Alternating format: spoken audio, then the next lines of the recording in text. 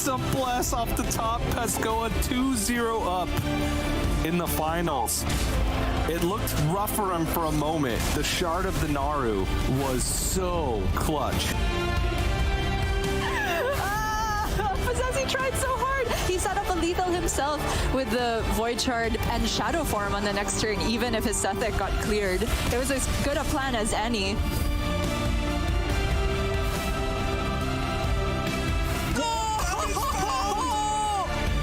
There it is! The Battlemaster off the top for Yala.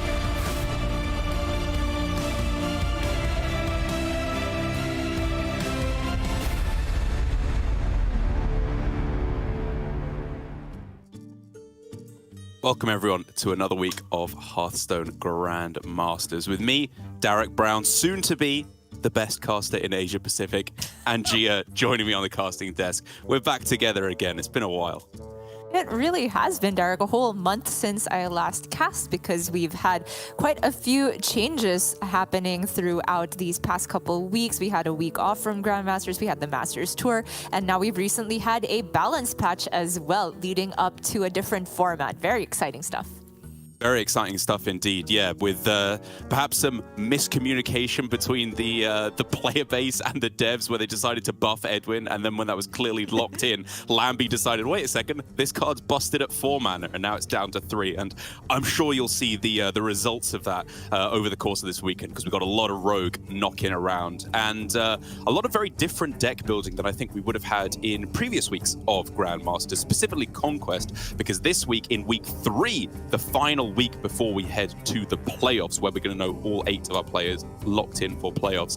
We're playing Last Hero Standing here, which is going to make for a very, very different set of decks for all of our players fighting for those spots in the playoffs. Because you get to make some very risky deck decisions when you're playing Last Hero Standing as opposed to Conquest. That is very true. LHS makes for some different ban strategies as well, as I find. You definitely have to go through quite a bit of mind games as well against your opponent. And LHS as a format, while it is one of the player favorites, it is one that can get a little bit unhealthy in my opinion if there is one deck that is just unbeatable in the meta. And there is currently a deck that is very strong in the meta, but not without its counters. The Rogue that we mentioned a while ago, popularized by Lambie series.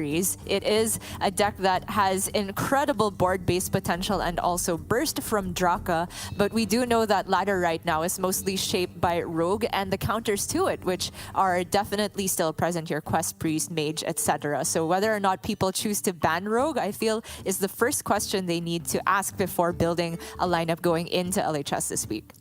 I mean, Rogue sucks, right? Just ask Dravo. It's 90% to lose versus 4 minion Priest, which I do hope we get to see at some point over the weekend from Chonsu, as there are a couple of really wacky decks. But I think you're absolutely right. Rogue really warping the metagame right now, everything having to revolve around it, with Druid being a very strong deck overall, with I think everyone bringing it this week, but maybe not quite so polarized in its matchups as the Rogue, which is, of course, what you're looking for in Last Hero Standing. But speaking of the last player standing, it will be they will be walking away with $22,500. This is the prize for the entirety of the season of Last Call, Grandmasters Last Call. So currently Bunny Hopper right up at the top of the leaderboard, looking pretty good to end up in at least 1st through 8th, right, to make it through to the playoffs. But he's got his sights set on higher glory here, with all that prize pool and a spot at the World Championships available for our player finishing in 1st place.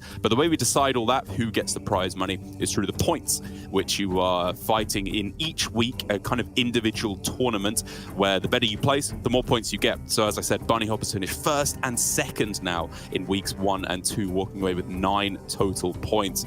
But you can walk away with no points whatsoever, which is where I believe Dmitry Kazov is currently sat, with just 0-4 over the first 2 weeks of play.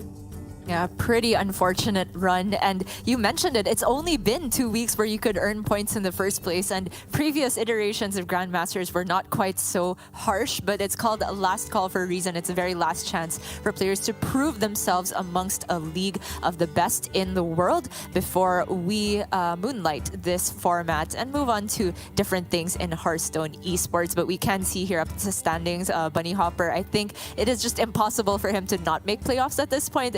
There's no outcome where 7 people can overtake him in the span of a single week. Bly's also looking very good as well. And of course, it's not just about making the top 8 to get into playoffs. It's also getting into the best seeding possible, because first and second enter playoffs with a free win. 7th and 8th, however, get that auto loss. And that 1 or 2 matches difference can be the deciding factor as to whether one of these players gets to go through to the World Championship. And I think things start getting really interesting around that 6th place spot. Superfake and Pasco with 4 points apiece. At that point, you're starting to have some worries. Like, you're in a good spot for sure. Just win a couple games and I think you'll be fine over this weekend. But if you go 0-2, then there is some real danger that you're not making it into the playoffs afterwards, with all those players down on 3, 2, 1 and even 0, potentially still in with a shot if they have a really, really good week of play, which is why all of our players working so hard to get the meta figured out. I know you were, of course, playing in the Masters Tour in the last weekend. As everyone knows, I knew that you were playing as well, with me cheering for you endlessly. But has the meta, the shake-up changed things a lot, do you think, for all our players here? First of all, I appreciate it, Derek. That was the best content I've seen throughout the entire week. Almost made up for the fact that I lost my stream game. But second of all, to answer your question, it absolutely has. The balance changes have all but deleted Shaman from the meta, as, you know, back in the Masters Tour week, it was the most represented and broad class and archetype. Now we have Rogue that is very solidly at the top there, gotten even stronger since then. And when you factor in the fact that it is LHS now, you need to think about the decks that can counter Rogue and then the counter to the counter of Rogue. So it is a very different sort of landscape we're entering compared to the Masters Tour. But one thing that we have in common with GM and the Masters Tour, at least for this season, is that all the different regions are playing together, amalgamated. And so we are having that EU versus APAC storyline continue here, where in my 1 week vacation from casting, I would say, apparently APAC won. So I guess it's not looking good for him now that I'm back on the desk. Nah, man, it's over. It's like a floodgate that's been opened. There's no closing it back up now. APAC have just decided they're going to stop smurfing. They've had enough of letting other regions think they have a chance. And from here, it's just over. Mighty tweeting out he hasn't been playing any Hearthstone for weeks. Who cares? Who cares? He's been playing pretty mediocre Hearthstone last couple of weeks. He's never going to lose. Fury Hunter? I don't even know who Fury Hunter is anymore. Bunny Hopper, one of the best players to ever exist. No, that's what I say. That's wrong. Oka Shinsuke is going to take it all down. But more yeah, like Bunny Noper. oh, another classic APAC roasting. Yeah. But yeah, taking things a little bit more seriously, a very important couple matches there, because as you said, Bunny Hopper locked in pretty much for those playoff spots, but just trying to 100% make sure he gets those first, second seeds, which again, he is very, very likely to do anyway, but just to lock out any strange anomalies that could occur. But for Mighty, if he wants to do any better, if he wants to get through to the playoffs, now is the time to step up. Even though, again, as you said, he already has that spot locked in at the World Championship, which is why I think he's maybe not, putting quite the same amount of practice as a lot of these other competitors. But for Oka Shinsuke, I think he's one of those players who really does want that spot, right? He wants to prove he's right up at the top there of the Asia-Pacific power rankings. And to do that, he has got quite the challenge to start things off with Bunny Hopper for his first game of the week. That's right. Both of them playing for different echelons of goals at the moment. But Bunny Hopper, I actually think that he also needs to watch out for a different player in his group, which is Fury Hunter, who at 5 points has the potential to actually overtake Bunny Hopper if Fury gets himself a 5-point week. And it does have to be a win, because Bunny Hopper, having won a week already, would have a pretty good tiebreaker in that regard. But there is a chance that a couple of these players that are in the mid to top standings could overtake and get those top seedings away from Bunny Hopper. So if we end up seeing those two play a bit later, also very exciting stuff. But as you mentioned, Okashinsuke has to still scale the first hurdle in front of him, which is breaking the 50% very, very average mark and making it up to the top half of the players.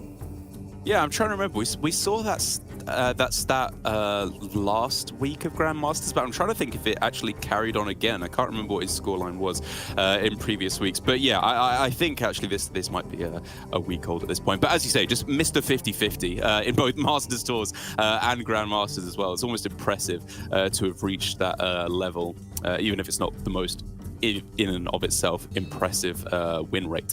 Just cool as a statistical anomaly. But trying to turn things around again, as we've said with Okashinsuke many times, he has been, I think, just like a solid performer so far. He's had some seasons where things have started to look very, very good for him. He has obviously survived this far in Grandmasters. Making it through to last call is very, very impressive. But I don't know, something's holding him back from reaching this really top tier of play that he's going to need if he wants to make it to Worlds.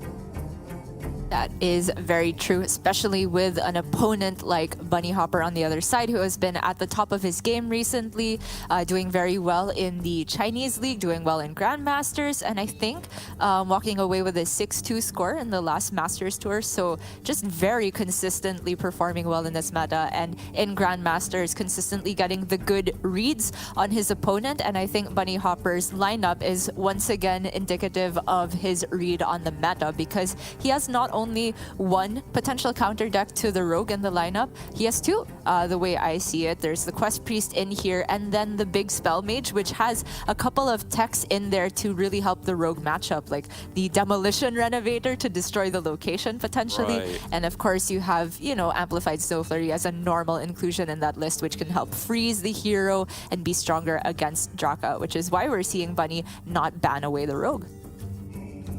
And it makes sense. I think there's a couple of players who are very clearly going in with the strategy of just banning Rogue because they're trying to bring these other decks that target the counters to Rogue, like the Priest and the Mage, as you've been talking about. But I think it's perfectly reasonable to leave up Rogue. Like, it's undeniably strong, but it's one of these very brittle sorts of decks that just does one thing very, very powerfully. And if you interrupt it, then the whole deck crumbles because you have to get off these big combos all at once. And like you say, the Demolition Renovator could be a huge spanner or a wrench in the works of Okashinsuke's plan. But first of all, it is going to be the Mage versus the Mage straight up. As we can see, Bunny Hopper here with the 40 card big Spell Mage, as opposed to any kind of spooky or skeleton version the players have been playing before.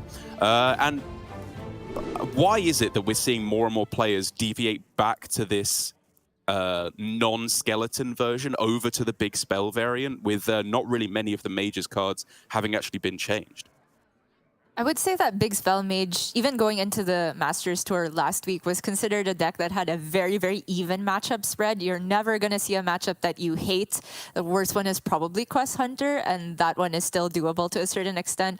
And then there's a couple of matchups that you are happy about as well. So it's a deck that never really gets hard countered. And I'd think as a fourth in an LHS lineup, if you are following the principle of bring the strong deck, bring the counter to the counter, you're going to need to fill that fourth slot, and Big Spell Mage does that to a certain extent. And the way that Bunny's teched it to have a little bit more game against the Tempo Rogue, I think is a smart way of going about it. The Q order also is a bit of a mind game here. I'm not necessarily sure if Bunny wanted to see the Mage Mirror starting off here, but again, because it's Big Spell Mage, it is definitely a matchup that's not too bad. It is mostly reliant, I would say, on who gets their hero card first, but in the case where both players do hit that Magister Dawn Grasp, I would favor Okashinsuke a little bit more because he is, of course, running the natural wildfires, which Bunny cannot afford to put in the list. Yeah, the wildfires, the... Oh, no, sorry, both players playing Reckless Apprentice as well, my apologies. But yeah, like you say, it just helps you to juice up the hero power a little bit quicker, get things rolling on that front. But in terms of the backup game plans, with neither player, well, I mean, I guess more accurately, the primary game plans, with neither player having the Archmage Dawn Grasp in hand, I think I'm kind of liking Bunny's spot, right? Holding on to Barbaric in the starting hand, praying for any kind of a big spell, which he hit. Is this going to be enough to to win him the game? Is this like a win condition with going for the runes and the amulets of Drakefire? Or is it just a kind of stall tactic until you hit that hero card? I think it certainly can be the win condition, and particularly the rune over the Drakefire, in my opinion, because as this is still mostly Ping Mage plus the skeleton package from Okashinsuke, he has no shortage of ways to deal with big minions, or at least freeze them indefinitely. And so for Bunny Hopper, I think getting more non-board based damage, mainly from the rune, is the way to go about it. And while the rune is not, of course, guaranteed to give you a bunch of face damage, it can get you disruption, it can get you card draw, and get you closer to that Magister Dawn Grasp. And the fact that Bunny has it in the opening hand can probably cheat it out early and continue cycling with the Deepwater Evoker.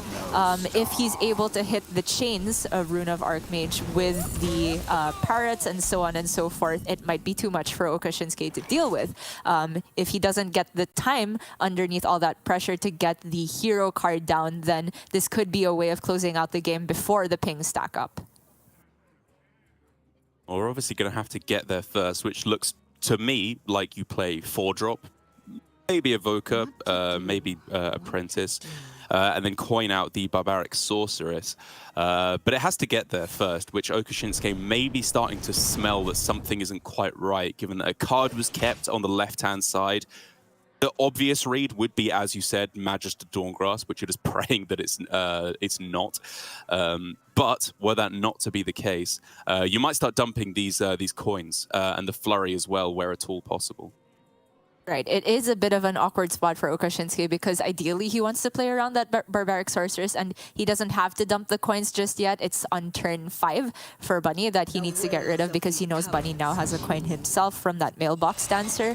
And the flurry, however, is not a guarantee as to whether he'll be able to get rid of that. Bunny, I think, still ends up playing his Deepwater Evoker here, but if he really wants to greed it out, there's a world where he doesn't play that to strand a potential flurry, but I think that's going a little bit too deep, especially since Okashinsuke plays only one copy of it. Okashinsuke, though, with those 2 expensive spells in hand, still has quite a bit of game against the Barbaric Sorceress, so I don't think he has to be too scared. Man, I don't know if I'm giving Bunny too much respect, but I feel like even though he might end up playing the minion, as you're saying, he knows. He's thinking here, is it worth it for the one-off flurry? He's really considering holding back here. And as we can see, it might just be the winning play. If he just straight up doesn't play a minion here, as crazy as it seems. That is pretty nuts. And in terms of other reasons to not play a minion, actually, if he just leaves this board as is, on the next turn, it is a pretty clean spammy clear. But then if he is going spammy next turn, that is a delay on the Barbaric Sorceress. So actually, he's going to go Reckless Apprentice instead here to clean up those 2 freezing elementals and work his way a little bit towards his own Mordresh somewhere in the deck.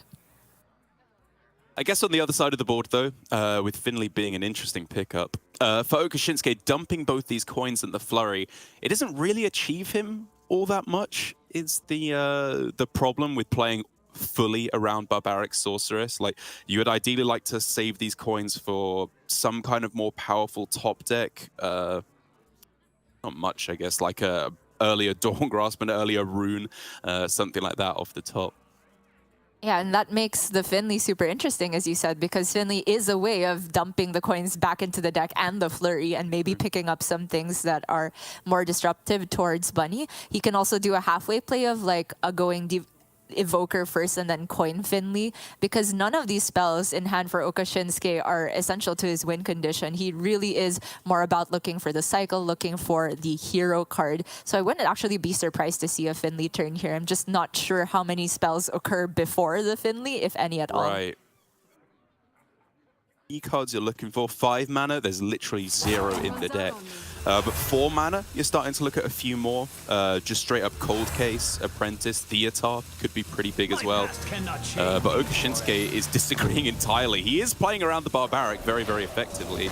And ends on Theatar? Oh, sorry, not Theatar, Kael'thas, sorry. Which with the Finley, could potentially, in very specific scenarios, lead to a very, very strong combo. Yeah, that is interesting. In terms of the payoff cards for Okashinsuke, though, if he, let's say, next turn starts with Finley, gets another cheap minion, the third one, which will be free, there's not that much good payoff because obviously the Denathrius will hardly be juiced by that point if he gets it, and there's not that high odds because he'll only have 4 cards shuffled back into the deck by then. And there's the Kel'Thuzad, which has no skeletons in it, and there's a Mordresh which is not active just yet. I wonder if Okashinsuke is just trying to be as aggressive on board as possible. Oh man, he's taking the risk. He still has a chance to have it playable next turn. This is the 50-50 though, which means this game is a little slow for Bunny Hopper. But still has powerful comeback potential if Okashinsuke does hit some kind of pop-off, which I think you probably have to go for, right? I mean, there's not much, as you say, that you'd really like to cheat out, especially with the Mordresh having now been found. But just like Theatar, another Evoker, I don't know, like even Renathal, just anything to get a little bit more stats on board, given that you know Rune is not playable next turn. Not too bad whatsoever. Goes for the Evoker first, spends the mana, gets 6 armor. I don't think he should be sad about shuffling a Deathborn to the bottom. So yeah, it is going to be the Finley to refresh. It means that if he does ever get to the point where that Mass Poly is drawn, the debuff on it is reset. I don't think we'll ever get to that point though, and here he has his choice of minions. An additional Frostweave is pretty decent, isn't it? Be reckless though. He does have that Wildfire buff, so gets a clear on the Barbaric.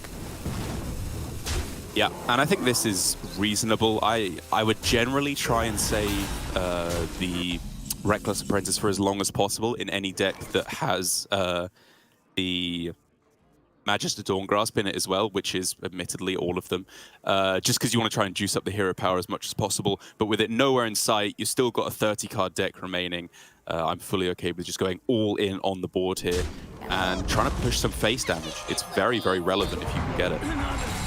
It is, but very clean, spammy clear for Bunny there, whether he traded in the Kael'thas or the 3-4. Works out to have all the proper breakpoints here. And Okashinsuke can't be too upset about this because Bunny does run 2 copies of that.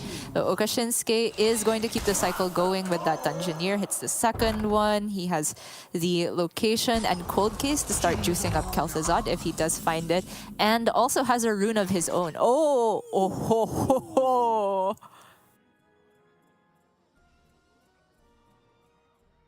That's got to just be the play, right? It doesn't replay anything, so Need to. Does it replay anything? No, but okay, so it is actually okay to delay it. I was gonna say because Bunny does have a pretty clean rune this turn into Parrot into Dawngrasp Ping, which I think has decent odds of having a good honorable kill target by then. Yeah, with all the skeletons. That does make sense. Whoa, gets a Deathborn as well. Not bad at all.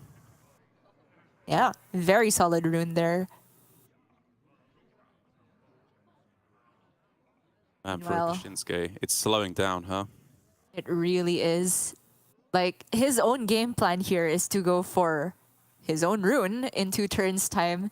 What he does have going for him is quite a big health differential with Bunny, and his hero power technically is as strong as Bunny's will be when the first turn of Dawngrasp happens. So it is damage that stacks up faster than you would think. Mage, outside of cold cases, and in Bunny's case doesn't even have those, only has the armor from the hero. So the pings are very, very relevant still.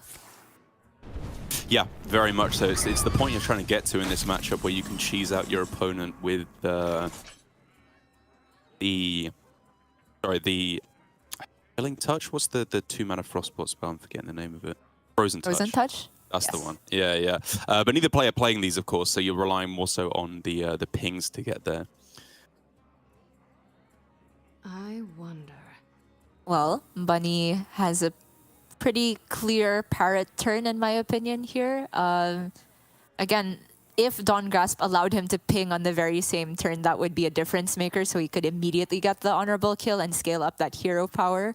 But because that's not available, I kind of like the idea of just playing another rune here, probably go face with the 2 skeletons first. Would you be afraid of overdraw at all were you to play the parrot? That is fair. I'm kind of wondering if it's relevant. It could be.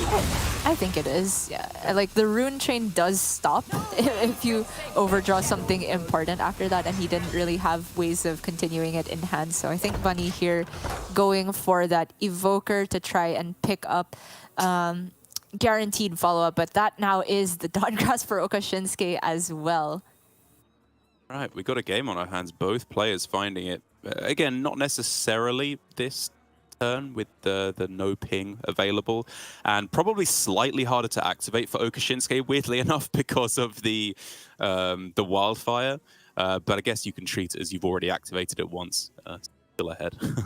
Right, and he can freeze the 3/4, so the hero power will go up to 4 damage because of replaying the wildfire. So yeah, it's a pretty solid chance of upgrading it, I think. And while it's true he can't ping this turn, next turn is either reserved for the rune or he'll get the ping at that point anyway. There is nothing better to do this turn, so I think it's a perfect top deck for Okashinsuke there.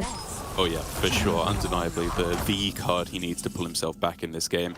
As now, I mean, as we've been talking about, it does look like Bunny will be going for the Dawn Grasp after he reads the Demolition to figure out, is that worth it? In my deck? Yeah, I'm going to go with no, and then move on to let's start pinging. What to do?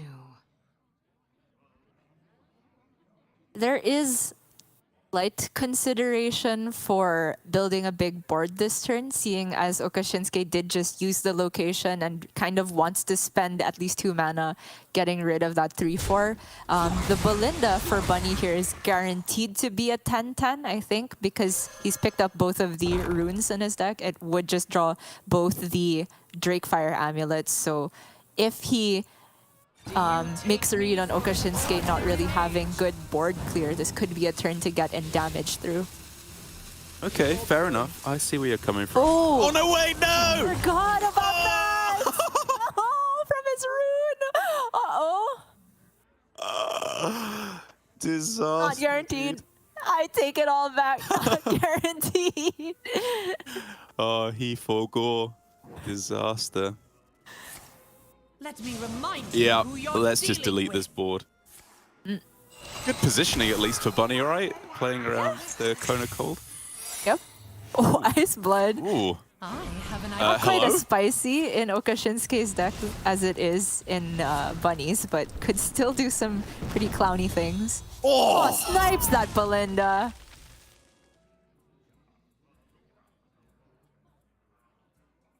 Now, is it worth getting rid of the deep water as well? I guess so. Surely, right? Just while it costs 0. Yeah. Bunny took the trade to prevent it from being honorably killed anyway, so at this point it's just a liability to Okashinsuke. He has the Vengeful Visage. Does that change anything? Not really. Oh, no, wait, he doesn't. That's Bunny who has it anyway. He's just got the runes. Yeah, okay. I mean, it would be hype if Okashinsuke had Vengeful Visage and Bunny went face with the Belinda. That's true, yeah. Oh! Oh, wait, Iceblood Deathborn? cast Deathborn from the my Iceblood Tower. That's perfect. It's already so clowny and it's barely begun. At least it's not Quest Priest, Derek. I will not complain. We got the good ban from Okashinsuke. Yeah, we stand a prompt APAC king. Okay, so even though there is a fair bit of pressure on the other side, this could still be the Dawn Grasp turn for Bunny Hopper. He can immediately level the hero power with a ping. Maybe freeze away the snowman. I wonder. Ooh, gonna freeze these though. I mean, silence them. The opposite. Yeah, it deals with the runes, so secret answered now. Time runs out on me. There's not The really Parrot like... still casts runes. Yeah. And if at any point he goes Drakefire, that overwrites what the Parrot does. And I do think Bunny's in a spot where you would rather have Rune than Drakefire. So I like that he's getting this done. Okay, nothing terrible so far. Oh. Okay. Oh man, that poor skeleton has had a journey of a lifetime, and nothing is cleared up in the end. Okashinsuke ending up with +2 spell damage as well. And not super relevant in the grand scheme of things, but the fact that nothing was cleared and the Denathrius has just been drawn means that all of these get to go into the anima pool. Sheep for you and sheep for me. I love That skeleton. mutterings. Yeah. Surely it was a person before it became a skeleton, and then it became a sheep, and then it became a jellyfish. The circle of life. Yeah, the Lion King 4 went in really weird directions. It was an anima movie. No? What is that? Takers? Okay. I mean, it was a joke on anime, but... Oh, sorry. I thought it was a specific type of... Oh man, I do need to retire, Derek. My time has come. Okay. Pingable, 3-4 for Okashinsuke. The self-ping. Probably still worth it at this point. Like, it's getting to that point where I'm like, would it be better to just send 4 face on this turn and hope to mop it up? But I think you're probably going to recoup the damage. You always level, you always level. Sure. Just like in Battlegrounds. The Ice Split Tower casting Alibi, of course it's not amazing for Okashinsuke. He didn't expect to take a bunch of damage here, but I actually still think it's a positive outcome to thin his deck of the bad spells, because he just wants to draw the heavy hitters now. Mordresh, second Reckless Apprentice. Bran is something huge if he does find either of those. And then anything that can build his board as well, which feeds the Denathrius even further. Oh, such a shame at this point that he's used the Reckless Apprentice. Like 6 and 6 is such a perfect breakpoint to take out these dragons. With Bran as well, he could do a lot of damage on this turn, theoretically. I did mention at the beginning of the matchup that Drakefire is generally not super problematic for Okashinsuke to deal with as ping mage, but specifically the outcome of Kaligos is pretty scary, allowing Bunny a potential free rune at the beginning of the turn and still all his mana to work with at the end could be a bit problematic. So Okashinsuke is going to work toward removing this. Not sure why he started with the first flame. Oh. Ooh. Okay, you saved the Apprentice. Okay, fair enough. I was going to say that you have the Apprentice ping on this turn if you want to just clear off the Ysera plus upgrade your hero power, but I think, as you said, because the Kaligos is being left on board, we may as well save the Bran Reckless plus ping, especially as it's actually just lethal next turn now, right? If you get the triple activation of the hero power. Yep. And I'm not seeing a way that Bunny can really stop it. He can, of course, gain armor from the Magister Dawngrasp, but that's a pretty low-powered turn. This might still be the position to do it, though, because his minions are frozen. There's another Alibi. And he can't really disrupt much with Barbaric Sorceress. I actually don't know how Barbaric works when you have a Kaligos on board. Does it give a 0 because there's a buff? Or I have no clue. I came across... Where did I come across this? It was... What to do? It was like a card that makes your next spell cost less. It was like Bone Spike or something. I can't remember exactly, but it was something like that. And I was like, do those cards actually cost 0, or are they just shown as costing 0 because it's like your next spell costs 0? And I think basically it would swap the 0 cost. Like those spells cost 0 for the moment, yeah.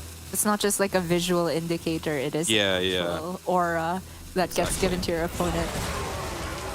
It's like, I think more accurate would be like your spells cost 0 until you play a spell. Yeah, maybe.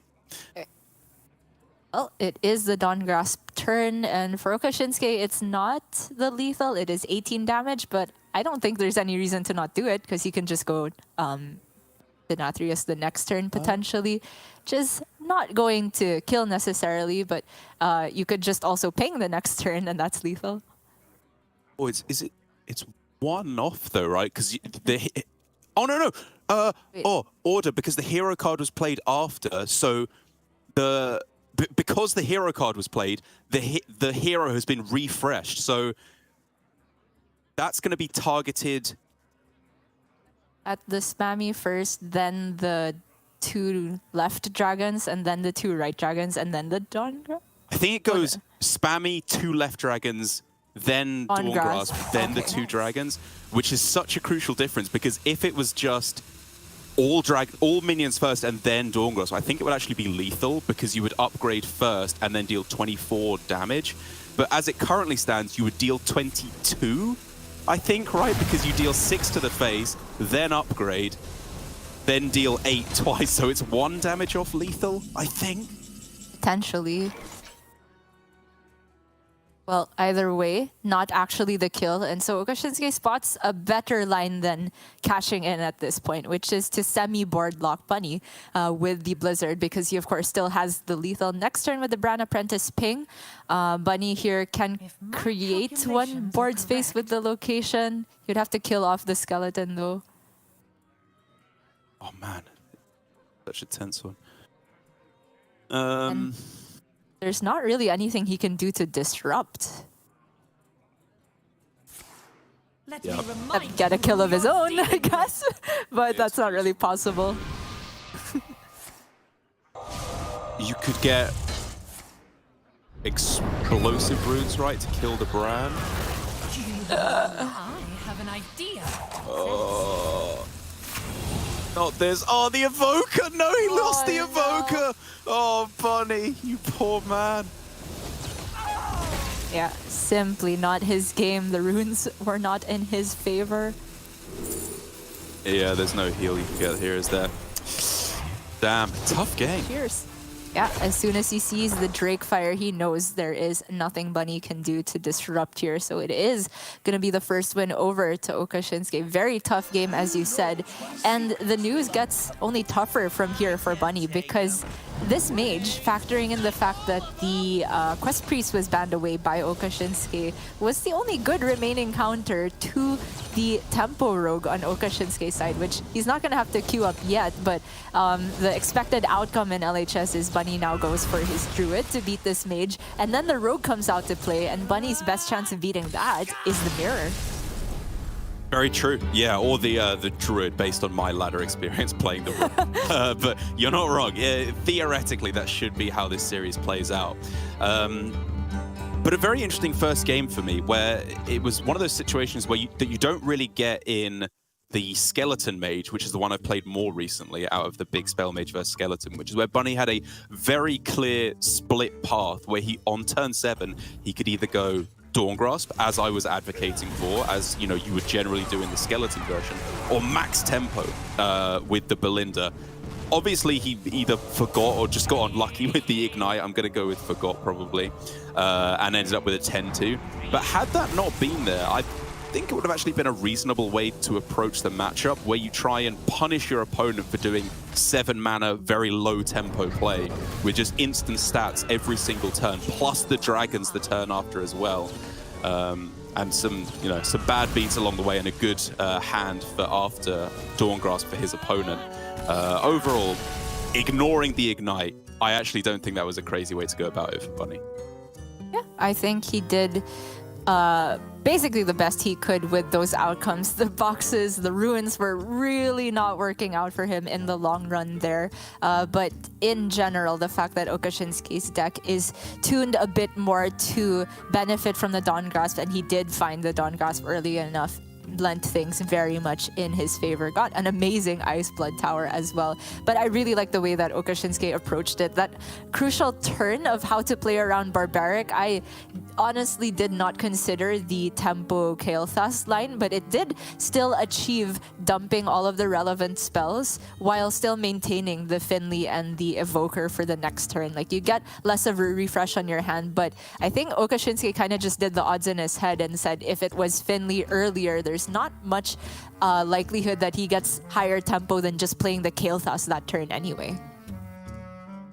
Yeah, I think I agree, and it worked out perfectly well for him. Losing the Kael'thas, you know, a little bit annoying, but perfectly reasonable. As we move on now to Bunny Hoppers, I decided to call it Giant Druid. I went with calling this technically a separate archetype because I think, given how similar a lot of the druids are now, these subtle differences with the Ivers, the Druid of the Reef, the Oracle, and the Naga Giant is separate enough from the like the nature spell package, which is the alternate version that I think more people are playing on ladder at least, where you run natural causes, living roots, planted evidence, all these many early nature spells.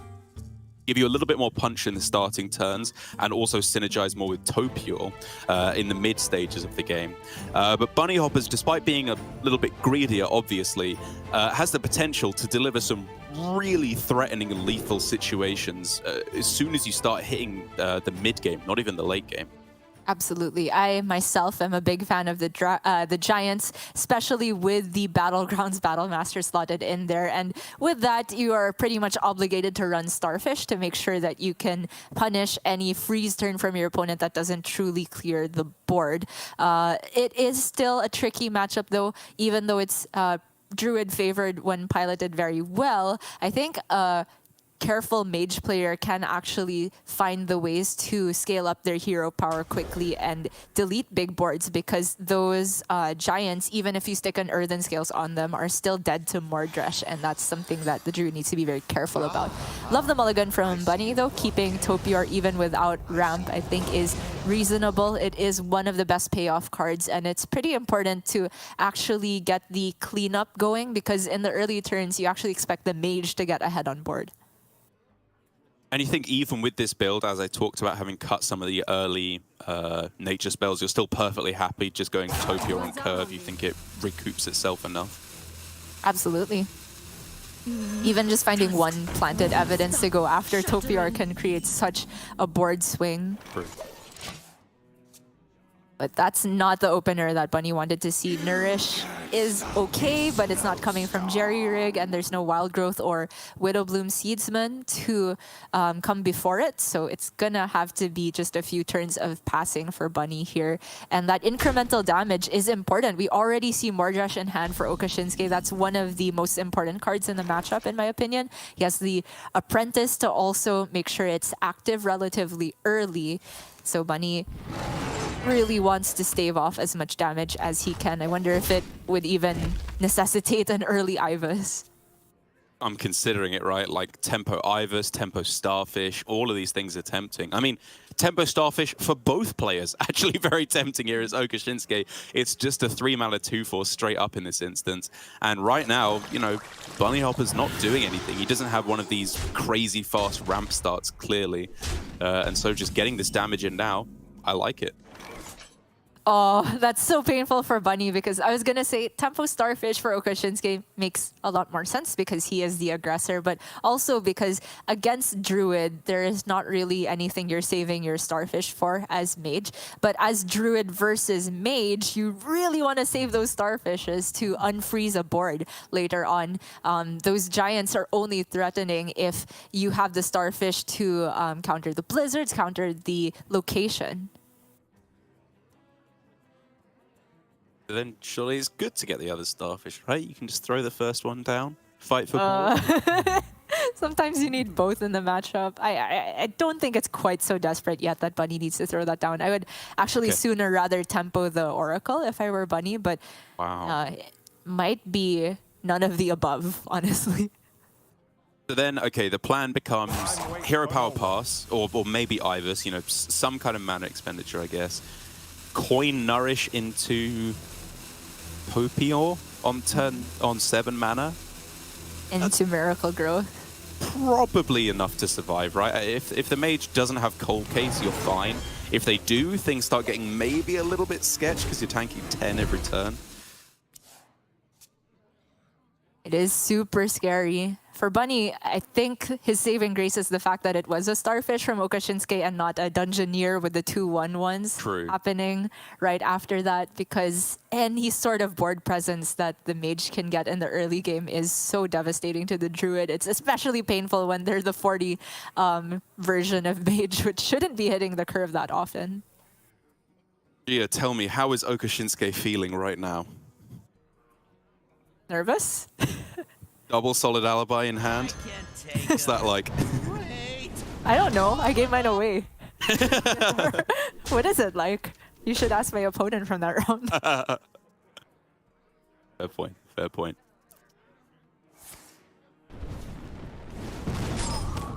Yeah. The ping, I guess, makes sense because you are going to want to spend your mana on ping again next turn. It does just mean that on turn 7, the Topior is going to be able to attack on the following turn, most likely, with no freeze right now. But I can see why Okashinsuke is going for it. Like, going all in on the damage does make more sense. Ugh. Okay. Starting to slow down for Okashinsuke, which is a breath of fresh air for Bunny. He knows now that the Topior is going to be able to safely hit the board. It is still scary. He's down to less than half his starting health total, but boy, can he swing back next turn. Gonna go Ivas for now. Okay, that makes sense, because he can just immediately go Topior planted on the next turn. True. Oh, yeah. That's the goods. Ugh. Oh, it's so ugly no matter what you do. Trade Deathborn for 1. Ugh. There is a world where he blizzards this and attempts to set up a bit more greedy of a Deathborn, but it's honestly difficult to make that read. Okashinsuke does know there's a kept card, which hasn't been played until now. I think you can have a decent read on Topior in this. Like, other option is that it's maybe Denathrius, which I think is a bit greedy to keep in the matchup. I think Denathrius in the Giants version is not really the main win condition. So if Okashinsuke does see this as Topior, that's a reason to hold on to Deathborn a bit longer, because maybe you expect the 3/3s to take some value trades, and then you could try and punish that a little bit.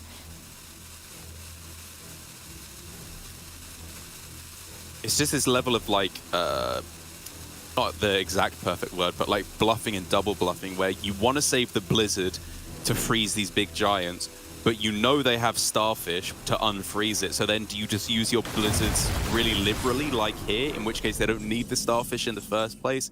It's so hard to work all the way through, but the upshot, as we can see here, is that Bunny Hopper is very, very quickly pulling this one back. Right, Topior planted evidence. If he gets a cheap spell to continue the train, that would be amazing. There's a couple that are nature that cost 2 or less, and that is one of those are 2 of them. But the Earthen Scale is obviously amazing, right? The Ivas is still on board. That's +8 armor, a little bit of breathing room. You're gobbling that up. Every Earthen Scales you can get in this matchup is so huge. Because you never know. Next card might just be Dawn Grasp, and the game continues. Now Bunny, considering how hard he wants to play around Deathborn, honestly, even if he doesn't take the trade, you're not really playing around it, because then Okashinsuke could trade both the 2 attack minions into the Ivas, and that creates another Deathborn target. So might as well just kill it and protect your Ivas at that point.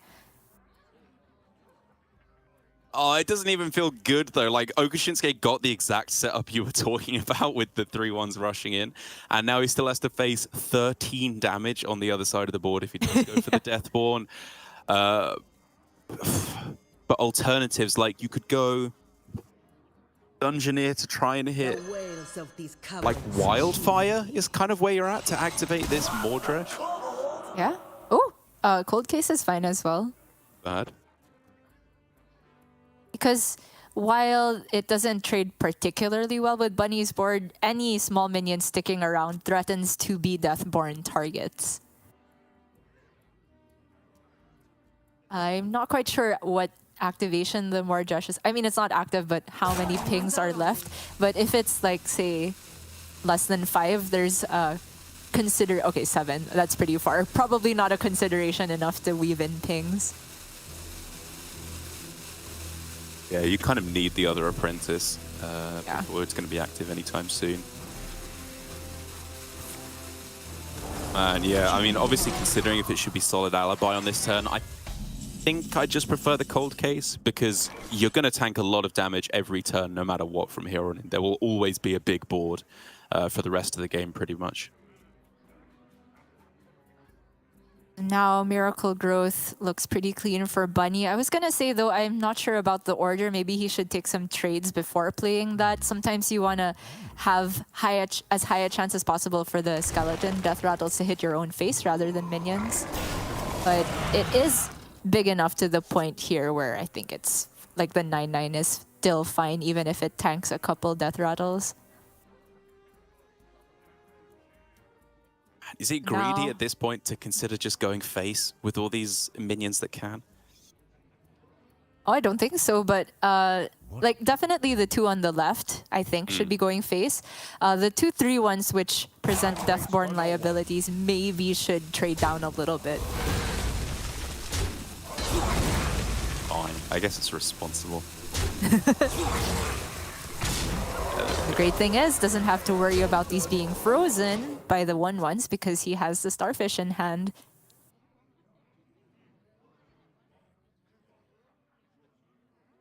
All right, trade in the Starfish into Ivers and you can get yourself a 4 minion Deathborn. I guess probably sacrificing the 1/1 into the 9/9 to try and freeze it. Again, we've talked about Starfish, but maybe they don't have it. Right. And at that point, if he doesn't leave any of the 2 minions in the middle frozen, he's literally dead to Battle Master hero powers. Oh, sure, yeah. It is a 1-of, but that's the power of that card. It's always weighing on your mind. All right, going to freeze with the Snow Flurry instead and get that minion on board. I think it is a very reasonable way of approaching.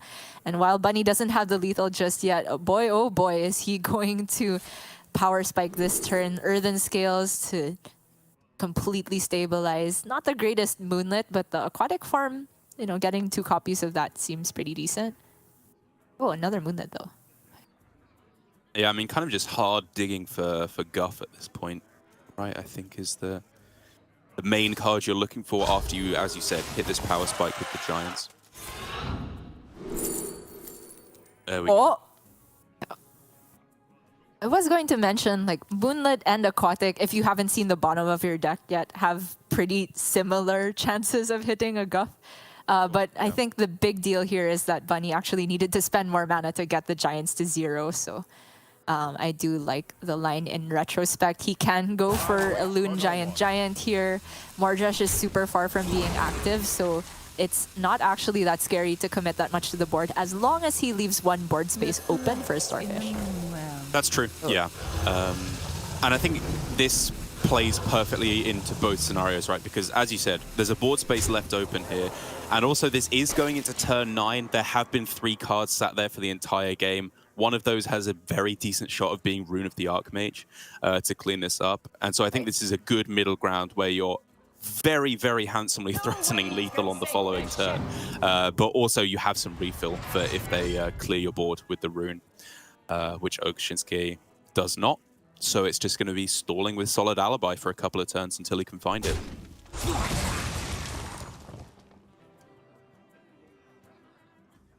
Second Deathborn is the pickup from the Evoker. And from Bunny's perspective, because he's seen 1 Deathborn, I think he's more likely to see this as a Blizzard.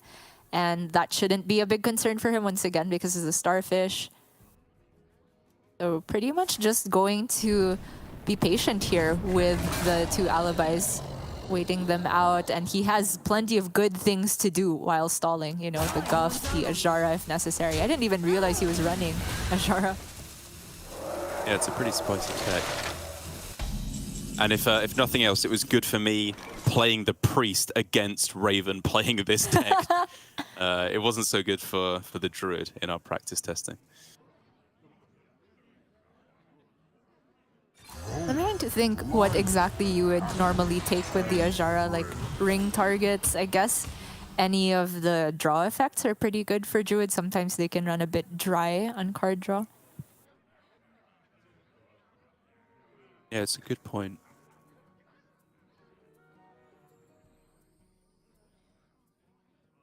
And I guess it probably does also just a little time end up on the horn when you're ahead on board just for an extra win condition. Thinking about it in the context of LHS as well, if the Druid is primarily meant to beat up on Mage, even Xalatath is a very reasonable usage for Azara, because sometimes you get in a couple hits with the Giants and then they Mord Rush you and you are completely short of burst, especially when you're Guff, you don't even have the hero power to deal damage, so maybe Azara can get that last little bit done. Guff, obviously, on this turn, such an important way to bend your mana proactively, but not needing to overpopulate the board. Like, you're still setting up for more powerful turns in the future, raising the overall power level of your game plan, but you're not overdeveloping into the Rune of the Archmage. Are still able to have a strong game plan, basically no matter what here. Mordresh still on 5 left, which is, you know, really unfortunate for Oka Shinsuke that he had to use that first apprentice for tempo. It really didn't have any target other than the hero, so it didn't scale up toward the Mordresh activation very well. And he simply doesn't have 5 turns of pinging to get that active. But if there were some way to just reach that finish line, Mordresh is the big reset in the matchup. It clears almost any board the Druid can put together. And if they are out of Giants or out of good ways to rebuild the board, and if they haven't hit their Denathrius yet, then Mage is sometimes home free. But there's so many conditions that Oka Shinsuke has yet to meet that situation. Very true. And as I think Bunny Hopper was able to deduce there, if he can count, which I'm pretty sure he can. The 9 armor gain from Rune of the Archmage means one thing and one thing alone. There's a rune in hand, which he needs to prepare for now, which could come in the form of Guff number 2, double ramping the mana crystals on this turn and getting another 5 armor. As they say among the Americas casters, this is some Guff stuff. Oh, Guff stuffs. That's a lot of Guff stuff. Yeah, he can play the other one. He can ramp again. He can play an Earth and Scales. You can go ramp, Guff, ramp, Scales. Yeah, you're right. Yep. And So stupid. which means he goes to 20 mana next turn. Damn. That'll be useful. Yep. Very necessary. That rope's burning again.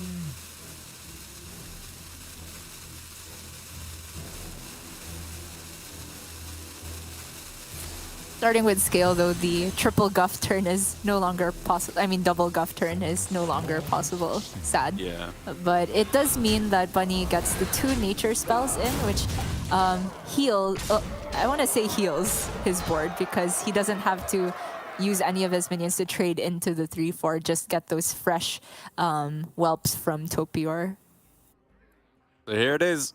The one shot for Oka Shinsuke to pull himself back in this game. Like, you know, it could be good enough. Bunny Hopper's hand, if he gets a bad pawn off of the Azara, maybe it's enough to get there. So let's see. Yeah, I mean, Bunny's out of big threats if this actually clears. That's not the order you wanted that to go in, though. Oh, no, that's a lot of mana spent. It does not go on the left minion. Okay, that's a clear available on another one. Oh, okay. Starfish, though. He can truly kill one, though, which is a big deal, because he's alive to Battle Master Starfish that way. Very big deal. Oh, that was just such an unfortunate order. The box taunting him with Shattering Blast into the cone. Still very winnable, though, I would say, for Oka Shinsuke. Bunny doesn't have a lot going on with this hand. It's all payoff cards, right? Payoff cards on a board sticking, which not enough of it has. I do think Oka Shinsuke should cash in the second flame, though. You cannot be that greedy into a Starfish. That is so greedy, man. Like trying to juice up your Deathborn. Yeah, yeah. Okay, okay.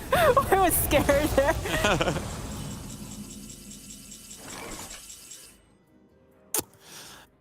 Okay, so the next game plan for Bunny Hopper, obviously there's Queen Ajara. After that, we're trying to, as aggressively as possible, find Denathrius, right? Which becomes a real win condition at this point in the game, even as you said, it's not the primary one. But first and foremost, let's try and get things rolling with the Queen. Oh, Brand Guff? I haven't seen this. Now we're talking. Bruv. Bruv. Boy, bruv. And then you can go, oh, Theodore and Ajara playable this turn. Like, he could get double Xalatath if he wanted to. I don't know if that's the win condition, but first, yoinking the good stuff is the order of business here. Misses on Mordresh. But probably AI? just take the AI. Yeah, agreed. Oh, okay. Have a Renathal. I'm ready. Oh, still misses on Mordresh. Damn, that's crazy. It really is. If he can figure out there's one card he didn't see in the hand as well. Correct. So giving him a nourish for the AI. That's like low-key kind of better. Okay, Xalatath times 2. Okay, so... Oh, that's so sick. Yeah, it is just 20 burst, which technically is not enough to get there if this board doesn't stick around. And with this draw, this board might not stick around, Derek. Okay, come on. Give me the Blizzard into Shattering Blast. He's earned it. Flame Strike. He has 5 mana left to work with. That's not good enough. There's still second Starfish. Oh, Polyjelly. Polyjelly? Oh, no way! Oh, it's dead though! He did it! Full clear! Okay, so Bunny has kind of lost his board-based win condition, but there's the Denathrius now, and There we go. surely that gets there alongside double Xalatath. He has plenty enough spells, I think, to get through both of them. And the Denathrius means that you don't even necessarily need to go through both of the Xalataths. That's an Alex Straza as well, off the second Aquatic if he wants it. So now for Okashinsuke, in terms of the outs, which are getting slimmer and slimmer with a bloomin' Deathborn for 7 minions here. He needs to find Theatar, right, to steal this Denathrius or the game's just over. And also he needs to find some way to answer this board, which is really difficult. Like, Blizzard just kind of kills him. I do like the trait from Bunny, though, to prevent the board locking. Even though if, let's say, he were to have the 7 skeletons and Okashinsuke's best answer is Dawngrasp, Bunny's still super far in the lead. That is maybe the one way Bunny can lose, right? Because he essentially has to pass his turn and Okashinsuke still has the 6 mana to work with. Man, how is this Mordresh still not active? It dodged double Theatar in a 4-card hand, and it's still useless. Not great. This could still be the Varden turn for Okashinsuke, but going to cycle first with the Nourish, which I forgot to mention was pretty unfortunate for Bunny that he had to give it away. Certainly couldn't give Starfish or his own Denathrius. I think those were the other 2 choices. Oh!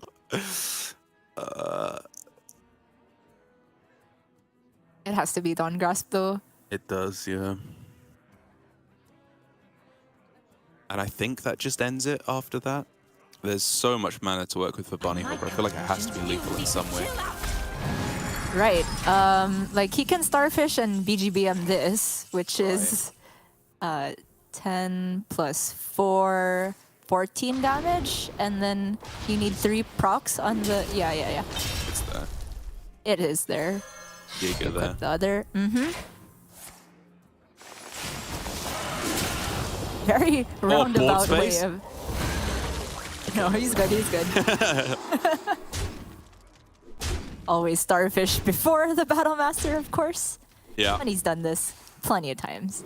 And always make sure to remember that your whelps can lose rush when you silence them, which I've forgotten like 3 separate times and lost the game every time because of it. But there we go. Bunny Hopper not even needing the Battle Master, just getting there with double Xalatath. What a cool endgame there. It's true. I mean, it's pretty fun because we did single out this Ajara as an unconventional inclusion in the list, especially within the context of its giant druid, which, you know, on paper wants to have mainly a board-based game plan. But Bunny built this lineup for LHS. He built the druid to go into all these greedy mages that rely upon freeze and don't really have that much healing outside of the stall. So having that Ajara as an emergency switch, just in case his board does get cleared, and it did off the back of double runes, gave him that alternate win condition. Very nicely done. Very nicely done indeed. And so your prognostication turns out to be correct thus far, with the Druid taking the win. And now the counter that Okashinsuke is going for is actually not the Rogue, though, interestingly enough, to take down the Druid. It's this this Naga Priest, which has... you know, players have had a very turbulent relationship with Wig Priest over the last few weeks. It's brought very often to the Masters tours, but players very often end up swearing it off once they've played it because they don't get the correct draws. Everything seems to go wrong for them. But in Last Hero Standing, I think it definitely does start to make a little more sense. That's right. It beats up on Druid very consistently, and I do think it makes a lot of sense for Okashinsuke to queue this up before his Rogue, because on the off chance that whatever his counter that he queues into the Druid takes a loss, he would much rather have the Rogue remaining for that second try, because that second try deck also would then have to beat Bunny's Rogue, which is left. Interesting list we're seeing coming through as well. I was talking with Edelweiss about this and had to end up taking the L with partner in crime versus no partner in crime, and my original thought process was this card is just busted. You have to include it in any kind of buff priest deck until it's out of rotation. But it just turns out if you're playing specifically a Naga version of the deck, it's just too important to get these constant refreshes, and so School Teacher does end up being probably more valuable. Even though I think Bunny Hopper in the Masters Tour was on my side, unless I'm mistaken. I think he was playing the double partner in crime build in his priest.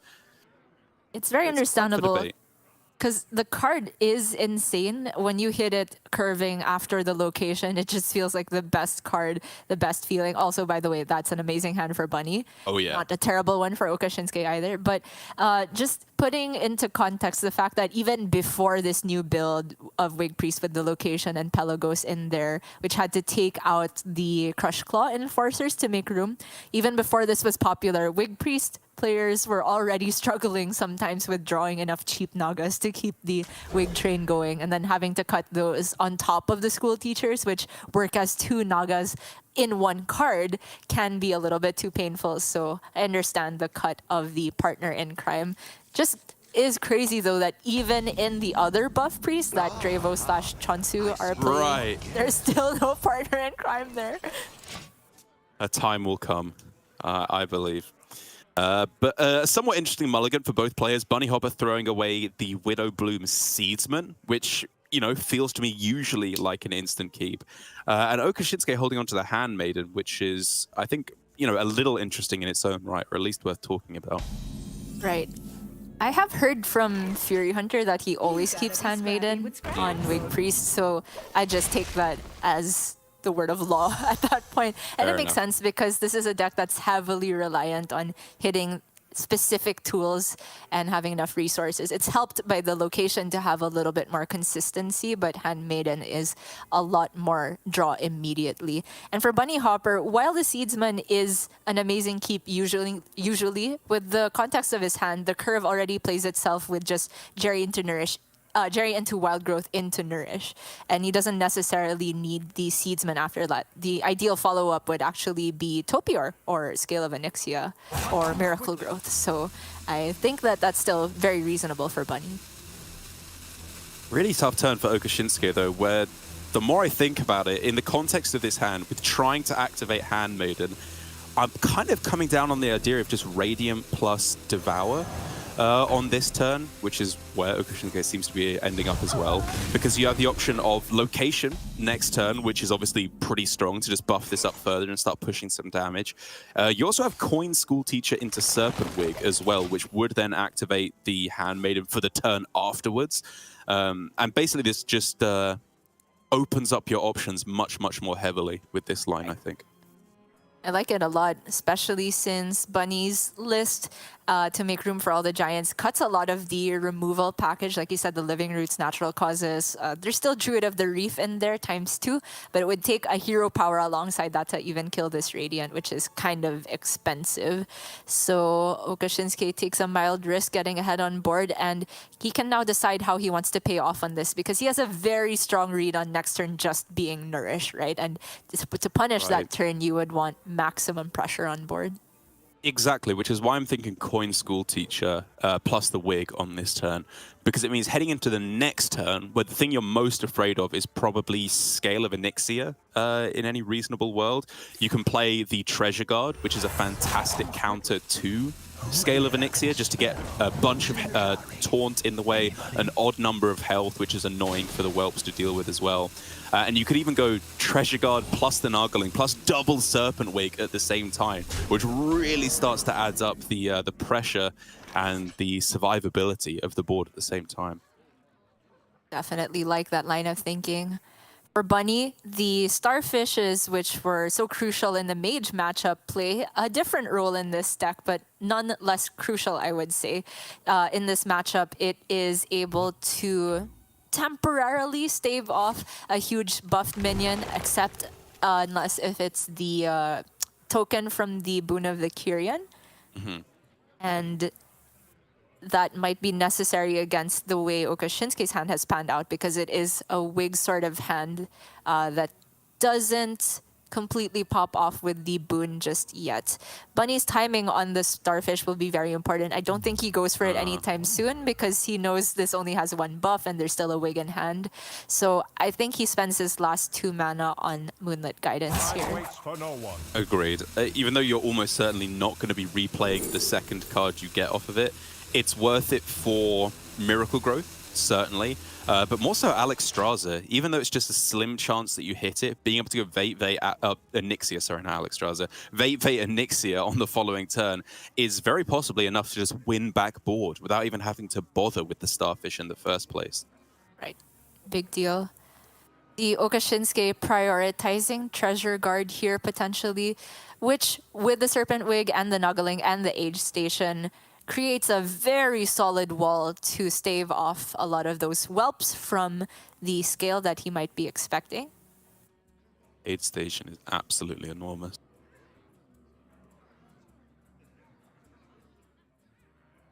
The Queen's trove is forbidden. I like this a lot. It's not quite the Handmaiden turn just yet. She's already active, and going to front load all the tempo, I think, is the right way to approach this matchup. You agree with all in on 1 minion? I think so, especially since there's, you know, Starfish, which doesn't really account for... I mean, you can't play around it by spreading the Wigs onto several targets, so just buffing the minions that are able to attack immediately. And in the case of Radiant versus School Teacher, buffing the one that has the most powerful aura on it makes a lot of sense. I wonder.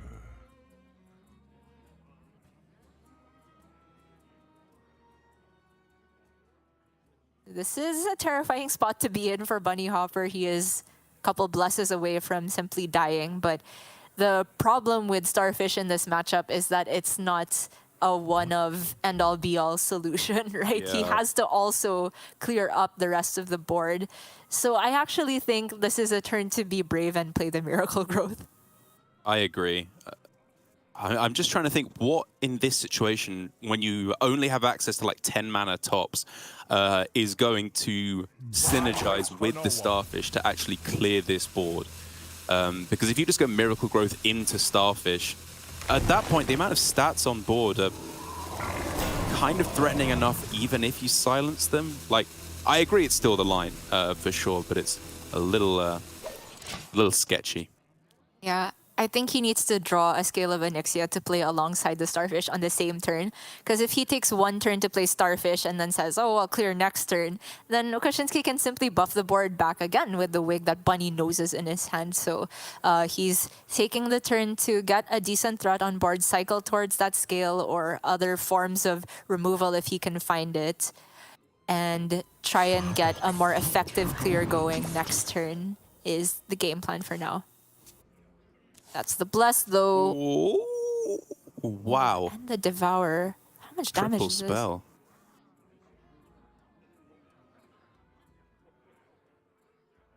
If you were to Devour on the Treasure Garden, bless that.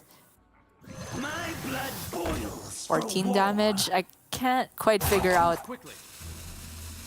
Oh, okay, there might be a lethal if everything goes on the Radiant instead. But he has to commit a couple of resources to clear the 9/8 as well. Exactly. You need 2 wigs on a smaller minion, and then bless on the bigger minion. Man, it's going to be really close, but I don't think it's there, right? He miscounted. Oh, He miscounted. no. Oh, no. Oh, Okashinsuke, no. Yeah, you said it, Derek. He needed 2 wigs on a smaller minion. He only put 1 in, and that means he misses out on what was supposed to be 27 damage phase, I think. Yeah, I think it was ending up... Like, he counted 28, right? Which is why he went for this line. But he just missed the fact that it was 1 off. That is a heartbreaker. Now, Bunny... You saw his reaction. He was thrown a bone. Can he capitalize the Smothering Starfish and Scale of Onyxia available this turn? He can clear the entire board. He can swing back with a Naga Giant of his own. And that might just be the game. Yeah, that's just it. Well, it's interesting. I didn't actually know that when you silence a minion that's been devoured, it gains 1 health. I thought it might just stay at the health it was at, but I guess it's stolen, not damaged. For that one. Yeah, that always trips me up on how to think about it. Right. Even with like the aura of a South Sea captain or something. Yeah. Well, out off of School Teacher. Okashinsuke can't find him. I couldn't either, to be perfectly honest. And Bunny Hopper is going to thank his lucky stars that he was just granted a free win there.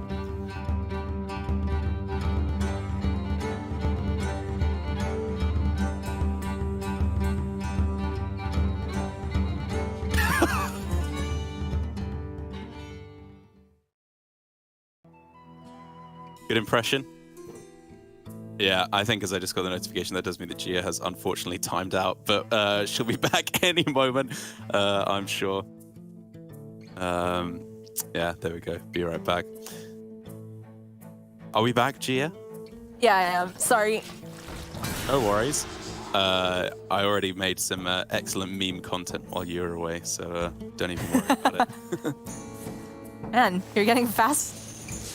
Yeah, fastest head in the West. But yeah, basically, as I was saying, Bunny Hopper just getting the free win there means he's not in an auto-win situation at all, because Okashinsuke does still have a good matchup here, which is not something you're expected to have when you lose when you lose a favorable in Last Hero Standing. So definitely still anybody's game, but Bunny Hopper soaring into the lead now in what was a bit of a close one otherwise. Right, we are seeing the interplay of the 2 different strategies that Okashinsuke and Bunny kind of went for. I think Okashinsuke went into the lineup going for the 2 good matchups into Druid strategy, which means he never bans Druid. And then Bunny has 2 good matchups into Rogue, and so he never bans Rogue. As it pans out, though, it's going to come down to Rogue versus Druid first on Okashinsuke's side. Potentially a Rogue mirror at the end, but he really cannot afford to be making the type of mistakes that happened with the Wig Priest just a while ago, because this Rogue also requires a lot of actions to happen in 1 turn.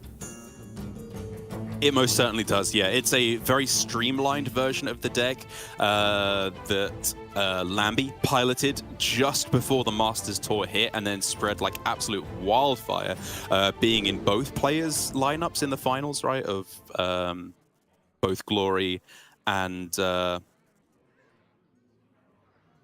why am I blanking on the name? I want to say Okashinsuke, it's in my head, but I know it's not. Sassy? No. The finals. The winner. Oh, the final. Tansoku. Tansoku, there we go. Apologies, Tansoku. I don't know why I just had a brain fart. But yeah, now we've got a slightly more streamlined list where you've cut the Krakatoa. Most players having cut Scabs, but Lambie himself still relying on that card just for the number of Wig Priests he's saying that are knocking about against, which is very powerful. But basically, The fact that Edwin is so crucial to this deck now means you just cut away anything that costs any mana at all. And Edwin is just like a 9-9 and 11-11 basically every single game you play it. As for openers, though, this is not it for Okashinsky. He hasn't hit tradables, no nulls either. Draka is nice to guarantee that she'll happen at some point, but it's not the extremely explosive hand that you want to see. No location either, which I feel is one of the most powerful cards against Druid in particular. For Bunny, though, it's a great opener. He has Coin Wild Growth into Seedsman, and that Seedsman has the potential of picking up a Nourish to keep that ramp train going. And if he can safely clear the ramp up to Onyxia, that can be the difference maker in the matchup for sure. But I guess the question needs to become, if you go Coin Wild Growth into Widowbloom and you don't hit Nourish as you're hoping to, or another Wild Growth, the curve becomes a little bit awkward. You end up coming out of the ramp on 6 mana and having used the coin, which makes me wonder if it's save here and then just go Wild Growth, off-curve Widowbloom, and then Coin Scale or Coin Miracle Growth a turn after as well. That is the safer way of approaching it. I mean, I have to kind of look down the list and see all the different outcomes here because we mentioned Wild Growth and Nourish as being the decent ones. There's also Innervate to get you up to 7 mana instantly. So I think with all those outcomes, and of course the fact that Bunny will also have his natural draws for a couple turns, I think it's worth it to take the risk and just go for the faster ramp line that he's gone for. So Okashinsky's nulls are now down at 0 mana, I believe, after having double traded on the Extortion. And he needs to start digging for something, because this hand right now is a disaster. No locations, no way to juice up this Draka. And while the Shroud is a very welcome sight, of course, to find Edwin, to find these nulls, it's still just looking a little slow to me. Certainly is, but just takes one big turn from this rogue to set up an insurmountable total of stats sometimes. So we'll see. It's the double null, which is a pretty good outcome, but it's not Edwin, right? I'm still concerned for Okashinsky's follow-up because the nulls coming up on Bunny Hopper's 6 mana turn, it's not threatening enough damage, I would say, to actually prevent a clean Miracle Growth on 8 mana. Yeah, it really needs the location to go alongside it, but then you don't have enough mana to do everything at the same time. Like, you need the location, and you need the Bone Spike, and you need everything else to go alongside it as well. Which begs the question, does Okashinsky hold on to these nulls for just an all-in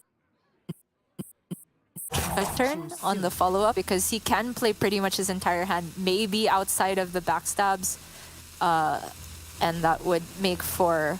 What, a 7 damage dagger? That's not really amazing, is it? Not the best. He is gonna hold on though.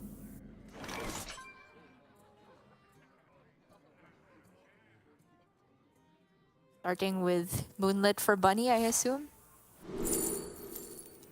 Oh! Okay, this is actually a pretty tough one to figure out because the Widowbloom actually spends his mana a bit nicer this turn and does the same thing Wild Growth would have anyway. But Guff is Guff. So if he takes the Guff and he's on 8 mana next turn because he plays Wild Growth this turn, you have Guff, you have 4 mana to work with after, and it's still kind of a dead rest of the turn. So I'm not actually sure if he'll have the time to play Guff from his perspective, right? He's expecting like a big location pop off because he saw 2 minions just drawn and held in hand. You have to smell something fishy coming up. I wonder. And it's actually insanely close, because I was going to say if you go Widowbloom, you can then go Wild Growth next turn as well, which would allow you to play the raid boss the turn after. But you're probably not going to do that. It's probably going to end up as either Scale or Miracle Growth, because just playing another ramp card next turn would be a little too slow. And I think Bunny Hopper ran through the same thought process as me in about a 10th of the time. And ends up on Guff, which I can fully respect, because this is a hand that would do very well with more than 10 mana. Like raid boss plus the Earthen Scales on the same turn. That's a game ender versus this Miracle Rogue.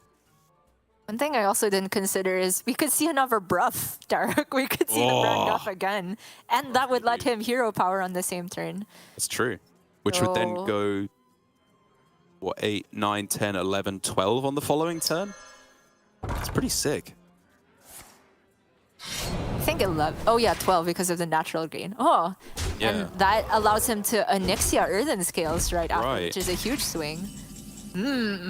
Oh, insta bro. Rough me, dude.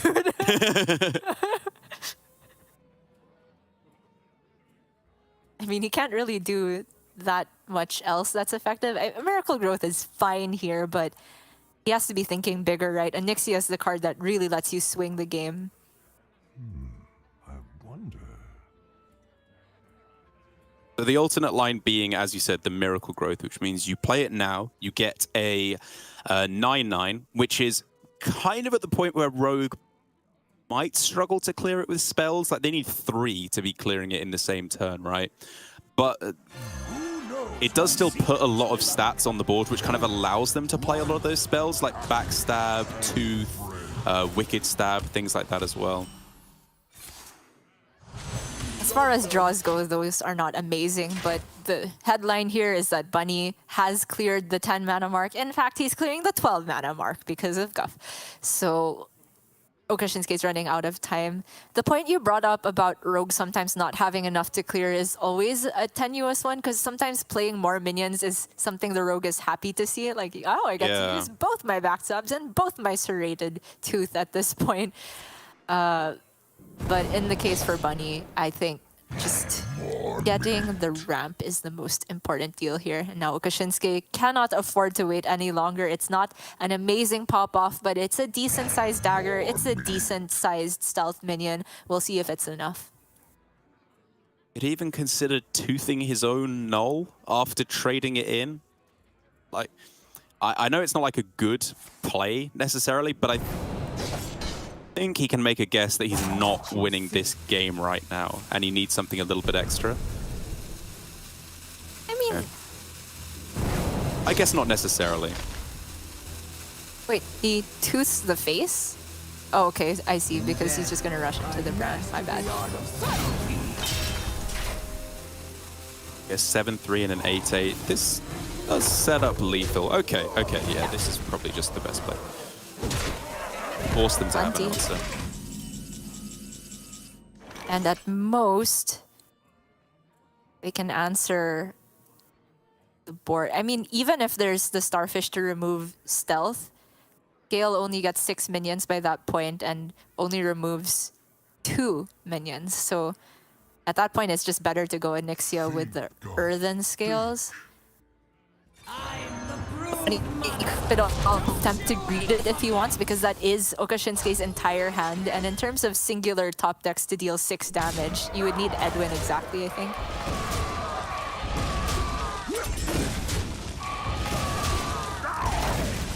Yeah, it's really the only out at this point, isn't it? No. 2 mana 1/1 with stealth. Very important.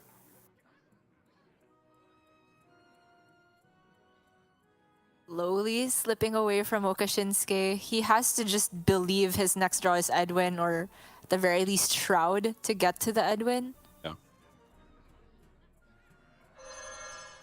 100%, because this is, as we can very quickly slipping away. Bunny Hopper needs to be considering, how do I lock this out 100%? I think you're probably just looking at the big old taunt, right? With Miracle Growth, it doesn't need to get any more complicated than that. Because they're just super vulnerable to taunts of any form. In tempo the Renathal as well. Oh yeah, let's... Spider tank getting in there. Oh, he presses it! Oh, no! Oh, the other Earthen Scales, that ends it for sure, right? Yeah, that's just over.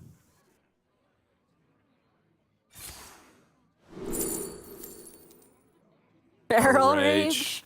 That ends it even more than it was already ended. And even fit in the ramp just for the ultimate BM.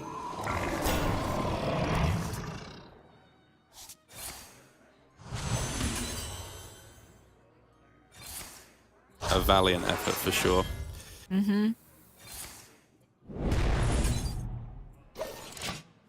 Yeah. I was wondering if it was ever attack here, but I think you can set up a 2-turn either way with the Denathrius.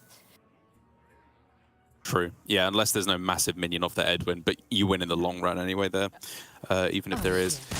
As Okashinsuke is running through all his options and finds that bottom right buddy is the only way to go. A real heartbreaker for Okashinsuke, as it was just that one moment that's going to be stuck in his head for weeks to come, I'm sure, with miscounting on the priest, thinking he had lethal, realizing at the crucial moment that he wasn't just one off, because the way he played it, he was 28 off, because he didn't even get to go face, which means Bunny Hopper taking the win and off to another great start. Third week in a row in GM. Now just needs to win his next match against the winner of Mighty versus Fury Hunter, and he's through to the the quarterfinals yet again. Very true. Now that I'm thinking of it, he was gonna be a bit more than one off because it had to be the bless at the end of it. But still, he definitely wasn't 28th off on that turn. And Okashinsuke is going to have another chance in the elimination match. But for Bunny Hopper, this has to feel amazing after starting off the series, losing the mage versus mage matchup, which honestly, after he had lost that on paper, it was looking really, really rough for him. Trying to get through with the druid against two of the counter decks. It actually beat both of them. Very impressive stuff. And he is looking in prime position to completely secure that first or second seed into playoffs and the free win.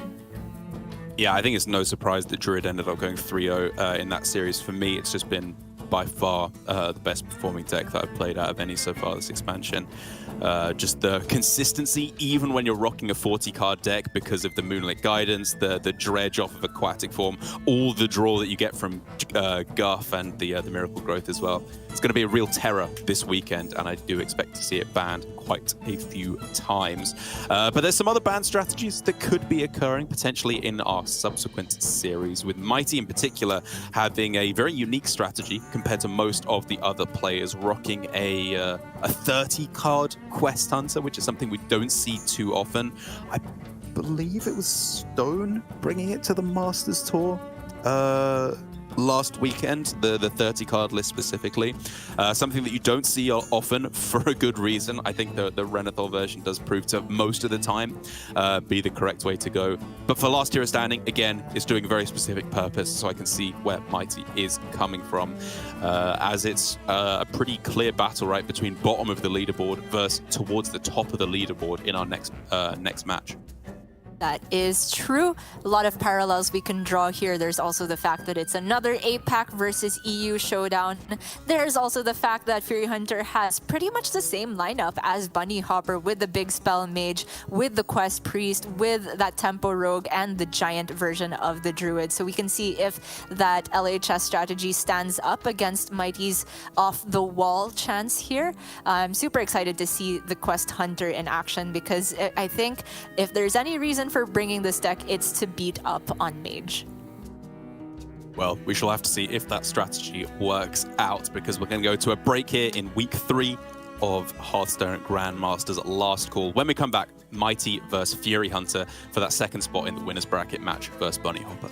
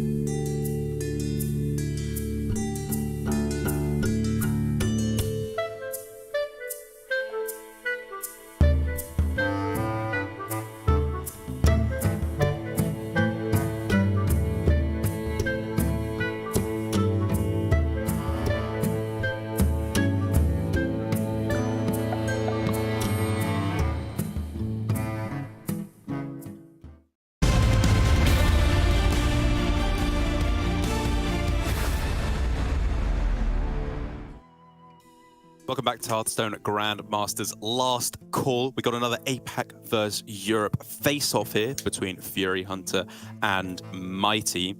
Mighty, a player who of course got his spot at the World Championship earlier on this year by winning that season 1, of APAC Grandmasters last season.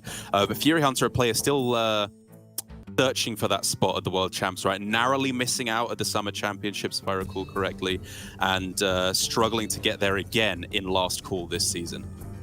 Yeah, it's been heartbreaker after heartbreaker for Fury Hunter, just nearly missing several times now, but he's looking in a very good spot to make seasonals yet again if he doesn't just book himself a spot through in last call. A player of that consistency and that caliber certainly has many avenues through to the World Championship, and he is hungry for each and every win that he can get, but Mighty is not going to be a pushover whatsoever. Of course, as we mentioned already, World Championship. Had only a couple of tenures here on the Grandmasters stage, but he's done very, very well in the time he spent here. In the previous season, of course, he did qualify to Worlds, so he has a 70+% win rate. Not quite as high in the Masters Tours, but he is quite well known in the Masters Tours scene, I think, for being good at these aggressive sorts of decks, and his lineup is slightly indicative of that style. Yeah, agreed. He's got a very unique style of lineup. One of the few players I think we can see who's going very clearly for a ban rogue strategy, which he has done. Yeah, getting rid of Fury Hunter's rogue.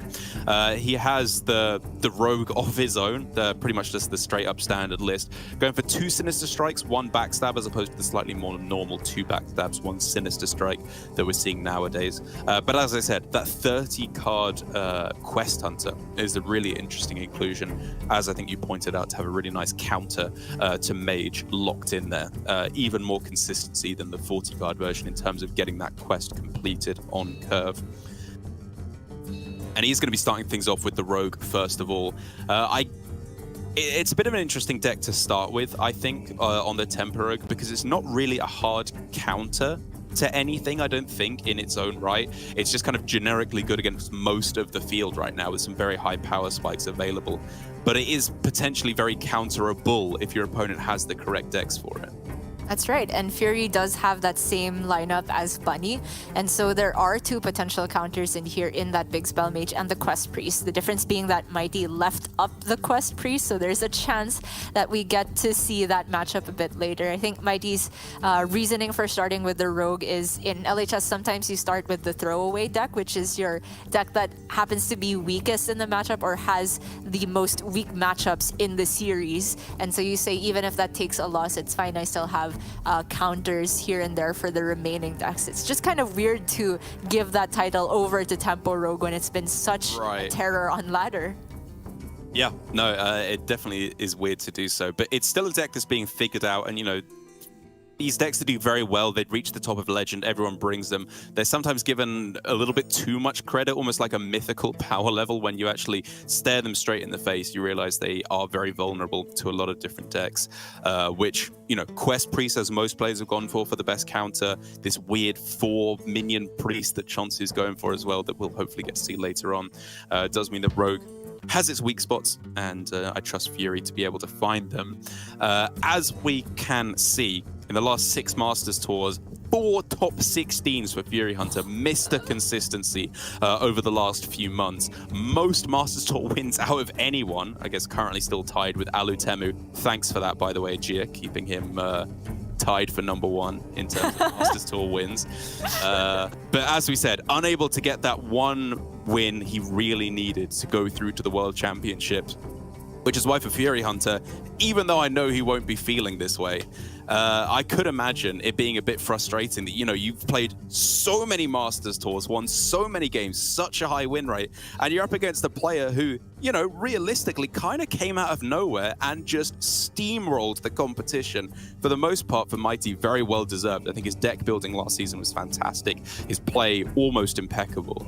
But for Fury Hunter, you know, he's one of these players who's grinded for a long, long time, and he's just starting to get those big tournament victories that we expect from him. But the crowning jewel in his trophy is still yet to be gained for him.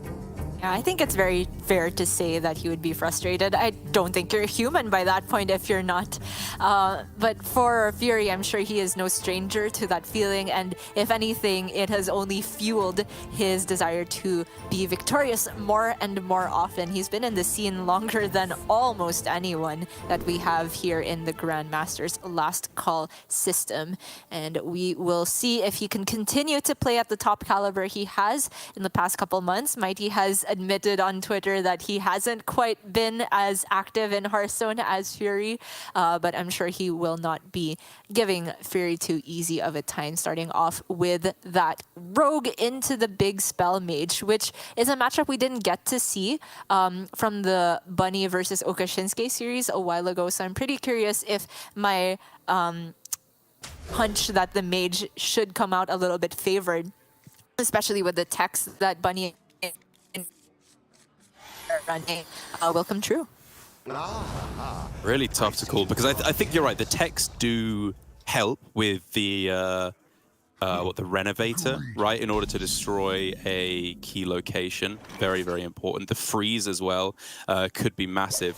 But overall, surely like baseline looking at these two decks, this Mage is quite slow, and the Rogue has like a massive pop-off turn in like turn 5 or 6 that you're usually looking at. Does the Mage not kind of struggle unless they hit very specific hands to be able to get down an early rune, for example, to clear it off?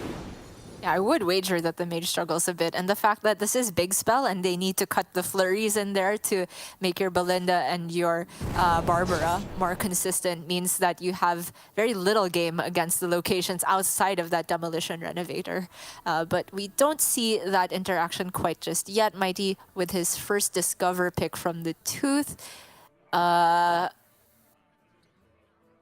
I wonder if he just ends up on Best in Shell because it's a tradable. But Righteous Defense, while on paper it has some pretty good utility against Mage that wants to play big minions, I feel that if you ever get in a position where you're reactive as a Rogue, you're in a bad spot anyway.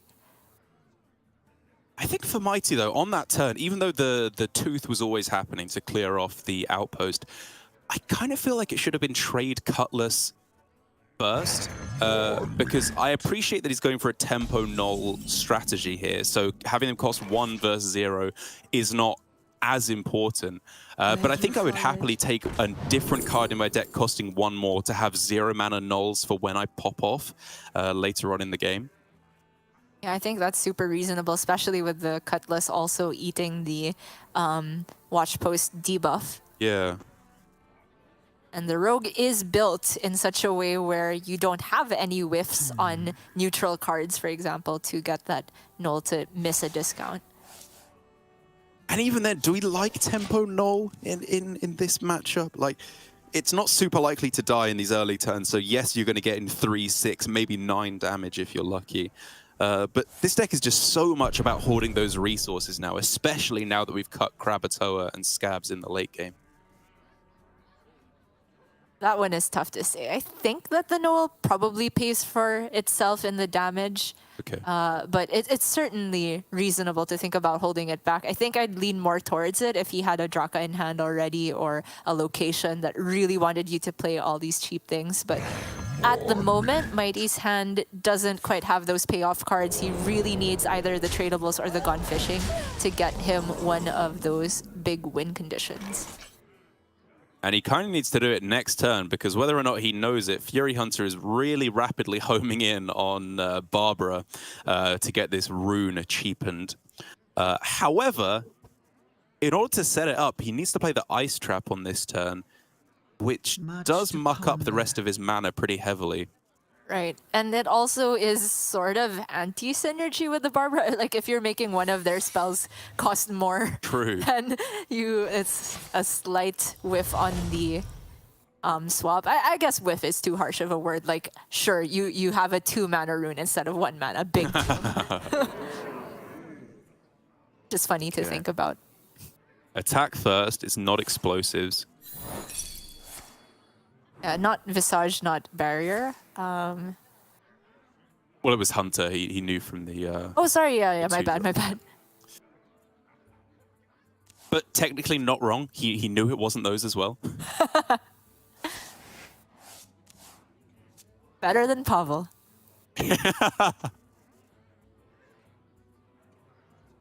Oh man, it's just trade, trade, trade, trade, trade. The hand's still full of cheap spells. Ripe for the picking by Barbaric Sorceress. Doesn't hit Edwin, doesn't hit Draka. And Fury's got to be feeling amazing here. Agreed. Your opponent has to have cheap spells in hand. It's literally impossible for them not to, so you know that Barbaric Sorceress is going to pop off. Praying for 0 mana, as unlikely as it may be. Sure, you'll take that. And just like that, Fury's time is, Mighty's time is running out. And it's pretty unfortunate that it's the Serrated in particular that took the swap here, because it was one of the best tools to get rid of that Sorceress taunt. 1 mana prep. Doesn't go Wicked Stab with that? Okay. Oh no! Man, people are not drawing Edwin today. They're really not. So now the next play becomes Door into hopefully Shroud. Uh-huh. What's the... I mean, you have to like Wicked Stab Serrated to kill the 3/7 and then play Maestro Wicked Stab? Okay, he's not even going to play the Serrated. Kind of feels like that was a Serrated on that turn. Just I agree. protect your minion. And just cash in face damage, right? Yeah, It's yeah. unlikely these minions are even sticking around next turn. Well, let's start by trying to steal whatever good cards they may have in hand. Oh wait, they don't really have any. I mean, just take a Wicked Stab, I guess. It's the most damage. Prep. Imagine the tempo. Prep rune for 0 mana. Oh. Weave in Prep those amulet. pins. Oh. Actually, Prep Amulet is a valid consideration on turn 8. You've won me over. I mean, I was memeing. I think it's actually just Wicked Stab because you're kind of afraid of dying somehow if they get a big weapon. But to that, Oh. yeah, to that line of thinking, Prep is also fuel for a bigger weapon, right? True. It lets you play sometimes 2 more spells than you would on a single turn without it. Very good point. No box? Or is he prepping it out? Oh, Damn, he's holding off. okay. All right. I mean, he doesn't know. Like, from his perspective, you would probably be thinking they either have to have something or they're going to draw something soon. Like, how do they have neither location, no Draka, no Edwin? Like, this is kind of getting ridiculous for Mighty. It really is. Oh, not the turtles! Okay, keep trading. It's fine. We'll hit the Edwin eventually, or the Shroud. This game is so dumb. Tooth? Okay. Card draw? No! You have to take scroll. Roll me, dude. Okay, what's a nature spell that draws? Composting in a way. I don't know. Wait, you have to discover. Wait, does Rogue even have a Fire Frost or nature? Because you have to discover from your class. Oh, of course. How does that work? Can you get any? They must have one of them. Like, there's always a weird fire spell somewhere in there, right? I guess. I have no idea how that works in Rogue.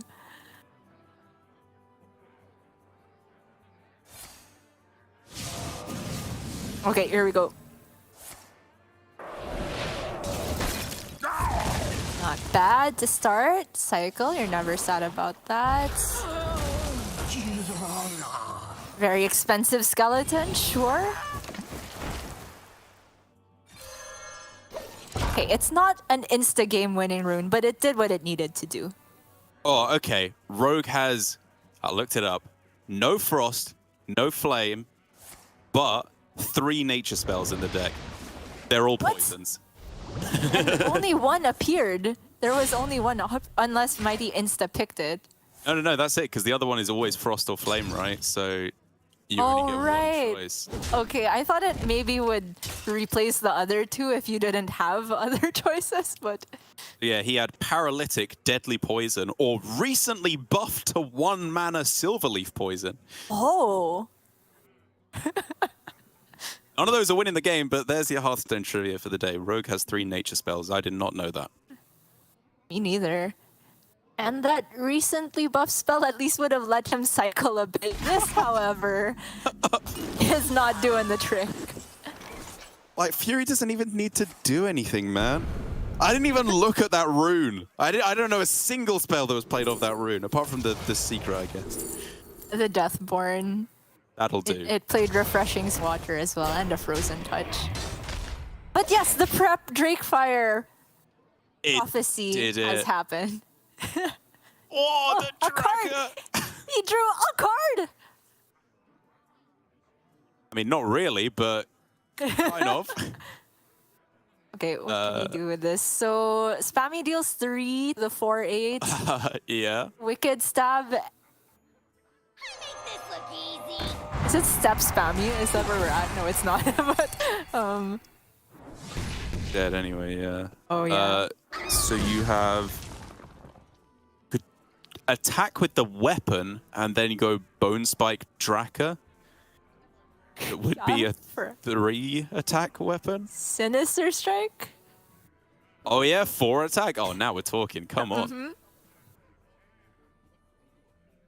Oh. Quickly. All right. Good try, Mighty. Good try. We are talking nonsense. Well, it doesn't take the damage, actually, to be fair, because of the paralytic. Okay. That's something. These are all things that I'm saying. They are words. They are sentences. Oh, man. Step. I don't even know if that was a step. I think it's like Edwin that you have to... And now he's frozen. Yeah.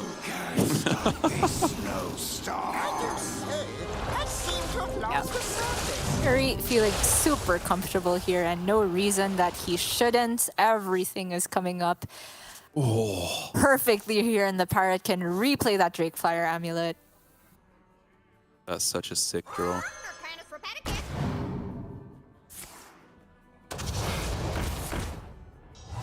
That's a little setup. Good enough. No scabs in the list. No way out of this. Oh. Okay, come on. Let's go, Big Papa Edwin. Okay.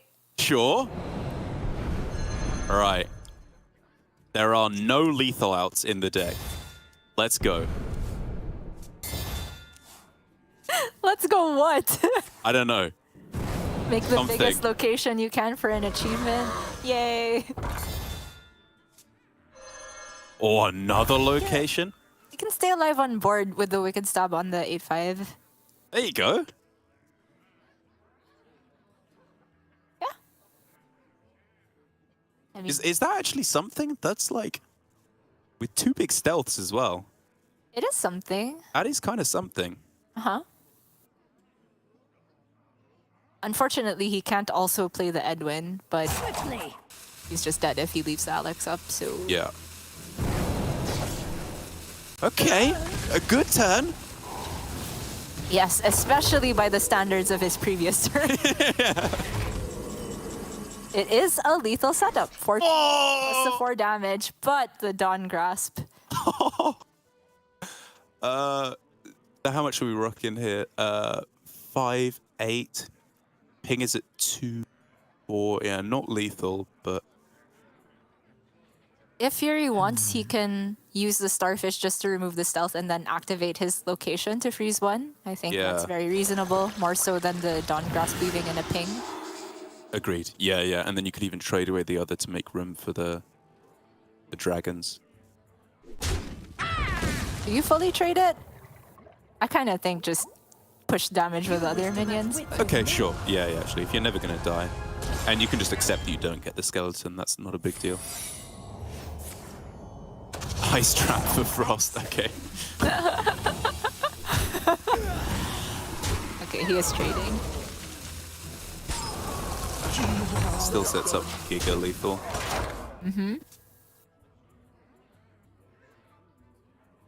Oh man, where's Mr. Smite when you need him with Edwin? That would be so big here. Imagine cutting Kravatoa to run a more expensive, which is also a neutral and a whiff off of Shroud. True, true. But here specifically, whew. I mean, let's just play Boat Rogue again with buffed Edwin. That has to be good, right? I'm down. Shall fall. Oh, that's not what you wanted to draw. And I don't think there's any burst left. Maybe one Sinister Strike, but he used double Wicked Stab and double Tooth, which is why I was okay with not trading a 7/7 necessarily. Of course, Fury just takes the safest line here. There's also just no way he loses. Yeah, I think... I guess one of those is wrong because there's only 5 cards left. But yeah, Sunken Scroll, Best in Shell. I guess we're getting down to the Scroll for another poison. But it'll only give a poison.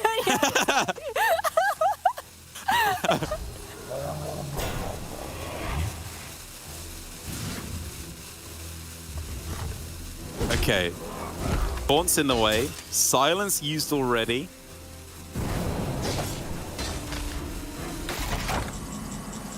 It is once again something. Oh, that Edwin's pretty big. There's no freeze either. Yeah, Is this a problem? It is. I can't actually see a way that this 8/8 can go face unless this Death Rattle goes the right way. Pretty good. Dude, there's no shot. There's absolutely no shot that Mighty wins this. I mean, he's not won yet, but I think Fury has to trade this 7/7 with his 8/8 Uh-huh. and then play a taunt. Uh-huh. Doesn't feel great. Horrible kill. That's nice. Getting closer and closer to lethal. Can you repeat what the poisons are? Is that ever relevant? Deadly, Paralytic, Silverleaf. They're not great, Deadly, I'll be though. honest. I Deadly mean- is a lot of damage. Well, are we just playing Arena now? Because Mighty just cannot kill this 8/1 except through very unpleasant means. Dude, the Bone Spike, low-key kind of good here. Not even lying. Like 8 mana Bone Spike. it's gonna I boss mean, in. you're not wrong. You can go Bone Spike, Extortion the 1/5, and Weapon it too. I guess then you Extortion first and then you Bone Spike Shroud. Does Shroud draw anything? It doesn't, right? Ugh. You have mana? Yeah, just, right? Yeah, but I don't think Shroud even draws anything. So it is just using 9 mana to clear 2 minions. Maybe you do play the Shroud just to get slightly bigger location minions. Oh, no, sorry, you can't play the Shroud plus the Draka as well, unless, yeah, you don't. Yeah, I don't think he's playing Draka. Okay, sure. Oh, trades into... Really? I thought the Serrated was going in there. Like it was Extortion on 5, Serrated the thingy, the 8/1 Nosdormu. There's no shot this was correct, right? Like, you could have I just highly played doubt the it. Bone Spike alongside it. Yes. So you had mana. I know it's 8 there. mana, but it was doable. Yeah. I concede. Oh, yeah. Sorry, so you can go face. What a game, man! That was so weird. I honestly don't know where it started going. I mean, obviously it went very wrong for Mighty with the draws at the beginning. Make no Right. mistake about that. But the way it panned out at the end, that Fury... I didn't want to call it a mistake to take the trade there, but I wasn't sure if he really needed to. Like, on the turn where there were 2 7/7s and he froze one, because Mighty was pretty much out of burst by that point. And maybe it wouldn't have led to the situation Fury was in where he was actually, like, a bit weaker to the turtles. Maybe it also would have, I'm not quite so sure. But then that last turn from Mighty certainly could have been done better. Yeah, agreed. I think it was just a slight miscalculation there. Like, the damage face, I think, in the end wouldn't have mattered, right? Because there was just the Rune Orb alone offered lethal no matter what in that situation. Unless he was going to, like, trade another minion with the Edwin, which I don't think you ever do. I think that was always supposed to go face at that point, and you just pray that they don't hit any damage. But overall, crazy game. Crazy game on both sides. And Mighty losing with the Rogue. Your hypothesis that that's not the end of the world, because it probably would have taken the loss anyway?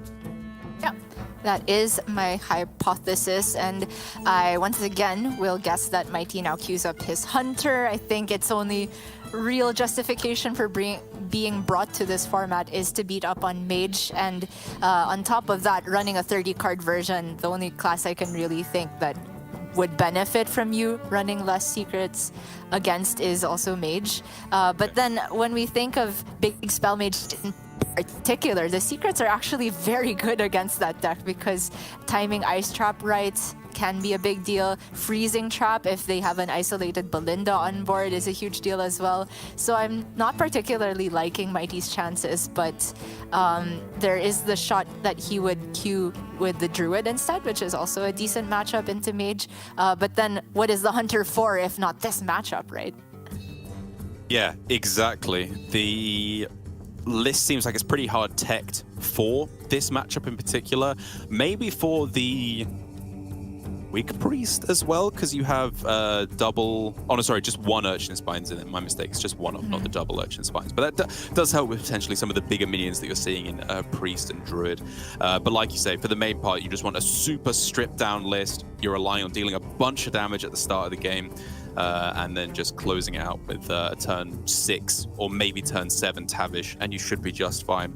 But I have to say, even then, like, against Quest Mage, 40, oh sorry, not Quest Mage, against the Big Spell Mage, the 40 health Big Spell Mage, is it consistent enough in terms of its damage? Because there's a deceptive amount of life gain with the Evokers plus the 40 health you already start on. And it's not like the Big Spell Mage just sits there and lets you punch them in the face for 10 turns or so. They really do start fighting back with real ferocity. Yeah, it's definitely a lot of damage that the Hunter has to put together. I think they're mainly hoping that they don't hit the Evoker because they're 40 cards, but we shall see. Mighty even throws away Aim Shot, which I'm a little surprised about. It's just one of those cards that you're happy to play on curve generally, but I guess with the inclusion of Stag Charge and Shell Shot to a certain extent, there's some slightly higher tempo things you can do on curve on turn 3. Right, how are we feeling about bamboozling our opponent here? Because there's an obvious best pick in the Rune Orb, but that's a really, really good card to give a Quest Hunter. Exactly. I think he's kind of forced into picking Fire Sale here. Unless he's going for the Giga Mind game, thinking he would never pick Rune Orb because he respects Fury Hunter to not pick Rune Orb. So, but in the end, he takes the completely useless card in the Seafloor Gateway. Doesn't even want to give Mighty Fire Sale as a damage spell. Yeah, I think if you're Mighty there, Rune Orb is so good for you in that situation that you just hope your opponent is going for some weird Giga Mind Games thing, and you click it every time. Just because, like, in the small percentage chance you hit it, it's just so busted. I kind of thought Fire Sale was reasonable. Like, I think in most instances, Fury could fall behind on board in the early game because of the Wild Seeds, but that's not actually the outcome with Fury's hand. He's looking to curve out here, so maybe that's why he veered away from the Fire Sale. Mighty, though, that's a very powerful looking Wild Seed curve if he goes Spirits into Coin Aralon. It's obviously not the order you want to go for it in, but it's still plenty of burst potential. Well, I mean, if you go Quick Shot here to kill off the... Oh, yeah. The Mailbox Dance, you can go Coin, Aralon, Spirits, plus an Arcane Shot as well, potentially, which is, I think, exactly the kind of super high pressure you want to be applying. You are more nurturing than I expected. Just plays it. Yeah, Spend the just for mana in case barbaric. when he draws, yeah, the big spell so that it doesn't mess with it. No creature deserves to be caged. Oh man, this is so strong on turn 3 as well. Even with the nerf to the stag, I don't think that really matters to you at all in this position. Well, we'll see what spirits he gets from the wild spirits, which is certainly going to be played this turn, I think.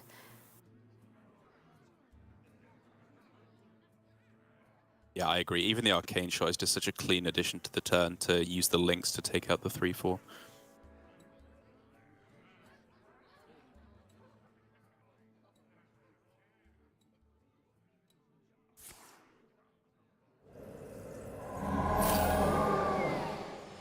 Oh, misses on second stag. But it's still a ton of damage. Yeah. Fury basically doing sign language for calm down, dude.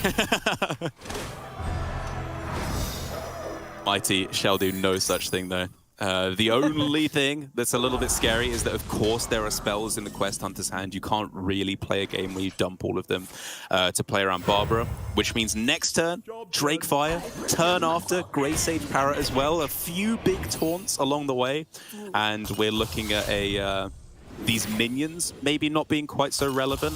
And right now for Mighty, I'd say he's in a good position, obviously, but he's not in a position where you can just ignore board and launch everything face. 46 health is a little too much to deal. Right, especially since this board has taunt on it. It's a bit unfortunate for him that it was the shell shot that ate the debuff, because it was a pretty clean method of removing the barbaric without having to sink his minions or his face into it. Could take the Urchin Spines to just one-shot this with Stag Charge. I think I'd rather just take another spell that actually damages and just go like attack in and piercing shot it. Very reasonable.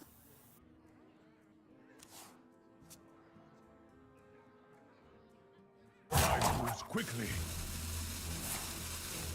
It's kind of like saying you lose out on like 4 damage right now to have more quest completion potential in the long run.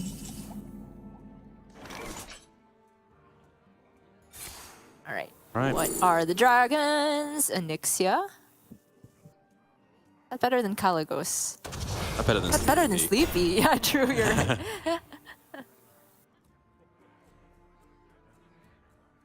An 8/8. Yeah, it's just stats to fight back. It's not amazing. And I guess he ping freezes the stag. No storm. Sure, yeah.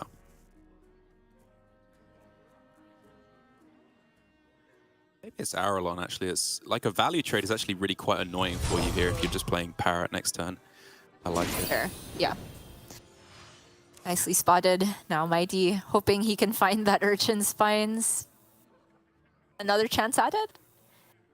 But even then, it just makes your piercing shot deal a little bit more damage. Well, So awkward. It probably is Wild Seeds, yeah. Even though it's not completing your quest, I feel like you need to rely on winning board at this point still. And if they don't have a Grey Sage Parrot to follow up, this board is still very salvageable for Mighty. does end up on piercing shot number 2 though, which can get rid of the Sleepy Dragon alongside some very sad trades. Sad but necessary. I think it unlocks the 0 mana hero power, so you'd need 4 damage, which is okay with just the stag. Makes the ping look pretty nice from Fury Hunter as well on the Aralon. Trading the bears instead to maximize the face damage. And after all of that, Fury Hunter is still on 37 Oh man. with more dragons coming up. Yeah, these ones totally random. But to be honest, they don't need much. If he can win back board next turn, Yeah, that'll do. he should be fine. Job's done. Nixia is pretty good. Things are slipping away from Mighty very quickly, despite a lightning-fast Aralon start. Wasn't quite fast enough, was it? Nope. Now, That's- Tavish in hand. it is. And How much can you get away with not removing is the big question here, because you obviously need to expect the board is finished at this point, I think. well, because of the rushing Pelican, it only takes that and a Whelp to kill the Taunt, and then True. on board there is lethal after that. So at the minimum, I think he has to remove the Nozdormu. Probably better to just straight up remove the Onyxia by that point, Yeah. which is to use the piercing shot and the hero power. Oh, that feels awful. It really does. Just not fast enough. Time moves quickly.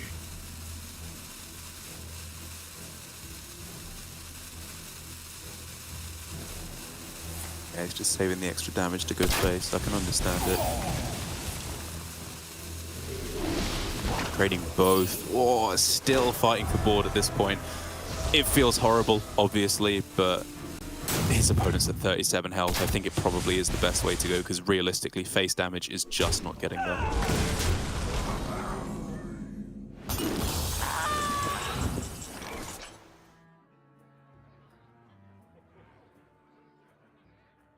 Insta-mord.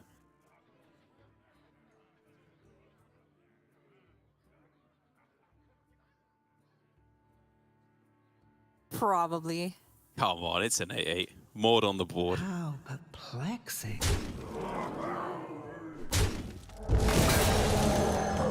Yeah. Tempo good. Job's done.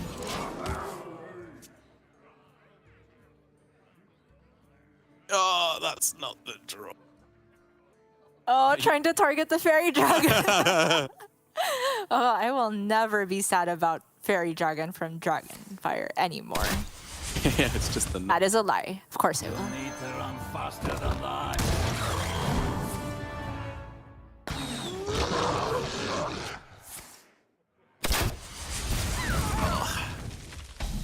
So that's 9-11 next turn, currently from hand. If there is a next just- turn. Just needs a fireball. Oh, that's pretty good. The very insult added to injury way to start the rune for True. sure. Oh, bye-bye, Tavish.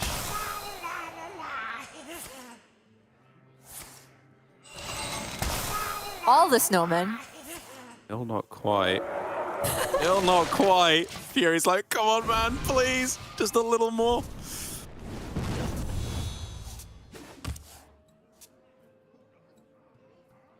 Okay, can he clear the board? You can get 2 aimed shot hero powers on the Mordresh, but It's just the you fairy can't target dragon. the fairy dragon exactly. Oh my gosh, the ultimate quest hunter counter. We found it. He had one more. He could play Shell Shot to try and finish it off. But that's literally the only way. The fairy dragon just ends it. Mighty's trying to find anything at all. Not there. That's GG. GG. He actually could have cleared this board if it weren't Fairy Dragon. Right? Yeah. You start hero power on the 3-1, you aim shot a 3-3, use the 4 damage hero power on Mordresh, use the other aim shot on the Fairy Dragon, and then the second 4 damage hero power on the Mordresh. I guess you leave a Whelp, but the fact that the Fairy Dragon sticks around means that it takes only an attack and a ping to close out the game, and Mighty has lost his counter deck, or one of them, to the Mage. I hope it's one of them. I hope he feels confident in this Druid, because the Druid has to take an entire reverse sweep in LHS now, which is the most difficult thing to do in a singular Hearthstone format. Very true. It's not a position that any player would like to be in. However, Mage, I think, good matchup for the Druid. Priest, the Quest Priest, I would argue good matchup for the Druid. And then it's a mirror. Oh no, wait, sorry. It's the It's the priest, sorry, not the druid. What's the priest? left for Oh, Mighty. my bad, Yeah, my yeah. bad. No worries at all. My bad, I should have checked. So priest, on the other hand, probably less good of a matchup to leave things on at the end of it. Like winning 3 games in a row with Wig Priest, it's just one of those decks that you hate to rely on, right? Because it has such heavy fail states that doing it 3 times in a row, eventually it's got to whiff. That's a lot of wigs you need to draw. At least 6 in order to win the At series. least, yeah. I don't even feel confident in drawing 1 wig. So I certainly hope that Mighty feels more confident than I. We can take a look at his list. He's running something a bit interesting. Only 1 school teacher here, making way for... Not quite sure, actually. Still has the Naja? one of Shard as well. Oh yeah, Naja. Yeah, which is an arguable inclusion. Like, it has, of course, the power to be very good, especially in a Miracle Rogue or like Tempo Rogue meta where you got big Edwins, big minions off the location. They do have stealth for a turn there, which is where things get a little bit difficult. But I can see the reason. It could be very, very strong at certain points in the game. But for the most part, we're still relying on that early curve to just run away with this the start of the game, which of course can get there versus Big Spell Mage. We can talk about how Big Spell Mage has a lot better options now in the early game as the lists have got more and more refined. But it is essentially playing Arena for the first 4 turns of the game. Oh man, the Pelican. There's no better matchup for Pelican on 1. This whole hand is kind of insane. Like, I'd be kind of tempted to full keep, honestly. Like, maybe the parrot goes away until you have a big spell, but Right. like the rest of it's just all really strong. I agree. Barbaric, Starfish, and Pelican. Amazing cards versus Wing Priest. Barbaric, amazing, just all around. I'm pretty sure he's drawn it pre-mulligan every game so far. That's how you do it. Oh yeah, there we go. Fury knows. Mighty doesn't though. He will soon. I see you've brought guests. That's not a wig. So bad. How is this deck playable, man? Raven, answer me. How do you win a game with Wig Priest? It's all the skin. You play it to play this lovely Tyrion Tyrande skin. You don't even play the Amalgam, right? Yeah, you just play Treasure Guard instead on the next turn. Oh, poor Mighty, man. Like, you know, if anyone had to have a record in Last Call like Mighty looks to be having, or a run, like, it hurts me the least to see Mighty get this record because he has that spot at the World Championships already. Like, it's not good to see a player perform very poorly like Mighty has done this season, but knowing he's got that locked up already softens the blow a great deal, I would imagine. It does, it does. He has something bigger to play for later on, and hopefully he will not be bringing Wig Priest by that point. I mean, Always gotta bully Mighty for his deck choices. First Paladin, now Wig.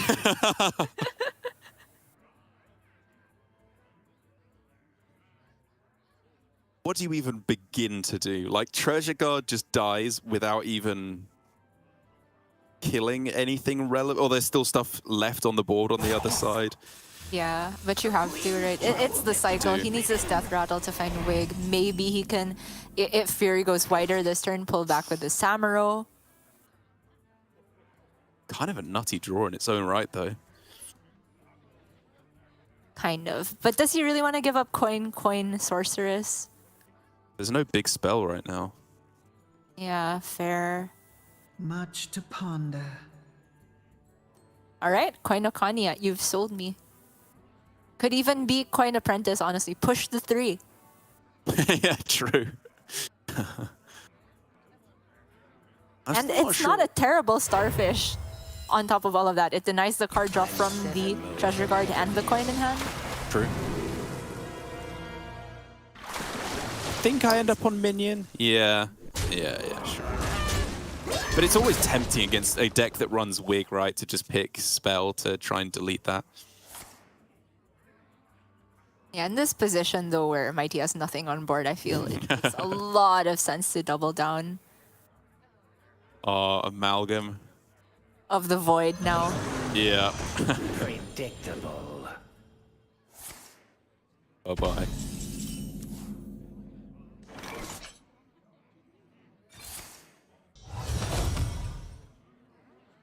You know you're far ahead when you ping just to bank the mana with the Snow Flurry. There's really just one missing piece of Fury Hunter stopping him from locking out this game completely, which does, to be fair, give Mighty a little bit of time to try and accrue something in this position, where he has next turn the Samurai Bless to clear the board. The coin will be nice for him, of course, to activate this Handmaiden as well. I don't think it's the play, but theoretically, you could look at like Devour on one of the two rightmost minions, and then use the coin plus Handmaiden to draw on this turn if you really, really needed to. But this, I do think, makes more sense. Yeah, I like the Najak usage here. Obviously not ideal. Okani's not the biggest of minions that the mage can spawn, but in a position like this, Mighty just needs to clear the runway for his Handmaiden. Oh man, insta gateway. It worked so well last time. It really is just a 1-mana 1/3, isn't it? Casper was right. Insta 1-star. Yeah, I don't know. I'm just picking Cold Case and playing it right. Yeah. Yeah, it's a bit too clean here. So what if Mighty gets a Cold Case?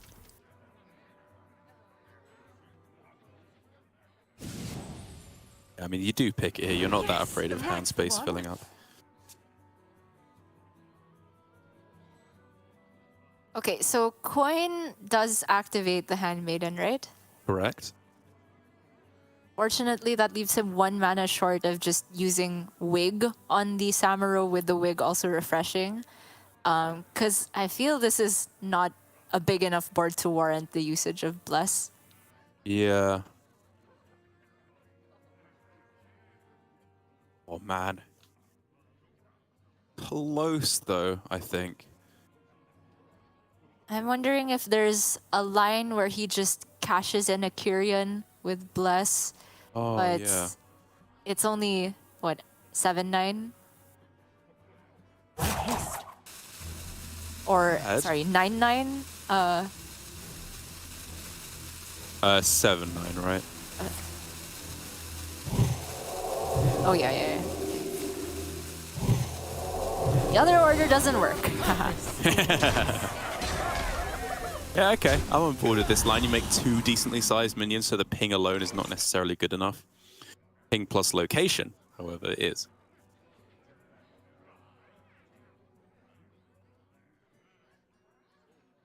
Still no expensive spell for Fury, and Mighty has set up a situation where Starfish is quite awkward, because while it does shrink the Najak, it means the Okani is permanently on Mighty's side, and the Boon minion also doesn't get affected much by silence.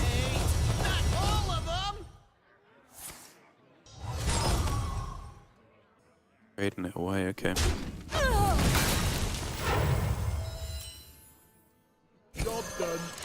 Decent stall turn for Fury. He really needs some resources though. Evoker or just the big spell itself being drawn would be ideal. Yeah. Mighty has, strangely enough, way more resources at the moment, especially with this active Handmaiden now. Way more. And powerful cards to follow up with, actually. The Wig now starting to become a real player in this hand. It took a long while for it to be unlocked.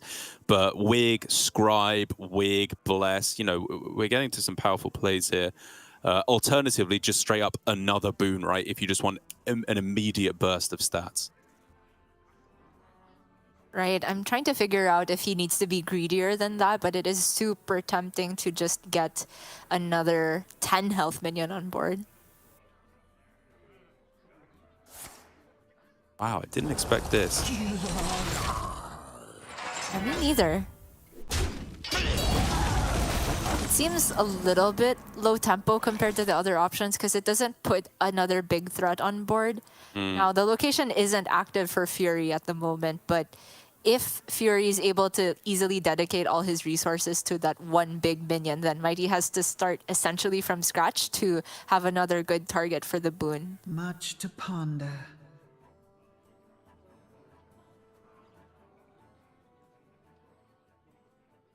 No way to finish off the Najak right now, but you theoretically could find it off of the Theater with Bless to then trade in.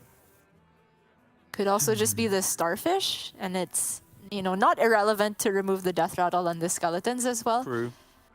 But obviously Starfish does feel like it's a precious, precious resource in the matchup. Wow. I didn't think it would end up Starfish, if I'm honest on this time. I'm kind of surprised by this. Job done. I think Fury is paying respect to possibility of there being a Radiant in hand and the other Wig picked up now. It's pretty scary with this many cards. Sure. Sorry, Squishy. And I guess because, you know, as you're talking about, Radiant is actually not in hand. There's only one Wig. There's no Priestess of Elish. So the pop-off potential for Mighty is certainly limited compared to what you would expect with only like 10 cards left in the deck. Right. But now as he draws more, we're starting to find it. So this is the third spell played. He can coin for a fourth. And then you have a leash, you have 6 mana, you can go Wig again and play the boon.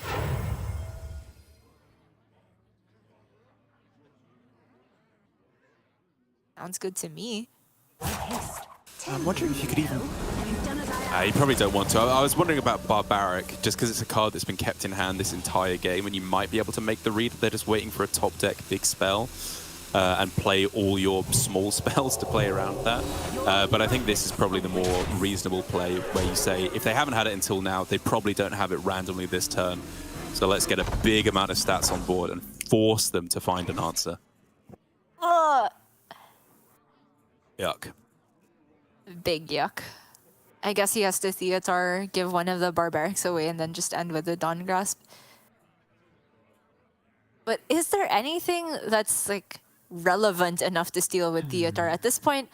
Of course, you know there's the Wig, which does represent a lot of recurring buffs, but it doesn't do much for Fury. It only slows down Mighty a little bit.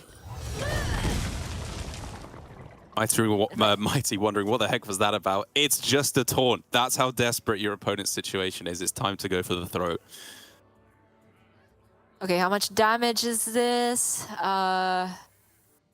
Assume you spend 1 mana to remove the taunt. 2 mana to refresh Wig. You can play 2 Wigs, 16, 18, Whoa. and bless up to 20. That's a Valish though? Oh my god. That's huge. Really just board space that's... Oh. Yeah, he can trade, so it's kind of okay. Yeah.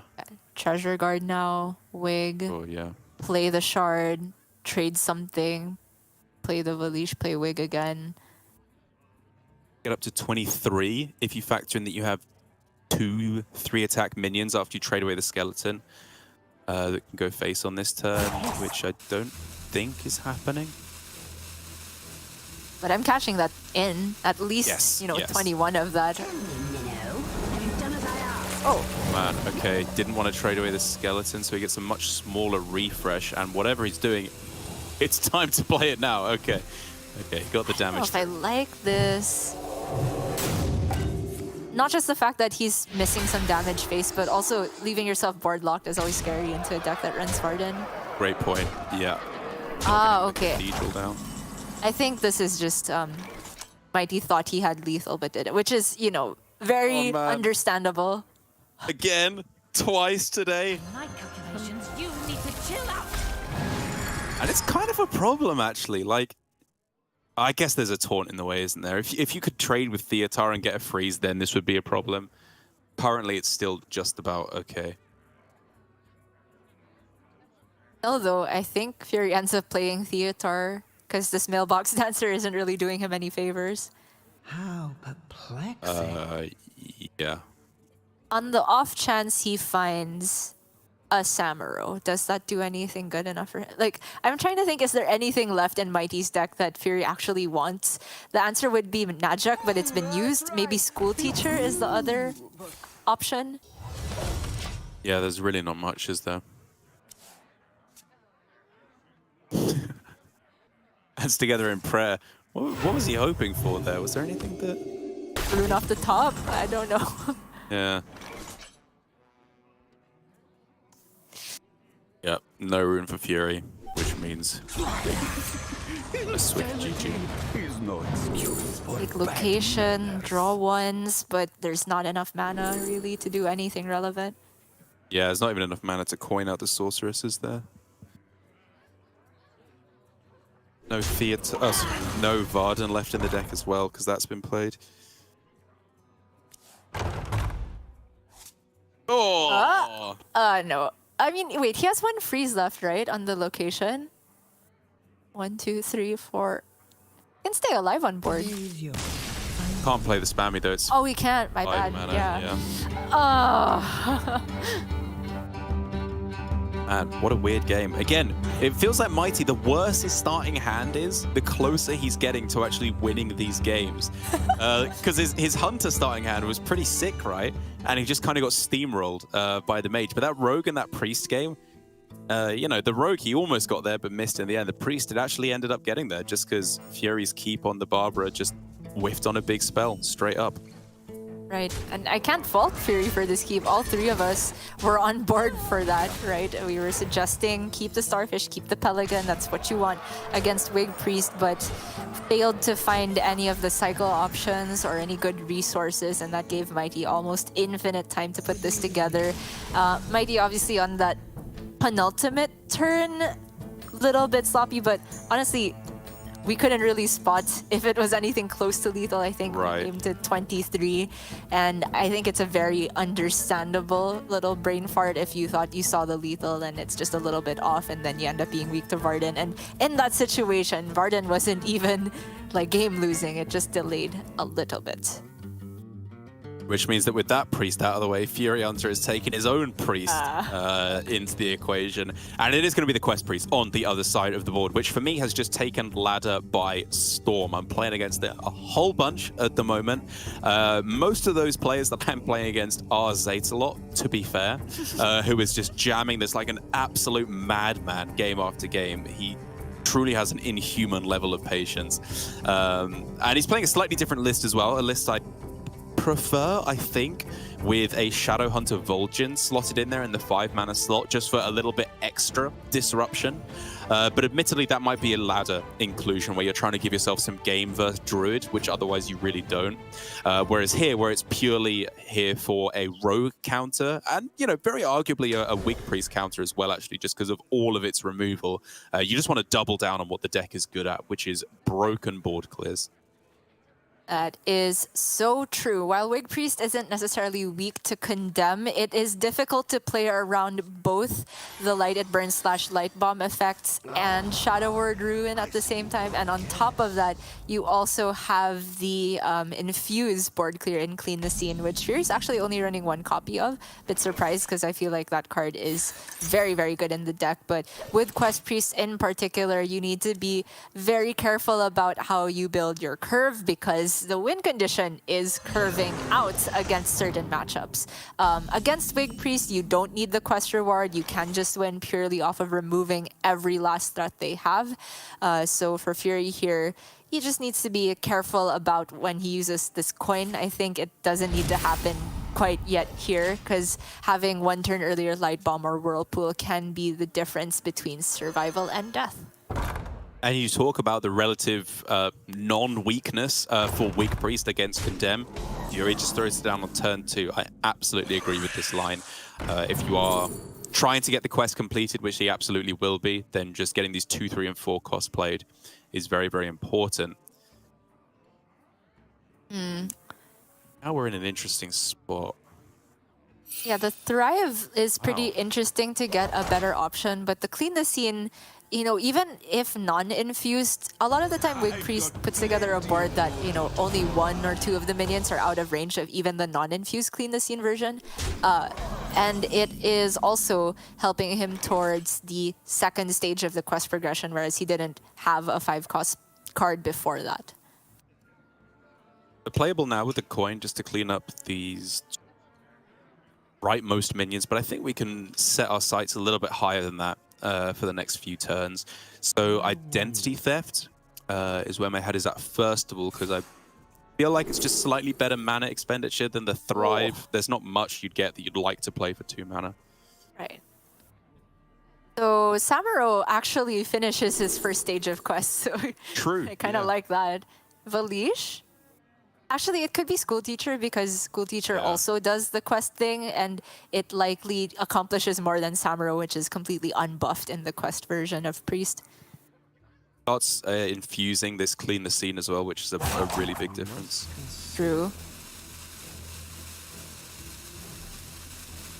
Goes for the Valish though. Certainly this has a higher power ceiling. I'm just not figuring, or I can't quite see it yet, the turn where you get a big refresh.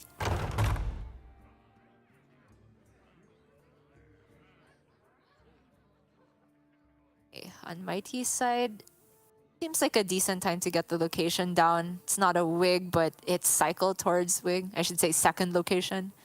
Yeah. Man, I don't know how much of a read he can get on Clean the Scenes. Obviously, the one in hand is generated, but there is still one in the deck. And getting his minions as much as possible to above 3 attack going into turn 5 is a pretty big difference, which would push me towards location and buff Najak again as well. I like that a lot. It also, because of the way its health started out, is still not too weak to Light Bomb either.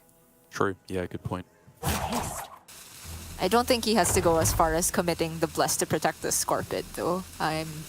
If I were Mighty, I'd be okay with the Scorpid dying to a potential Clean the Scene, maybe just hero power on the Amalgam, or play another Amalgam. Yeah, I think I'd still be interested in holding on to the other Amalgam just because we're relatively low on Nagas right now, and that would really allow you to double down on the Wig once that does hit the board. As now there's both Clean the Scenes, the natural one was actually top decked at this point, which makes Mighty very happy, of course. But Fury Hunter presented with really interesting options as to how he structures out his board clears in the next few turns. That's rough. The greedy line is to just play Samuro to progress first stage quest. Maybe that discovered card could help him out a lot. Like, he is missing a Zyrella for an amazing clear with the Desperate Prayer. Even picking up Lighted Burns could be relevant later on.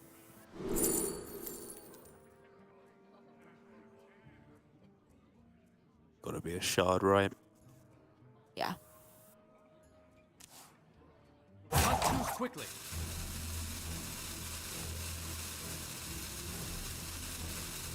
Amaro looks like. Trying to figure out if he plays the shard as well this turn, because he can still play the Samuro using Valish.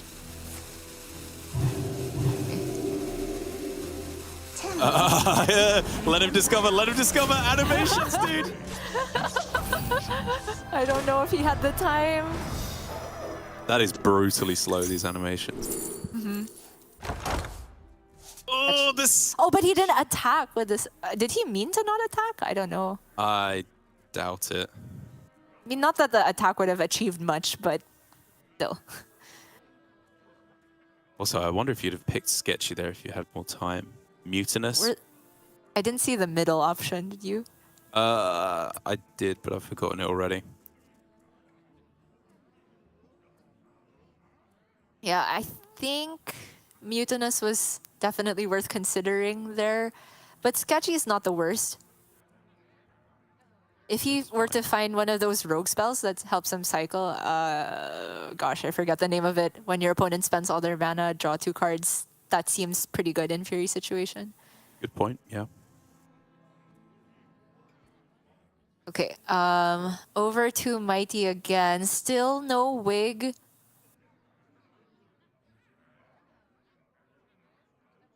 But there are quite a few minions and the Devour Bless combo. I wonder if he ever cashes in. My blade seeks vengeance. Wow. Using up a Bless here is huge. Yeah, I did not expect this. If there were a Bless to happen, I thought it would maybe go on the Najak after a Shadow or Devour. It's the Light Bomb.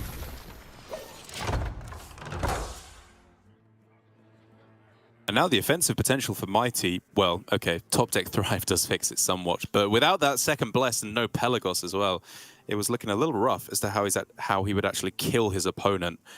Now it's looking a lot cleaner. Card draw with the Handmaiden, double buff on this turn with the location as well. I don't think he's ending it this turn, but getting scary. Yeah. It is plenty of damage, but Fury, I think, also getting pretty pumped because next turn, the big Whirlpool is available, and that is such a huge hurdle to clear here. If Mighty is worried about that in particular, he might want to prioritize playing the second Amalgam while it's still in his hand, because that could get swept up.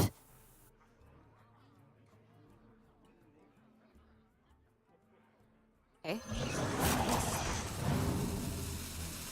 School teacher. Insta.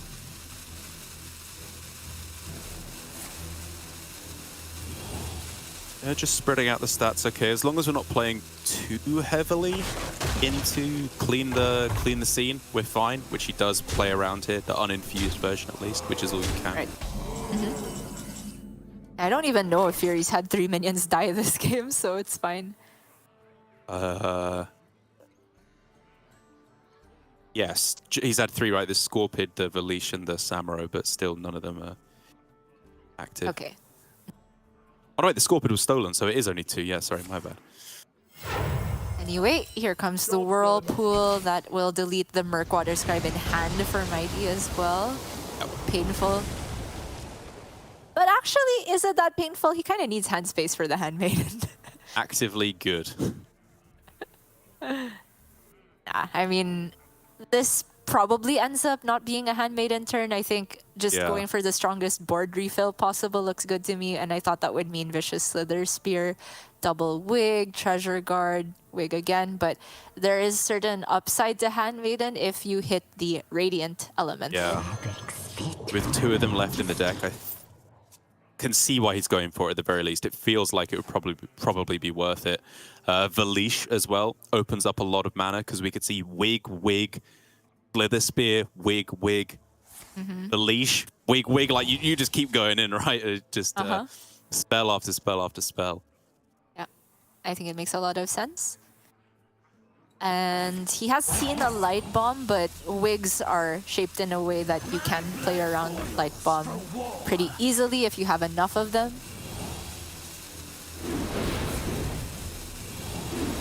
I like that, putting Fury essentially on needing to have the second Whirlpool. Right, because right now, this is not being answered and is quite clearly lethal. It's Spinley, isn't it? Oh, It's the only choice. desperation. Doesn't have mana to play Whirlpool if he gets it from this, but there's a couple taunts. There is the other shard of the Naru in the deck.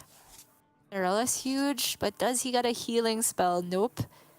And even if he picks one up from the Thrive, if it's Desperate Prayer, it doesn't even kill the Handmaiden. He does have shard though for the full clear. That's true. Yeah, so Thrive into Desperate Prayer as one of left in the deck is the clear. The Light It Burns, you could go Condemn plus the Light It Burns, then you could obviously fit in a Thrive first to see if you can find another card for the full clear. Looks like he is just going for the shard to get the guaranteed full clear here. It's so many resources used, but Fury sees the amount of cards in Mighty's hand. He knows about the double wigs. He just cannot afford to leave any singular minion up, or he will be dead. Interesting in its own right to not play the Thrive though, right? Because now next turn, Whirlpool not an out if another big board is generated. But it means he has a little bit more knowledge of the spell he's going to be looking for, what size of heal you need with Zarella, for example. That's an aid station, if I'm not mistaken. Every time. Every single time. No Radiant committed this turn is a bit surprising to me. But I guess it's not necessary. He has Valish. My blood boils for war. I feel like if you've got Nargling in hand, you've got to be committing a Valish here as well to get value out of the aid station.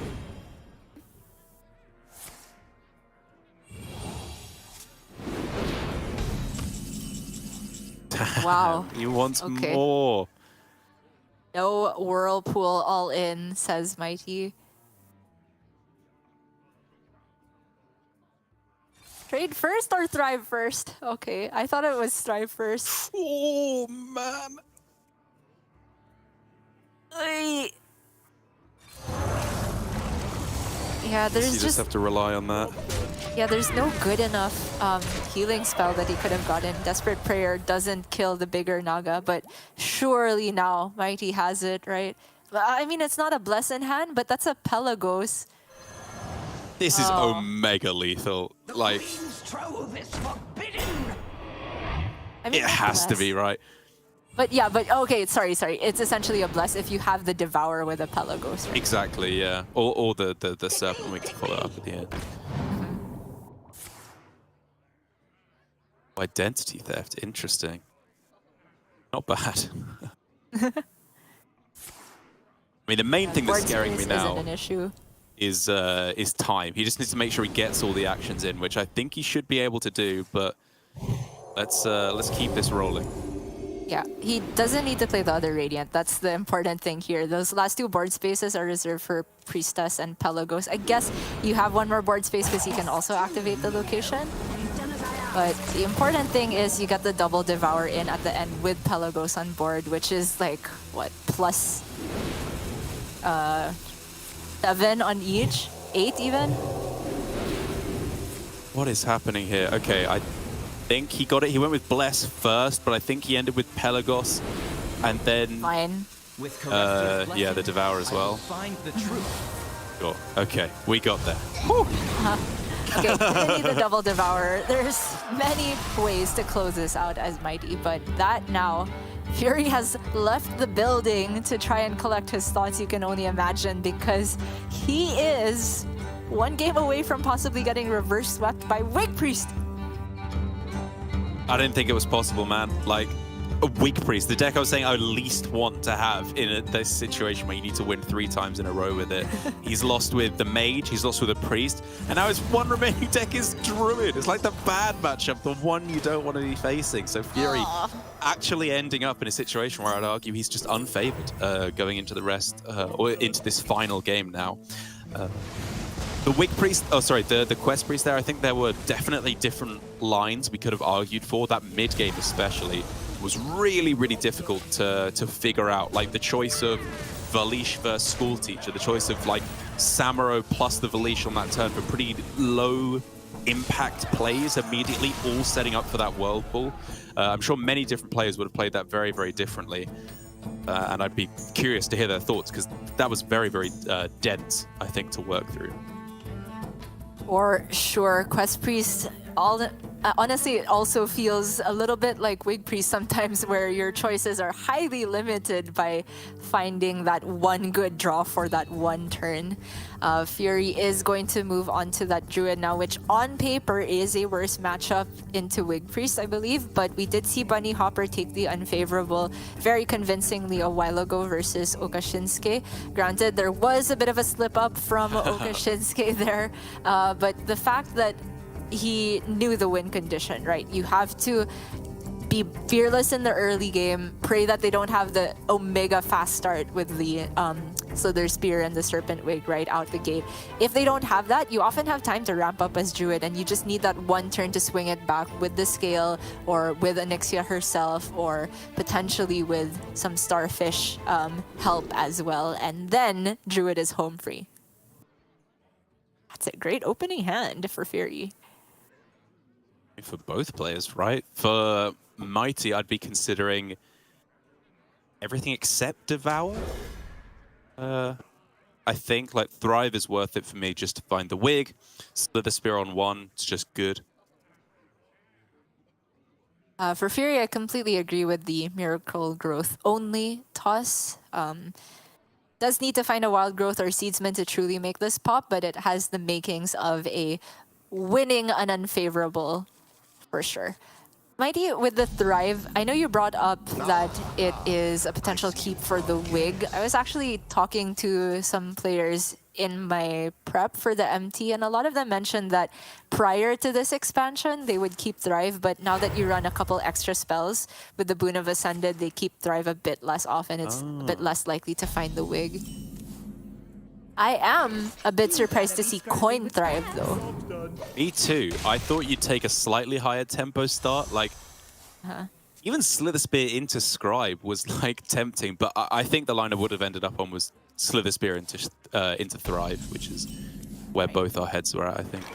I appreciate Slither Spear is weak to Druid of the Reef, but in this particular version, it's really only that card because there's no Living Roots, no Natural Causes in the list for Fury. And Mighty actually finds himself behind on board against Druid, not a spot you want to be in whatsoever. He does, but it's quickly salvageable. I think this Devour is 100% warranted on this turn. Oh. Okay, I stand corrected. He's Really? leaving it dead on board. That accomplishes nothing.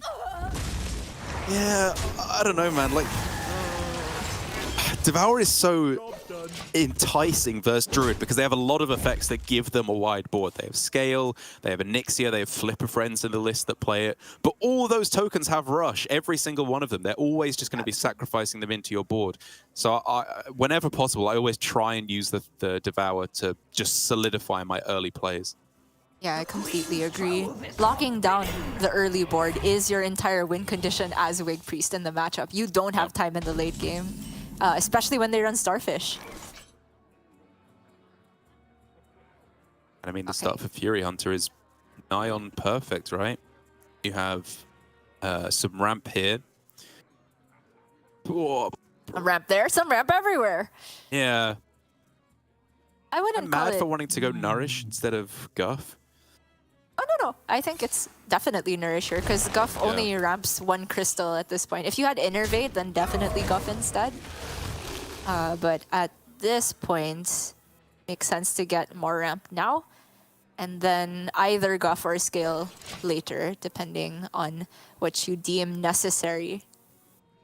Oh, that's an top tech, though. I think it is just going to be a double Amalgam plus Wig turn.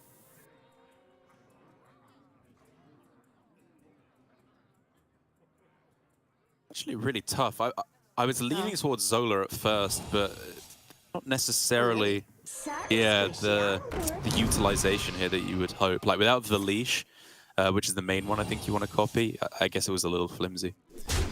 I was leading school teacher, so Okay. all three of us and Mighty diverge here. But I can completely understand the Crush Claw pick as well to cycle further. He kind of needs a Radiant and preferably the second Wig to really get this to be resilient enough of a board. But it is quickly slipping away from him here. It's a full clear just off the back of Scale for Fury. He has already a very juiced Denathrius and a Giant that will be free in no time. Exactly. So now is the time for Mighty to start spiking this board. And Radiant helps, absolutely, in order to just pop off with a big turn with a bunch of Wigs all at the same time. But realistically, he needs both, I think, if he's going to get this board to the heights where Onyxia can't kill it, Fury can't just ignore it for a turn or two and then go Guff and then Denathrius and all that goodness. Right. The one saving grace for Mighty is the fact that Fury only runs one Starfish. We saw the double in the list from Bunny a while ago, and maybe he can play in such a way where he just says, you don't have it. He really needs that, honestly. Guff up to 5, ramp up to 4, and then Theasar available, Bait Nourish available. I don't think it's necessarily Vate Nourisher. I'm trying to see if you can get the Ajara down this turn. 1 or 2? I don't know. That's the thing. And again, Ajara, if it were to be picked in this situation, is for Colossal, and that's a bit of a desperation situation, I think. I think it is at 2 as well, because we saw the Scale and the Nourish played with her in position. But does end up on Theater and finds the wig. That's the big one. All good cards, though. You don't really want to give him any of these. I guess Innervate. Agreed, yeah. Oh, the Giant? Really? Okay, I guess it does. I mean, Fury will have known it is still at 11 for them there. But it's not the hardest to activate down to 0. That is the other wig found, though, for Mighty, which is a fantastic top deck in this situation. Like, 2, and he would really be in this game. 1, it's a little closer. But this is still a big old pop-off with the Velician hand as well. Like to remind everyone that Naga Giant is in fact a Naga as well. Oh yeah, true. Whenever it gets played. Doubtful that it gets played. This is probably just a Valish. Maybe he can commit one bless and then play the boon as well. And that creates a board that is very resilient to almost anything Fury has. And the boon minion is also strong against Starfish. Oh man, this is so close. Big fan of Bless before Boon in here. Oh, he's gonna commit the wig as well. Okay, all in. All in. Both Blesses? All right. Oh my god, it's so big. I mean, if you are playing as though no Starfish, for sure. And again, the Boon minion isn't even that weak to Starfish. Yeah, yeah. It's just Insatiable Devourer that can really deal with this, which you don't really have the liberty to position around if you don't have any minions to play after the boon. And in terms of planted evidence, there's really nothing that can answer a board of this size, right? Yeah, scale is only 14. It's Queen Ajara, dude. It's Bran Ajara. Or is it Denathrius? Yeah, you get... No. Denathrius is nowhere big enough. It's dealing 14 here, 28 spread across everything, never. Yeah. So 2 shots at Colossal. He can only really play 1 horn this turn, though. That's true. Oh, ring, though. You can ring the horn, right? Oh, yeah, that's sick. Okay. We're looking for Gigafin. Not Kolak! Oh!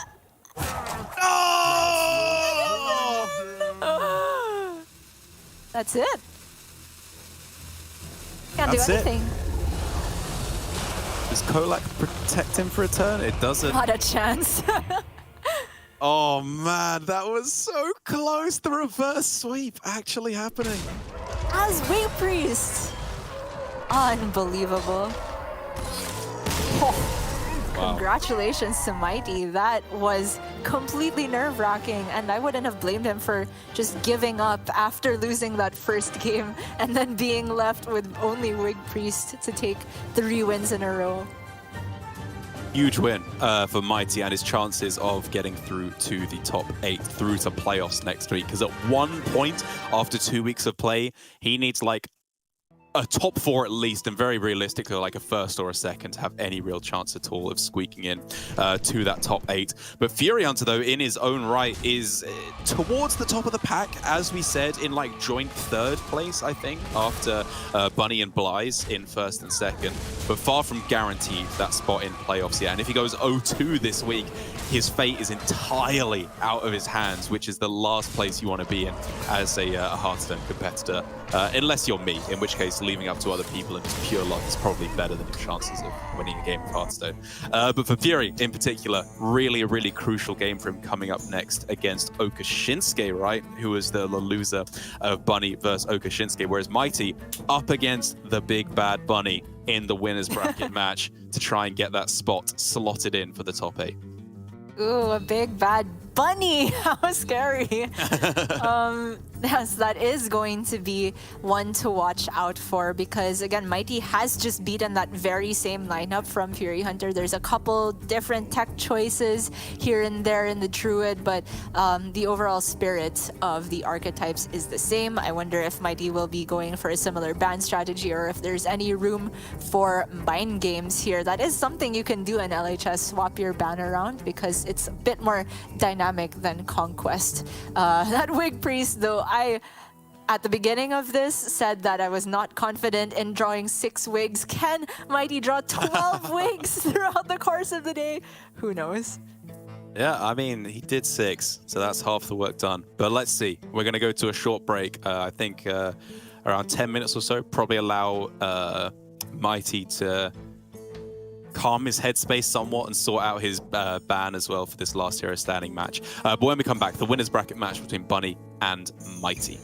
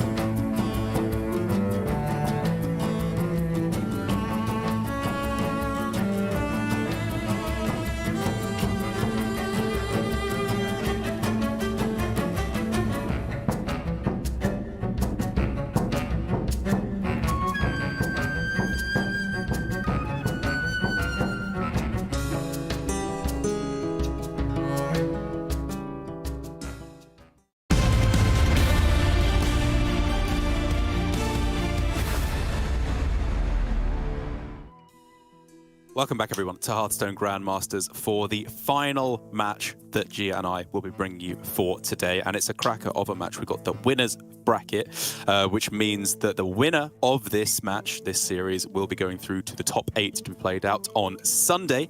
And there's a lot more on the line for one player than the other, because Mighty, right down at the bottom of the leaderboard, has to get an incredibly strong week here in this final week before the playoffs. Whereas Bunny, I think he was tweeting out and messaging you as well. He's kind of locked in for the best possible spot of either first or second now. Yeah, because of tiebreakers, he is mathematically guaranteed to be in playoffs with the ideal seeding. And I'm saying mathematically guaranteed because I trust Bunny's math more than anybody else in the Hearthstone scene. Sorry, Lorinda.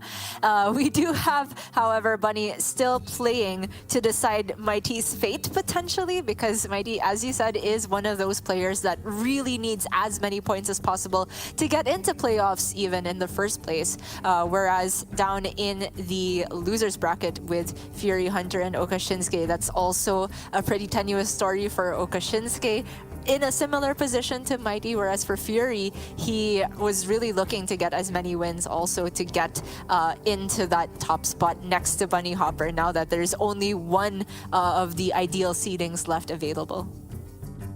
And starting things off, the exact same, I believe, as the series between Mighty and Fury Hunter here, given that Bunny and Fury do, I think, have the same lineup. It's going to be the big Spell Mage, the 40-card big Spell Mage first game once again, which Fury, of course, was able to win against Mighty, with the Mage looking like a decent counter to the Rogue. And Mighty, again, just queuing up his own Rogue right out of the gate. So we're looking to get a repeat, at least in the setup for the last series. But as we were saying just before the break ended, surely it can't be exactly the same. We can't have another Wig Priest resweep. Yeah, that is simply an irreplaceable or irrepeatable pan out, I would say, especially given the fact that the series started out very weird even before the Wig Priest came into play. We saw that sort of big spell mage with no good synergy with Barbara drawn on the side of Fury Hunter, and for Mighty we saw a very, very late setup to actually get big minions on board. It was what, turn 8 or something before he even got real threats online, where there could have still been something done to potentially not lose in the last turn, killing off a Nosdormu at 8-1 with the Edwin. Mighty gonna have to play a little bit cleaner than that to maintain his wins throughout the day, but I also think there's a very real chance that he draws better, because that was a truly abysmal opening hand a while ago.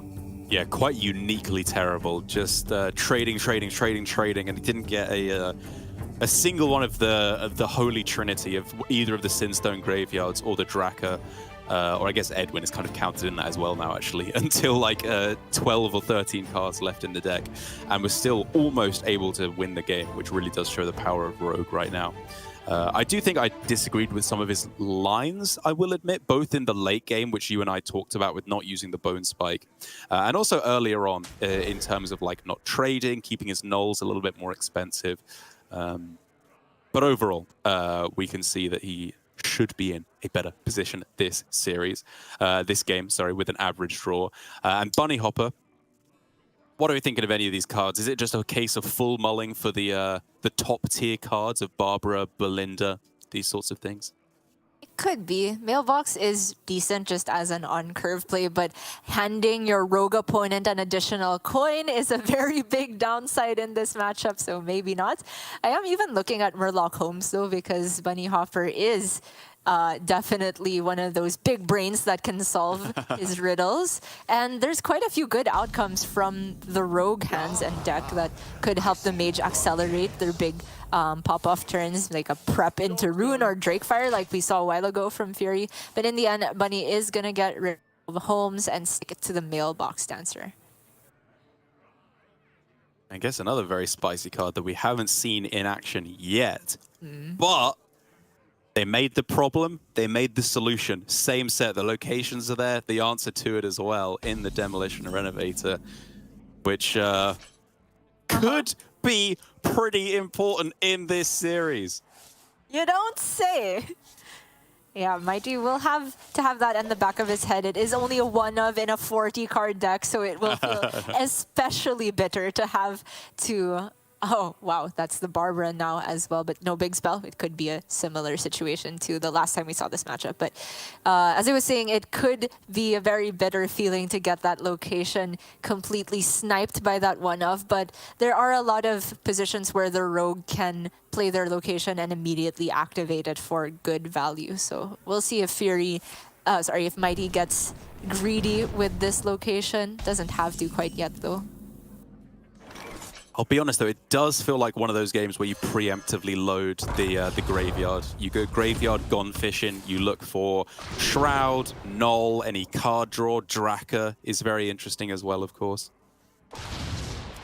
I do think it has to be Draka, even though he doesn't quite have that heavily stacked hand to get the dagger to truly huge damage range. It's just a card that you cannot afford to leave at the bottom of your deck. It's a win condition sooner rather than later, so he takes it from the gun. Fishin, he is thinking about activating the location. Oh, shot for a 2-2 or a 3-3, I guess, if you play the door, but then your Draka's getting weaker as well. Dude, if he does it, amazing. I mean, it's going right into coin demolition. All right. Yeah. But for all right, money, Bunny. Do the thing. Insta. Insta. Demolish him. Oh. Mighty sees it. Mighty knows. Get dynamited, noob. Now, Bunny is a huge role player of the card sounds on his stream. I don't even know the voice line for this card, but it feels like Bunny said it as he played it. Didn't see the other choices, but I guess we didn't have to.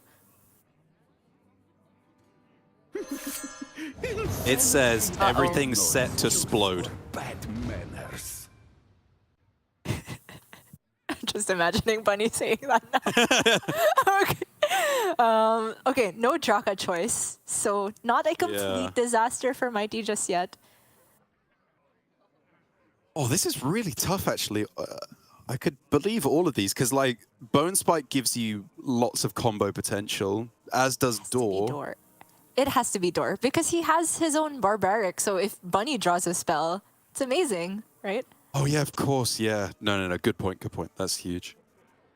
And you give a watch post? I think so.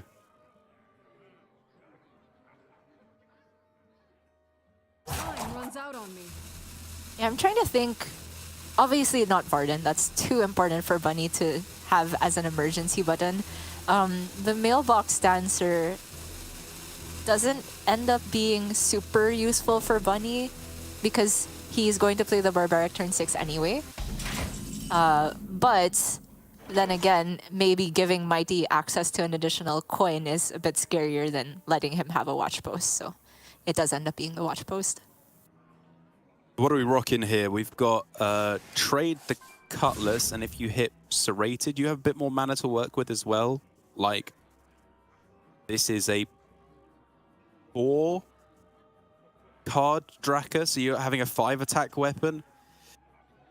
Not bad, but that's not winning your game, is it? Isn't it a 3-card draw? Oh, yeah, of course. Sorry. Yeah. No, you're right. Yeah.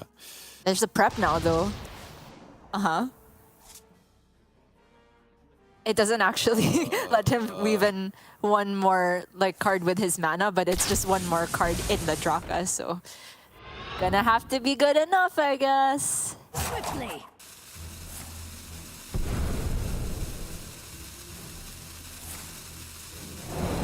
Yeah, it's not bad.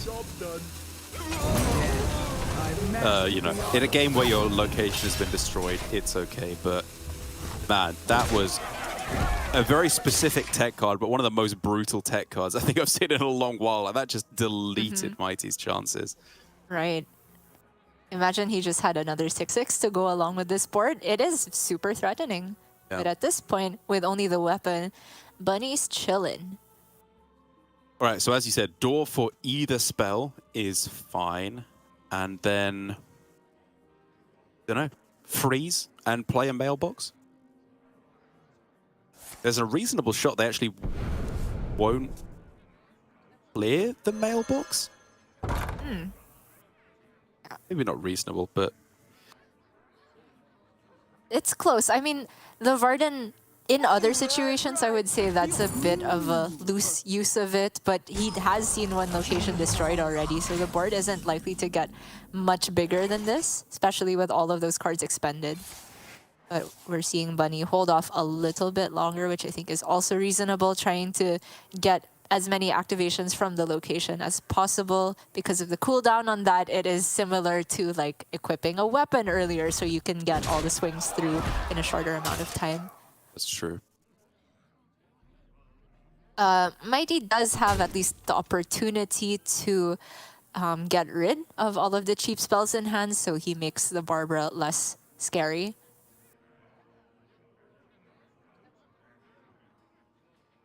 The one other line I'm considering, other than like the obvious one, is that you could like, yeah, trade in the Draka and then replay it plus the coin so you can play your entire hand. Yeah.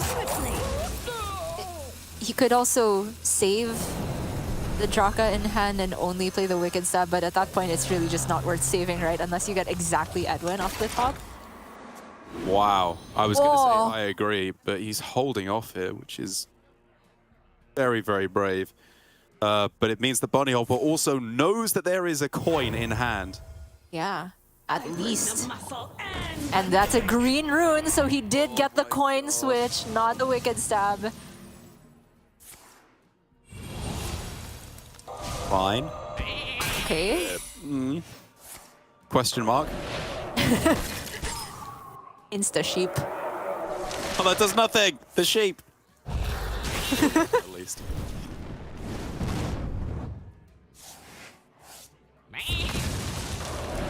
First there were sheep, and then there were less sheep. There's some joke about falling asleep here, but I can't quite find it. He's sleepy. Oh! Okay. And cheapening the coin by one. That's big too. Yeah.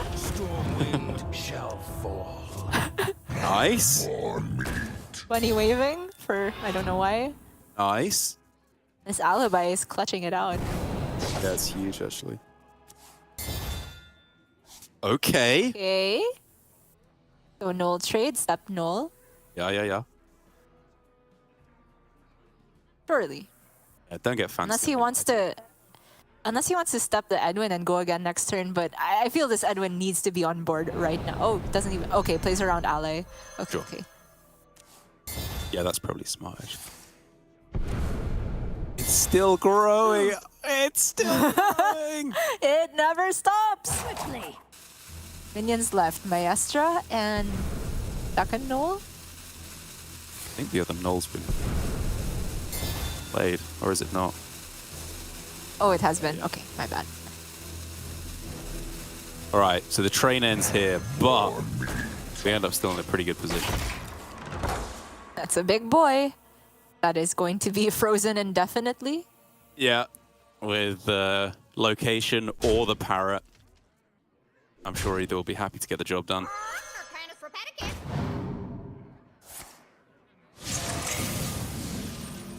It's crazy Whoa. that parrot still works even if the rune that you cast only costs 0. It's so tilting, isn't it? Oh, another alibi as well. Brutal. Okay, he knows what the secret is now at least. Bunny has the audacity to even shake his head at getting a second barrier after he's got an Ice Blood Tower. He's got, okay, no space for the dragons, whatever. He got alibi. He got more skeletons. That is pretty bad, actually. Getting Cold Case at the end was a pretty big low roll just because of the dragons. Yeah. Yeah, fair enough. Okay, so no more minions left to draw, but you could still play it if you wanted to. But I think the hand kind of just plays itself though, right? You have 4 cards you can play. Yep. So you play them? Or attack dagger from the Draka. I couldn't interest you in 8 mana, gain 1 mana? I mean, Mighty wasn't interested in 8 mana gain 2 mana last game with the Bone Spike, so I doubt he's going to be interested in 8 mana gain 1.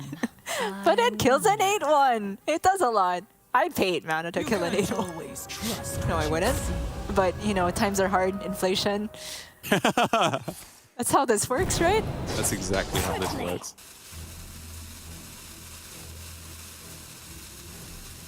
In death, I've mastered the art of subtlety.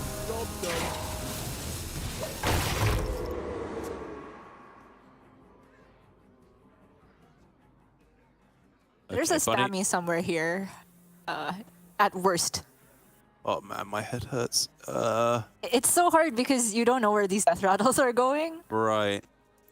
I mean, first things first, I'm looking at not clearing. I'm looking at trying to cheese out a win with freeze and solid alibis over the next couple turns. So if we like trade in just a sheep here and freeze with Dawn Grasp, or like 2 sheeps and go Dawn Grasp plus Renathor, I don't know, something like that, there would have been 6-12 damage on board plus the pings, which does set up 2 turn, but of course you're leaving yourself open to having your board cleared.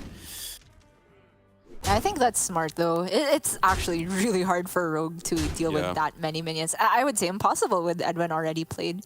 But it looks like Bunny is going for the spammy line, which will not clear the Edwin.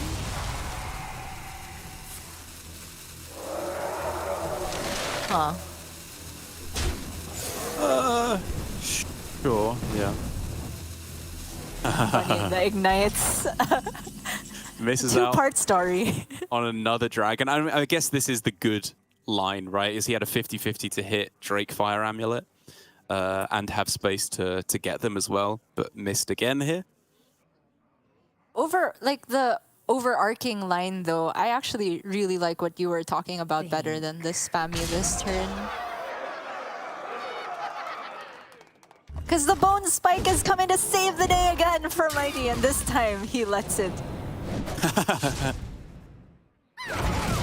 Not that Bunny's in a bad spot whatsoever. He can simply freeze the Edwin, has tons of health to work with. He can surely get 4 pings in over the course of the game at minimum to get lead. Surely.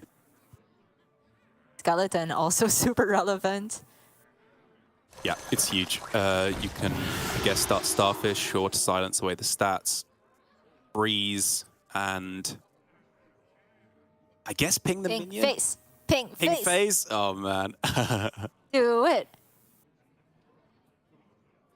I'm fine either way, honestly. Like, freeze the Edwin, ping the 4-1. It's really, really hard for them to clear your board then. Or just send the damage phase. I mean, if he's freezing the 4-1, I think he's pinging face. Yep. Or playing a barbaric. That's also reasonable. Time runs out on me. Hey!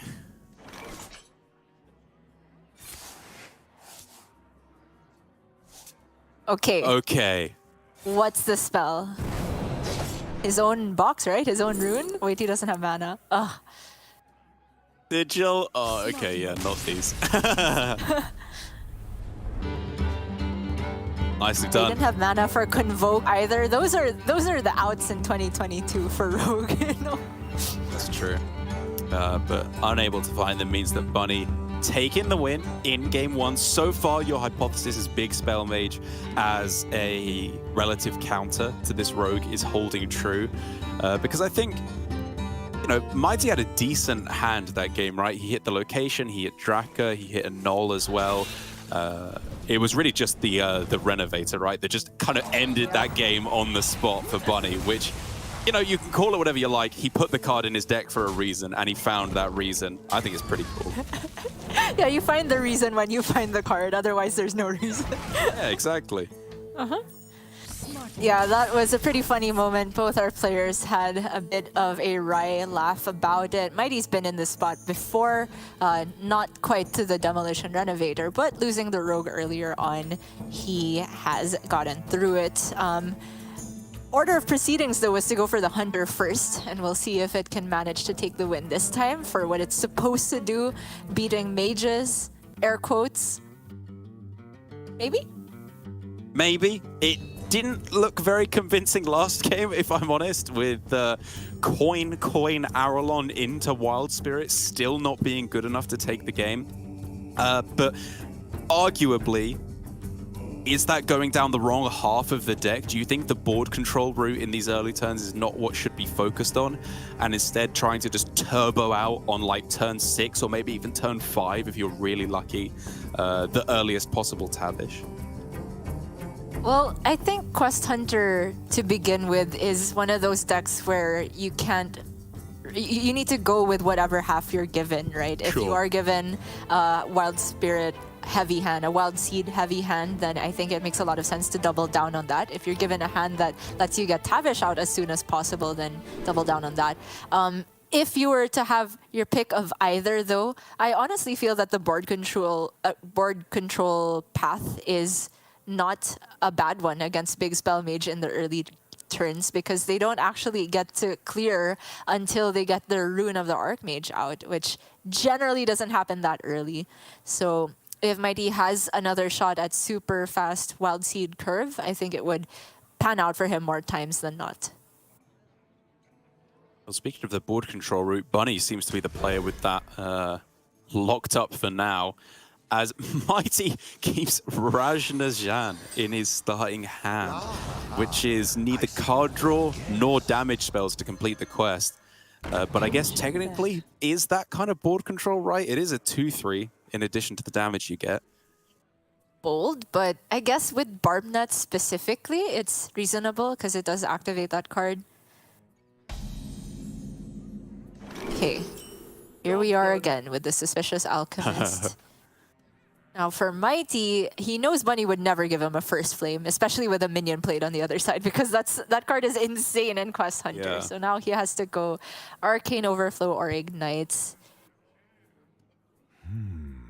It's really hard to narrow down with the mind games. I feel like for Mighty, the better card for him would be Ignite. So maybe if you're in Bunny's head and trying to give Mighty the worst card, you end up picking Arcane Overflow. But not a big deal that he misses it out here. I don't think that Quest Hunter generally has the time to play out 5 mana to kill a single minion. Third one, Coin Raj. I have never seen this play before. And you gotta get the damage from the quest itself. I love it. I guess it, like, you go, what, quest barbed, and barbed actually activates twice, or maybe this is just the nuts.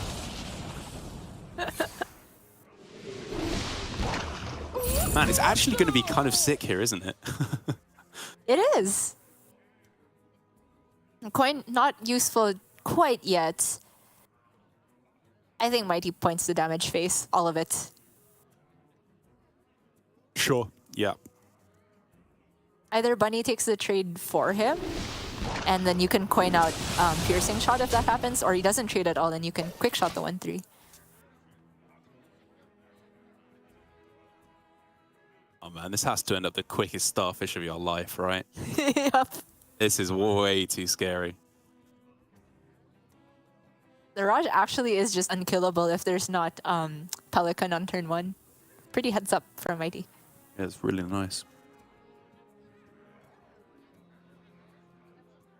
I completely agree with the Starfish.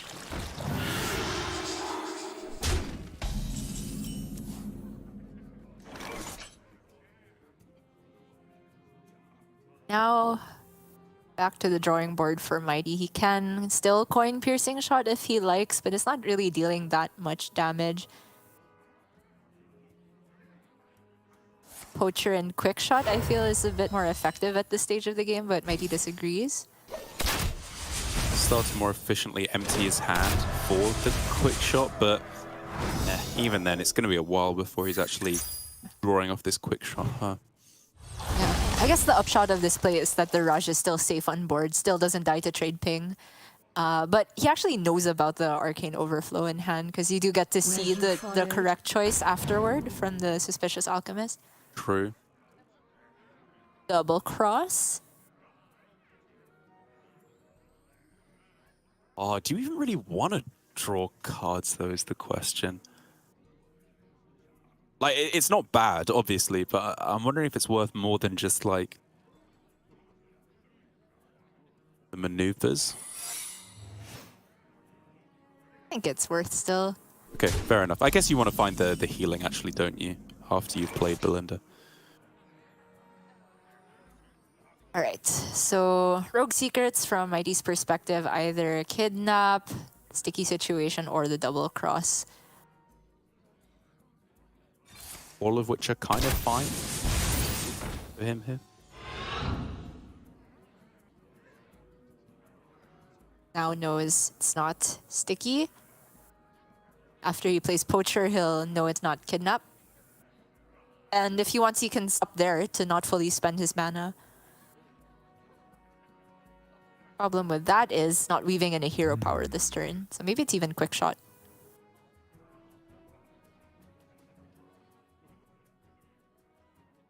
It is so clean, isn't it, to be able to clean off the board, get your hero power down.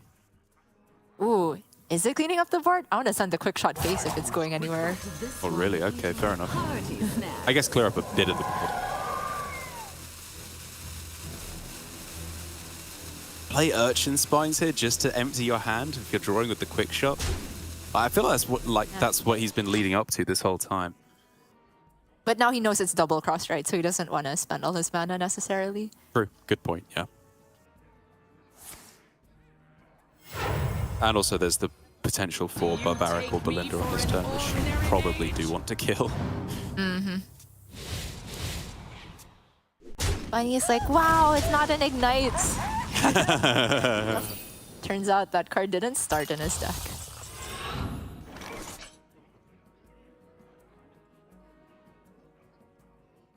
Alright, so 0 mana hero power after this next spell is played. So aim shot, I do think makes sense. You soak in the same amount of damage, same mana efficiency basically on this turn. And quick shot finally now has that potential to draw like 4 turns later. The setup and the payoff is there for Mighty, but the payoff for Bunny will be happening sooner. It is box time. Let's see what it's Oh, got. it's 3 back-to-back. No. Mighty knows what's coming. He can do nothing but pray. I bring the muscle. Oh, really? Wow. Okay, okay.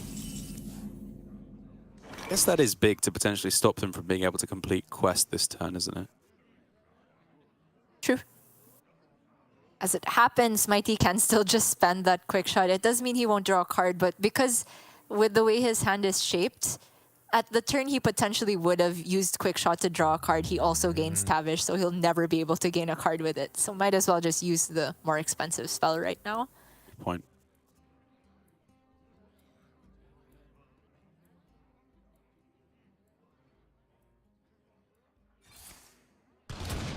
So now for Bunny, he's set up for the double box in one turn. Oh! This is what dreams and nightmares are made of.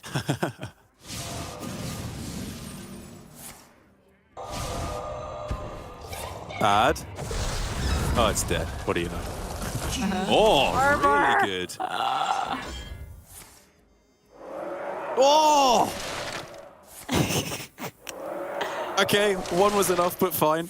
Yeah, Bunny really, really, really wasn't the murderer. Nobody can doubt it. A smidge of this?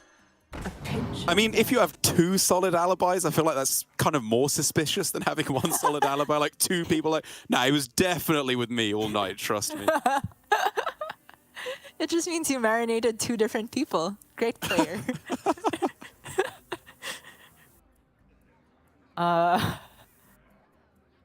At this point, I feel like Bunny can take the Ignite, and it's not even sad if Mighty has one for himself. Like, who cares? He's just dead. Yeah, you don't want to give them fire sale, right? Like, I don't know, it might be Shattering Blast even, just to pick something that's literally useless for your opponent. Love it. Bunny lives by the Ignite and dies by the Ignite. Job's done. Job's done. And Mighty hasn't picked a single suspicious correctly throughout the day, I think. That's so relatable. I'm just glad he's not picking Murloc Holmes, because if he can't even get one right, there's no shot of getting 3 right.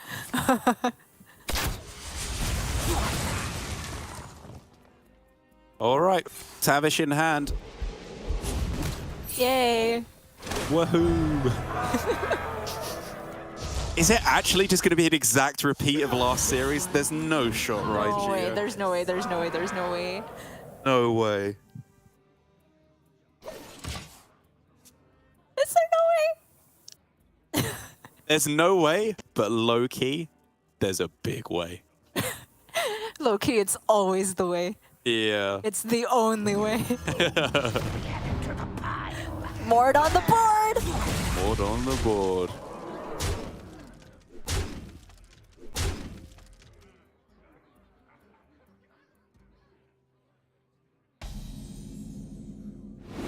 Yep, funny stretching. Just another day at work. Oh, he's such a role player, man. I love it. Yeah, that's good.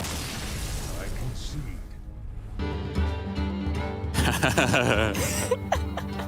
All right. Bro, good Pel Raffi. He's up 2 games to 0 now. Only has to beat the Wig Priest 1 time with his choice of Mage up first, then either his own Priest, the Quest Priest, or the Druid to round it out. What, Gia, could possibly go wrong? Let me just check my notes here. Well, in the Mage game, he could draw Barbaric Sorcerers without any big spells and eventually just die because the big minions can't be cleared. And then in the, what was the other deck? The Druid game? The Quest Priest game up. The Quest Priest game? Yeah, well, he's playing Quest Priest, self-explanatory. And then in the Druid game, well, there could be a big Kyrian spell that simply cannot be dealt with. That sounds pretty far-fetched, Gia. I don't imagine that happening. I don't imagine it either. I've seen it. I was there. I've lived it, man. All right, here we go. The Wig Priest once again. 1 Najak, 1 school teacher. Najak in the previous series, actually pretty good. Most times it came down, right? Able to steal, the Akani 1 time. What else did it take? Just stats, right, basically. It's just a high stat card. Good old Najak flexin'. Still doing work a few months later. Yeah, I think Mighty really recognized that the early board just had to be in his favor. It didn't have to be a huge insurmountable minion. Just getting that incremental damage in turn after turn. If there's not a rune, there's really not much the mage can do about it. So all we want to see is just a bit cleaner on the counting, even though we ourselves cannot do it. Casters, Derek. I'm not a player, I'm a caster. Yeah. We don't know how to count, but we know when we see it done wrong. That's for sure. And then once again, it's just going to be the mage left for Bunny Hopper. So in terms of key cards that we are looking for Bunny, I think, again, you know, if the Barbara is offered, it will be kept. That was a bit of an anomaly, or just an unlucky outcome for Fury when he kept it but didn't get any big spells. Do you think if it was offered in the starting hand, he would keep the Demolition Renovator in this matchup? Oh, that's a spicy one. I'm inclined to say no, because big difference between priest location and rogue location is that priest, the turn they play the location, especially in the version without partner in crime, they activate it straight away. So you're already not getting as much value from the demolition card. And I also don't think it's as crucial to the priest's win con as the one in rogue is. Handmaiden Throne, though, for Mighty, which I'm a bit surprised about. I think that card is very good, especially with the coin, but oh my god, the hand he's gotten is so bad. This is Chonsu Priest, straight up. Yeah, he has no okay, there's a Naga. Prior to that, he had no Naga and no wig. Ooh. How's it possible? 1 wig? Little wiggy, please. Here, wiggy.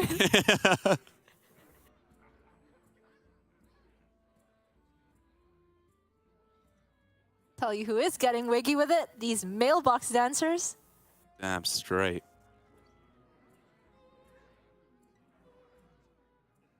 Imagine if he tempo Brands on turn 3 and then he plays the other mailbox dancer with the Brand still on board. It's essentially a bruff, you know? 2 extra mana. Runs out on me. Yeah, that's Mum saying we've got bruff at home. Bruff at home. Oh, he's going the full. This is better than bruff. Brand double mailbox dancer. Oh yeah. Turn 4? That's not even bruff at home anymore. Sorry, Squishy, I'm good. Bruff 2.0.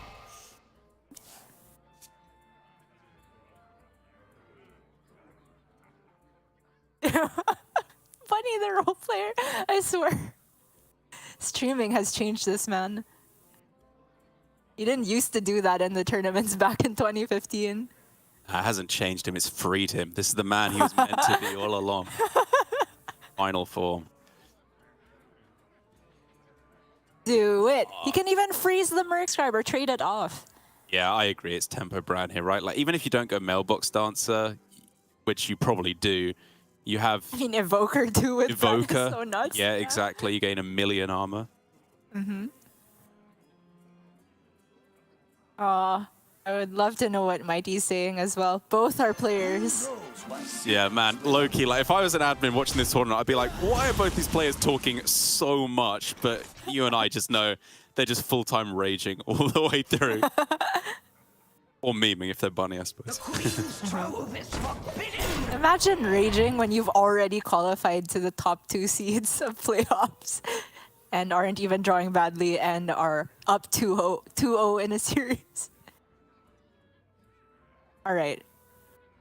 Here's the play, Derek. It's double mailbox dancer, quadruple coin. Evoker. Do you like it? I love it. Sink this Oh, Oh, that would be so sick. That's actually infinite tempo. it really is. Or maybe Brand survives, and then you go mailbox, mailbox on 5, 4 coins amulet on turn 6. Oh, okay. I stand corrected. You've seen the grand scheme of things. That's the line. And Mighty is not seeing much at all, I don't think, with no wigs in hand. Very little way to buff this board. The best he has being... like, you have Bless, Devour, Priestess, Heal, Boon, in order to get the biggest minion possible.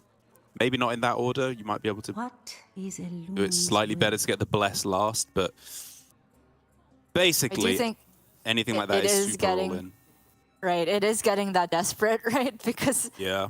you can't just leave the Brand on board and expect to build a big minion right after that. And you can see from Mighty's facial expression, it's not great, it's not wig.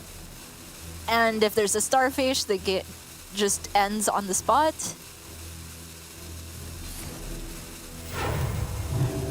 But he is going to wait it out a little bit longer and face the wrath of the mailbox dancers. Oh, Brand Spinley, come on. Mailbox, Spinley. Yeah, to make hand space. Exactly. Tempo. I am not kidding. Yeah, agreed. 'Cause he does get like 4 coins in hand.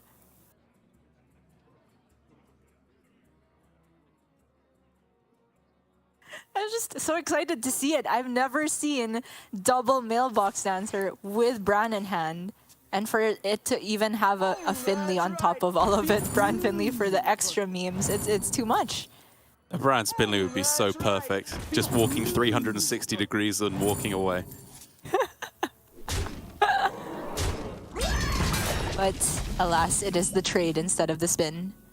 Boo. Oh man, if there were 2 Devours, we could talk about this hand, right? Getting yourself a couple of Yeah. extra coins, a whole bunch of stats as well. But with only 1, everything you play is just so vulnerable to what's on board. Gosh, I feel so bad for Mighty. This is just miserable. It is Miz. I'm not counting him out, though. I've counted him out of like 3 games so far, and he's won like almost all of them. Okay. So I believe. I believe. It's a big board he can make with the boon, double boon, potentially, right? Coin, bless, Yeah. boon, priestess boon. Yeah, it works. Uh-huh. So you get an 11 health one and a 13 health one. That's big. Uh-huh. It does require a rune to deal with.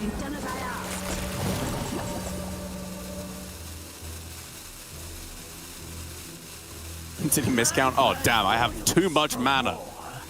It's alright. It's rune or nothing anyway.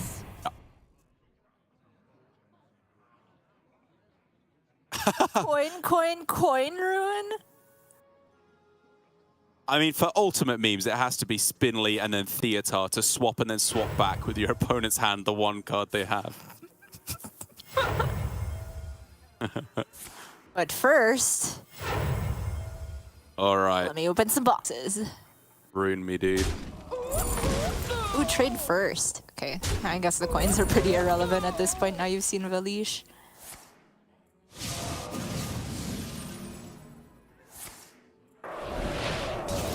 Okay. Not bad to start. Not bad either. Bad. What is not bad? Pretty good. Great. Bunny can never be without his alibi. The most innocent person you have ever seen on planet Earth. Oh, no. Yeah, okay. Man, I really wish this Kyrian did not have Taunt right now. Yeah. Tell me about it. Because that is board cleared. Oh, sorry, the 9-2 cleared up, sorry, rather than board cleared. But everything major can be dealt with location to freeze the Radiant. And the other Radiant stolen. Oh, come on, give them the golden coin. That's a triple right there.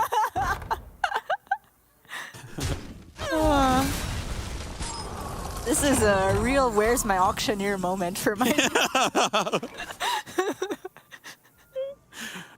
Oh, man. It's in the other deck. In the other meta. Queen's Guard with 3 coins? The combos, dude. Bunny's just giving this game away. Honestly, if I were Mikey here, I would feel slightly validated after seeing the Theatar because then Bunny will know fully that there was nothing he could do with that hand. Like, what the heck was he supposed to do with that draw? No Wig, double Radiant, no Handmaiden. To be fair, he did throw a Handmaiden, but yeah. Yeah, you would Okay. love to handmaid in this game.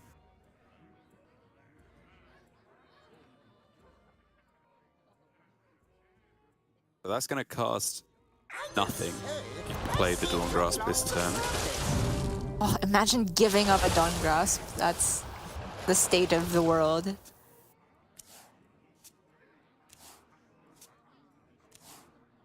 Okay, spammy math intensifies. That is exactly what that face means. So you have 1, 2, 3 very easily with just double trade. But you could have 1. I just don't think it's this turn. I think it's just Sketchy Stranger. Or he could Farden if he's really scared, but come on, this is 0 cards in hand. You're at what, 50, 60 health? I don't even know. Double cross. Oh, that's just BM at this point. Maybe maneuvers. It's kind of sick with the skeleton. Yeah, it's not bad. Yeah. He's actually at 62. What is happening?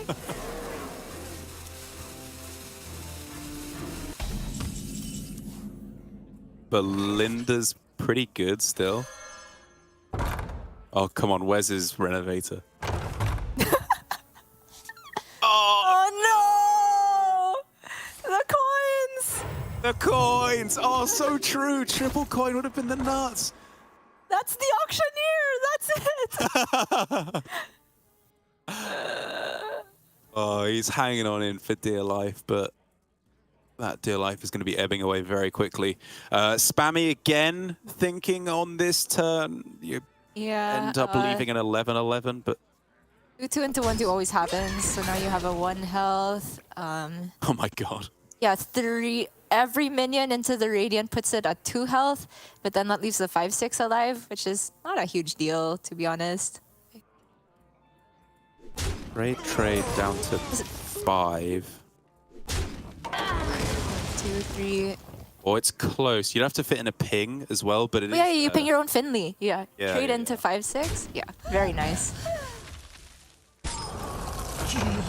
Oh, or we'll you do create that. a skeleton. Okay. That works. Yeah.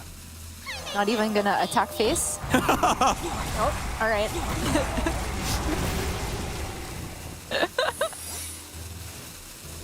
God, why are these Wig Priest games so brutal? It's just... Admin, I'd like to report Bunny Hopper for not trying to the best of his ability. He just missed an attack with a 1-attack Finley. No, Jarek, he's innocent. He has 16 alibis. Please, officer, I can't be innocent. Here's 16 places I was at the time of the crime.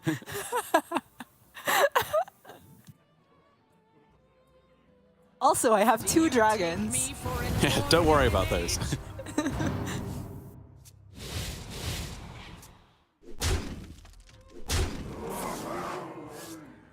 And from here, it's just the chain, right? It's big spell, parrot, big spell, renovator to destroy the location as well. Renovator ends it. Bunny Hopper's mission for the rest of this game is BM his opponent as heavily as possible. Pick me! Pick me! Take it all back, Derek. Remember when I said the big mad bunny? That's real scary. Take it all back. It's terrifying. Nothing can stop this man. Starting to look that way. First and second, 2 weeks in a row, and then straight through to the quarterfinals as the winner of the group. Uh-huh. Didn't even press the location. Oh, the value he's giving up. I think at this point, Bunny is actively just trying to get Mighty to concede as quickly as possible. He's just having fun. Like, this is exactly Bunny's sense of humor. Yep. He's at 72! Back in my day, we had less than half of that as the starting Hearthstone. Actually true. The real ones know.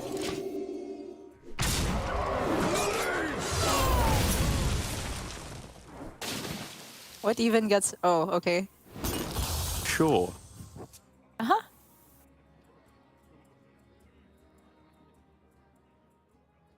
The Rune and the Drakefire on the same turn. I mean, whatever. Like, you could go Drakefire, win the game. Yeah. You could go Rune plus Drakefire. Like, you have the location to freeze. You have the hero power to freeze. Just go crazy. We have 2 little mini games ongoing, right? Which is, first, how many solid alibis Bunny Okay, okay. and he add to that total. The second is, can Mighty finally get a suspicious alchemist guess correctly? Unfortunately, he won't get a chance. Nor was there an alibi played. Disappointing. Yeah, come on, boys. Keep up with the script.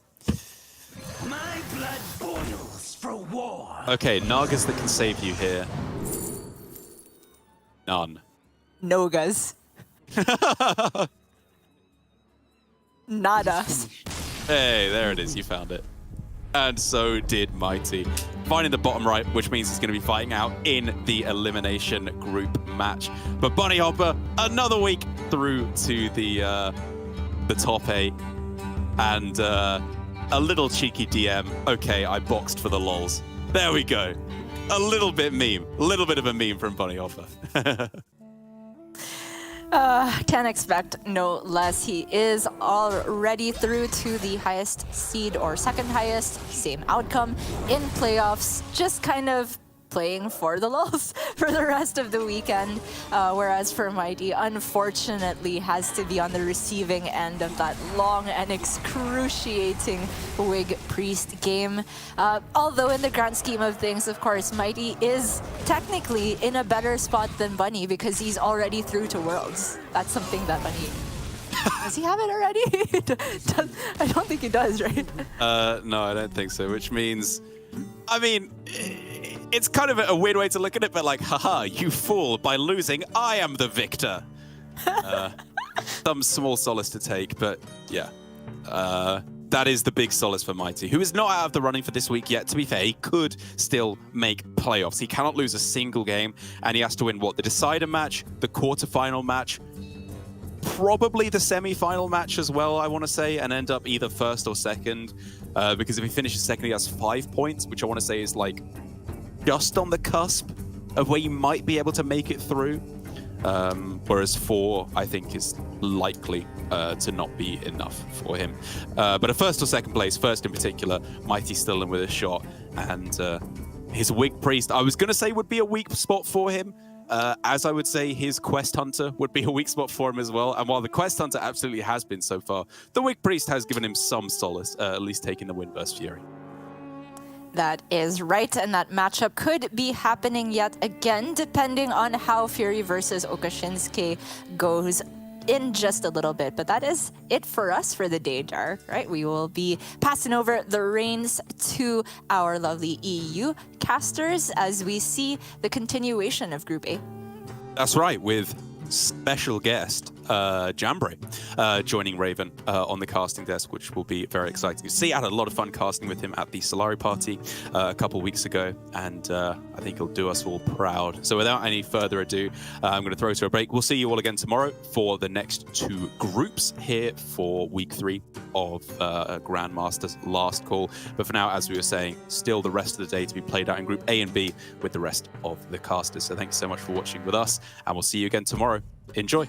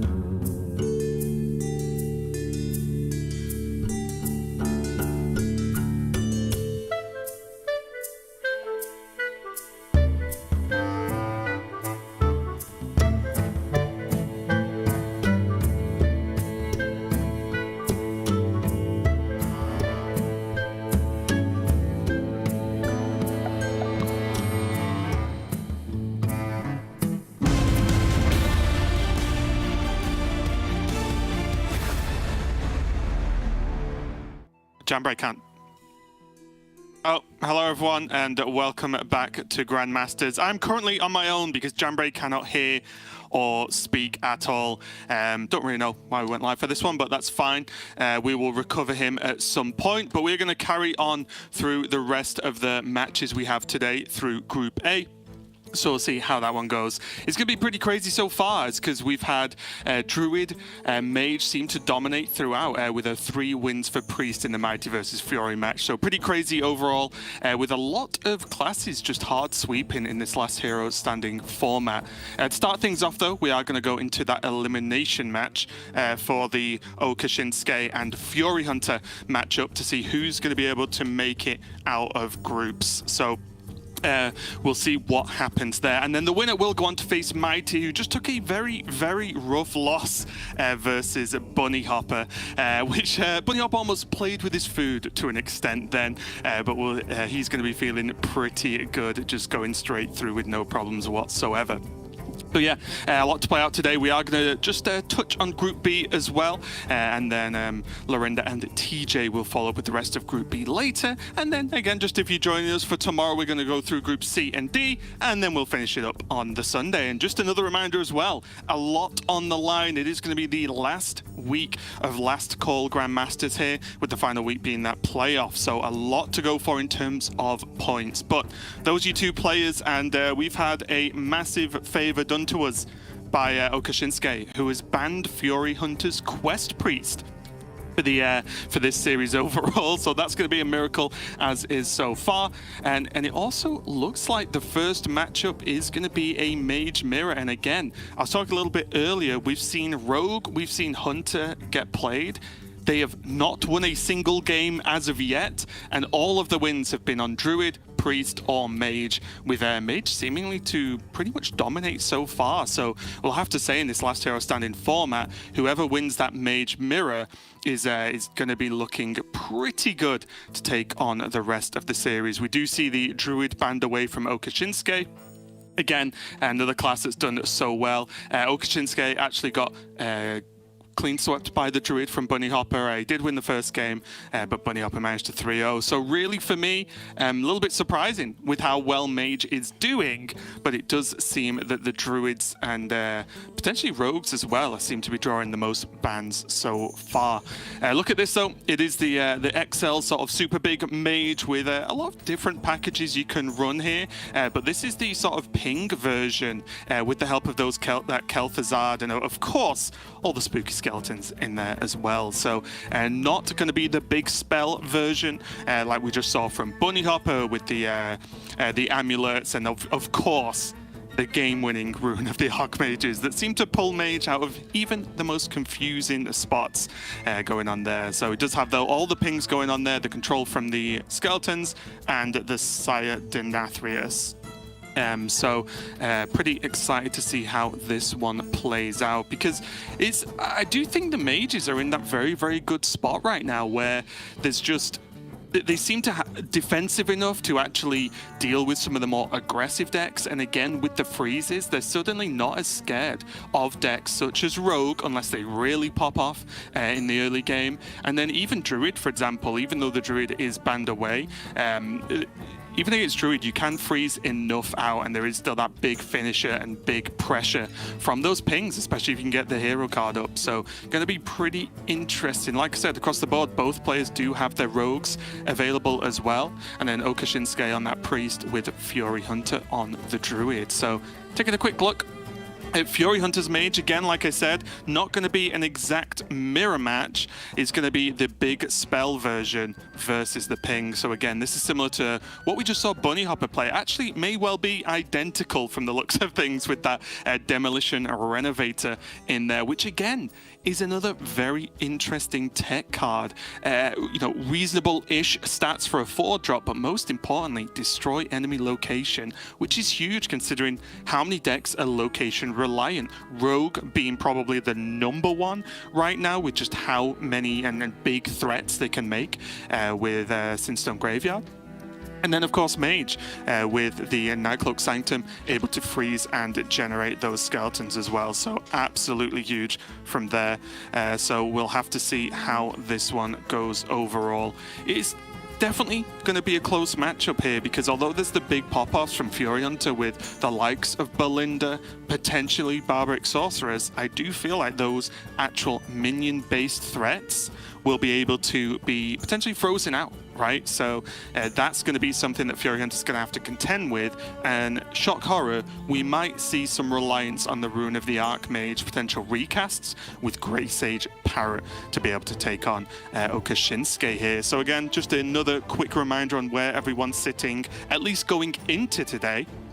Fury Hunter definitely in that current top 8 spot on 5 points, but Okashinsuke only on 2, which means Okashinsuke will definitely have to get some work done. If he's knocked out now, if Fury Hunter takes the win, that is just going to be it for him this season. Checking this out though, as we do get into game number 1, Okashinsuke has the option of a good amount of card draw with double Frostweave, but he isn't on coin, which means that is going to be a little bit awkward for his curve. So we might just see one of those kept. Oh, okay, I didn't really expect that from Okashinsuke. Kept the Commander Savara as well. I thought that can be a little bit too tricky with some of the openings that you would want instead. Fury Hunter, on the other hand, looks like he kept hold of a mailbox dancer there as well. So I'll have to see how this one plays out so far. Does have Nightcloak Sanctum, but again, these minions shouldn't be too much of a threat from Fury Hunter. Normally, I mean, both mages, I guess, the most you really have to contend with are like 2/2s, 2/3s in the early game, which, although annoying and can start chipping away at health, not really the biggest problem. They can just be ignored to an extent. Shinsuke, yeah, gonna have to skip that turn. This is a little bit of the price he's gonna pay now with this awkward hand by keeping the Savara, and laughably and maybe typically has no spells to even start juicing it, even with the Varden pickup. Okashinsuke will definitely be wanting to go for that Frostweave here. Does get a spell, but it's not gonna be Frost, which means no 1/1s for him. A little bit awkward, and Rune of the Archmage means that that's still just gonna be stranded in hand for quite a while. I think Jambray might have joined us. I'll wait for him to speak to let me know. In the meantime, though, Okashinsuke does get hold of a coin, which weirdly enough will help him out with that Savara if he wants to sort of bank a coin in there and just start to accelerate it that way. Fury Hunter just going to get Nightcloak Sanctum down. He's piecing this together very quickly now with the turn, well, planned, I guess, turn 5. Barbaric Sorceress does mean that you can potentially pop off just a little bit with this Rune of the Archmage if you can hit it against something small like the coin. And honestly, even the Blizzard would be fine, right? To just cast it on turn 6, so definitely not the end of the world either way, at least for now.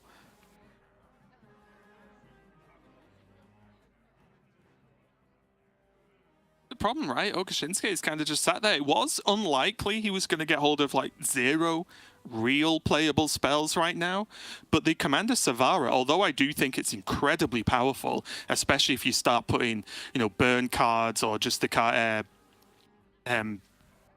forgot the name of now that's going to increase the hero power. Not doing anything now, and what's he even going to do? It looks like it might even have to just be a ping pass. Really sure where he's going to go here, because he is just losing time. There's even the weirdest chance that he could utilize this coin to just coin out Kael'thas next turn. Obviously won't really want to be sitting with a coin in hand going into that turn. Oh, Jambray's alive. Brilliant. Hello. Can you see the game? Perfect. So I didn't even get to intro you. Everyone, welcome Jambray to the stream, our special guest caster.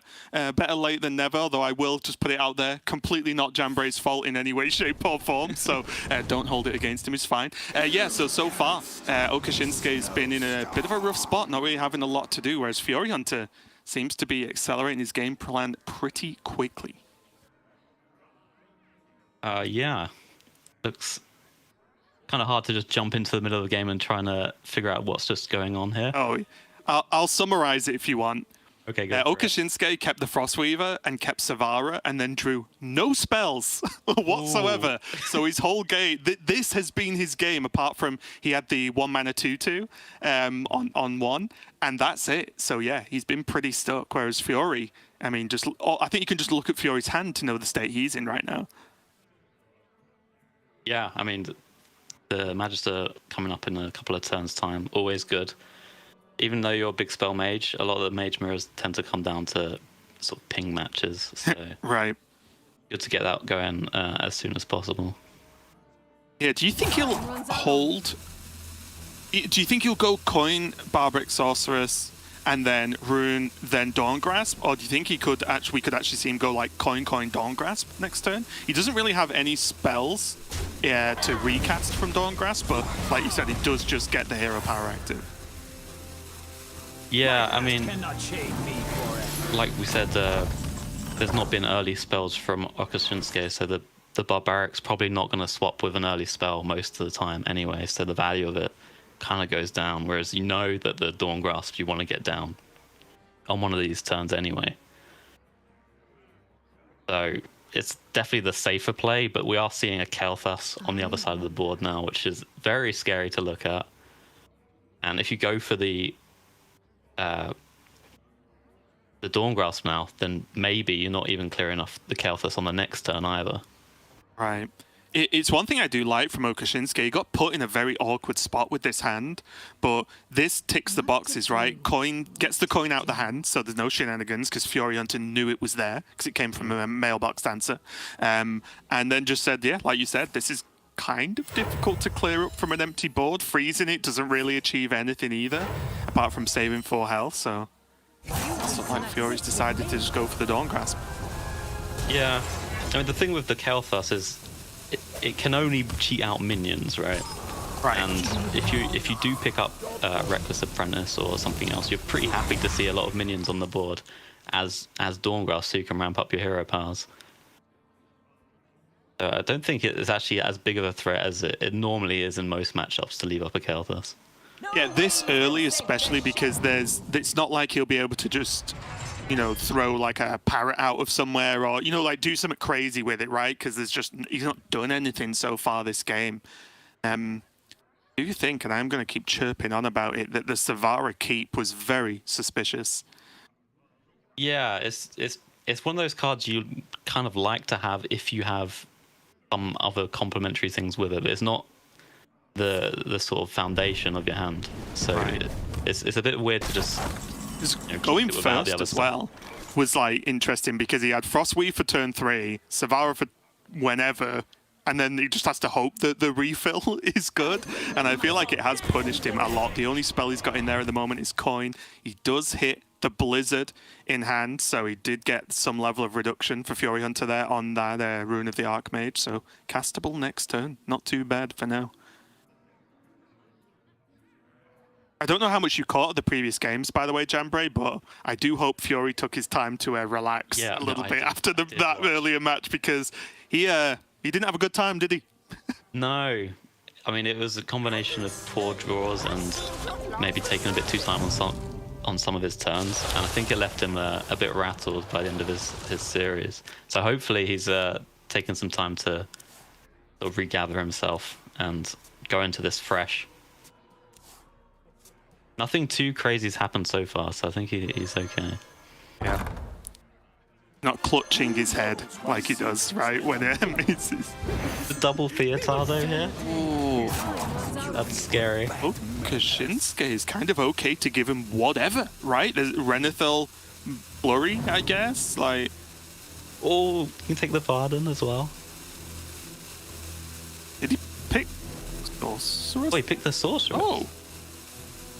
Huh.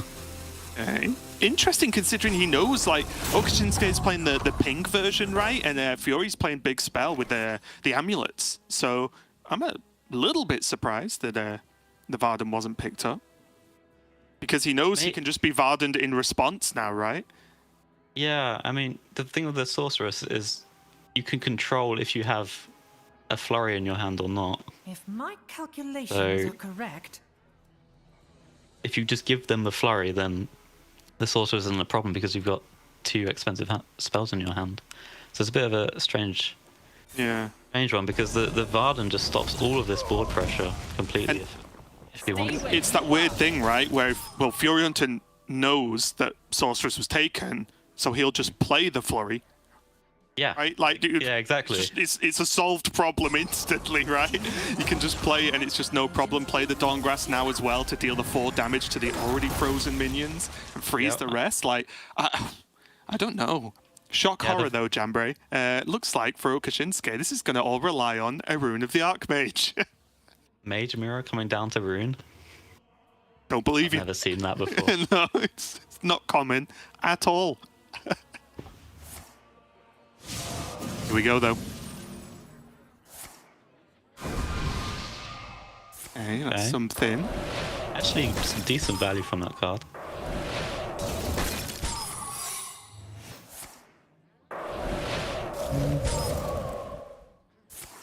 Oh, no. Okay, Wildfire. Yeah. That's something. Yeah. The rest of the spells are so bad that we're getting excited over the Wildfire. Hey, look. He's... Oh, another one. Oh, insane! He is playing Ping Mage, and he's not drawn anything to buff his ping damage yet, so that was a big deal. Double Wildfire. I'd take that and freeze the board. I think that's fine. Yeah. It actually didn't turn out too bad. It started off really badly, but Fox finds a way every time.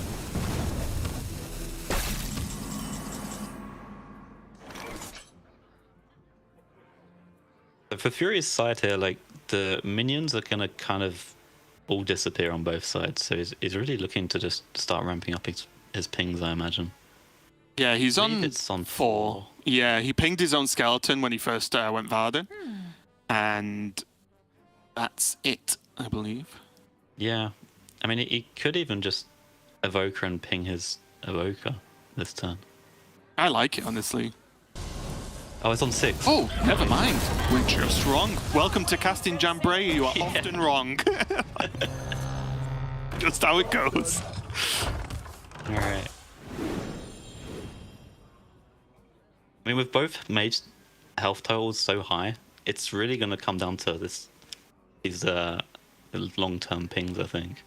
Yeah. But one player has the hero and one doesn't, so for Okashinsuke, he's really got to find a way to maybe draw cards, and Rune's a great way to do that.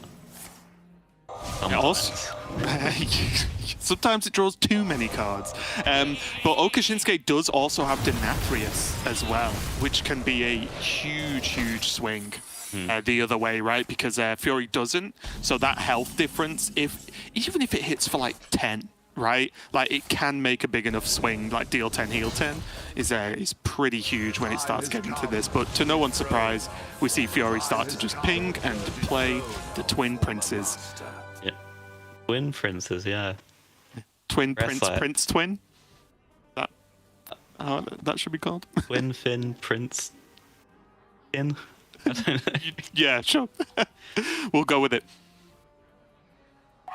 Okashinsuke, though, with that rune, did not really achieve what he wanted it to, right? His options right now are fairly limited. Can just freeze out this board or Alibi or whatever, but one thing I do think he needs to do is just press that hero power at some point.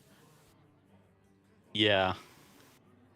I mean, Fury is fireballing every turn, but even so, that's still a very long clock when you're on 39, so it doesn't actually need to hurry too much here. You might not want to use like the Reckless really in this spot, because it can be a lot of burst damage or a lot of ways to ramp later on when you draw the Dawngrasp. Right, goes for the Barbara with a solid alibi in hand. Could have gone badly for him there. Yeah. Would have been a little bit spicy. Although at this point, with so little to do, maybe you can just spend 9 mana on a solid alibi and say, you know what, it's kind of like Ice Block, that'll do. Maybe he's trying to bait Fury into playing the rune, because it would be beneficial if it was a bad rune. He's like, I'm going to make it cheaper for you. You go ahead. You know, that's when you're in a rough place. It's like, yeah, rune, because it might go wrong. Go. I was saying before again, I don't know how many of the matches you managed to catch this morning, but like every series has ended with a sweep, right? Like Druid swept one, Priest swept one, Mage swept one. It's like it's kind of brutal how sort of impactful last hero standing is being, right? Like you don't normally feel like one class is carrying this hard. It's great. Yeah, I mean the meta's not super polarized right now, so some of the counters are like soft counters at best. Right. A lot of the time. So They're not 80%ers, are they? Yeah. So traditionally, like LHS, you'd cure a match, you lose, then you cure a counter, you beat them, so forth. But when the counters aren't super hard, your counter deck, if it loses, you're gonna get sweeped a lot of the time. Right. I can take them. Wait, not all of them. Now the damage is really ramping up. We've got very limited time left for Okashinsuke. It's already spiraling out of control, as it often does. Like you said before, right? If one player has Dawn Grasp and the other doesn't in the mirror, or more or less mirror, it gets very, very difficult to recover because the cards almost don't matter anymore, right? It's just the hero power just railing your opponent. Especially when they're both 40 health mages, and it's that window to have a minion push to kill them is very small. When you're against a 30 health mage, maybe you can get there with some pressure, but with the boy, it's really, really hard to actually lethal them. Yeah, and Okashinsuke just not having Denathrius in his hand all this time is huge, right? Because he could actually be feeling comfortable, at least for now, with all these minions, if he'd been juicing Denathrius, but it's not there, and by the time it comes, even if it ever does, it's just not going to deal the damage or the heal required. Yeah, it does have a solid alibi to buy him a turn, and the pings aren't going to kill him yet. So if he does pick up the hero, that's going to buy him another turn. And then maybe that's enough time to find something. I mean, there is a board. Going to push a fair amount of damage here. Just tough, Tommy's on isn't the it? other end, but there's no 1 health. And oh no, there is a 1 health, sorry. The bird. Yeah. Actually a good setup from Fury. Pelican coming in clutch. Yeah. What's my purpose? To die. It's like... Oh, he's going to choose now. And I kind of like this, right? He's on 15. He has the mana knocking around. Is there a better time to press Solid Alibi? Almost certainly not at this point for Okashinsuke. Yeah. He is in desperation mode here. There's maybe 1 or 2 turns to find the hero or Denathrius. And with the board gone now, it kind of needs to be the hero first.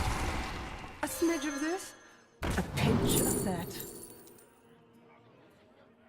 Ooh, do you pick Ice Barrier, right?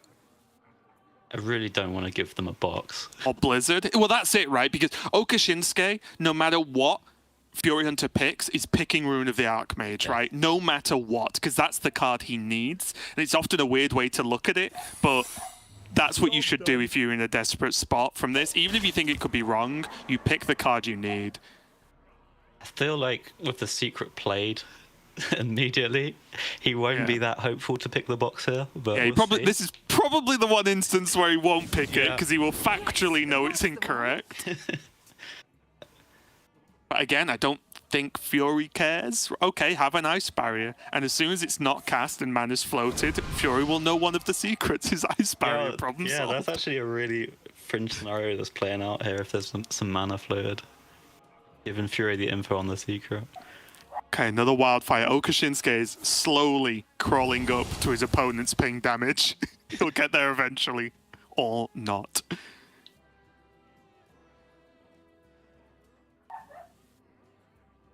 Tough as well because the Reckless, even though, the damage from its pings, great. But as a minion, he knows it'll achieve nothing because he also knows that's Ice Barrier from Fury Hunter, which means that it's never going to attack phase. Yeah, and with the second barrier in hand, like, actually want these minions to hit your face. Right. So, don't really need to clear them. Let me remind you Going who for you're the box. dealing with. Open those boxes. Okay, not a bad start. mystery secret as well for Oka Shinsuke to contend with. Wow. So much value just came out of that box. Stay where you are. Dang, whenever mine plays Frozen Touch, it always hits my own face.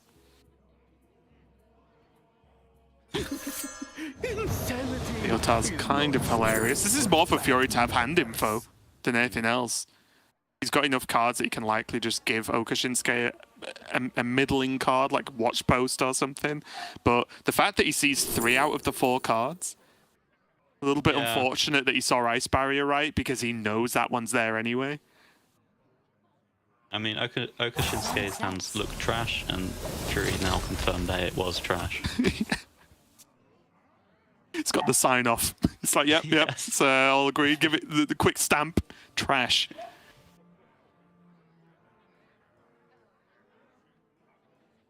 At this point, is there anything Oka Shinsuke can even really do? Because even if he got Hero Varden next turn, because it's obviously not there this turn, is that just too little too late, do you think?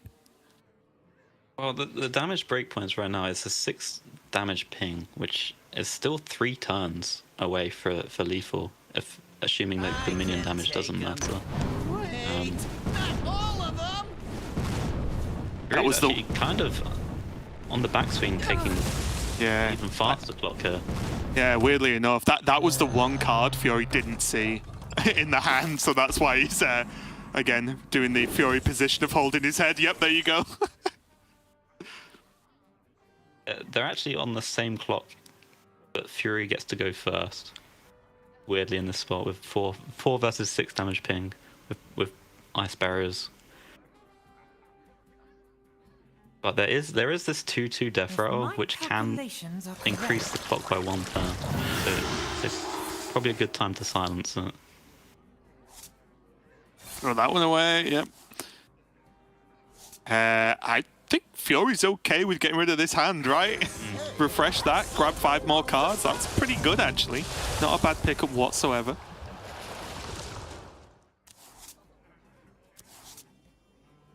Now he can get the death rattle, but it means he can't ping, so unlikely to go for that. The Alchemist could be huge. If it picks up burn, that could give lethal next turn. Will it give Oka Shinsuke lethal? Oh no, you'll get it first anyway, right? So it's fine. Oh! Oh! Wait a minute. It's going to be, what, 5 armor goes to 12? He'll ping for... What will he be on 6? Yeah. I don't think he's played any other fire spells. Just the wildfire. Fucking the minion here.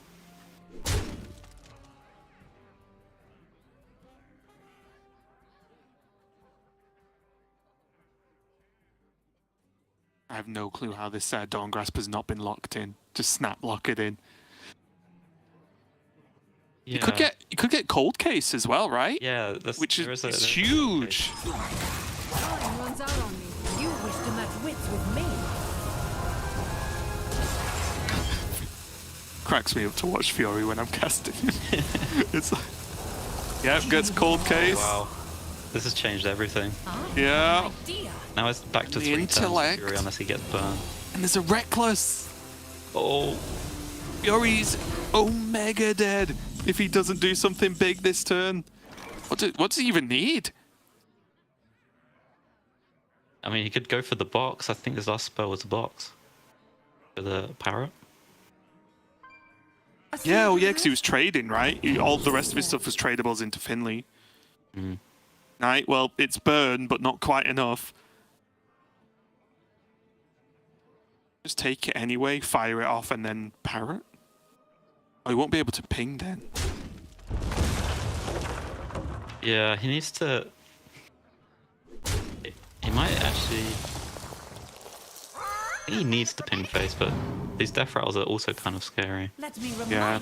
Does he need like 5 Cold Case or something? Yeah. Oh no. This doesn't look like it's going to be enough. Flame Strike! sets. Does have a 0 mana other ignite. Oh no. So many useless spells. Yeah. He's just dead. What? How did that even happen? I mean, it did look like Fury was just getting out the whole time, but like I said, even though if it was a fireball turn, the clock was so long, it gave the time. I think the Theatar missing the Reckless was the biggest pain for Fury, because if he picked that up, he'd be absolutely fine. Yeah, it probably would have been like an extra turn ahead, right? Because that was just it was so much extra damage. And again, it's the weird thing, the big difference between Ping Mage and not towards that late game scenario where Dawn Grasp, if you do get the hero, and even without, your pings can still be mildly threatening, right? Even if you can get up to 3 or 4, it's still a decent amount of damage if you just, whipping them in every single turn. So yeah, a big loss for Fury, one I was not expecting. And that means Oka Shinsuke goes to a 1-0 lead. And we've seen Mage win a lot of games of Hearthstone today, so we'll see what happens next. Does look like, though, Fury is going to be jumping over to his Druid coming up now. What do you make of the Druid versus Mage matchup, Jambray? I really like it for the Druid. Mage, they can freeze your big stuff, but it kind of remains there as big stuff for a while. They're very good at dealing with small boards with the Deathborns and things like that, but Druid doesn't have them. So once you ramp up, you're just fine, and then you have all these late game win conditions. Denatrius being the main one, which can just lethal Mage straight out. Yeah, it's one of those interesting ones, isn't it, where Druid's gone back to, most players, not every player, but most players aren't playing Kazakhstan anymore, and they've gone back to these Naga Giants, along with, the rest of the top end that we're kind of used to seeing by now. But I do think it's interesting because it's that one sort of weird way to be out freeze decks, obviously less relevant now with Shaman not being represented this week, but against Mage, it's like, oh, well, they can freeze all your stuff. It's like, right.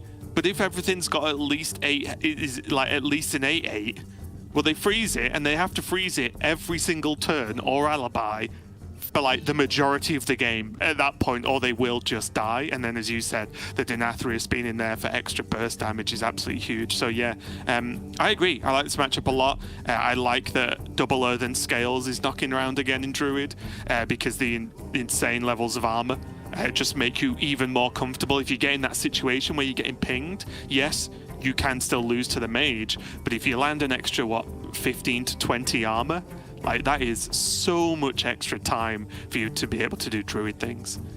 Yeah, and with all the freezes, the threat of Starfish is there. There's only one in the deck, but Druid draws a lot of cards. If you've got a lot of Giants on board, Starfish, Battlemaster, it can do a lot of damage.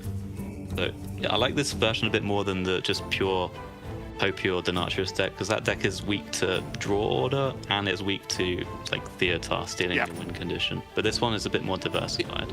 It has loads, right? It has Devouring as well, which can just solo a game if it really needs to sometimes. You've still got Raid Boss. I've been playing this like this morning on ladder, and I like it a lot. It feels like weirdly flexible for a Druid deck, which historically normally does one thing and does it very well. This Druid deck feels like it does everything very well. So we'll see how it goes as we get into game number 2. Last hero standing, of course, in case you've joined us recently, which means that Oka Shinsuke will be on his Mage until he loses with it, and then same for Fury if he wins with his Druids. Let's see how it goes. What do you think of the opening hand so far? It's not too bad for Fury Hunter. He has double ramp into Nourish. He has a Moonlit maybe for later on. It's kind of lacking like some of the big threats, but you have plenty of turns to pick them up. For the Mage, it's fine really. You've got sort of an aggro hand. Yeah, hero power buffed, card draw, cold case to keep curving, like it's ticking a lot of the boxes. I think one of the biggest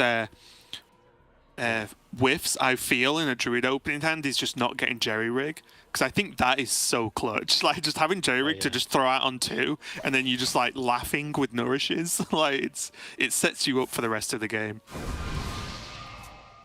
think my favorite card to have in opener is like Innovate. You just always have a smooth hand with an Innovate. Yeah, you can achieve anything with one Innovate in your life.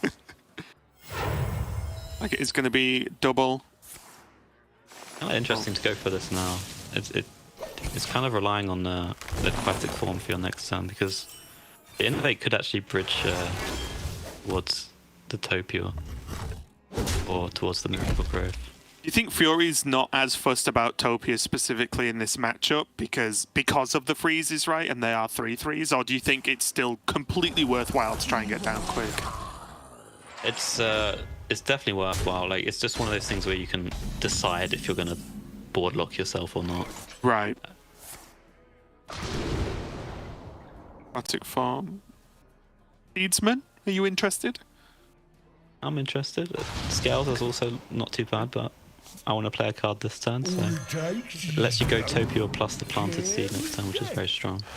I'll make a great salesman. Seedsman, are you interested? Yeah, I'm interested. Okay, well, great. Yeah, done. Deal. You upsold me there for sure. But most importantly, at least, Magister Dawngrasp is in Okashinsuke's hand now. So although he's trailing behind, as you often do against Druids in mana, once he gets it active, you know, especially with that Ruin of the Archmage follow-up, like the game is really going to start kicking into gear for Okashinsuke, because he has Alibi and Flurry and Blizzard to at least try to buy himself time. If he's really scared, then Alibi just solves almost every problem for a turn. There's one thing I like to do depending on what sort of board state you're in and how defensive you need to be, but you just Alibi turn 6, so then Dawngrasp might just cast it again, so you can just have 2 turns of sheer freedom. It's great. Yeah, it's certainly frustrating to face that on the aggressive side, which the Druid is turning it out to be right now. For the Mage, when there's not really too much like minion pressure coming out anymore, and it's not going to be because of the Topia. Yeah. He's got to really just think about trying to ramp up his pings with the Magister, which is going to usually require a couple of turns of like setup, especially because it's going to be even costed hero power, and all these minions summoned from Topia are going to be odd costs. So maybe ramping up might be hard.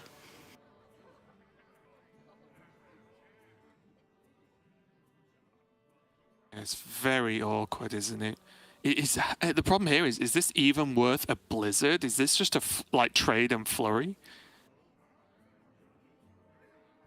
I mean, you could honestly just not play a spell this turn and just ping his small minions. I think that's fine as well, and just save your other big things for later. Blizzard's just throw out the 1-drop. Blizzard's fine because it's likely to be recast from the Dawngrasp. It's going to clear up maybe a couple of boards. I do like this as well from Okashinsuke, right? Just pushing the 2, because any points of damage are a big deal. If your opponent doesn't get hold of Earthen Scales and can get a sort of big one off, it does mean that all this little damage, once you start being able to Dawngrasp ping, is pretty big. And there's Modresh, something that actually does make a dent in a Druid board. One of the few things right now that can actually deal with Druid shenanigans. Yeah, especially when it's all giants on the other end. They're not really going to get bigger than 10 health. Right. But when you do start getting scared for the starfish, I think that's the time for the Mordresh. Yeah, now mass polymorph as well in there. So Okashinsuke is pretty set up for the majority of the game, I think. I do agree that actually activating the buff on the pings is going to be difficult. But other than that one issue, Okashinsuke is alright. If he needs to clear a board, he can soon. If he needs to freeze a board, he can multiple times. If he's scared completely, he can Alibi. If he needs to just obliterate a board, he's got mass polymorph. Like, Okashinsuke is probably feeling pretty great right now, and Fury really, I think, needs Denathrius ASAP. Yeah, he needs to sort of go for a long-term game plan here. Because small minions each turn are just going to not do a whole lot. But like you said, Okashinsuke, even though the ramps might take a while, he's got a while because he just has such good answers for any threats coming out from Fury Hunter. Interested about this turn though, because Kel'Thuzad honestly, to me, looks absolutely fine, but you don't get to ping face. So it's a little bit disappointing as well. So, a little bit tricky. I wonder if he can take it just a touch slower and maybe use like the hero power to just the hero power. Sorry, the location. He can ramp off the minion. So I think he might go for that. Oh yeah, it's nice. Actually gets to activate a ping. Always ramp. Yeah. You know, one time I ramped up to 19 against a control warrior. And I lost. Oh, great. Never saw that ending coming. That was a true twist at the end. Yeah. It was against the Kaz Druid, and he got the treasure with the big golem that gets bigger based on your spells. So oh, and then just punched you. And then he embers me twice.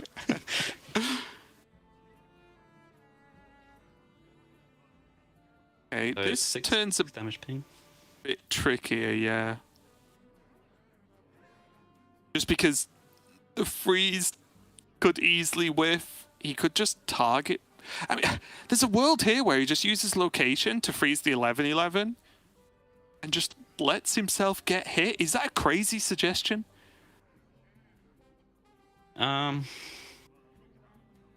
the worry is obviously Battlemaster Starfish.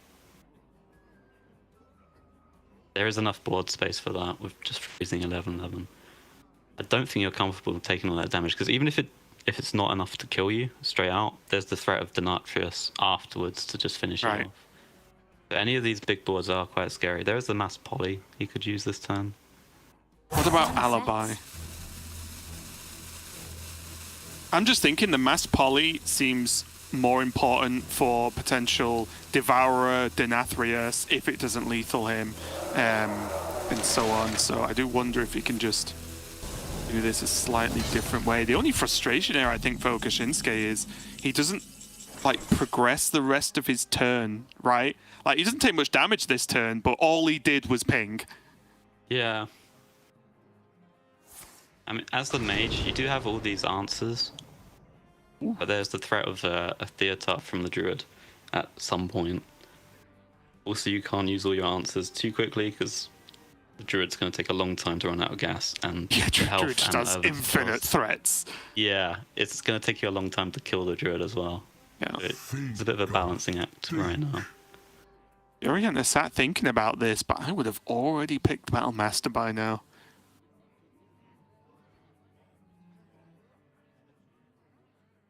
Yeah, he doesn't have the Starfish. There is some argument he wants to take any amount of card draw here as well, so that he could find Sire a bit quicker. I'm guessing he's yoinking the polymorph. Oh! Or takes the Brown.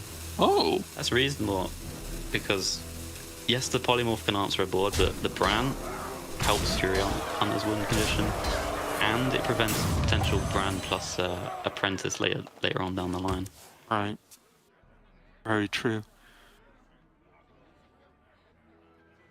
And if this board gets polymorphed, you.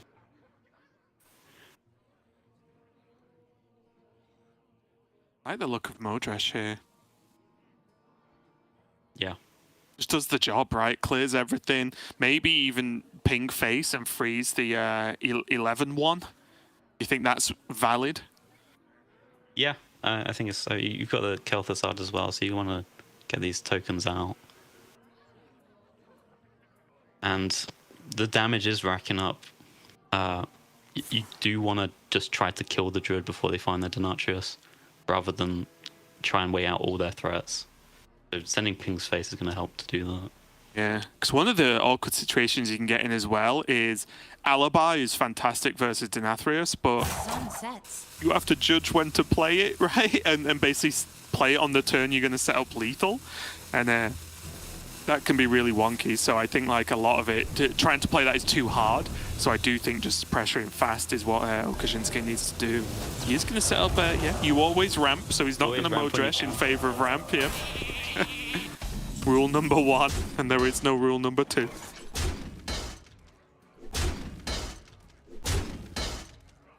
Time to Wind Fury those sheep. Make this look Getting in the big damage. All your big minions are going to do one it later on anyway. Yeah, exactly. Just get the damage in now. Push the 1 twice. There's 2 minions that can attack against a freeze mage. You got to cash in on that. The time has come to dethrone our former master. Also kind of interesting plays as well. Something I found myself doing a weird amount of time, I'll admit, is actually going Bran Ashara to just get the double treasure proc. You know, it depends on what you want to do in the matchup, if you need the big value or the Colossal or something. But Yeah, we actually saw that from both Bunny and Fury Hunter earlier for different reasons. Bunny for just burn damage through the weapons, and Fury just desperately seeking Colossals for an out for a big board. So it's definitely a very flexible play you can go for. This is kind of interesting as well from Fury. Obviously, he's limited by what his hand is, but he's actually keeps just making boards that are going to do damage if they're not dealt with, but they're costing Fury nothing. Right, like he's played Renathal, the spamming to kill his own board, got a couple of little shrubbery dragons and a 1-drop, right? But it's still a board that Okashinsuke can't just go, yeah, okay, you know, hit me for 12 or whatever it is, right? Like he won't want to just take this damage, but it will sort of hoover up resources from Okashinsuke. Stay where you are. Yeah. The thing with these freezes, now that so many cards are drawn, the chance of Starfish Battle Master is very high. Right. You only need to kill a minion if it's big. If it's these small ones, Fury's not going to likely use his Starfish on them because there's just not enough damage to push face. Although with the Sire, maybe. Wait a minute. Damage now plus the Sire later is enough. You have a brand for the Sire. This could be the turn where you want to cash in the Wind Fury because I'm not sure it's going to happen later. And you do actually push quite a lot here. Yeah. And also as well, it'll make Okashinsuke almost certainly clear the board. Great. Then Fury has the choice between, one, is this Denathrius with Bran enough? If not, he has Scale of Onyxia if there's a minion on the other side, right? Which then just further juices his Denathrius. Yeah, you almost want this board to die. So yeah, exactly, yeah. make it more of a threat by pushing all the damage now. Just play Ivers. There you go. Yeah, you can do that. You've got to clear it now. That rope's burning again.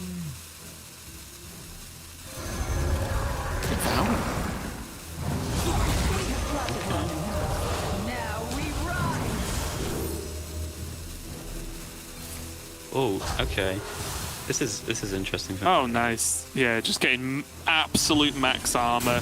Of course, there's a chance that Fury sat there scared of Denathrius, right? He doesn't know Denathrius isn't in hand for Okashinsuke.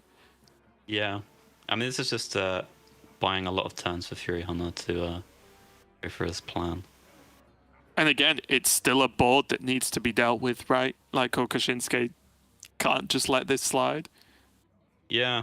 I mean, you kind of always tend assume the mages just got infinite freezes, but we're seeing that they don't in this spot. I mean, they have the Varden and they have a board clear, but after that... Do you like the Varden this turn? Because Fury's board locked himself. Yeah, I think I do. I think the case with Solid Alibi is that it doesn't block Denathrius damage because it's dealt one at a time. The animation makes it look like it's all at once, but I think it is an individual ping each time. So that the Solid Alibi also might want to be used to block a big board like this as well, and acts like a freeze. Whereas later on, it might not actually block enough damage. Tusks. Fury Hunter's upset. Shattering.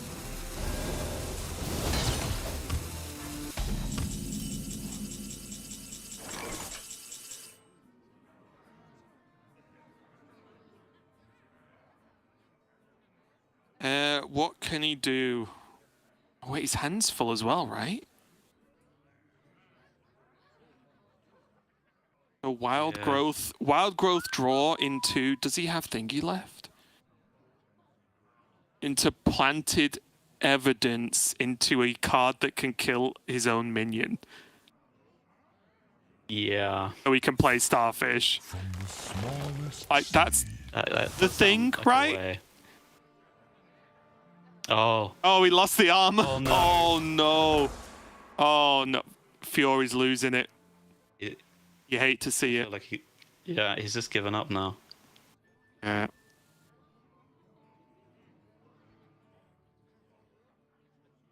Oh, I'm getting confirmation that I was wrong about the Yeah, damage. I thought so. I had my typical, like, I'm pretty sure I've blocked it before, but because you said it and I trust you implicitly, Jambray, I was like, well, I'm an idiot. I'm wrong.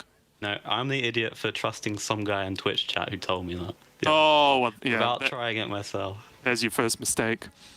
Never trust. Yeah, Fury's just had a rough day. And sometimes it happens. I think he's missed damage up until this point as well.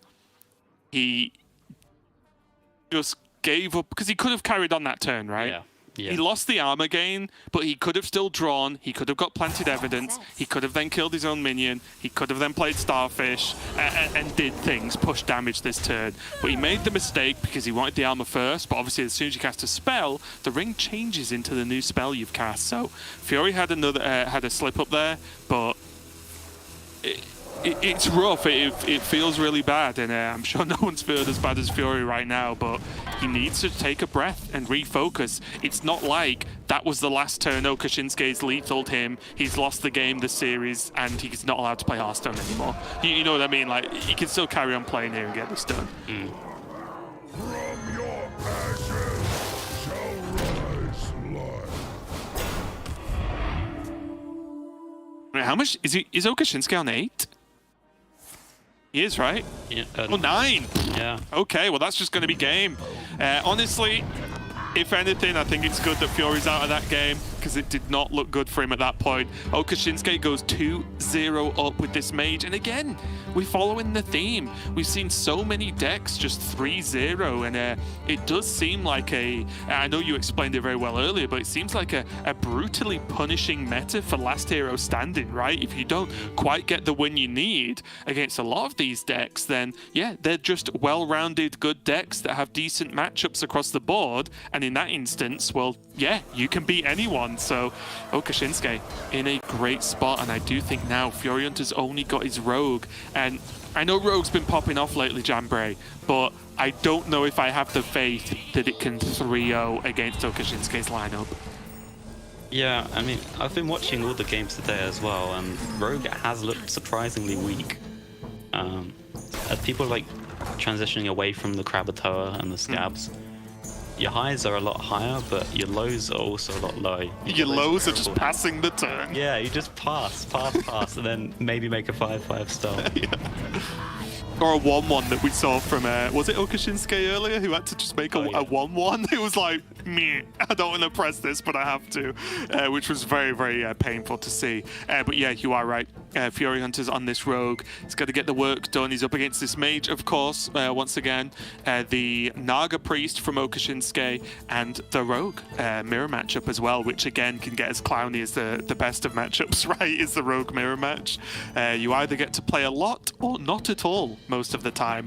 As you said, we see no Krakatoa, which honestly is the first time I saw it, Jambray, I felt like reporting a crime. Because that card is very, very strong and it's just not in the deck anymore, just because Edwin got buffed. I'm not a Rogue specialist at all by any stretch of the imagination, but even though people are telling me it's right, it feels wrong. Yeah, I mean, it makes your Edwin better running a bunch of cheap spells, but if you draw some spells, if you draw a lot of cards into the Krakatoa for next turn, I'm not too sad. It's only bad if you immediately draw it. Right. The other argument is that the Shroud's a bit more consistent finding your nulls if you remove a minion as well. Yeah. I'm choosing to ignore those arguments and just say King Crab wins. But let's jump into this game. What could be, if the theme of the day is keeping on track, the final game of this series. Okashinsuke on this mage once again. Fury Hunter does have a good opening so far. We've not seen the third card yet, of course, but Cutlass for the tradable turn 1, Shroud of Concealment for turn 3. That's pretty much what you're looking for initially, right? Yeah, definitely. And for Okashinsuke, normally the Sanctum is a premium in your mulligan, and he's going for it here as well. But there aren't really that many freeze targets until I see you. the stealth have attacked. I suppose you could just leave it on board, get ready for them to attack, and then just... That's it. I think on coin, the double 3-drop keep, I can definitely see. Purely because you play the location and you've just banked it, right? You don't have to press the button. And the one big fear for me, and maybe it's an emotional reaction to the game instead of a smart reaction, is that if Fury, say, does pop off on turn 3 or 4 with an Edwin, and you threw the location when you could have just froze it and bought time, you feel pretty bad about life. So we'll see if that's going to come into play. An early null, though, from Fury Hunter. It's one of the big discussions with Rogue players at the moment is when do you actually commit these cards, right? Do you save them up? When do you pull them out? Can you afford to play them out turn by turn like Fury's doing right now? What do you think of it in this matchup? Do you think Fury's on the right track? I think the health total and the late game freezes are so abundant. You have to get in the chip damage early and then finish through burn. If you go for the traditional plan of trying to make the biggest thing you can on like turn 6 or so, it's going to be met with freeze after freeze after freeze, and you haven't really pushed any damage. By pushing these early boards, you're limiting their mana, basically, and saying you don't have the mana to deal with what I'm doing right now. And maybe I'll just get there before your more expensive things come online. Fury's chosen violence. Yeah. All in. Yeah, it's just, you know what? These cards could all be played this turn, and I hit him with a dagger. Decision made. There was no pondering going on here. And I think it's right, though, from Fury. Like, what is he going to wait and wait and wait? Like, as you were, very well describing there, you can't just sit back and let Mage do stuff, right? They'll gain armor, they'll start hurting you, they'll have the clears for the big cards, they'll have the freezes for your stealth minions and so on. So, I agree with this implicitly.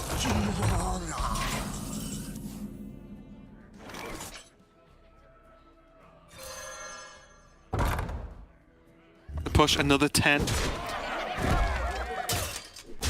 Yeah, again. See the 1-1? We're not. Oh, no. I think This damage. Are you really going to get 2 stealths out of that? Is he just hoping worthwhile? to get exactly draw next turn? Yeah. There's always the gap, right? Maybe he thinks he's got at least 2 more turns left, so that he would rather have one bigger one next turn than a 1-1 now. But I do agree. I definitely wouldn't have hated the button press there.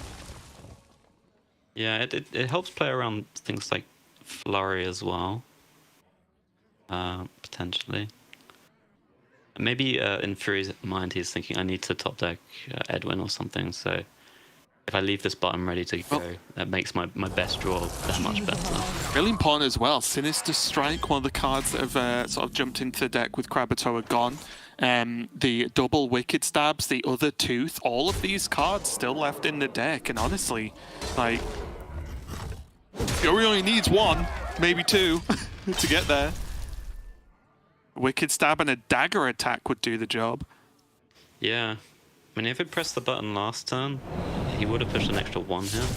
Yeah. Which, he holds. Might be relevant. Might be relevant. You're doing great work already, Jambray. You've got to remember when 1 damage was missed and then come back to it right at the end of a series and be like, if that 1 damage was pushed, we'll be in a different timeline right now. Exactly. So, maybe some armor gain available here for Okashinsuke from the war drop. I think I like Also, it because the 2/2 probably needs to go into the null with the ping at the ready, right? Yeah, I mean, he could risk it and go Bran with it next turn, but it's just You're dead to a so phase, though, yeah, right? you're so close to Oh, he got something big. What did he get? Oh, it's filthy! Oh no! This deck, this is one thing I never understand with the way this deck's built. Deepwater Evoker can draw Wildfire. But it got Rune of the Archmage, the highest cost spell in the deck, and Fury is losing it. And honestly, at this point, I don't blame him. That extra 9 health is Oh no! literally the difference between winning and losing here. Unbelievable. The big question now is, does he make the 1-1, Jambray? He might need the 1 damage. He's holding. Stick to Holding your our guns. hope. Always hold. I know, yeah, if you left it hold once. Always hold, always ramp. Yep.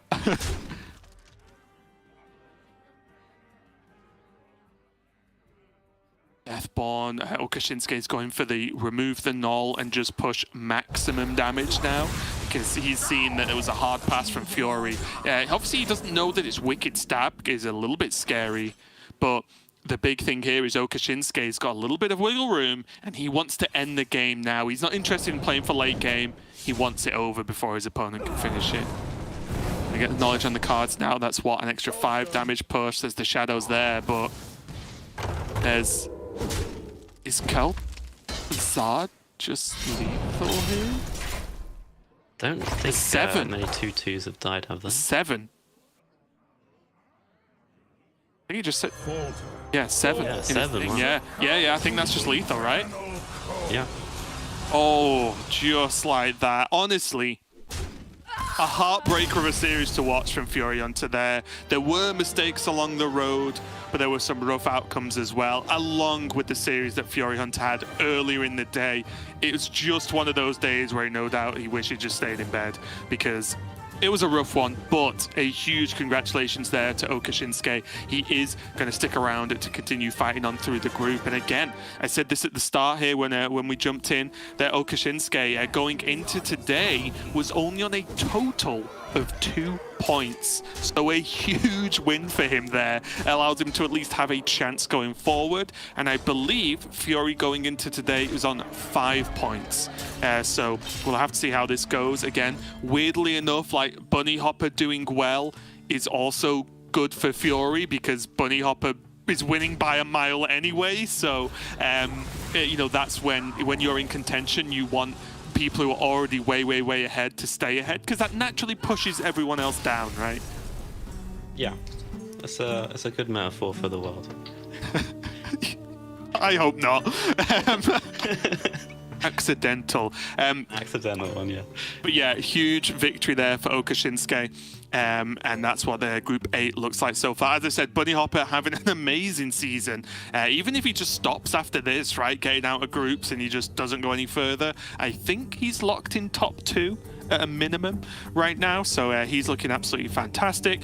Mighty is going to be the player who faces down Okashinsuke to see who joins Bunny Hopper to make it out of Group A. And again, I believe both Mighty and Okashinsuke really want this because Mighty was on 1 point and Okashinsuke on 2. So a lot to play for in this next match. But we are going to go to a break while we set this one up. I think we're going to give Okashinsuke just a few extra minutes of the break. So don't go anywhere and we'll be back with some more Hearthstone Grandmasters.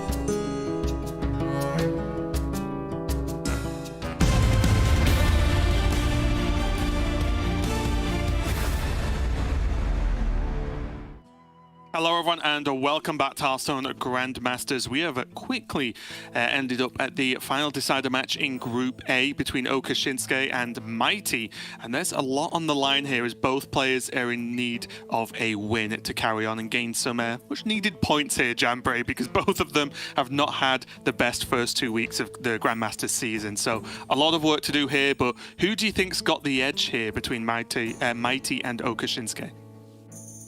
In terms of play today, I think Oka Shinsuke's looked a little bit more calm, a little bit better. Seen some a bit of ropey plays from Mighty, especially with the Priest. So I would give it to Oka Shinsuke purely based on the mentality. Yeah, we've seen a lot of that today, and we're even talking a little bit about in the break then between ourselves that because this is the last week, if you don't get the points here, you're done. You know, there's a huge amount of sort of prize and potential to play for, right, with the world spot. So there's a lot on the line for these players, and the goal, the immediate goal, is to make it into that final week, into the playoffs. And these two players, like I said, desperately need the win. There's no other option. They don't get a second go at it, and they've already taken a loss here once today. And if they lose again, they're out. So we'll see what they're going to do first. I think by looks of things, it's going to be Mighty on the Priest, and then Oka Shinsuke starting on Mage again. Once a repeat performance from the previous set, no doubt. We're just starting Mage, sticking Mage all the way through. So first off, we are going to take a look at the Wig Priest here from Mighty. And what do you think about this matchup, Jambray? Because I know you've got some thoughts on Wig Priest in general, but going up against the sort of the ping version of the Mage, like what do you think about this? I think traditionally the ping Mage struggles against big minions. The Priest tends to just keep building up the board against freezes, and the stuff doesn't get removed. And eventually you can boon something, and then it's just too big to remove normally for a Mage. But from Mage's deck list, it is mass polymorph, which might be able to swing things around. Yeah, it's a little bit tricky, isn't it? Because it's one thing where I think an initial reaction I heard was like, oh, Mage should be fine, they just freeze stuff. And it's like, right, but unless they can freeze everything every single turn of the game, which sometimes I'll admit it feels like they can do, or every relevant turn anyway, and then just win straight away, then fine. But that's the problem, right? Normally we are talking about, oh, well, they need to, even if it's just pings, even if it's buffed, oh, they need to ping 5 times, right? Or 6 times. And it's like, can you really stop Priest 6 turns in a row? Especially if the minions are basically unkillable. You are right, though, the mass polymorph could come in clutch. It is just a one-off in this list, though. But one thing I do think could be good for Oka Shinsuke here as well is if he just gets off to like a sort of early minion start, so he can at least start just chopping down or reducing the chance of Mighty actually sticking something initially and building on it, and as opposed to that, like force him to, you know, do it all in one turn, basically, to make a big board. Yeah. Like the end goal really, outside of mass polymorph for the Priest, is just to make one huge minion and copy it with the boon, and then exhaust the Mage out of freezes. So it would be interesting to see what Mulligan Mighty goes for, because the Cathedral is a very good tool for going for a long-term game plan, just because it gives you so much value, but it is a little bit slow to get off the board. Yeah, I'm a huge fan of the Cathedral Keep. I actually think it's one of the best mulligan win rate cards in the deck, from memory, anyway. But I'm a big fan because, again, will Mighty want to play a 3-drop on 3? Maybe. He did just get one with the Treasure Guard, but I really like just playing the location out, maybe even with coin, and then you can choose whenever you want to start stacking health, right? So that's kind of the power of that one. Does get double Thrive as well. So, again, won't want to amalgam on turn 2, but has the option to start fishing for, you know, the wigs or anything else relevant that's going to help him buff up, maybe even a boon. Yeah, it's interesting what he goes for here, because you could coin the location and then just play Treasure Guard plus buff it. Completely fine. Or you could go for the wig route. The thing with the wig route is there's not really a great turn to get this location going, because it costs so much mana, and if you want to keep spending your mana on Nagas plus wig every turn, you're just not going to have the mana to do it in. So it's interesting he keeps it, but has not gone for it yet. Yeah, I wonder if the oh, that looked like a Radiant. Okay, I wonder if the plan is like Cathedral this turn, and Yeah. then do stuff Ooh. next turn. I think I would have liked the Cathedral because Yeah. with the Thrive and these 1/1s, the potential for a Devour is there as well. Yeah, I was really surprised actually because this is just a ping and it's dead, right? It will soak up all the freezes and everything, of course, but this is just killable from Okashinsuke's side.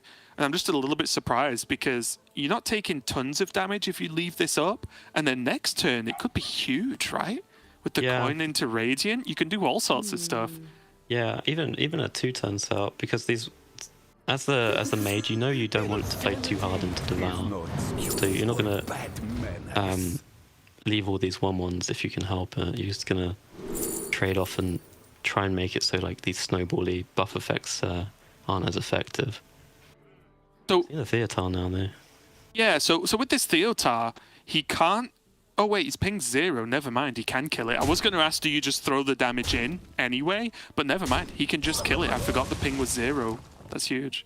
Yeah, and he Time runs out gets on the me. wig, so long-term buffs are like out the window a little bit now. I wonder if it was a bit going in too early when you could have set up a stronger Yeah. swing turn. Because now you're going to have to kind of fall back to the Cathedral. Is not again. I think I would Not to like be Cathedral Devour. and then next turn go for the Radiant Devour stuff. Because then you can buff the Radiant as well. Now you're just kind of floating all your mana. Unless you want to tempo the Radiant, but I don't know if that's that strong. Okay, the plan is this doesn't die and he can Cathedral next turn. Well, then maybe Yeah. Peligos actually suddenly. Yeah, this is getting really janky, isn't it? With this like mana and when to fit everything in. Yeah, because if you play the Cathedral and have no minions on board, what can the mage do? They can draw cards with intellect at best, or they can make more minions. So your Devour's going to get stronger. Plus you get the additional buff. I feel like going for a setup turn's a little stronger here. Me tusks won't stop shattering. One of the dogs agrees. Sorry about that. Play the Cathedral. Please, will someone just play a Cathedral? It plays the There we go. different Cathedral. I know Only kept. he's making Okashinsuke think about the keep in the mulligan. Yes. All just mind games, Jambra. It's going to pay off.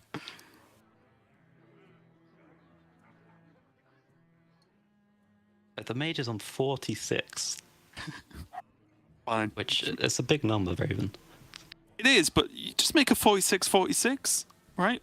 Problem solved. That's you have to have a plan to make a 46-46. This is only Hey, 11-10.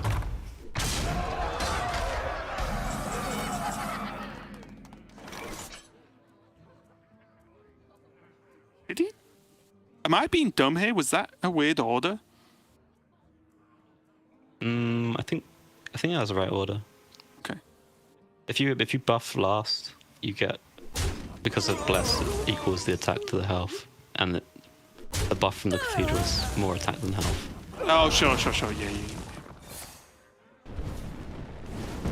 Yeah, this is generally not the way I would approach the matchup as the priest against mage. I think it's like generally stronger to go for one huge amount of stacks and boon it, because then you stop taking face damage because it's too big for the mage to get through usually. Right.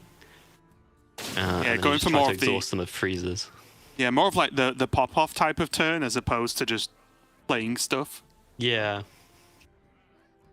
Especially when the mage is already on board, because your small stuff's just going to be easily dealt with. Yeah, and even some of the bigger stuff, obviously depending on how big it gets, but like right now if Mighty makes a big minion, well it's already -4 health, right? Because Renethil's down. So it gets like pretty difficult and way more clearable. Does it have the options now of Zola or Crush Claw? Did go for the Zola. I did not catch what was in that Nargling, that's my bad. Is it the switchery, or was that already played? Find out soon enough, I think. Like a good location turn here. A little bit awkward that Okashinsuke can't ping as well. Yeah. And in this matchup, unless a Nargaling says otherwise, all these freezes stick. There's no way to stop it. Right. The only way to do it is I don't remember the name of the card. It's a 1-mana priest self-silence, give it +3 health. But you can only get that from Nargalings. Right. Really interesting use as well there for Mighty, valuing the card draw exactly this turn. But that does mean that if he wants to go for a pop-off turn next turn, he doesn't have the cathedrals to help out with. Yeah. Because again, this being a 6-4 doesn't... Okay, 6-5, 7-5, sorry. Doesn't really matter, right? Because 5 is nothing. I can't imagine this is a boon target. Ah, the Nargaling switcheroo. Yeah, I think he's trying to find his wig. So he's just prioritizing drawing cards mainly. He has a handmaiden, so he needs some spells for it. But obviously the switcheroo is not going to give him any spells. That's the opposite of what I want. Zola the Naga? The Nargaling, sorry? Oh, I see what he's doing. If I draw all my minions, I can only draw spells. That's just how maths works. Yeah, interesting. I get it, and it's a cheap Naga 100%, but I was even just looking at, not rather Zola the school teacher, to just re-roll the Nargaling to something better? Yeah, it's an option. It's just your hand's very full, and it's a very 4 mana in this situation is kind of expensive. I think he just really needs to find the second wig at this stage so he can enable his Radiant turn. I mean, he's starting to get to the point where, just Pelagos Boon might be the best thing he's got to do. Oh, another minion. I think only one wig in your deck sucks, right?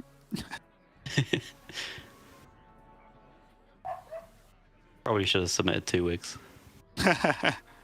Well, he did, but that Theotar. Pesky Theotar.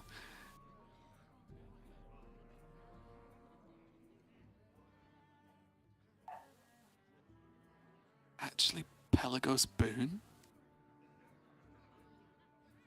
He's gonna die soon. Yeah. That's the problem. He's actually just dying. And next turn there's Ruin as well. Or an answer, whichever position Okashinsuke's in, right? If he's ahead, he might just click the Rune. If he's behind and needs an answer, he's got Mass Polymorph or Blizzard. And of course, he gets to draw a card, so we'll see what that is. But I don't know how many more turns Mighty can afford to pass. Yeah. Honestly, I'm kind of looking at the Najak this turn because, yes, it's going to get traded off, but you can take the 4 damage off so it can't hit your face.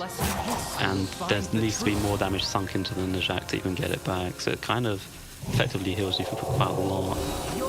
This play here, you make some stats, sure.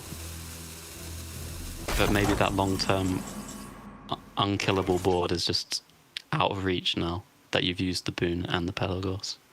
Yeah, it's tough, right? Because if Mighty goes one more turn and, say, draws a minion, then he's definitely dead. It's that really tricky situation, right, to be in. When do you decide to call it a day on the plan and just switch it up? Yeah.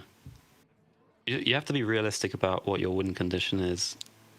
Do I have to exactly top deck Wig on the next turn to realistically not only get ahead on board, but also deal the 35 before the mage finds their win condition or enough removal for me? I think we're in a pretty bad spot, so you might be looking for those slim outs off the top rather than going for these seemingly okay plays for this turn, but long term aren't going to win you the game.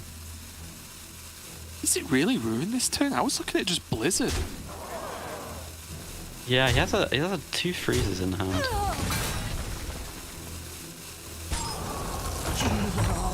Only because he's so far ahead, and Polymorph beats everything, right? So just make sure you don't literally die somehow, and then just have Polymorph if Mighty goes big again, right? This is fine as well. Chose to just ping. Yeah, it looks like he's going to try and exhaust the Priest of It's another minion. Boards. Oh, another Let's see one. what's left in the deck here for Mighty. Oh, quite a few spells there. He'd like some of those. Hold up. Boon, There's Bless, Wig. 4 minions. Pick me, pick Who me. gets the Means, value? just means it's gonna be, yep, there we go, switcheroo. Easy. Is Mighty Mighty like looked annoyed that 2 he threw minions? minions. Come on! I'm so unlucky. Queen's trove is forbidden!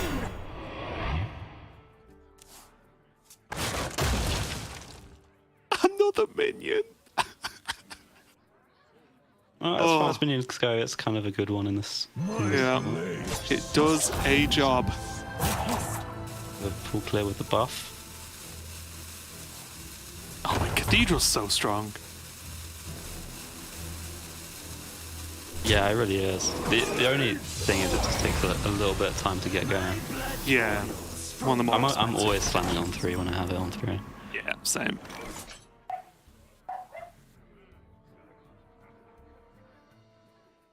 Now, with the freeze in the location, could this be a Rune of the Archmage turn? Do you think that makes Okashinsuke safe enough? Or do you think he is forced into this blizzard? I actually think the rune was very reasonable there because you don't know later on if it's going to be good enough, and the board's about to get very, very big. Which, oh wow, Hand is full. he's Went for the claw after all that! Oh no! The quest to find the wig is over. It's just not there anymore. It's gone. Someone else got it. Wow. What wig priest? 3 cards left in deck. I think he's played 1 wig this game. Yep. And the last 3 cards, it's Boon, Shadower, Devour, and Bless. Oh no.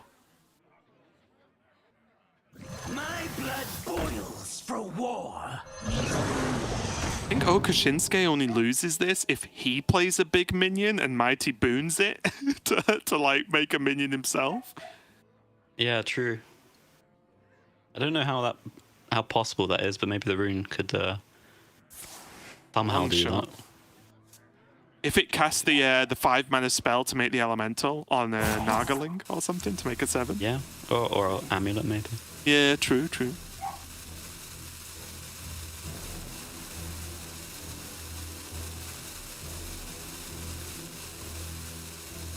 I'm just a little surprised to see both freezes come down last time from efficiency because they seem so premium at this late stage of the game, and you just need to delay until you can mass volley. Yeah, I kind of get it because it was a board clear, right? Like, you just completely removed the whole board, which meant Mighty had to start again. But I get it. I don't know if I would have done it, but I do understand the theory, right? They can't buff minions that aren't on the board. So just clear it all off. And also it killed the Pelagos, because the Pelagos effect is still active, right? So maybe Okashinsuke just thought, hang on a minute, is that the one way I lose because of Pelagos and Devour? Yeah, that's reasonable. The way I was looking at it is like, okay, I need a certain number of turns until the priest's pretty much exhausted of threats. So Alibi buys me 1 turn, Barden buys me another turn, Blizzard buys me another. Yeah. Can definitely see that. I did think there was 1 safe turn in there somewhere for Okashinsuke to play Rune of the Archmage, but maybe Okashinsuke also just thinks that he doesn't need to. Like, why roll the dice, I'm right? almost out of cards. Fun. Okay, well, there's some spells. It happened. Sorry, Squishy. Oh, these handmaidens, Jamboree. Or Most useless handmaidens I've ever seen. we need to play them before they activate. Yeah. I think we do. Oh, painful. Yeah, I mean, you have nothing to hold back. It's got to be Devour Boon, right? You have to go all in here because say they mass volley, like you're not going to win with the reload anyway. Yeah. All in on the Amalgam here. Going for Oh, the he bless. has no mana to play both. Oh. That's annoying. Actually, kind of a big deal if I mean, It would be, right? Because the polymorphs are one-off. There's still 21 cards in the deck for Okashinsuke. If one of these gets frozen or dies, fine. the other one can still hit for 17, right? Basically 2-turn. But with them as 4 17s, quite the same level of threat. A really big Twilight Drake.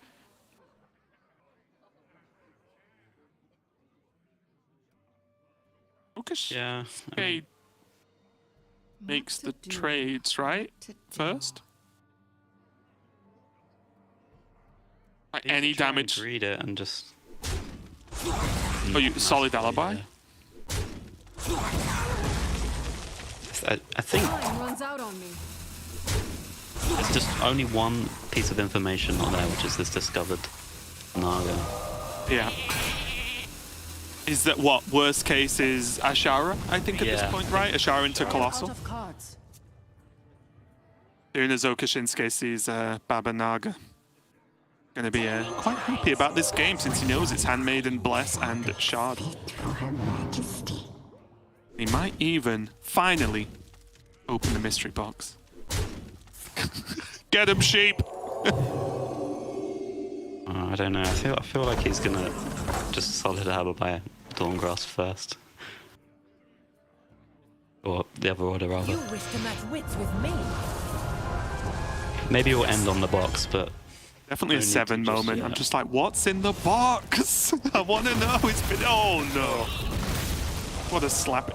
Never mind, the mass polymorph got played for him. It is finished. And that's just going to be game number 1 going to Okashinsuke. And Priest has not been doing so well so far today, but I will admit, it's been a while since I've seen such a miserable Priest game where it's not only the Priest say drew badly or got a bit unlucky, it's that Okashinsuke just didn't really have to do that much, right? No, Could pretty much put his feet up and say, oh, well, that's not really a big deal. Oh yeah, that's not a big deal, and kind of just let the game happen and just make sure he doesn't mess up and make himself die. So yeah, I think that was a very rough game there to open the series for Mighty, because got a little bit unlucky, but I do think he had different options that game.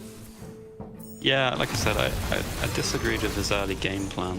When you're against the 40 health mage, the chip damage isn't as important, I think, as just getting a big late game going. Because we Yeah, actually a bit unlucky there on the draw. we actually saw what you would want the game to look like from the pre-side. With the 2 4-17s, you'd prefer them to have a little bit more attack than 4. But the only real answer at that point is mass polymorph.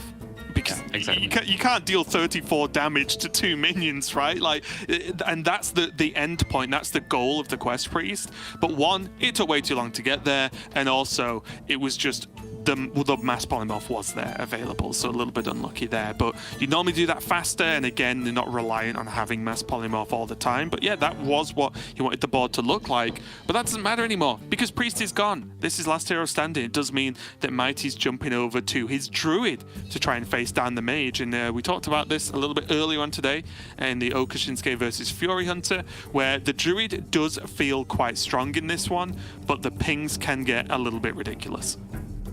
Yeah, there's no these list as opposed to the Fury Hunters one from earlier. It still has access to the Starfish and the Giants for some surprise damage, but it is primarily a board-based deck against a freeze-based deck, which is usually a bad outcome for the board-based. Yeah. I think, again, something we do have to keep an eye on is he is running the... Hang on, let me check here before I say something stupid. Yep, he is running the double scales, right? And that's the big thing that can sort of give you some wiggle room there, along with that silence you mentioned as well, just to gain sort of absurd levels of armor. But already, Okashinsuke, interesting choices right now, has that potential of going Shivering Sorceress, Wildfire, Snow Flurry, if he really wanted to, and keep hold of those 3 in the opening. I don't mind that. It's stuff to do, and any chip damage on the Druid is nice. Probably going to throw away the Deathborn, though, right? Just what kind of game plan you want to go for as the mage, whether you want to try and go for just Dawn Grasp, ramping up your pings that way, or you want to try and get under the Druid, which is traditionally the way you beat Druids with aggro decks. And the mage with a lot of their minions, can turn into a bit of an aggro deck, at least to take away a good chunk of the druid's health. He's going to keep the opening curve there. Yeah. Good old rune of the Archmage thrown in. Anything that you keep that isn't Dawn Grasp lowers your chance of Dawn Grasp, so... Wasn't a 100% clear mulligan, even though you have got early game there. Feeds on treasure.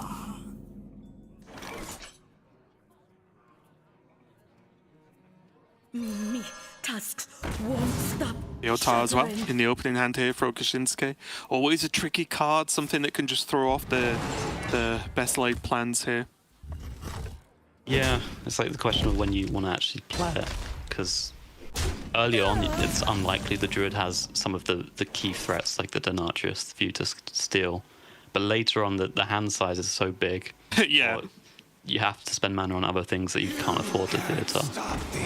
And if anyone's anything like me, you never snipe the Denathrius with Theotar if the hand's beefy.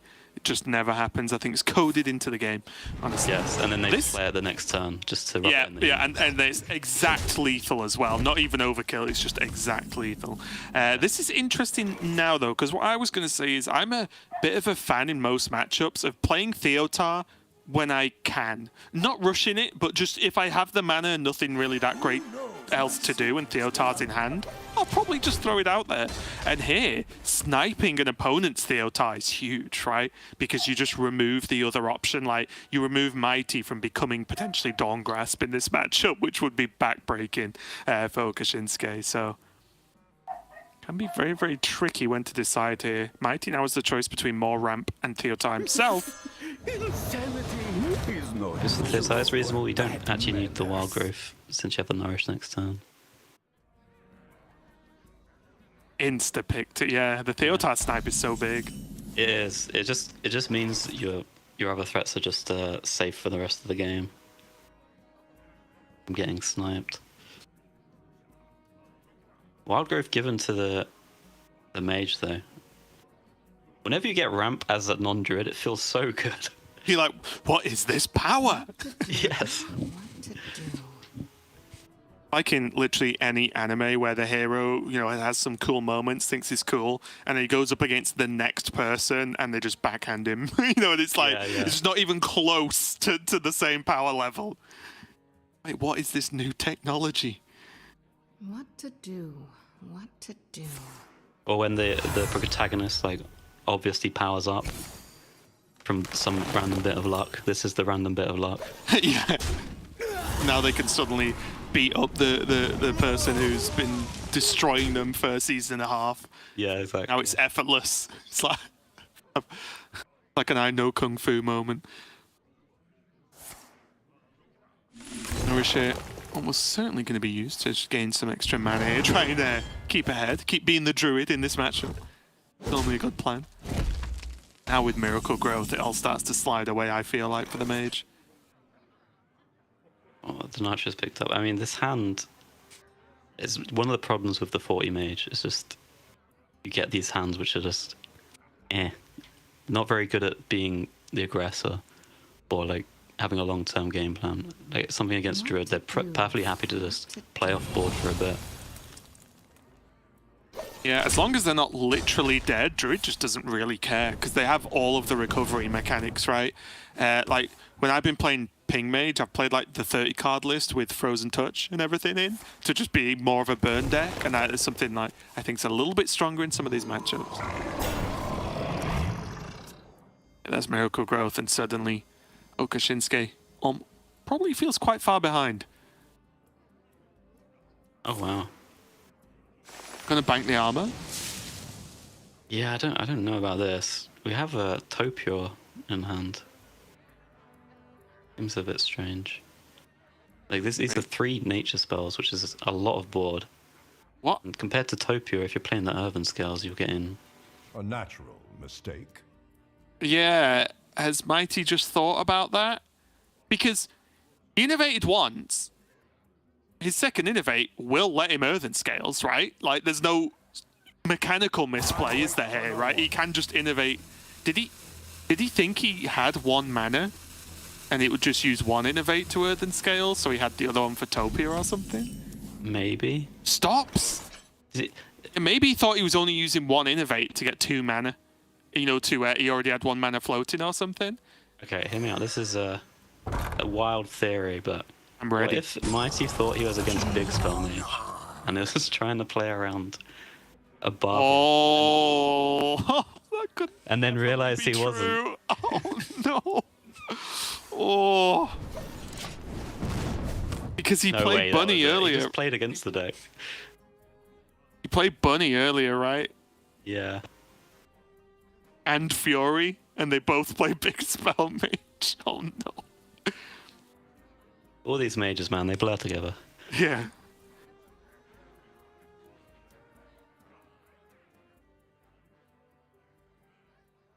And it's a slippery slope today, isn't it? So far, anyway, with the players.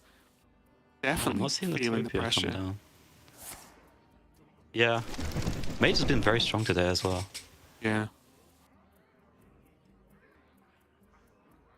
I mean, like you said before, this is the last chance for a lot of these players to get a spot, so the pressure is very high.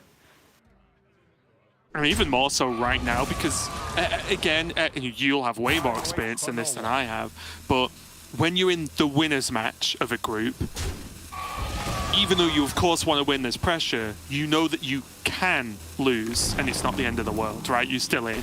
Whereas here, the loser's done, right? Like if you lose, you're finished. Yeah. That's it. It's over. So in this specific spot for these two players, it is the decider match. So if you lose, you're just out and done for the weekend and done for GM. Forever. Forever, ever.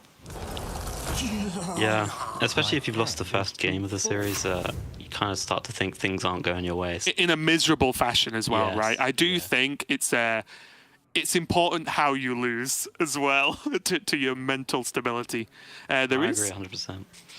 there is Devourer and Giant here. I know it's not the biggest Devourer, but how big of one are you expecting versus Mage? Like, Yeah, I'm just looking at this Oh. Topia and wondering why it hasn't come down.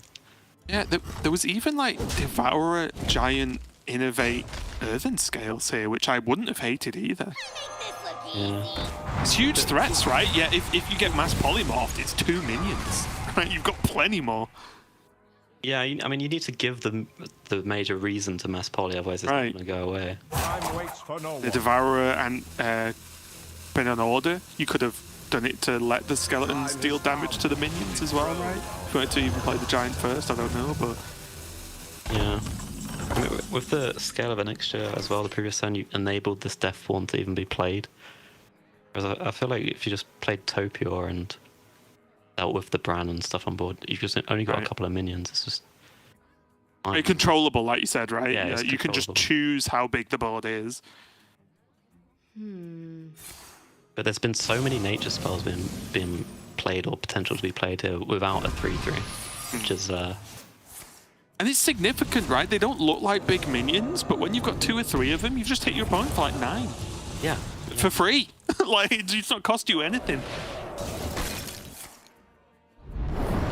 And it's easy to think like, oh, it's a mage, then they're not going to do anything. But exhausting them of their freezes is what you need to do to allow your bigger threats later down the line to actually connect.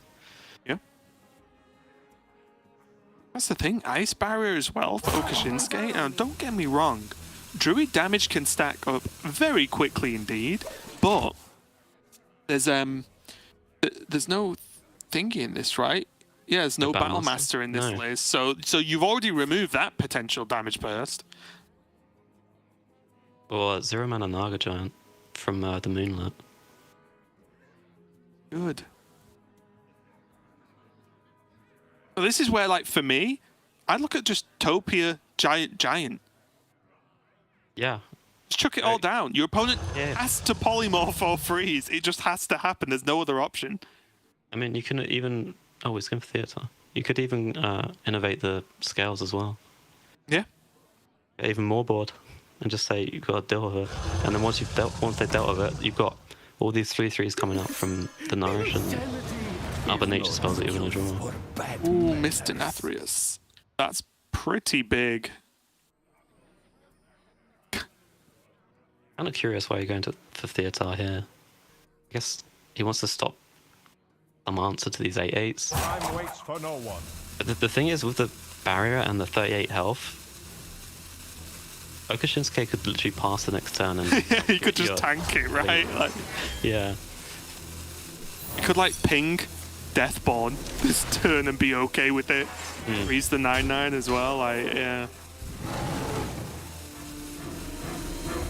I'm as a druid, I'm a huge fan of just going with your threats as fast as possible. Well, you've got so much stuff. Like, just play it. Yeah. Right? Like that. I'm a very simple person, Jamboree. It's like if I've got threats, I play my threats. It's the Pheno school of Hearthstone. Modresh not active yet. That would have been huge. Actually, I'm not sure how far away the Modresh is. If Wildfire did come down early in the game. Yeah, KT on 5 as well. It is going to draw out a poly.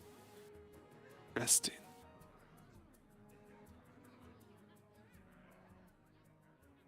Mighty only playing the one Starfish as well. Still 20 cards in the deck. If I was Okashinsuke, I think I'd throw the Varden out. Just roll the dice on the freeze. Because it has to be the one Starfish. And even then you can take the hit and carry on. They'd go for the polymorph though. I think there is some concern from Okashinsuke's side that because he hasn't got his Theatar anymore, if there is a Denatrius on the other side, small amounts of damage that could come in might lead to you dying eventually. Because if the Denatrius is at the bottom of the deck, there might not be enough minions for it to ramp up enough to kill you. But if two giants have just hit you in the face, that task becomes a lot more reasonable. Yeah. Opia, there you go, Jamboree. You got your wish. Oh, it's finally come down. Look at all the nature spells. Where are our nature spells gone there? We have one. One could become many. Nourish for card draw. Very wise. Very true.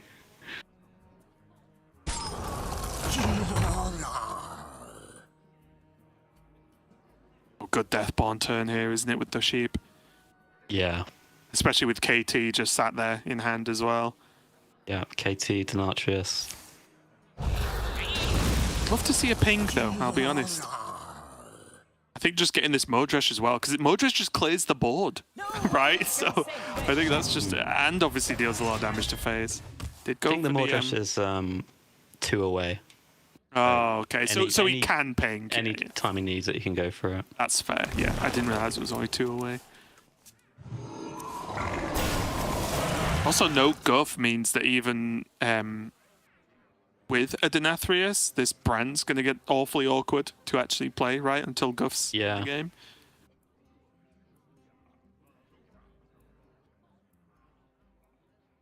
I mean, that's another sort of reason to play the Topio earlier. It allows you to use this Nourish for draw and not actually lose tempo. You can find your guff a lot quicker. Yeah. It's just insane, isn't it, Topia? Like, it's just 3/3 rushes for the rest of the game whenever you want them. Like, oh, okay, sounds strong. Yeah, its one weakness is the turn you play it. And and 5. It kind of is like a quest reward almost, the Topia on itself. If you ramp quick enough, you get to play a 5-mana 5/5 that has a massive buff for the rest of the game. Or a 7-mana 5/5. I mean, the Paladin quest, you get 2 3/3s each turn. And you have to do a lot to Hang get on a minute. Yeah. Something doesn't make sense here. Oh, wait a minute. Okashinsuke already used his brand, right? Didn't he played it out earlier? True. What to do? What to do? Again, I just love the ping Modresh here. Clear the I think board, it's good. push a million, get it done. It is good. You keep the board as well. Yeah. You push so much damage and makes it quite likely the board's going to stick which then means your KT just bursts for 14 next turn as well, potentially. Yeah. Even if it bursts for 10, it's another Modresh to the, you know, to an extent. I mean, it does seem like a really good turn to do. I mean, the downside maybe Time runs out you on could me. say is the Modresh is a big minion for a Devourer on the other end, potentially. That's true. Yeah, sitting on double alibi though. Yeah. Just ignore a Devourer for 2 whole turns. The frustration with the Devourer, of course, is its potential to just soak Denathrius, which is pretty disgusting sometimes. Good placement on the Modresh though. It is a good Devourer target, so whack it over next to the location on its own, so it only gains +8/+8. With a day full of shaky play, Okashinsuke at least seems to be holding it together this game. Yeah, And I don't mean that from Okashinsuke, by the way. I mean a day full of shaky play from many players. yes, yes. I'm actually quite impressed with how calm he's been in a lot of these games. It could be to do with the nature of the deck. It's quite a relaxing deck. You just chill. You just freeze. Hey, I get it. Yes. Completely accidental, I swear. I know you've been writing that one ever since you heard you were casting GM. You were like, oh, what pun's gonna slip in here? Months and months of preparation came into that pun. Yeah, you open your notebook and it's that one line. It's like, that's all I had. That's genius. This Guff, a little bit too late in the day. Again, having more mana is good at any point of a game, but not going to quite have the same impact. Even a Nixie, though, just really feel that good right now either, does it? It's just like, well, needed just Denathrius to just heal for 1 million. Yeah, are you just dead? So it feels like Mighty is quite dead, because doesn't this Denathrius get him there no matter what the split is? Oh yeah, I mean this is definitely needful. Yeah, he just trades first, yeah, sure, 16, yeah. That's going to be the damage there. And Okashinsuke looks like he might be doing it again, Jambray. Like, he's just 3-0'd Fury Hunter with Mage. He's 2-0 with Mage in this last hero standing format. So that definitely means he's on par now to get the job done. And again, because it's last hero standing, I feel it's, I mean, we talked about this anyway, but you normally pick your best matchup next, right? When you've lost a game. So the Druid into Mage, believe it or not, even though it's not looked like it so far on our cast today on stream, it is a good matchup. It's a fine matchup for the Druid. But now it's going to be Hunter versus Mage. And I think you were there, Jambray, when we were testing some of these decks. I was playing Mighty's Hunter. Oh, yes. It didn't work that well for me. I'm not saying it's a terrible deck, but I could not get it to do things I wanted it to do. And I worry now for Mighty's potential to even have a chance at winning this series. He has to win with this Hunter against not only the Mage in the first place, which I don't think is an easy matchup, but against then the Priest and the Druid. And the Druid, 40 health. With that Hunter, I don't know if it can get the job done. So a little bit worried here for Mighty, but of course, he's going to give it his best shot. And we've seen players win some crazy matchups with reverse sweeps, so it can definitely happen. Yeah, and we were talking about nerves earlier, playing a big role into this. When you're in LHS, you lose the first one, it sucks, you go for your counter. But when you lose with your counter, and you've been affected by nerves already in the series, it's only going to double down. And it honestly looks a bit impossible to get the reverse sweep, even though he's done it today, so maybe that's the glimmer of hope. Yeah. Maybe he can do it again. I do imagine, I mean, I've not competed in a fair few years now, Jambray, but I do imagine a lot of players feel like I felt at certain matchups where I'd play a match, lose terribly, and then just, even if I played well or, you know, things just went wrong or whatever, all the excuses coming in, but you feel like you were never going to win that match of Hearthstone, right? Like, there was nothing you could do. You were going to wake up today and lose that match of Hearthstone. That was your destiny. And that's what I imagine some players are feeling like today with the way some of these matchups have gone. Because as you can see here, not really talk about the deck too much, but it's a Quest Hunter that's 30 cards, and has a lot, or if not all, of the spirit cards in it. And I think the spirit cards in general are very good, but I do think it's a bit of a hindrance in this 30 card Quest Hunter. Like I said, I spent a lot of time in our practice with dormant minions, not progressing quests and not really doing any damage to my opponent. And those are two things I really like to do as Quest Hunter. It's a bit of a weird one because you don't have that health cushion or some of the comeback tools like explosive trap of the 40 health hunter, but with the increased consistency, what are you consistently doing? Are you consistently playing minions or are you progressing quests? Yeah. You can't really do both. It felt very strange, and I think the problem is, well, I'll admit my opinion was definitely biased because I think 40 card Quest Hunter is so strong. Like, I think it's such a good deck that playing anything else seems crazy to me. But, you know, Mighty is still knocking around. He is still in. He took a win versus Fury Hunter early on. Although I will confess, he trioed with Priest. He lost his one and only Hunter game he played. And then he lost with Hunter again against Bunny Hopper's Mage in the earlier series of the day. So this Hunter is currently 0 for 2 today, Jambray. And I fear it might end up being 0 for 3. Yeah. Mulligan keep up Theater and Bran.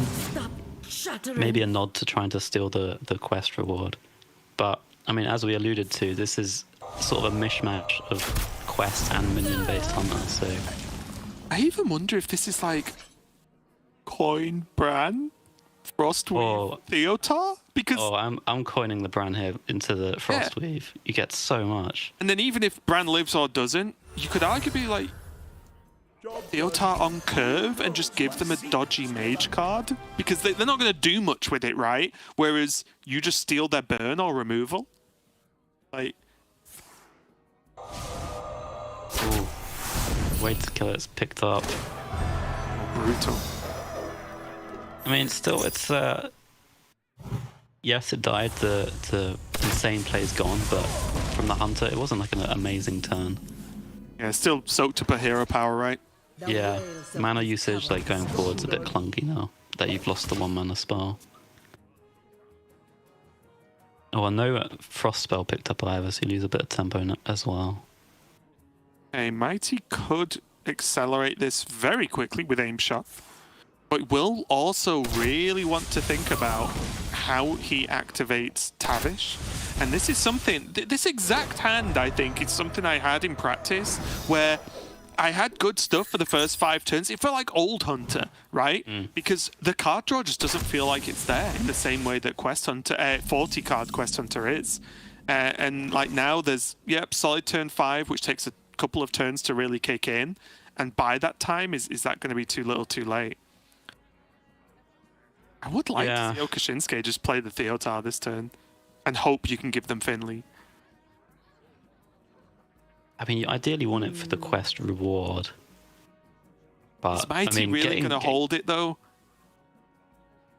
Well, they often have the choice between holding it or doing nothing, and in a lot of cases, sometimes you can't actually play them both on the same turn until even turn 8, especially if you've used some of your cheaper spells. And Mighty, I believe, has used 3 1-cost spells already this game.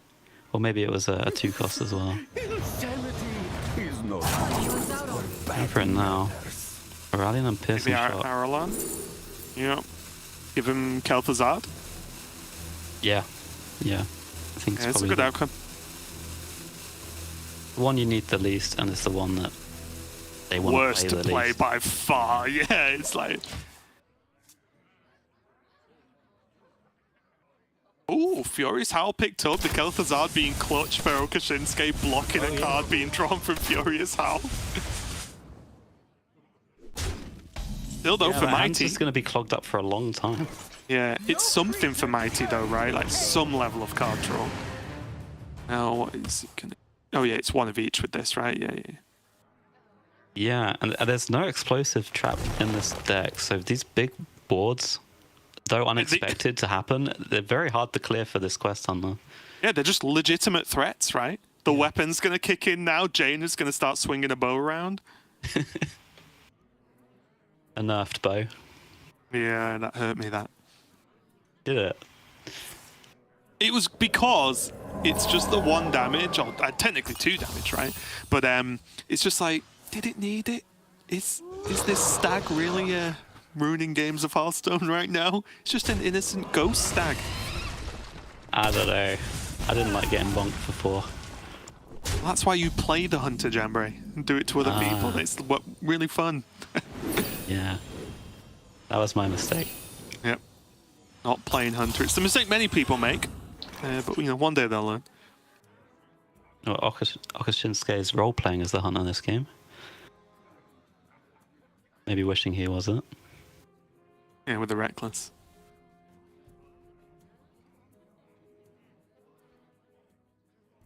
Is it really weird to be looking at this Finley right now? I guess it is with Arcane Intellect in hand. Solid alibi. I don't know. Do you actually want to spend the mana on those cards this game? Like, you're actually going to have quite a big minion lead. Yeah, I'm torn, right? Because I don't know exactly what Okashinsuke will be looking for from his deck. But the problem is you do put a solid alibi to the bottom of your list against Quest Hunter. You know what I mean? Like, Yeah. it feels a little bit bad, but I'm really stuck in the middle here, honestly. I'm kind of looking at just Reckless King. Okay, yeah, that looks fine for me. Keep the minion pressure going. You actually save this 3-1 as well. Yeah.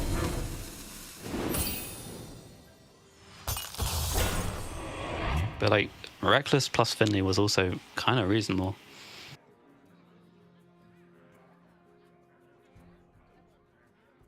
So, is Mighty 2 spells away from Tavish? We're about to find out. Oh, he always got it. Okay. Active, okay. Oh, they can pick up. 28 is so far away. Normally you're like, oh, it's got it down this early. Like, I'm just dead. But the 40 health cushion's a big deal against Quest Hunter. It is when they've not got it. 100% agree. Yes. Yeah. Like, you can't go as late in the game, especially when there's not as much like card draw options. Yeah, no available. multiple. Now though, Okashinsuke can still more or less ignore the Tavish because it has the multiple abilities to freeze it out. Yeah. Here's where he goes for Varden's reasonable. Not like a matchup where Varden really gets a whole lot of value. What to do? What to do? He's got to prep for the Kel'Thuzad next turn. Gotta be ready for it. Oh yeah. That's true, there'll be 2 big boys. I think Okashinsuke is in the same sort of conundrum we were previous turn. He's just really thinking about this Finley. Because his hand's like, it's okay to stall, but it's beyond the point of stalling, right? Because Quest is activated now for Mighty. Yeah. We can't just stall the game away. He needs to find Dawn Grasp. By my calculations, you And not that one. The other one. You found it. Oh yeah, there it is. It's been there all along. Yeah. It's just, you do need to find it, but do you need to find it immediately? Because it does have some like minion plays. And it's kind of hard for the Hunter to just completely abandon board and send everything face. Like, there's not enough burn available.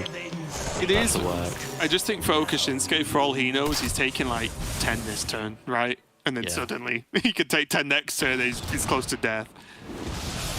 He will really not want to see this Fury Sal though. I mean, he does have command. Yeah, there you go. He has Savara plus solid alibi. So if he can that's activate huge. it, gets you a couple of turns.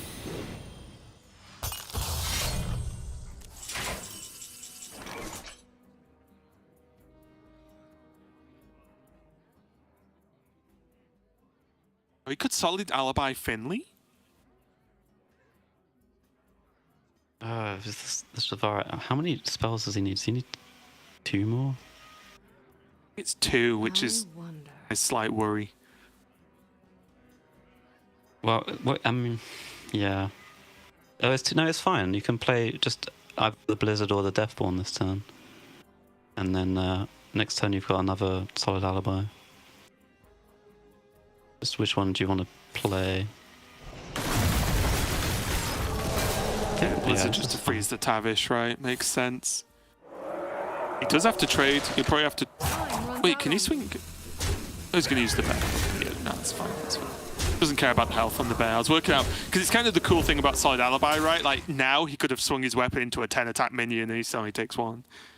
Yeah, true. But now for the Hunter, like, you're on 19 facing this board and you want to try and set up damage for face, but the damage coming back at you is too much. KT? You're going to have to use some. You want just KT? No. Shell shot, way better, of course. Gets to clear up some of this damage. Hopefully, anyway. Ooh, that's annoying. Yeah, he could go for just the full clear, and then you just got so many more turns to deliver lethal if you kill this 3/3 as well. Plus, you have this board.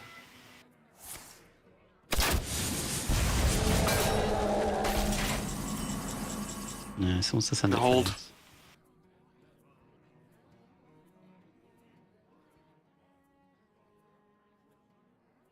Time to wash away the filth.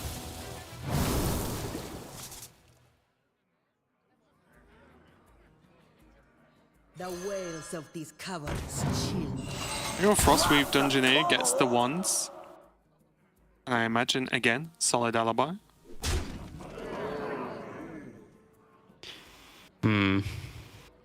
You think he needs to be risky? Get away with a freeze? Can you die over 2? So it's minimum 7 that we can see right now. Kushinsuke won't know, of course, but there's 7 plus a card. So 9 if it's a spell, plus whatever the spell does. Time runs out on me. Yeah. He could die to like piercing, right? Or like tracking into something that does damage and so on. Yeah, but the awkward part is if you alibi now and you're not killing your opponent, they're not going to suddenly send the burn at your face. They're just going to hold it for a turn and then do the 13 all in one turn. Could Finley into the other alibi. True, this does give them the Finley for another turn. It's just... As the Hunter, are you dying on 13? I mean, you could have taken a risk. Ooh! A risk that would have been punished. Would have been very dead. Yes. My go-to thing with Alibi. If I'm never quite sure, I press it. Because I'm like, well, if I'm not sure, I'll just, I'll make sure. Yeah. Any reason not to play the KT this turn? Falter. I don't think so. Yeah. Succumb to the eternal cold. Oh! Oh! Oh! Insane! Saved. So freeze, trade, push, 6. A Blizzard, trade, push 6, Oh, yeah. 7 with ping. Put your opponent to 5.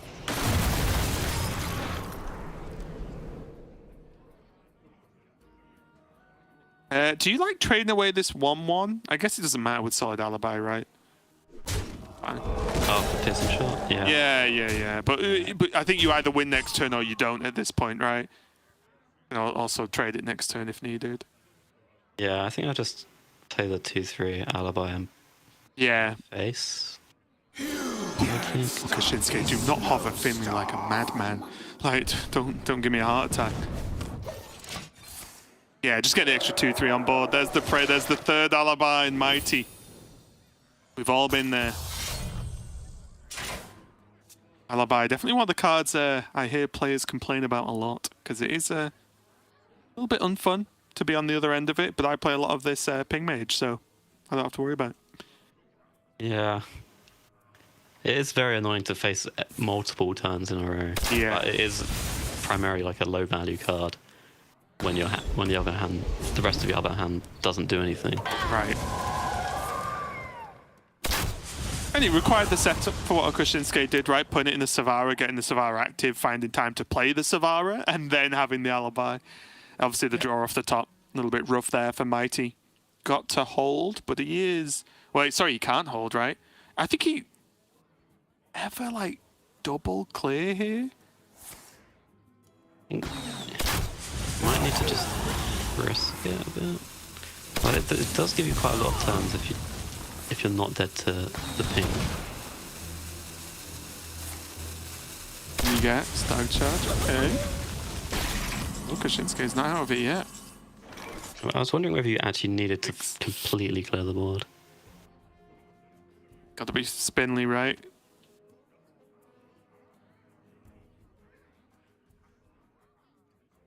Yeah, I mean, he used the blizzard on the previous turn when he didn't actually have to. What to do? Now he's like, I kind of want a freeze. It doesn't have. Like, the board was just slowly and kind of sneakily building up from Yeah. Mighty. Even the Kel'Thuzad's now a threat, which we thought I was told you this down. was gonna happen. Oh, the rune! Oh, Oh, there's a blizzard as well, though. Whoa, what'd you oh do the there? blizzard. There's a Oh, you weapon. ruin every day of the week. Remember, there's the weapon equipped for 3. Runs out on me. There's 5 natural plus 2 cards, which is another you- 4. That's 9. 1 card has to deal 3 damage if you blizzard. Yeah, we've seen so many burn cards already, though. Like, the cards remaining, there really isn't a whole lot of spells that are burn. Oh my god, is that the minion? Is the 2 drop? Oh, Wait, so 6, 2. Only 10, right? yeah. Oh, Don't have to win this Poacher. turn, so you've got that comfort. yeah. Until your own health hits 0, you don't have to win that turn. It's fine. Very, very, very close here. Can't do this I mean, I want to send it to the one. face. Snacks. I'm just going to ping the minion. Okay.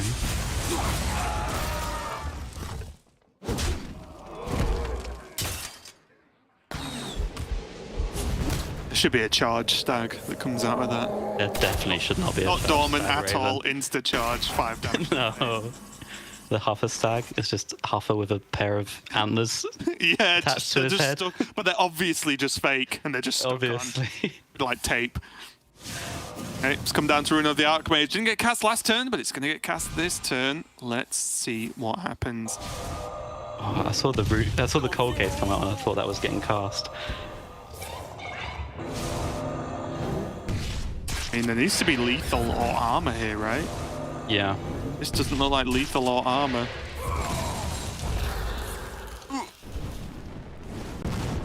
Looks like a big whiff. That's not going to be it. Just a whole lot of nothing there from Okashinsuke. And the rune was not meant to be. He does lose the game as Mighty finally gets one on the board. But he's still got plenty of time left. It is still just 1-2 with now Mighty getting that victory. Okashinsuke now has his choice between the Priest and the Druid. And again, I feel like the Hunters we saw there, it barely got there and it was given many turns to do things. I feel like anyway, Jambray, if I had that many turns as a Quest Hunter, I would like to have destroyed my opponent completely and not have to stretch for it. So yeah, very, very close game indeed. Okashinsuke just needed that rune to be a little bit nicer to him, but still, I think he's very favoured in the series. Yeah, I mean, we saw how dangerously low the Hunter got against a mage, and a slow mage at that. So there's definitely potential for like reverse lethals against the Quest Hunter. Particularly this build, which again I said before, it's not very well equipped for dealing with boards from the opponent. Yeah, it's tricky, especially when you consider that Okashinsuke was playing the ping mage and didn't really get to do the ping thing, right? No. Like, he didn't get any buffs, didn't get Dawn Grasp active as the hero card. Like, none of that happened, and he still almost won against a very, or what should be a very aggressive archetype. So, pretty spicy there overall. Does look like Okashinsuke is going to drop in the Druid, which I completely agree with. I think specifically, again, this build from Mighty, it's going to be an uphill climb unless things go very, very right, because not only are there plenty of cards that the Druid can deal with those Wild Spirits, but there's armor. there's so much armor available, and there's Yeah. Denathrius, which the second one of these things happens, you've just got to think, might even do enough damage to win the game?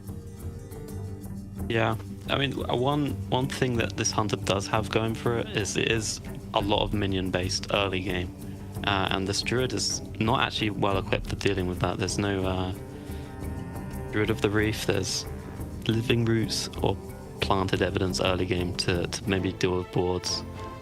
Dawngrove sentries, they're going to get some work done, the 1/2s, right? Yeah, I mean, they could do something. They could definitely progress their quest for your opponent. Yeah.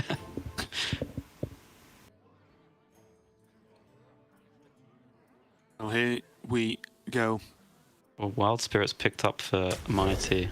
Definitely a card you want in the mulligan.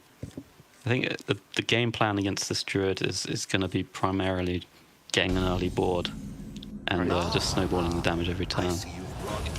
It definitely feels awkward, doesn't it? Because that's one thing that felt jarring when I was trying the list as well.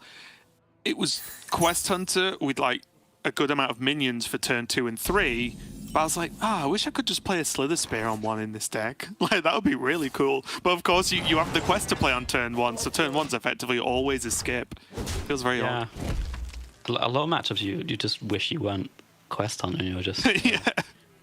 running even like a doggy biscuit or something in your deck. Oh yeah, be insane.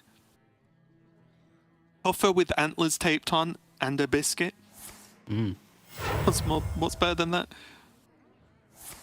There was an option there for the Najak. Face Naga. Yeah, face Naga, let's call it that.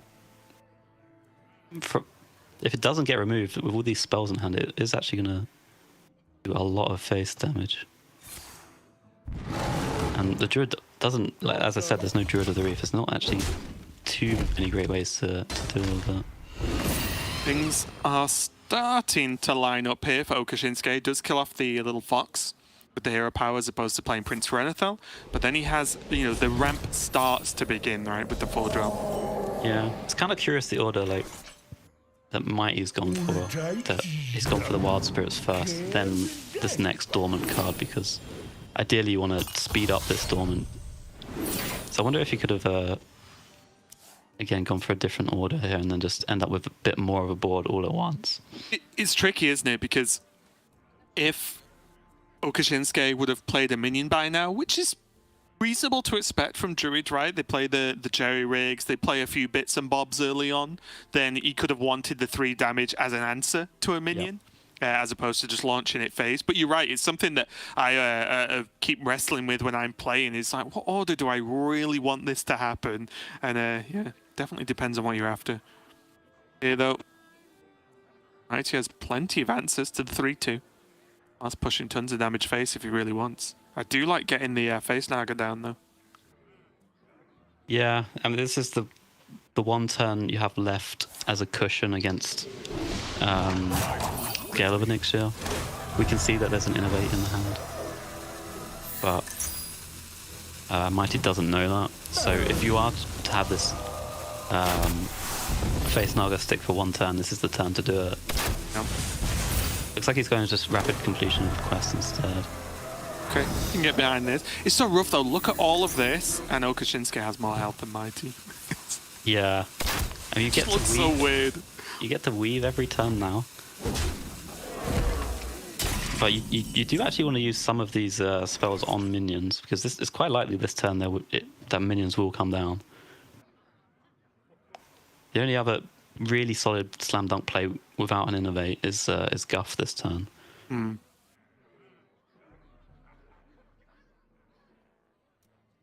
Curious what we see from Okashinsuke. Innovate, and then aquatic form, I guess, just a fish for something else. Is he going to go for the Tapir into the scales? Is that too greedy? He's going to scale straight away. I was even wondering whether he was going to hold for that one turn and then innovate like Miracle Growth the next turn, right? There's a couple of options. That definitely felt like the worst one with the Miracle Growth plan. but just to draw into, you know, try and land a big minion, and maybe get some more ramp to then get off with this Earthen Scales. Because once this Earthen Scales comes down, like I said, it's going to feel very awkward for Mighty. Yeah, it's just that 40 health cushion. It's really hard to just go pure burn against decks with 40 health and, as you said, life gain to boot. Beyond that, you kind of need to like keep the board control just a little bit longer than you traditionally would. I just didn't swing into a dragon there. He's on a one-track mind. Bear's just dead. The bear ever do to you? What to do? Oh, wait a minute. That bear looks like it's in exactly the same pose as the new Garrosh skin. Even with the blue flames coming off his back, Garrosh has red flames. Oh, I'm not familiar with that skin, actually. Check it out when you've got a moment. When we're done, not now. Oh, not now? Okay. How's off? I need you. I need you here and focused. Can't do this on my own. Aquatic form into aquatic form. That's always the reroll. Oh, yeah. But again, maybe there's the best card at the bottom. Oh, but I've seen enough. Yeah, you know what? Whatever. I'll go again next turn on 8 mana. Does have Miracle Growth next turn, though. Again, Mighty has to be at least a little bit afraid of Theotar, right? Afraid, yes, but play around, probably not at this stage. He's gone for the burn plan of just, I'm sending everything face, trying to progress quest super quick. I feel like he needs to stick to that now and hope for like a Furious Howl off the top to keep your value going and the burn going. What do you Especially with the Topio coming down. Yeah, do you think the best outfit of Kashinsuke here is going to be along the lines of like Moonlit Earthen Scales, just to be filthy with armor? Yeah. At some point, you can go for that. I mean, I think right now he's just gonna stick to the Miracle Growth. Yeah, just get the taunt. And like it does a lot. See, this is what's so awkward, right? Like 21 health for Okashinsuke. Yes, Mighty can definitely push a good amount this turn, but even just facing down this Topia feels like a problem, right? It's like, oh, Yeah. I don't really want to deal with this 5/5. It's just gonna hit me. Wow. 5 mana float. He wants the pop off face Naga turn, or he is playing around Theotar, right? I mean, sure, if you're trying to play around Theotar to do it all in one turn, what's stopping them from Theotaring now and then just removing your burn? Draw more burn next turn. It's like Just top deck what? Yeah, I feel like it's just maybe playing too scared or too fancy here. it feels like a huge win for Okashinsuke there. You're against Quest Hunter. They have been doing a lot of damage. Then turn 6, they effectively pass. Like, that's what you're after. I mean, say you get the reward down, try and dodge Theotar. You're just dying, and you still got to do 19 more damage. Look at this though. Guff Scales next turn at a minimum. I just... It's a bit weird. He like went full on gasps, played all his spells on turn 4 instead of developing the Raj. But then he just took his foot off the pedal a bit and just said, or he just ran I don't out want the question. to fill up. Realize he's got to pace himself. Yeah. Gas prices these days. Can't fill up the tank anymore. It's robbery. Oh, now there's just so much armor. Guff, Scales, like whatever. Gonna start off with Aquatic, of course, just to go digging. Pick one, doesn't matter. Yeah, nothing good there. Go for a quick redraw. Okay. These little dragons are pretty cool. Keep popping up. I think I would probably brand the guff there. Just give you a bit more mana, a bit more draw. It's reasonable. Let's pick up another nature spell, which means dealing with the 7/7's pretty trivial. Just push a cool 15. Yeah. What, probably just go for the ramp this turn? Yeah, you could ramp or you could just natural causes. Both fine.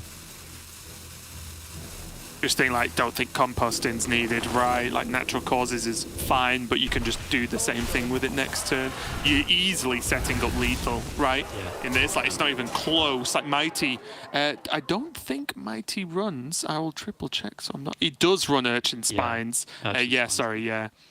But it's not in hand. And he now can't empty his hand to try and draw with quick shot, right? Yeah, I mean, we see again this Raj has just been held the entire game. There's potential to be played on turn 2. Hear the disappointment in your voice, Jambry. You know what? I just wish it hit the board. I gave it a chance. Yeah, I'm just a big fan of jamming your stuff. I do like it on turn 2 because there's simply just not a lot that answers it in Okashinsuke's deck, right? Yeah.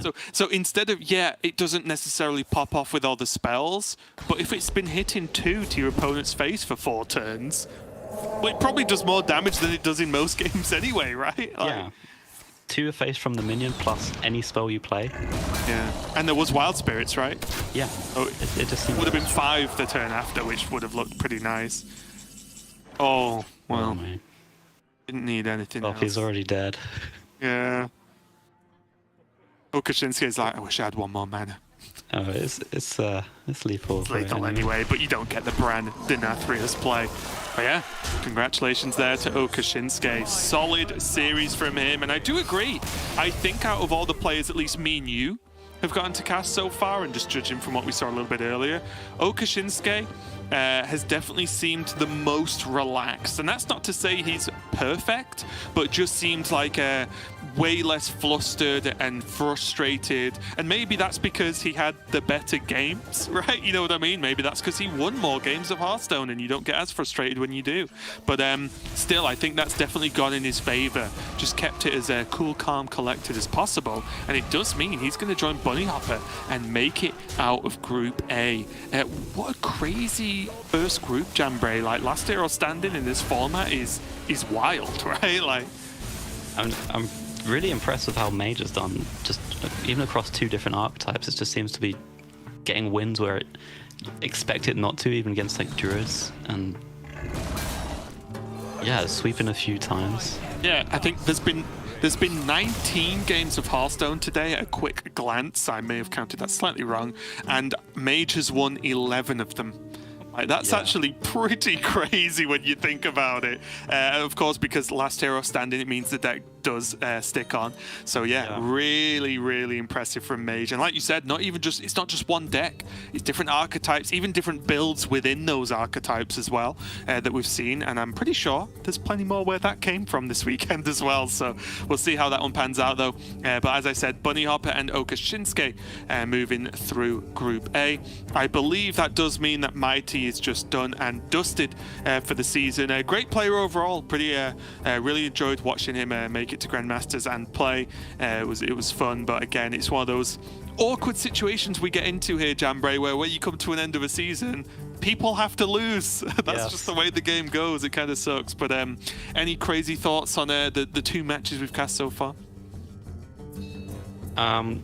It's just been a game of emotions today, I think, from a lot of players. The one who held their cool won the games, and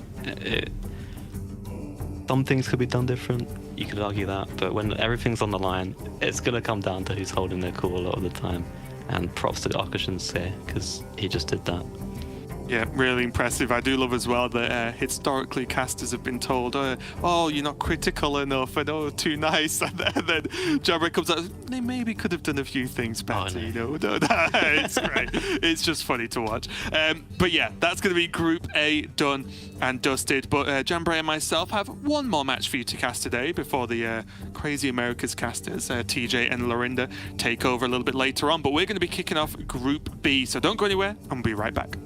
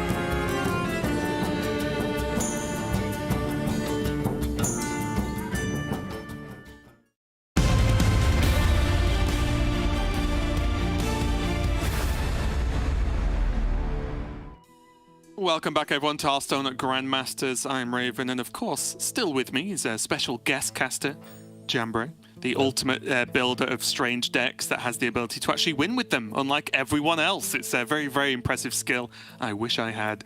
We are going to be... we'll just pretend. Just go with all of the time. You have never lost with a deck you've built. We are going to go into Group B now. We'll be kicking off Group B with the first match, and then TJ and Lorinda will be rounding out the day with the rest of the group. And there is the group there. We have Levick, Pun, Fled, and Habu Gabu. And just a quick update on overall points. A quick, let me glance at this. Wow. All of this group needs to do well, and I think that can't physically happen, Jambray. Pun on 3 points, Habu Gabu on 3 points, Fled on 2 points, and Levick on 1 point. So wins here are absolutely huge for these players because they keep the other players that are also on low points out of their way, and they can try and boost themselves up into that sort of big point range, maybe even just the middle of that top 8. Definitely not setting sights on the top of top 8 with only 1 and 2 points between the players. Yeah, absolutely. It's like the matches at the top matter a lot, and the matches at the bottom matter a lot. And here, all the points are very, very crucial. Yeah, it's kind of strange as well to see the groups just be like, yeah, this is the group of all the players that haven't been doing well so far. It's going to be maybe even more emotional and brutal as we move on because, again, any of these players that get knocked out of groups, they're just not making it to playoffs. It's pretty straightforward at that point. There's no ifs, buts, or hows. It's just the way it's going to be. Both these players now, I'm going to kick it off with Levick and Pun, have very similar lineups. The rogues from both of them are banned away. Main difference here, though, is one Imp Warlock, and then the other one's playing the Curse Warlock. It's a big difference. I don't know if have you played much Warlock since the patch and since the expansion, because I know, like, at least from a lot of what I've seen from you, Jambray, just straight up Imp Warlock might not really be your cup of tea. It's a bit too straightforward for you, right? Have you looked into curses or anything much like that, or are you just not a Warlock enjoyer at the moment? I'm more of just like a hipster, so if the deck's the most popular deck, I'm not going to play it. But now it's been nerfed and less people are playing it, maybe I'll give it a go. Warlock deck coming soon from Jambray. Yeah. Keep your eyes out. Watch out for that one. Yep. I have seen it played a lot, this hybrid version, and I'm not a huge fan of it, honestly. I feel like you just don't get the good starts that you want, or later on, your turns are just not doing what you want to do. Like, you've got to board yourself, and you've got AoEs and other stuff, etc. that's hurting your own game plan a bit more than progressing it. I really prefer just like the one direction imp lock from Pun. Boy band imp lock. Yeah, I just realised what I said. I was like, oh no. What have I done? Go ahead. One thing I will say is in the Masters Tour, at least the matches I cast of the hybrid, is it seemed to do quite well versus Shaman, because Shaman didn't really have tons of healing, and you also didn't play much of a board for them to interact with. But now that Shaman's just been given up on, I guess, by all the GMs, it went from, you know, the most popular deck to 0 in the mere matter of 1 patch. We'll see how it performs, but we do see Pun here. Only 2nd season of Grandmasters. Both these players quite new. Pun on his 2nd season, Levick on his 1st. So we'll have to see how they perform. It's going to be Druid going up against Mage. A matchup, Jambray, I feel like we're going to see quite a lot this weekend. Yeah, even as a counter pick, which turns out not to be as big a counter as you might think. I have to say, I am a bit disappointed that there was no Shamans this week, given it's our first cast together, and I haven't yet heard the legendary pronunciation. You mean the correct? I think you just mispronounced correct there, Jambray. Oh yeah, my bad. I'm not good at as pronunciations as you. Well, not many people are, from the judges of the amount of replies I get about it to this day. It's been going on for years. But anyway, no Shamans so far today. Pun does have access to that zoo, but for now, is that Druid versus Mage? And it's been a surprise, right? Like you said, Mage has just been beating Druid. I'm trying to see now if... Druid beat Mage in Bunny Hopper versus Okashinsuke, and that's it. All the other Druid versus Mage matchups, Mage has taken so far. So yeah, bit of a surprise overall. Like I said, though, just checking out Levick, really solid score in Masters Tours in 2022. 65, more or less 66%, something you're going to be pretty happy with. And of course, getting that top 4 at the Summit Championship, which is a huge, huge deal. Yeah, he's an incredibly strong player. I've not seen him on the camera too much, but I've played against him on ladder for a long time, and he's always been extremely good. And let's say he gets the better of me more than I get the better of him. That's just because you're testing out your theory crafted decks, right? So you've got a natural disadvantage. Yeah, I mean he's a player who's not actually. He doesn't shy away from creativity in terms of deck list as well. I see him trying out a lot of stuff on ladder as well. Yeah, he is. He impressed me a lot when I saw him. I think in one of the earlier Masters tours this year. I think he was on stream like a couple of times, in the same day or something, or very close. And like both times, I was like, wow, he's just not making mistakes. Like that's. I know that sounds like not a huge compliment, but it is, right? We've seen so far, even in broadcast today, right? He like Levick, when I saw him play, it just looked very clean, and a lot of the time, just nothing too flashy, but just clean play will get you far in this game, right? Yeah, absolutely. I mean, everyone has an opinion when they're watching Hearthstone on what the plays might be. So if someone's not very controversial, it's a good thing. It means you're doing something right. Exactly, yeah. It's going to be an interesting one, though, again, just to see how Mage performs versus this Druid. I do want to get to the Warlocks, though, definitely, and we will get there. Hopefully. Well, yeah, we'll have to get there, actually, at some point or another. But for now, going to be that Mage versus Druid going on here. And what do you think about the mulligan here for the Mage, Jambray? Is Nightcloak Sanctum doesn't quite feel the same power level, or do you like just locking in the mana? I would keep it anyway. I think it's going to be useful somewhere down the line. What other turn 3s do you really want? You've got maybe some card draw options. They are both big spell mage, so like maybe he's just trying to find that Belinda. Yeah, just sacrificing the guaranteed location to just say that's one more draw for Belinda, and potentially just stealing the game, right? Which is often what Belinda does. If you play it early enough or even on curve, you can just be like, well, now I'm the Druid because I'm spending way more mana than I should be allowed to spend, and steal the game like that. Druid at the Reef being kept for pun. Something I do quite a lot with this Druid, just throw it out on one in a lot of matchups, and it's, whether it's taunt or attack form, it's annoying, right, for a lot of decks to actually deal with, and it does get a good job done. Yeah, it could be just a nod to the double watch post from the Mage. Oh, true. So there's not really any other answers other than the Druid the Reef. I'm a little less hesitant. I'm a little more hesitant, sorry, to keep it when I don't already have the ramp tools available. You can be like, oh, I'm a Druid, I'm going to draw the ramp, but sometimes you don't. And then you lose. Yeah. Either way, Levick ended up with his location back anyway. It's got a... Playing the Druid, even with a backup one. I mean, you have double planted evidence. There's potential for just sort of an aggro Druid start here. Play the 1-3-on-1. It's not going to get answered by anything. You can start with planted evidence on 2. Maybe you get a buff for your 1-3 to deal with a 2-3. Yeah. A bit stronger. Planted evidence... go on. I'm just shocked that he's still floating mana on these spells. Oh, it's even the composting. Wait a minute, what Druid are we casting? What's going on?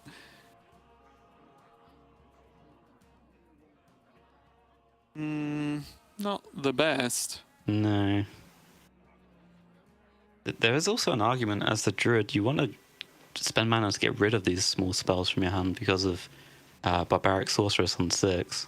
Right. You don't have all the time in the world, and there's always the chance you top deck something small. And if you've already spent mana on these cheap spells, you can have the mana available if you top deck something going into turn 6 to get rid of it. So is the genius play to use the other one and pick the highest cost card. Or When the pick source box. Yeah. Laugh at them. You might still lose the game because of it, but you do get to laugh. The Seed Lord be the seed. And that's the best thing to do, really, isn't it? Yeah, it's the approach I take. I lose a lot, but you know what? I'm still laughing at the game, so it's fine. Laugh or cry.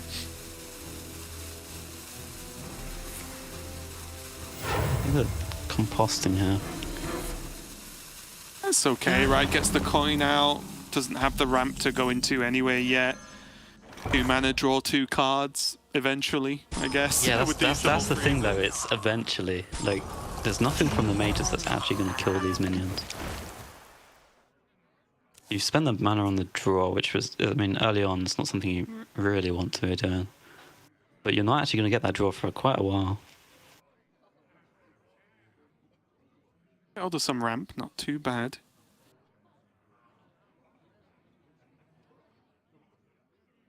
Yeah, yeah. I mean, it's reasonable here not to go for the blind evidence because your hand is fairly empty and it's unlikely to get something good.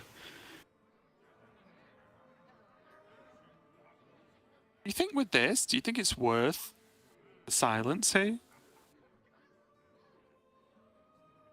I actually think it is because turns from the druid have been a bit wonky. We didn't see a nourish, and then we saw coin composting instead. Yeah, I don't think it's oh, nice little play actually, getting the coin yourself. But I don't think it's a stretch, right, to think that Levick or Pun has shown Levick that he does not have a smooth game plan here, right? Because his turns have been so strange for the average druid game, right? So I like this a lot actually. Does lose the damage from the skeletons, but who cares? Yeah, it's just a question of how much you want to trade her.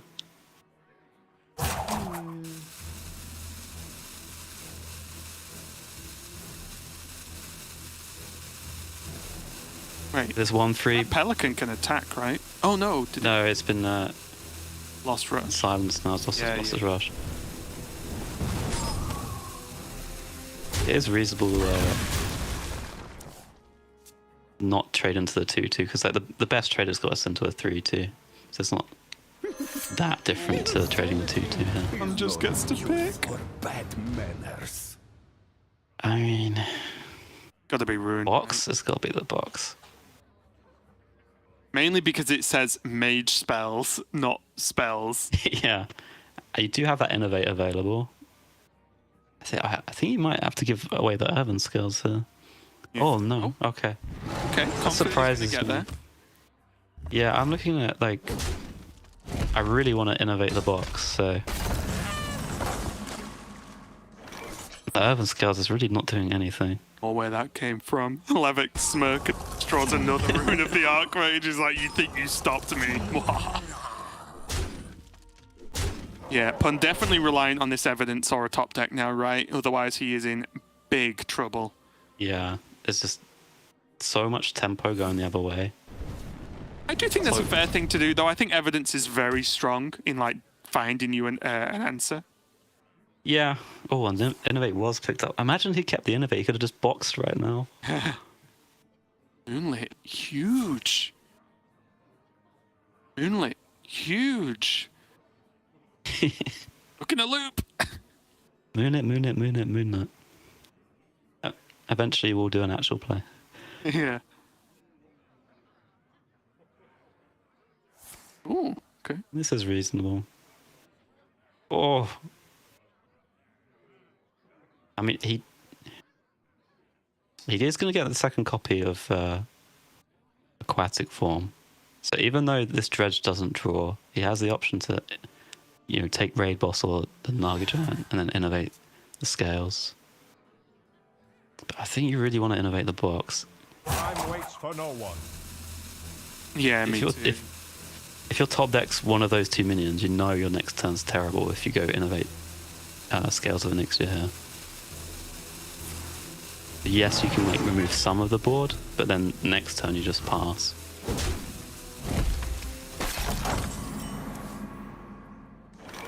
Woof. Okay. I like playing it a lot here. Has he even cast that many spells? Oh, the nature spell from Innovate. This is very clever from Levick. Give him 2 extra mana for the ping. The ping, yeah, that's actually sick. Yeah, you can ping the 1 and 2, right? That was the only spell he's played. Yeah, that's why I was standing like, wait, has he played anything yet? He's not even played the coin he got, right? So No. that was a nice little bit. I like that cheeky Innovate there, just to be like, Very cheeky. Alright. well, what's in the box? What's in the box?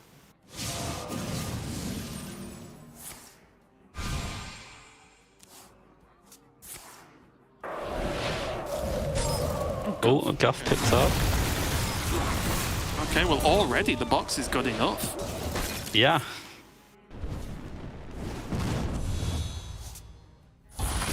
The box is guff enough. I felt compelled to laugh at that one. Yeah. Better than Sol. Please Sol invite feels me compelled back. to laugh at me. Does he? Oh. Yeah. Doesn't let me get away with anything. That's why I enjoy having a guest on. Yeah, I've seen your cast. Soul runs a tight ship. Yep. And I just poke holes in it. Yeah. I'll try to anyway. Now, is there any reason not to coin Rune of the Archmage here? Because the coin tests anyway for a count spell, right?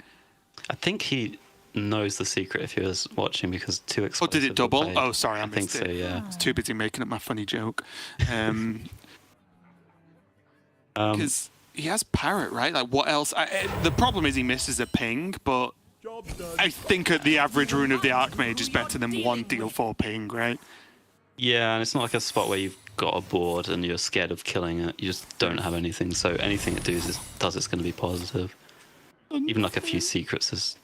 Yeah, I guess. Okay, that's something. That's kind of a ping. Yeah, he just did a 9 mana ping.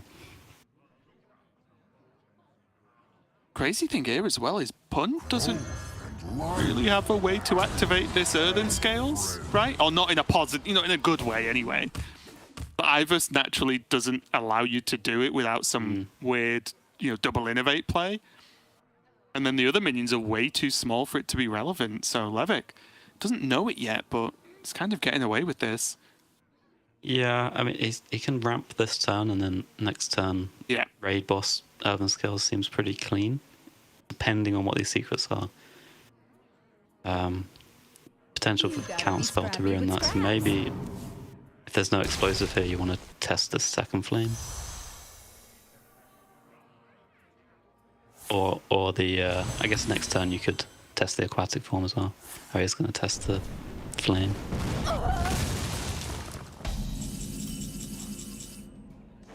Okay, well, looks like another box. No hesitation, I like it. Remind you who you're dealing with. Okay. Into tiny little pieces. Okay. Few more hot streaks, please, so we can play this amulet. A few. Just a few. Still though, selection of secrets now available for Levick. Pun will have to take that apart bit by bit, at least at some point over the next few turns. And again, it's not the end of the world, but it's annoying. And Pun on 15 health doesn't really want to be annoyed right now. True. When do you want to be annoyed? I suppose if you're. I think if sometimes you're a Brit. every day with the weather. People enjoy it, don't they? Getting angry about things. Well, they do. It's though not the best explosive runes. No. Now all Levick needs to do is freeze every whelp and let the Onyxia hit face. Easy. Tall order, but I mean, the game plan for the mage has really gone away a little bit. You can Well, as set soon up as this gets played. yeah, you can set up the Belinda to draw both Drake Fire amulets. Or you can box. Oh, oh yeah. Let's not mess around. You could do all these interesting box. It's like, press the button. Okay, he could. Oh. Okay. Okay. He needs to free. He's working on this plan, Jambray. Freeze or get rid of every 2-1 and leave the Onyxia. Happening. Oh, he can do it. Secrets? Actually do it. There's no way the Druid's gonna launch it face there, right? Good. That's great. They're just trading Onyxia into Yet. random minions. Yet. I'm gonna put the caveat yet. Yeah, never let him stick anything else. Oh wow. The game's win condition now revolves around exactly Onyxia, and Onyxia alone hitting face. It's not a bad spot. Does get the ping in as well for another 4 damage. Yeah. The damage is adding up, and there are Reckless Apprentices available still. Plus, these skeletons have a chance. They've got a small chance in life or death to do 2 damage. But the Druid, they really have to just like deal with the board first, because I think it might be confirmed there's a Visage already. I'm even looking at the potential of like Oracle Ivers. Pun. Yeah. Try and get the Oracle to hit face, right? Well, that means like there's the Whelps and Oracle that could hit face and sort of save the day. Yeah, it seems like the best play this turn. That rope's burning again. Obviously weak to the Starfish we can see from Levik's side, but that's what's spicy about the game right now, isn't it? With so many Starfish, is that you think, oh well, if they have Starfish, this is terrible. But if you followed that, you'd never play a card. yeah. Right? So like, you do have to just do this, even though we can see it's going to look brutal. It's like when a new card comes out and everyone in the comment section is like, oh, it's weak to Snowfall Guardian or weak to Silence, weak to whatever. You have to just sometimes go for it.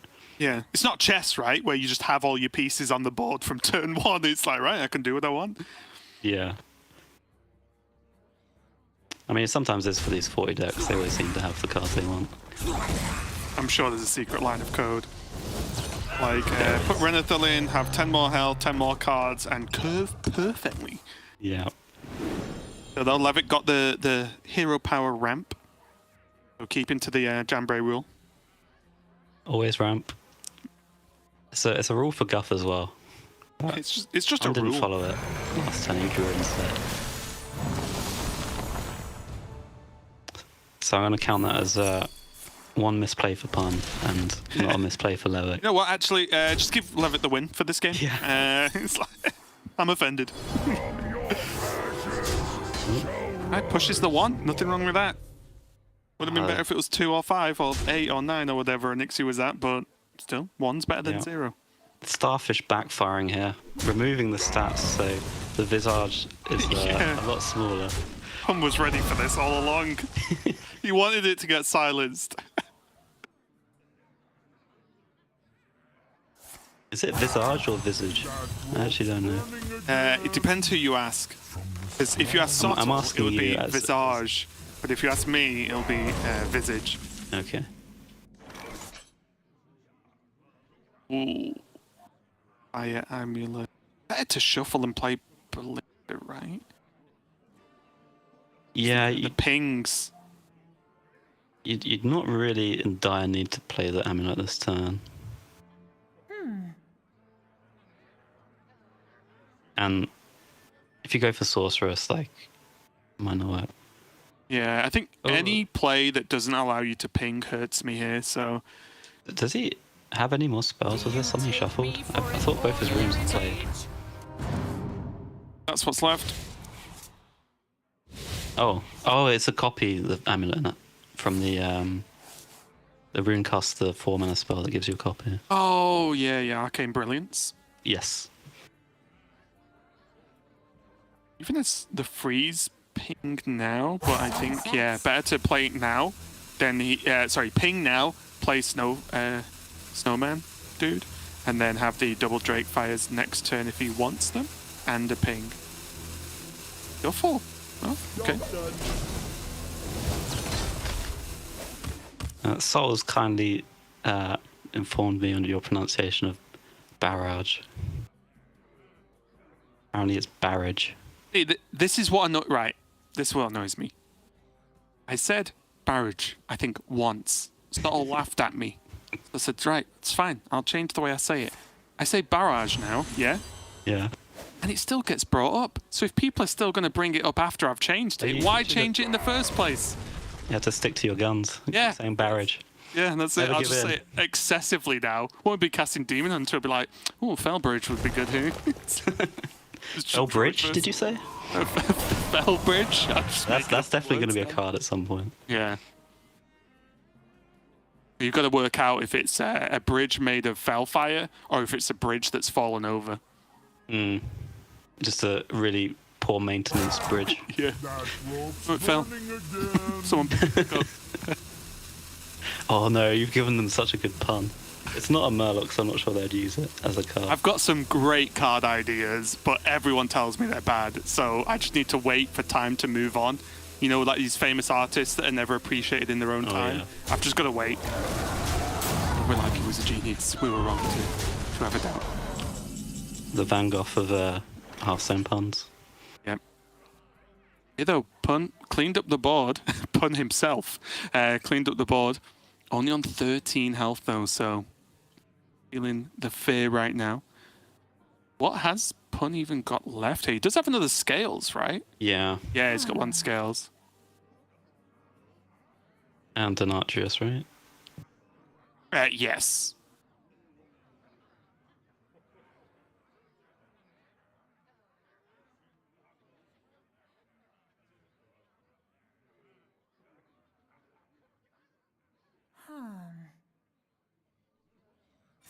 Can I go for the amulet? Or trade in the amulet? Okay. Oh, the old amulet high five. Oh! Getting worse. It's getting worse. Abort, abort. No, this is perfect. He can reduce this one. Great. Still worse. Most importantly, though, he accomplished the mission. Ping And face. trade it again. One really does need to pick up the old Scales, though, doesn't he? Because even Denathrius wouldn't actually do much if he just picked it up now. That Bran, I guess, which is fine. Yeah. He has 2 turns to find some healing. There isn't really any burn from the mage deck available. It's just the ping or a reckless.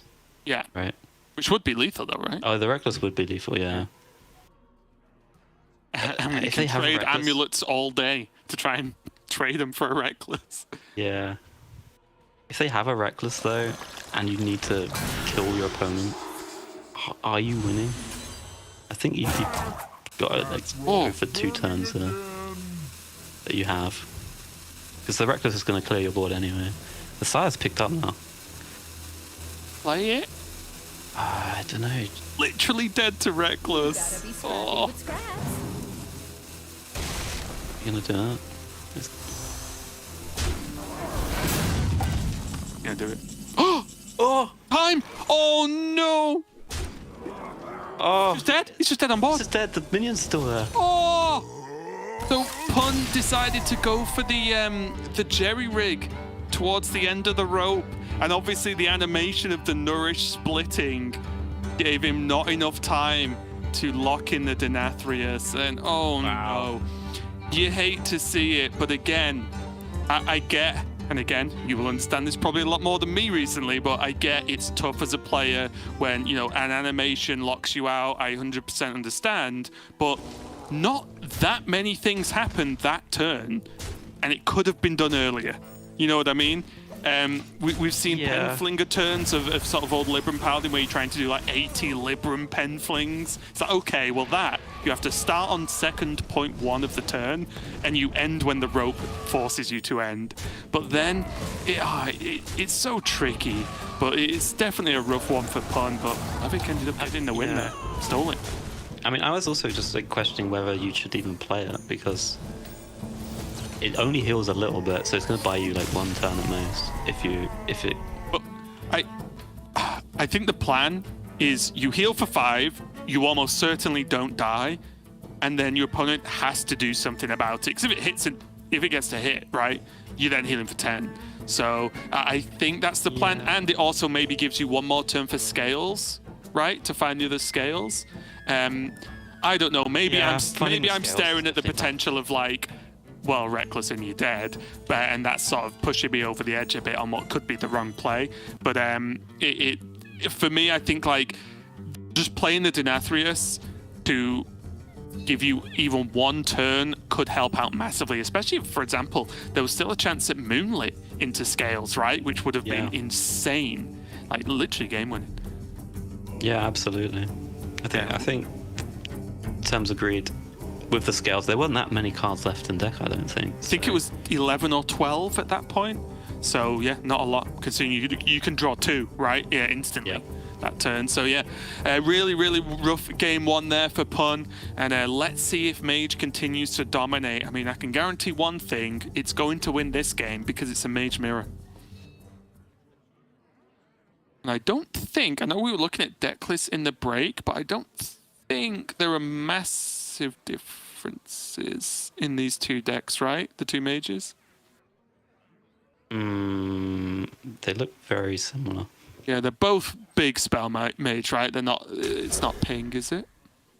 Yeah, they're both big spell mage, yeah. They're more or less similar. I think the one difference that I can see is Pun's running 1 Treasure Guard, 1 Starfish, but Levik's running double Starfish.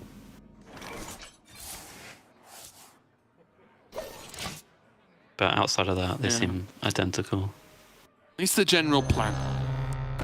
Yeah. Same here.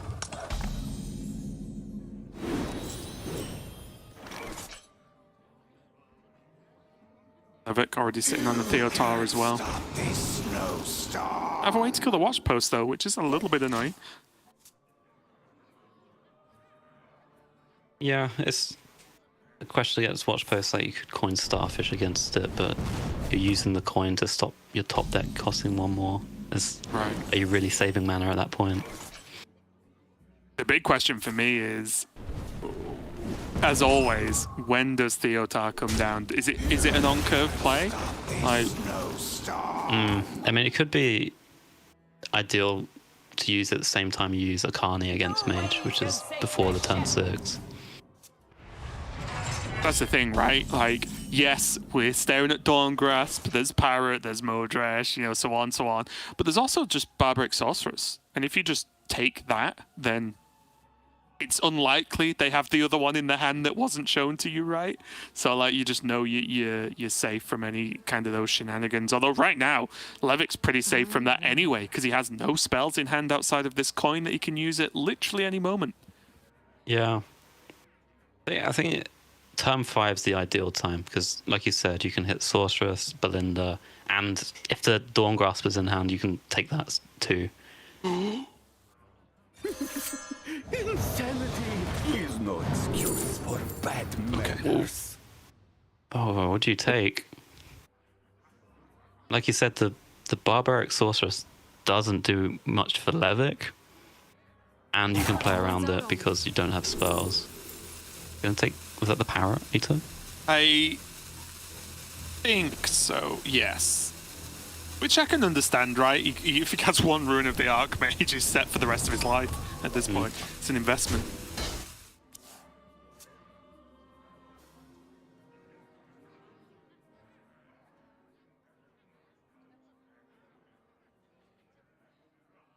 Alright, play both minions.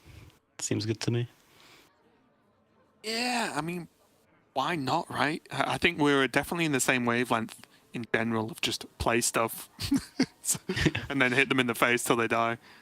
Yeah, I mean, it gives you the coin. You can next turn coin Magister.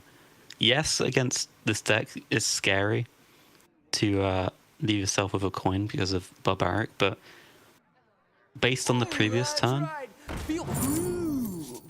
it's not like super likely that you get actually punished for this. I think it's wrong in this situation to actually use the coin because your next turn's what, Barbaric? But instead you could just coin Magister and start ramping up your pings. Yeah, and the funny thing was, your opponent didn't steal your sorceress to stop you swapping the spells back, potentially, as well, right? So, yeah. Yeah, and they didn't steal your rune either. So if, say, they were missing on a big spell, and they had the Barbaric or something, right? Maybe they would have done that. I think like the reward for getting this Magister down, particularly because you have a Mordresh in hand, just outweighs the chance for a low roll. Yeah. And also, it gets you to...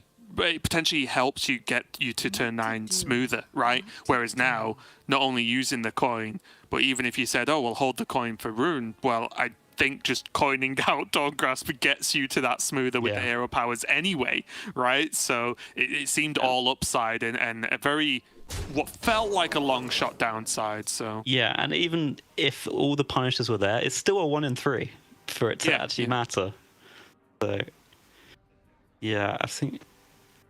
maybe like going a bit autopilot. Oh, I got to get rid of the coin against Big Spell Mage when... yeah, it's just what you do. Yeah. And I mean now, like...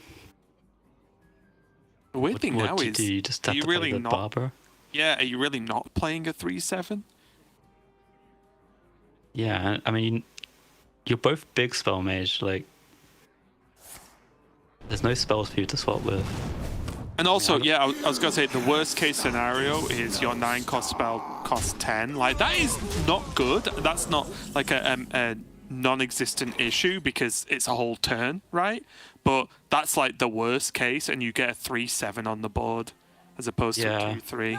And also, you have the Magister, I guess, for next turn, so maybe there's some merit for playing this 2-drop. I guess to just get the ping straight away. Yeah, okay. It also did mean that there was a ping this turn as well, right? Which, again, with Mordresh in hand, I can be convinced. Yeah, it's not without upside for sure, this play.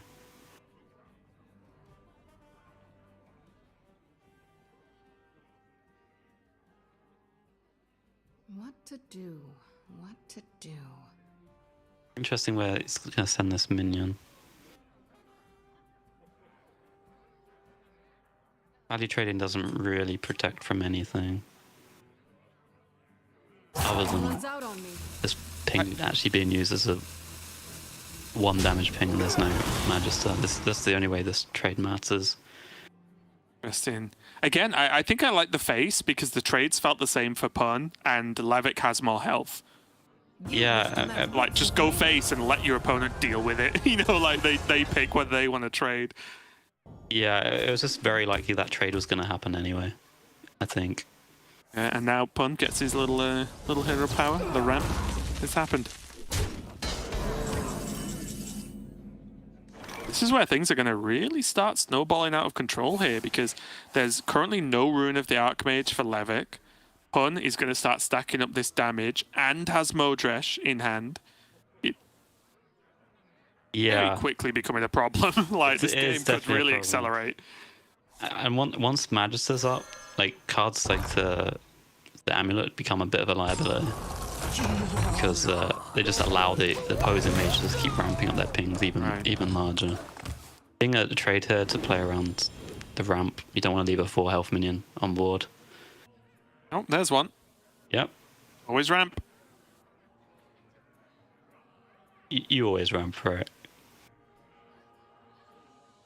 Got Mordresh. Yeah, it'll activate now, right? The Mordresh? Or it'll be very close. I think if he's pinged before turn 6 at all, then it's active. Otherwise it'll be on... It'll be active next turn, right? Next turn. Oh, I guess that's annoying, actually, because it's 9 mana. Yeah, okay. He's 6. I mean, you have a rune for next turn. That's true. Either way, you always ramp. I don't know why we're discussing it. Sun sets. Yeah, that's a rule. I'm not sure if the players have been informed of the new rules yet. I know. Maybe not. It would explain a lot.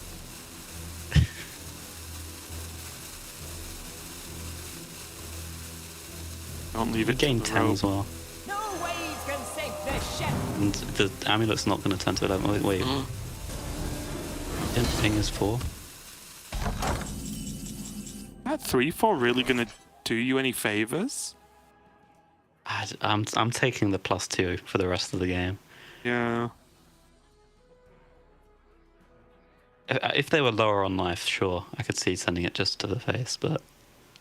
Is the idea that 44? this makes Levick trade into it because one can always ping it next turn? I don't know. I have no clue. But surely Levick would just trade and like freeze it or something, right? Like, Yeah. put 3-1 into it and freeze, or ping it and freeze it, like whatever. Like, yeah. I mean, 6 is quite a big difference compared to 4. It just means like later down the line, your Reckless will do the face and clear any board, but the 4 it's a bit sketchy whether it actually will. It's gone by now. It's a 3-3. Literally does not exist as a creature in a Dawngrasp size anymore. It's not pingable. Yeah. Who you're dealing with? No ramp. The Archmage though. No. Ooh. That is, wow, that's a and Drake 20? Fire? Instant mock stun. Okay.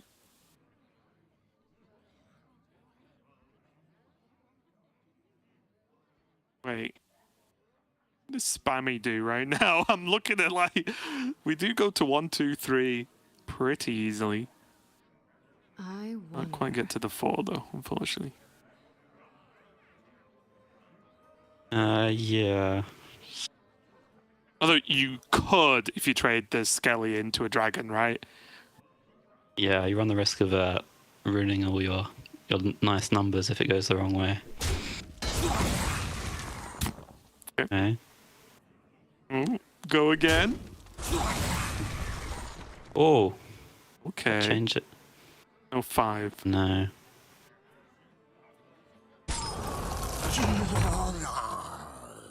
I mean, you can remove everything but the Caligos with the ping.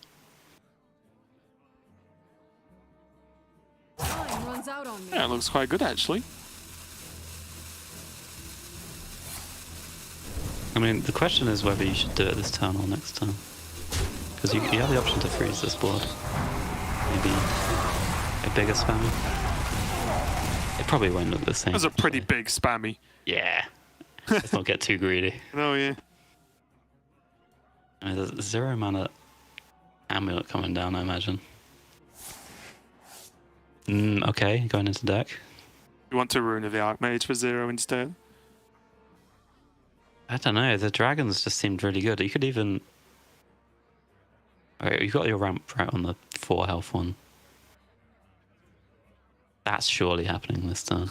I think he might think that the dragons are just playing into freeze, right? So, is it better than just casting a Rune of the Archmage? I mean, if they're not in play, then they can't be frozen either, I guess. It's not a real downside for it to be frozen. Freeze a minion wherever it is. Wherever it is, yeah. Frozen in deck, oh no. Yeah. I wonder, is it just looking for Reckless? I mean, there are a lot of freezers available, but 2 big dragons are kind of nice. Oh, I see. It's because of the amulet. Oh, Ice Blood, yeah. Ah, I see why it did it. I think. It's Because it was free, or was there something more to your thoughts, Chamber? Wait, did he play a rune this game? He did, right? No, actually, I don't see why he did it. I was going to say he traded it so that he wouldn't play his rune in deck, but he hasn't got a rune in deck. Yeah, he's not got one yet. Yeah, I don't know. Why don't you just choose your dragons rather than Let the dragons choose random you. ones? Yeah.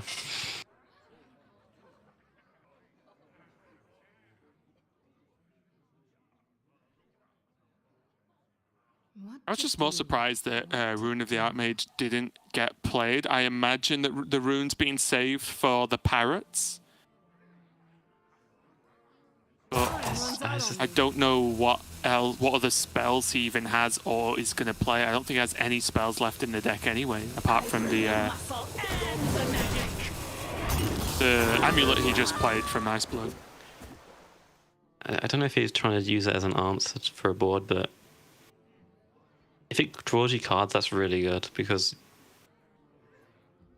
if you find you're reckless, you're going to really start killing the opposing mage very, very quickly. But like in this spot, when your board's bigger, you're not as comfortable playing it as you were like the previous turn. Could like just double trade the Pelicans, maybe? Trade it that way. I mean, he could just Modresh and ping face, which is a play I like. Pushes a lot of damage. He'll get the ping in. Oh, I see the play. Go on. Double trade the Pelicans, then you trade into the Skelly. It hits your 4-8, and then you can ramp. Oh, here we go. Hold it. Is that actually happening? What? Oh. So unlucky. Alright, now we box. Insane to Levick now. Let's play another skeleton. I need to try that again. Oh wait, he could have ramped off his Akani. Blocker up net. Maybe not worth it. I guess he's blocked a minion here, right? I don't know. Actually, ramping off the Akani here is kind of good. You go up to 8. Just deal with anything. I mean, as far as I'm aware, the rule is you do always ramp. So there's been multiple rule breaks as far as I'm concerned. Multiple violations. This might be causing this disconnect. Admin's having a word with Pun. In the game. Hey, you didn't ramp. Yeah, it's kind of interesting. I do assume Pun picked minion there because he just gave his opponent a coin, right? So that's going to not really be a big deal. Going to be a little bit awkward, though. Levick has picked up the watch post to just throw into the Okani if he really wants to. We'll just get this connection issue sorted out, though. Yeah, I mean, if you did pick minion here, What to do?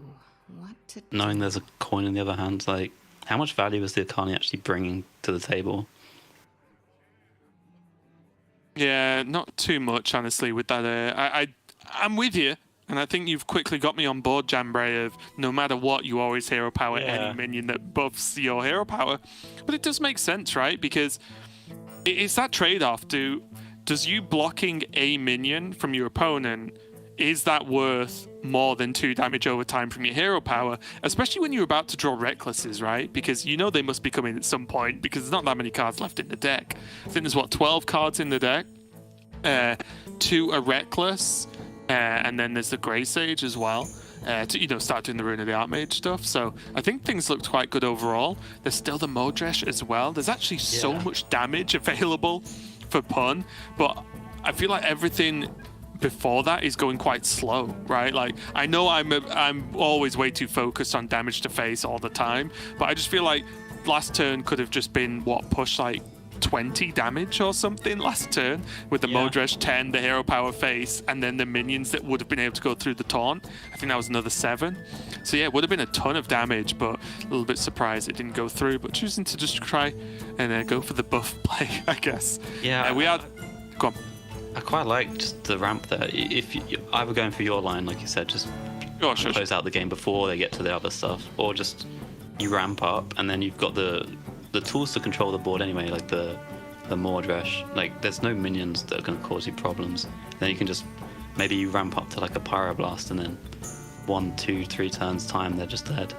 Yeah, because it's funny, isn't it? I think on a base level, the first time people saw it, maybe, were like, oh, well, do I really want to waste time, ping this stupid minion off, then ping it? What if I just ping face? What if I was a hunter, right? Ping face every turn. You quickly realize by ramping, you just end the game in like whatever 2 turns you decide, like very quickly. And it's something you have to do to really like notice how fast it is. But it's why we saw, even during the MT, right? We saw a lot of players do it where they'd go Dawngrasp, they'd play a minion and just ping it straight away, and you're like, why are you pinging your own minion? That's dumb. It's like, no, it adds up to so much more damage, especially the first one, right? Because it effectively doubles your hero power damage, which is ridiculous. It's crazy. I think it's like especially important in the mage mirror as well, where actually connecting with minions is just such a tall ask that it's all about the off-board damage, and the pings are just the best way of doing that. And that's the thing as well, because it really is. If you're just that one turn ahead in that damage, you win, right? There's very few things that stop you winning that game. Like really crazy outcomes from like Ruin or something, like Pyro Face or whatever. But generally, 9 times out of 10, if you're just that one turn ahead in damage, you will just win the game.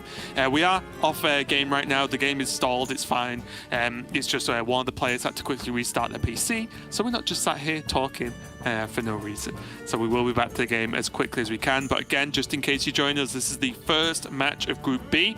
The whole group will be played out to its conclusion today to see who makes it to Sunday. But after this match, TJ and Lorinda are going to take over for the rest of the evening. And then tomorrow we'll have Groups C and D play out in the same fashion we had today. And then, on Sunday it'll be pretty crazy because we will just find out who's made the playoffs for that final week of Grandmasters. So it's going to be pretty big. That playoffs week is always, we talk about a lot on the line now, Jambray, but when you're in that playoff situation, I can't even imagine what it's like because I've never been in that spot myself, but it's I imagine the pressure is really on for these players.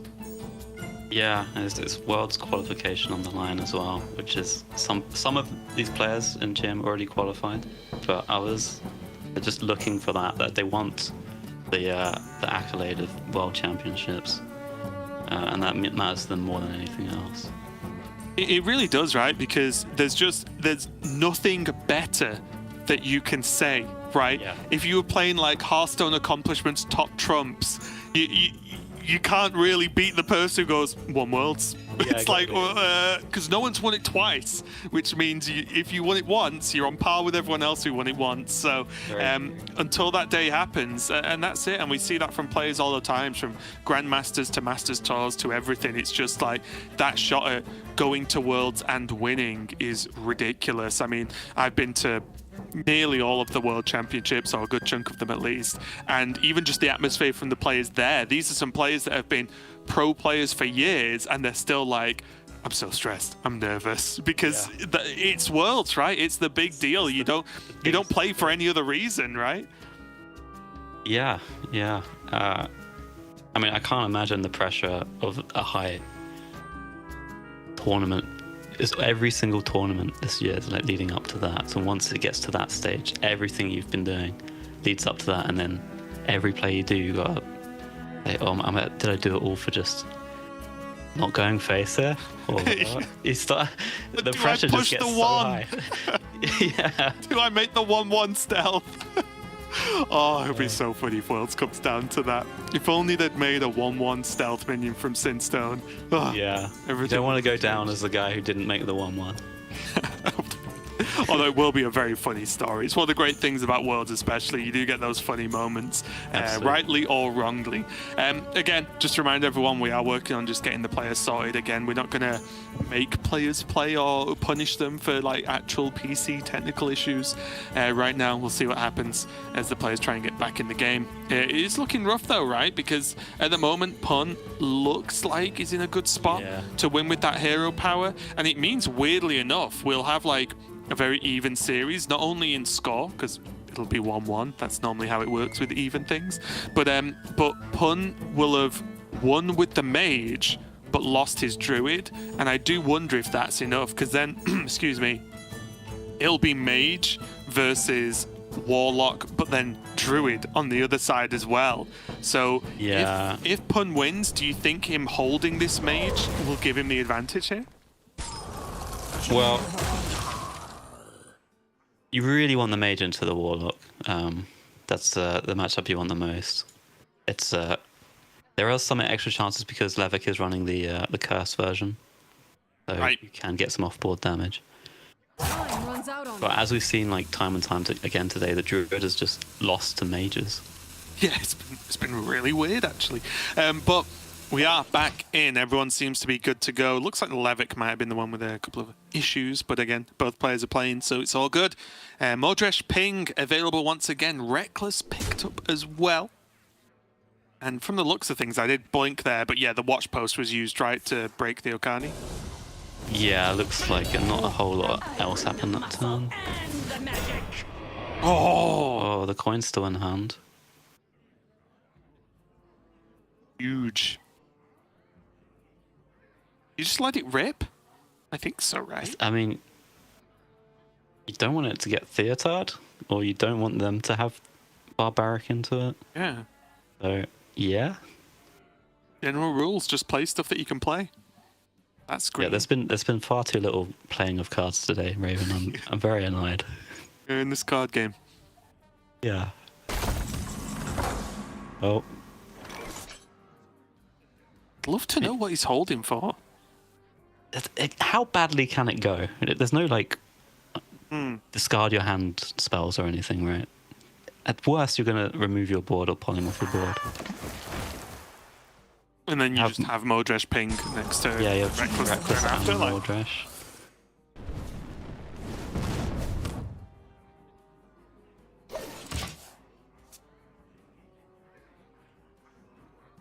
Okay. Let's start launching, please.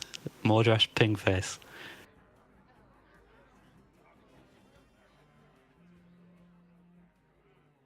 I'm just trying to think, is there a reason that holding is worthwhile? But not everything can be held, right? You can't play Modresh Reckless in the same turn. One of those should be played. Okay, we're getting going, it looks like. Because you can't play them both, so there's no point holding them. Maybe Pun feels so far ahead and in control that he just doesn't need to play Rune of the Archmage. That's, again, not something I would personally do, but an argument I can definitely get on board with, right? If he's just so far ahead, he's winning by so much, he doesn't need to play it and risk anything happening. But here now, puts his opponent to 7. There's Reckless Ping. There is very few things that can go wrong from this point. Yeah, I'm just trying to figure out what punishes are available from Rooney. Oh, there we go. Oh. Levitt concedes. And honestly, and I don't know if this is right, but it's my assumption a lot of the time is if you're in that spot as Pun and you're so far ahead, even if you can't think or you're struggling to think of punishes, the fact that you don't know for sure there isn't one means you probably shouldn't do it, right? If you can't say there is 100% never something that can go wrong, then just don't do it, right? Because look how much he was winning by. It felt like it took a while, but he had Modresh Ping into Ping Reckless. Like, what even stops that, right, in that amount of damage? Yeah, I guess the only punish really is you're holding a 0 mana spell for Barbara. But I believe the Theatar was already used, so you only get through that. So the punishes you get to maybe accelerate your opponent's plan by holding it a little bit, but maybe, as you said, like that's not worthwhile in case you've forgotten something. Right. I think it's one of those things where, again, players under a lot of pressure, and because the path was straightforward, right? It wasn't like Pun had to find a way to win the game. He had it. It's the ping, right? That's done. Right, yeah. So it's just, okay, well, I'll do this. If my opponent just spits out a huge board, yeah, I'll play it if I've not won, right? You know, it'll probably clear the board, freeze the board, whatever. But if not, I've won anyway, so it doesn't matter. But yeah, anyway, 1-1 now between Pun and Levick. Pun is going to be, of course, sticking on his mage as his reward for winning, of course. And Levick has to move, and that's going to be either his warlock or his druid. Again, I don't really know what to say here, Jambray, because, yeah, druid feels right, but it's not been winning, so I don't know. I mean, I'll be honest as well, because Levick's playing Curse, I could maybe see it. You know, I could see it. I'm not super experienced in Curse versus Big Spell Mage, but logically, the game doesn't end on turn 5, right? Maybe you can get there with enough curses and do things. I don't know, but right. Regardless, it's not just about this series. Like, you need to win the next 2. So if you queue the Warlock and you beat the Mage, great. But if you lose and then you win with the Druid and now you're left Druid versus Warlock, you're very unhappy. Right, that's true. That's true. Yeah. Well, we are going to see the Druid. It has got the Naga Giants in there with the Nathrius, of course. This one does have Mutinous, which is weirdly in a meta where I feel like it's all about stealing win conditions. A lot of players seem to have decided not to make room for Mutinous and say, instead of saying I'll steal or eat loads of stuff, they're just saying Theotar's better now. You know, like Theotar's just a better card, instead of saying, because I think obviously like Shaman was playing them both with the Battlecry synergy, of course, but like without that extra sort of effect, the players have decided that both Mutinous and Theotar are just too much. Yeah, I mean, the Mutinous is, it's just, I mean, one is more mana, so it's a bit harder to do, and like the other problem is you don't get to choose what you eat, so you could just do nothing. Just Theotar, just if your goal is just to play the card as is without other synergies, Theotar's just a lot stronger of a card right now. Yeah, smaller minion in general, but if your goal is to just stop your opponent doing something, then yeah, Theotar is definitely a lot stronger. But this opening, Jambray, I have hope for the Druid for once. Yeah. This is pretty good.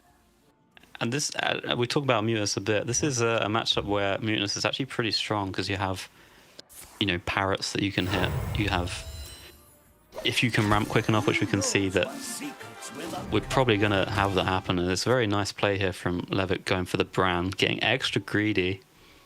Wants the double guff.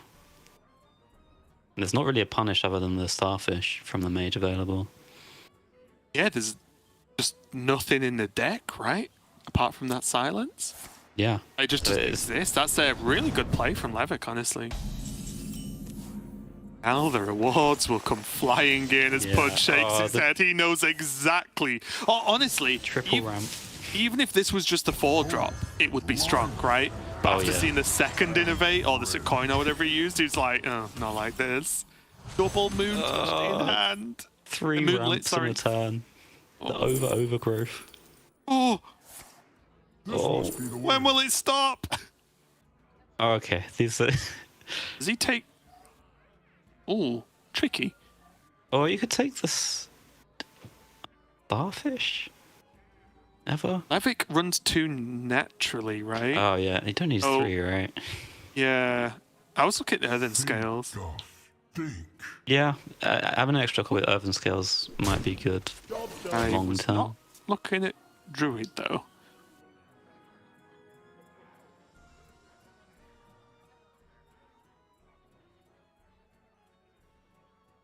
I mean, out of those options, the most generally good card, I'd say, was the Reef.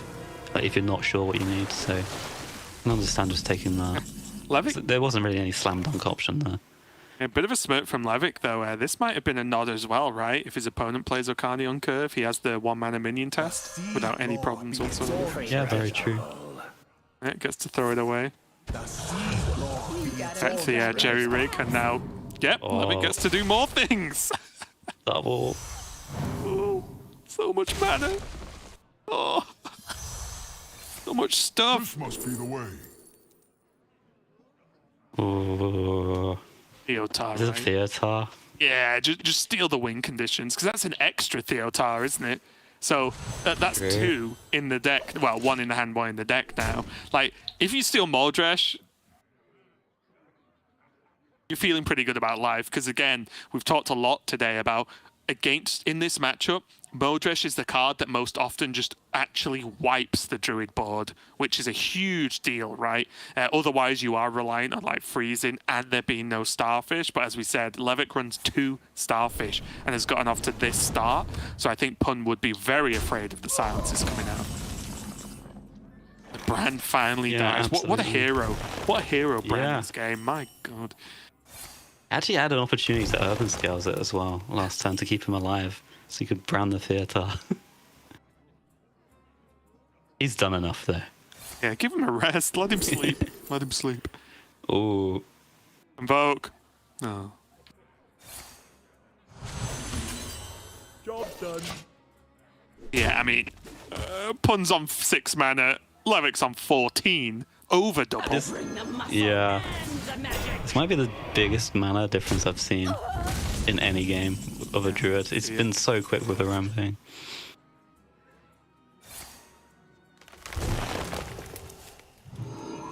So much mana, you can gain 1 million armor now. Opia got Mutinous. Basically, Levick can do whatever he wants at this point, right? He has every sort of tool in the deck.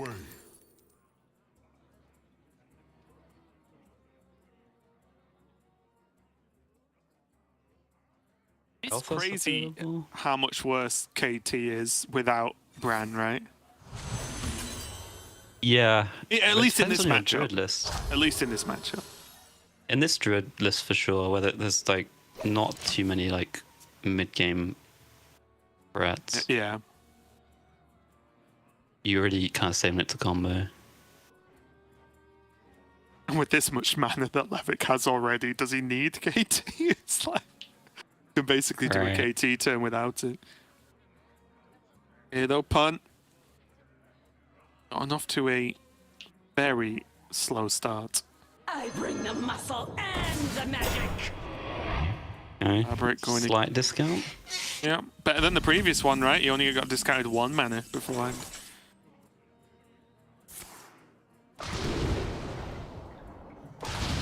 Oh, Zola. Oh. Denathrius?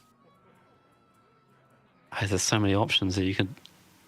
All of the targets in hand other than the Druid the Reef are reasonable targets for this Zola. Like Mutinous. Zola's pretty strong too. My past cannot chain me forever. Gonna drop a Denathrius. The Seed Lord be the I don't hate this because again. Oh no.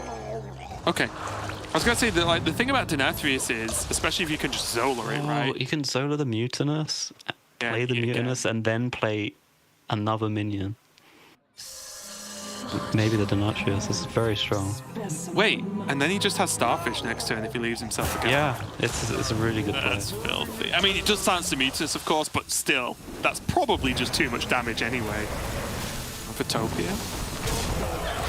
It's huge. Yeah. I guess you're expecting a box to come down, so if stuff dies, I guess you want the Sire to finish them off.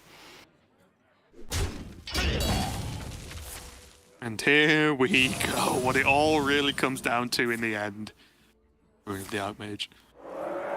Oh, Alibi. Okay, we've bought time. We have a Parrot. Mass Polymorph.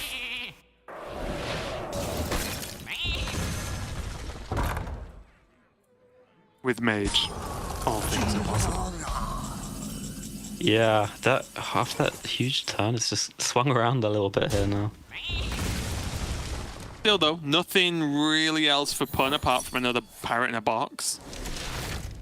Whereas Levick still has a Denathrius plan, he can still juice it, he has Scale of Onyxia, he's got 1 million card draw options, has 1 million mana to do things with as well. You just play the Scale here. Go first, right? It's cooking. Also wondering at what point you play Theotar.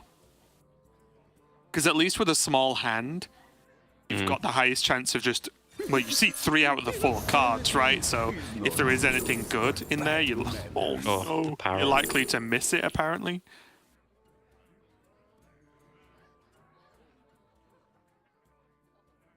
I mean, you could play the Parrot and just draw again. True. Balance the sheep so we can push the one.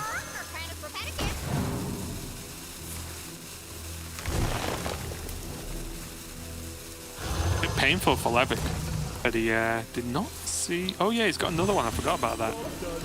Yeah. Moonlit, right? Bit painful that he didn't see the Modresh. That would have been, well, one, great because he just steals it, but also just solid information, right? Yeah, I mean, there's no Reckless come down or the hero card. 7 was that it needed still?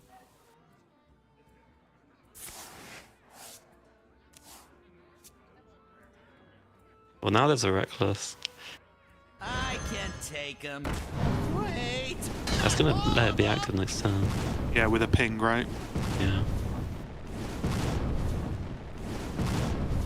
Although this is a lot of damage because that's just the turn over. And only a sheep died.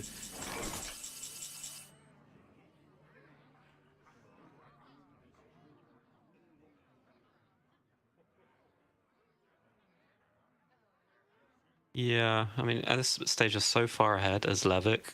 You just, how do I lose?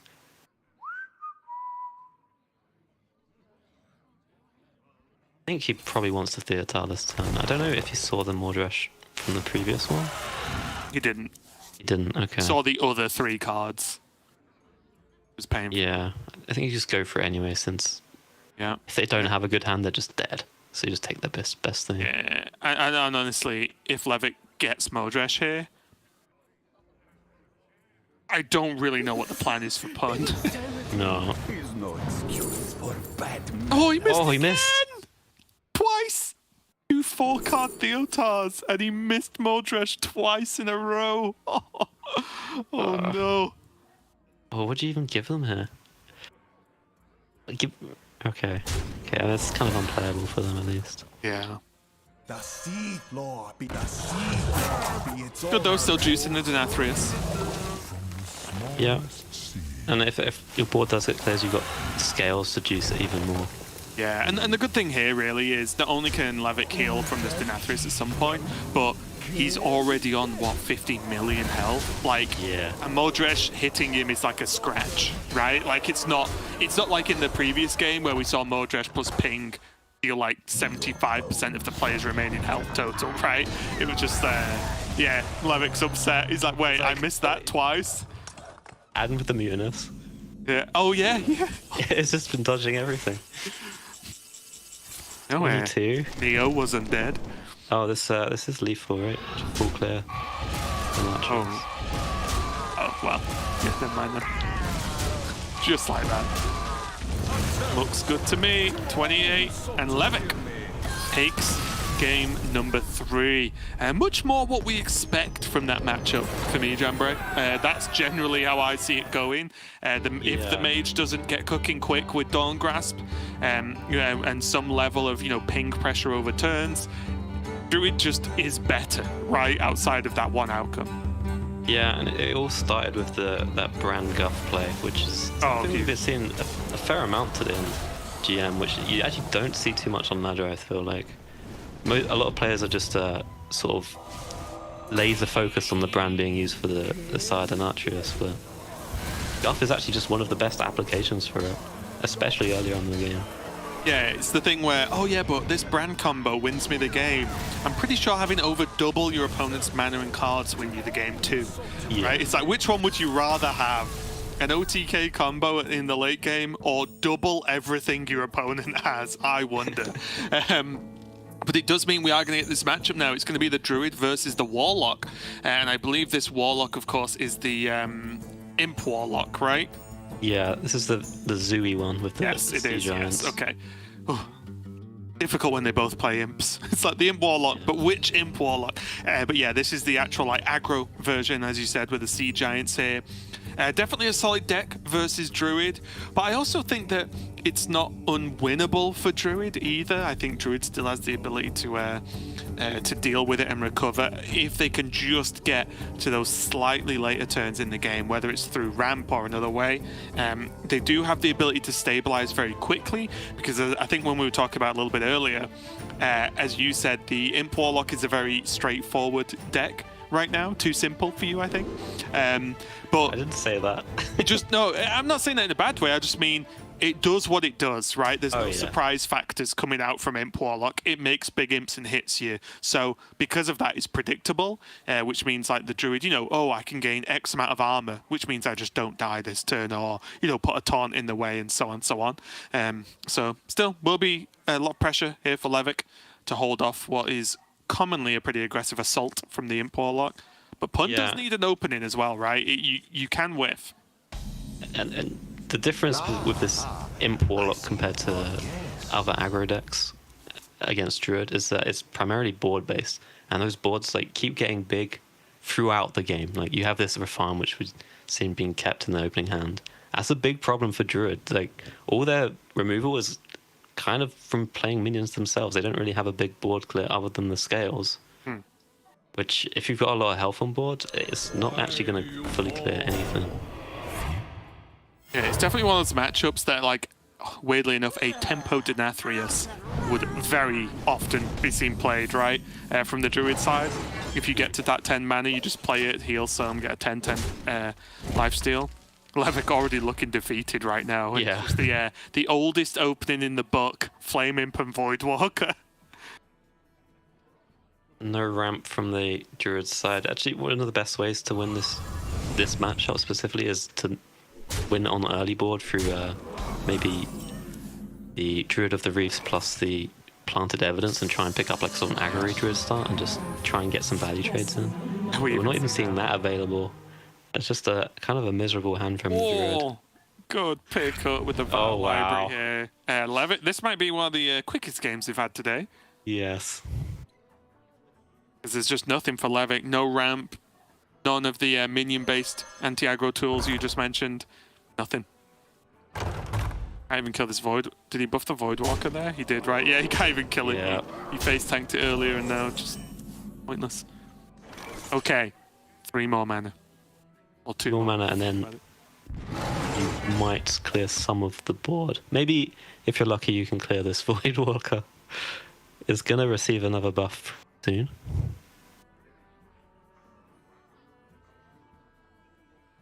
He played the scales? Is that ridiculous? Do you ever win if you play the scales now? Maybe not. And when else can you play it? There's no. Well, that's what I'm thinking about, right? But I'm just wondering, does Levick need to go exactly scale of Onyxia and then survive into Miracle Growth scale or something? You know what I mean? Like something very specific and stupid. I think the win con right now is actually this Kael'thas into Onyxia. Oh, It okay. needs enough to get a cheap minion. So I actually kind of like the Earthen Scales now. I might just buy that a little bit more because this Warlock deck is entirely minion-based damage. Once they're off the board, they can't hurt you anymore. Just getting to that stage where you can swing it back is the most important part. Yeah, this is lethal setup with 15 though. Yeah. Maybe the Earthen Scales would have been enough. We'll never know.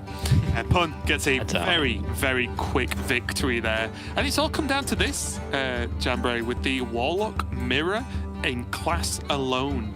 And here, it's going to be pretty interesting because there are removal tools in the Curse Hybrid version, but the Imp version has a more consistent, obviously aggressive opening. So I don't know if you've played or watched this matchup too often. We had it a few times in the Masters Tour, but do you have any thoughts on who's favored overall? I think the removal you would think would be good against opposing aggro deck, but the real thing that swings the matchup, I think, is the Sea Giants that are available for Pun. Because when the board tension gets really high, as it's going to do, because you're just both making minions, those Sea Giants are going to get incredibly cheap. And the removal for the Curse Warlock just isn't equipped to deal with 8/8s early in the game. Yeah, there's just nothing there, right? There's double drag below on turn 6, right? Yeah, Which it's not happening. And that kills 1 minion when there's probably, well, obviously if there's a Sea Giant down, likely to be a lot more than 1 minion on the board. So yeah, it can snowball a little bit crazy. So probably not looking too good now for Levick, to be honest. That was a very rough Druid versus Zoo game there. But yeah, that's the deck list there. There is still, you know, Fiendish Circle. There is the Imp Voidwalker opening. So I think that's probably Levick's best chance, right? Is to draw his Imp opening and his opponent has a little bit of a rougher draw, and then leverage removal because you already have minions to help you out with. Yeah, he does have Grimoire of Sacrifice, which is one way to break the tension in the matchup. Like if you're both going toe-to-toe, whenever one side just summons a bunch of stuff, the Grimoire is a way to punish that. But it's not all like, you know, terrible if both players go wide. Well, Sea Giants are just a little bit harder of a punish than Grimoire is.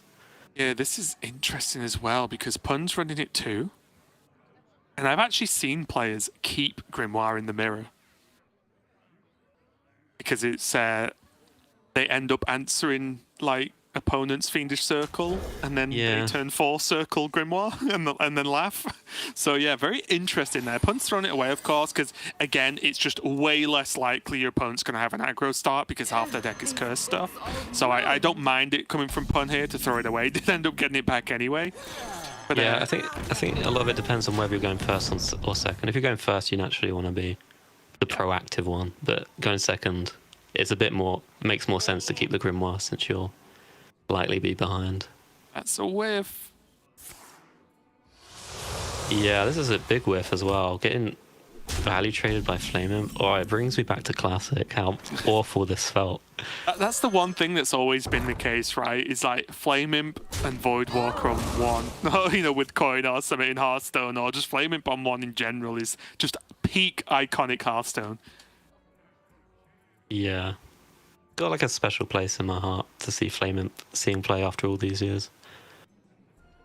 Took a little bit of a boost to get him back in, but he's there. Pun, are you... Make him a 4/4. I'm not sure we're quite there in terms of power creep. Really tricky for Pun here, because even if he goes Fiendish Circle, he knows the Flame Imp will just receive the buff, right? So it's not quite as good as setup. It just seems like the best play, though, to play it here.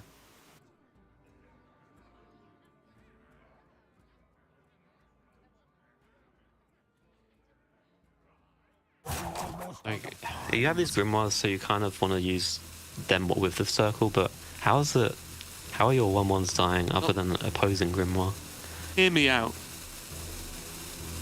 Crazy Raven idea. Okay. Could tap, maybe play Flame Imp. Yeah? It's potential the Flame Imp could make a positive trade with this other Flame Imp, depending on how big the buff is. But then he could save Fiendish Circle for turn 5 to go with Impending Catastrophe.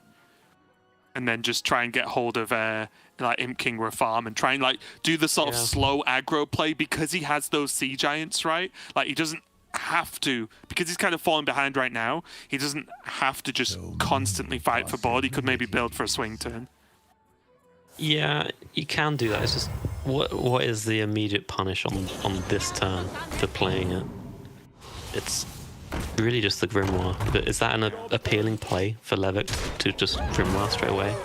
His only current minion was the Flame Imp, which you're not that happy to sacrifice. Does mean, though, that he has a potential burst of minions onto the board for this Sea Giant at some stage. It's not going to be playable now. Effectively, like, add 4 minions for 3 mana, you make the Giant 1 mana cheaper than it is in hand. Even this Imp Gang boss is, even off curve, is kind of good here, right? Like, it's so awkward to deal with for Levick. And if the 3/3s trade into it, or trade into an Imp that it created, then it's going to be within Grimoire range, right? So this Imp Gang boss is like weirdly ticking a lot of boxes right now. Until this happens. Yeah.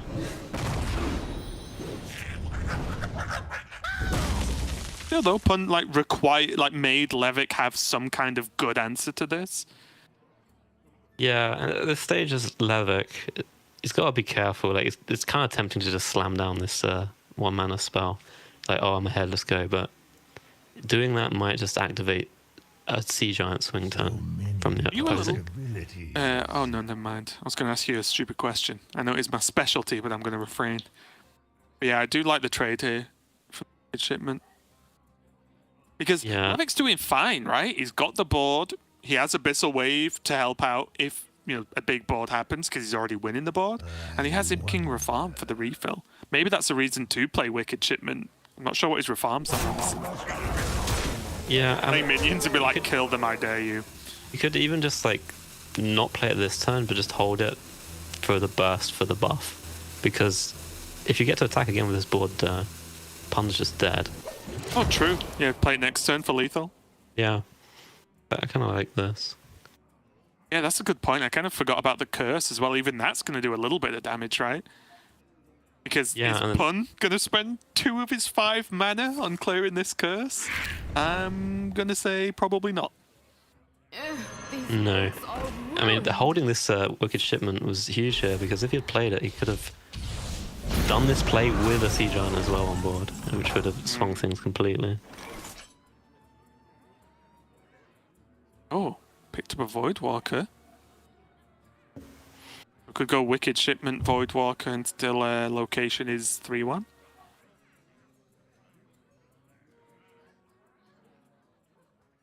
We could maybe trade the 4-3 and just location is Voidwalker or something, right? Like that's still reasonable Yeah. play.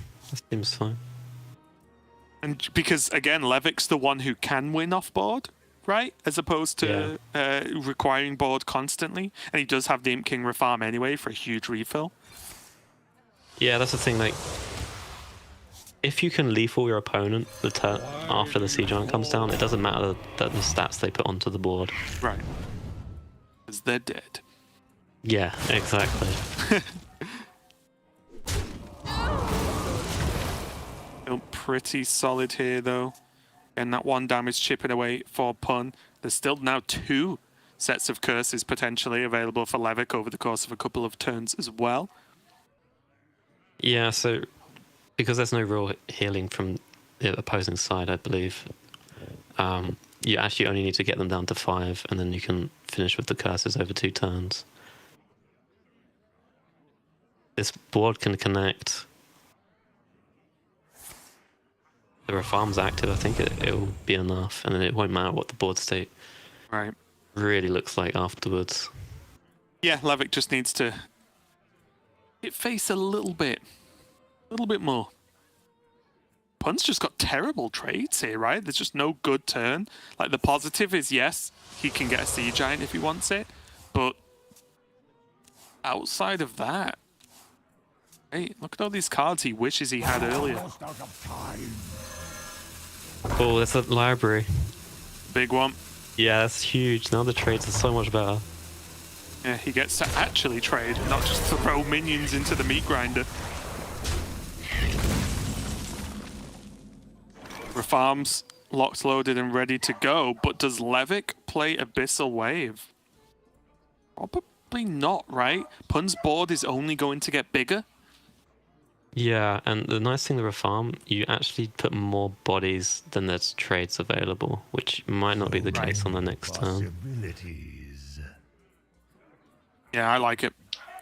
You have to show me a very, very good turn to not play Infused Imp King Refarm on curve.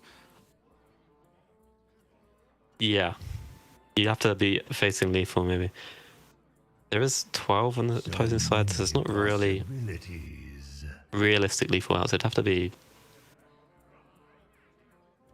I just don't think there is any. Unrealistic outs. It'd have to be unrealistic lethal outs.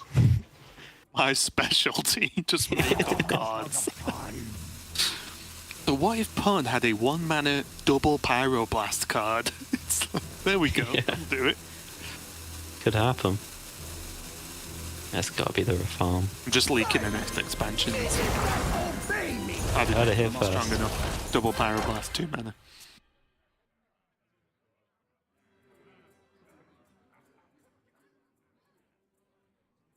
It is key though, right? 3 minions versus 5. Like it's Yep. such a big deal when the deck is very, as you put it, a One Direction-esque. Yes. The Harry the Imp on the left there. Yeah, got Zane there. I don't even know the rest of the other names. You're digging yourself a think I little bit do. deeper here, Jamfrey. Yeah, I've got my poster next to me on the wall. Ah, fair enough. You can see just there.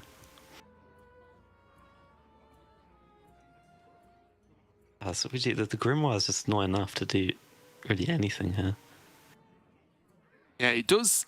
It's so weird. The Grimoire's definitely a necessity, but it falls off so fast that like it beats Circle, and then that's about it. But beating Circle is important in the mirror. Yeah. Okay, I would have thought this turn would have been 2-mana spell, Shape. 5-drop and then the giant. Oh yeah, did he just miss on minions here? He might have had board space issues, actually. So it couldn't be done, actually. So 9 damage to face, wave, and just play the librarian. I mean, yeah, it just... Pretty good, doesn't it? I think there's both catastrophes have been used, right? From there's no chance for keeping yourself on 10 cards to stop a curse. I don't think so. I mean, you could go drag below as well first. You have to trade for drag below though, because Battlegrounds Battlemaster's in the deck, right? No, you're right. I think this Missile probably should have Wave, been the just Abyssal leave the Sea Giant, push the 9, and then have drag below next turn. Yeah, I'm guessing he's just trading the 3/3 in to the 8/1, and he's decided that 6 is enough. Not sure if it is though. It's actually not. I mean, he's too wide on board there again for it to be a problem, I think. Yeah, 2 extra minions. Even this 1 Flame Imp in hand deals an additional 2 damage to the enemy's face, right? If everything's not cleared. Yeah. Oh, there is a Void Walker picked up, so maybe this damage isn't actually going to go face from the board. Does Pun have to use the mana on this curse? Is it 2, right? Probably the second curse of the day, isn't it? Yeah, I mean, he can buff this Void Walker, so blocks out the damage. Yeah, he has a circle, buff, Void Walker, curse, throwaway. I'm really good naming cards. Like an idiot's guide to playing a turn of Hearthstone. This curse does 2, right? I think it's on 2, right? He's not played that many other curse cards. It doesn't actually have to play it, because if 1 curse comes down to an opponent, he's going to be alive on 1 health. And what is playing it actually? He's play always around? dead to double curse. Yeah, right? exactly. So I don't think he needs to play it. How big does this Void Walker get? There's also no damage can go face as well, right? He has to make sure it doesn't get through the Void Walker. Oh, he's playing the... I don't think it does anything though, unless some damage can go face. I feel like it... Oh, yeah, this could happen, right? Because couldn't, like, Imp Summons make the 1/3 trade into the 4/6 clean, and then the other 1/3... I mean, if that happens anyway, right? Yeah, you're right. If that happens, like, I guess the damage from the other 1/3 is going to be enough to kill you anyway. Yeah, this is lethal. I don't know if it actually mattered playing the curse. Yeah, like, if you get through this taunt with one of them, the other one's killing you. Yep, that's how it works. Levick wins the Warlock Mirror just about, but it was a good win and a crazy series overall, and a much closer series, I think, than what we've really been seeing. I think much closer games overall, right? Of course, there was the Warlock versus Druid, which we'll forget about. That happened. But in general, the players definitely had a much closer fight than we've seen from previous series. But a big win, I think, for the hybrid sort of Curse Warlock, right? I think Levick really showed what the deck's capable of there. Yeah, and while there's small differences within the deck, Levick managed to get onto board first, which is the most important thing, I think. Yeah, and even just having that, as you were talking about throughout the thing, right? Having that 1 extra minion, it really does go back to the old Zoo days, where having like more attacks, as in more separate attacks, is actually so valuable. Like if you just played 1 Sea Giant and your opponent had 8 power but spread across, it's just better and more flexible overall. But yeah, huge win there for Levick. He starts off his run in Group B this week very, very well indeed. Means he's going to go on to the winners match, and the rest of the group as well is Fled and Habu Gabu.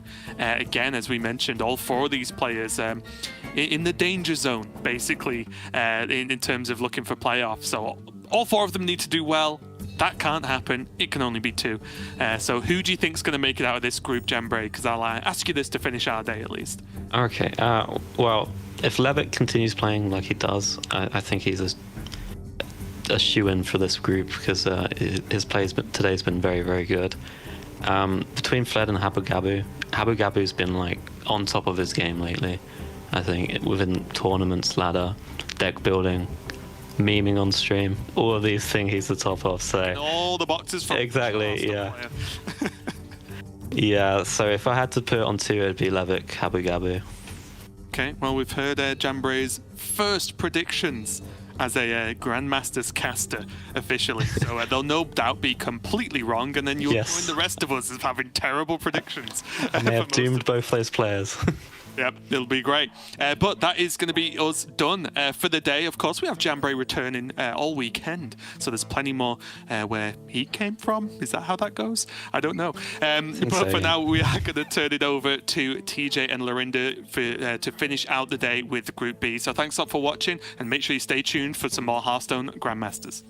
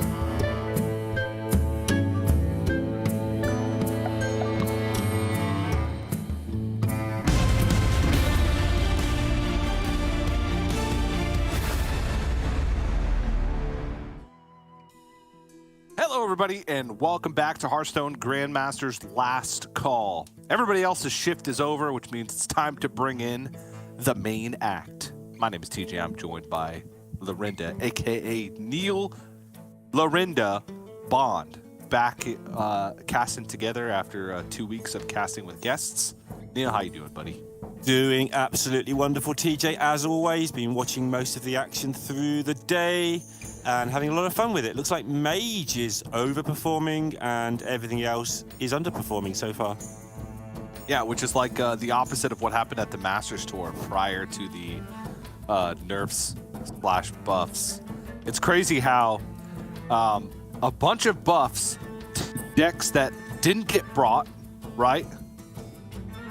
Yeah. Had this big of an impact on the day because of one singular card in one singular deck archetype, which is the Miracle Rogue, the Sinstone Graveyard Rogue, the Draka Rogue, whatever you want to call it, the Tempo Rogue, Lambie Rogue, you know, to each their own, what they want to call it. I want to call it Rogue. Rogue, yes. It's the only Rogue, so... It's the only Rogue. That's right, it's the only Rogue. Just the Edwin change made the meta sort of warp around the Rogue. But we're also in last year's standings, so that's changed some things up a bit. But taking a look at Group B, where Neil and I are going to be jumping in to cover the rest of the action for Group B today. We just saw Levick take down Pun, but we still have a lot of group left to play with Fled versus Habu Gabu, the initial match number 2, which is going to be coming up next. Yeah, and Raven and Jumbo brought it up earlier, but this is a group of not many points. Whoever doesn't get out of this group can say goodbye for the year, I think. Whoever does get out still has work to do to some degree. Pun, Habu Gabu on 3 points at the start of the day. That's all right. That's decent. Fled on 2. Okay.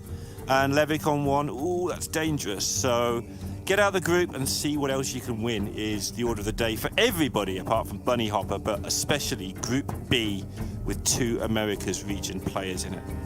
Yeah. To put it into perspective, this entire group, all 4 players, Pun, Levick, Habu Gabu, and Fled, have as much points combined as Bunny Hopper did before he won his 2 matches earlier in the day today.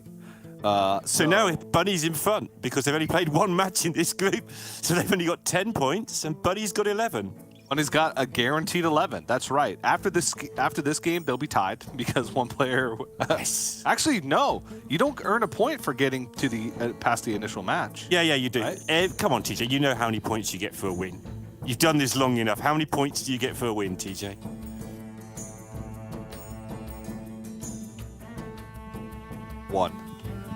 1 point. 1 point for a win. 1 point per win. Yeah. I thought last call had changed the format because we have 4 groups.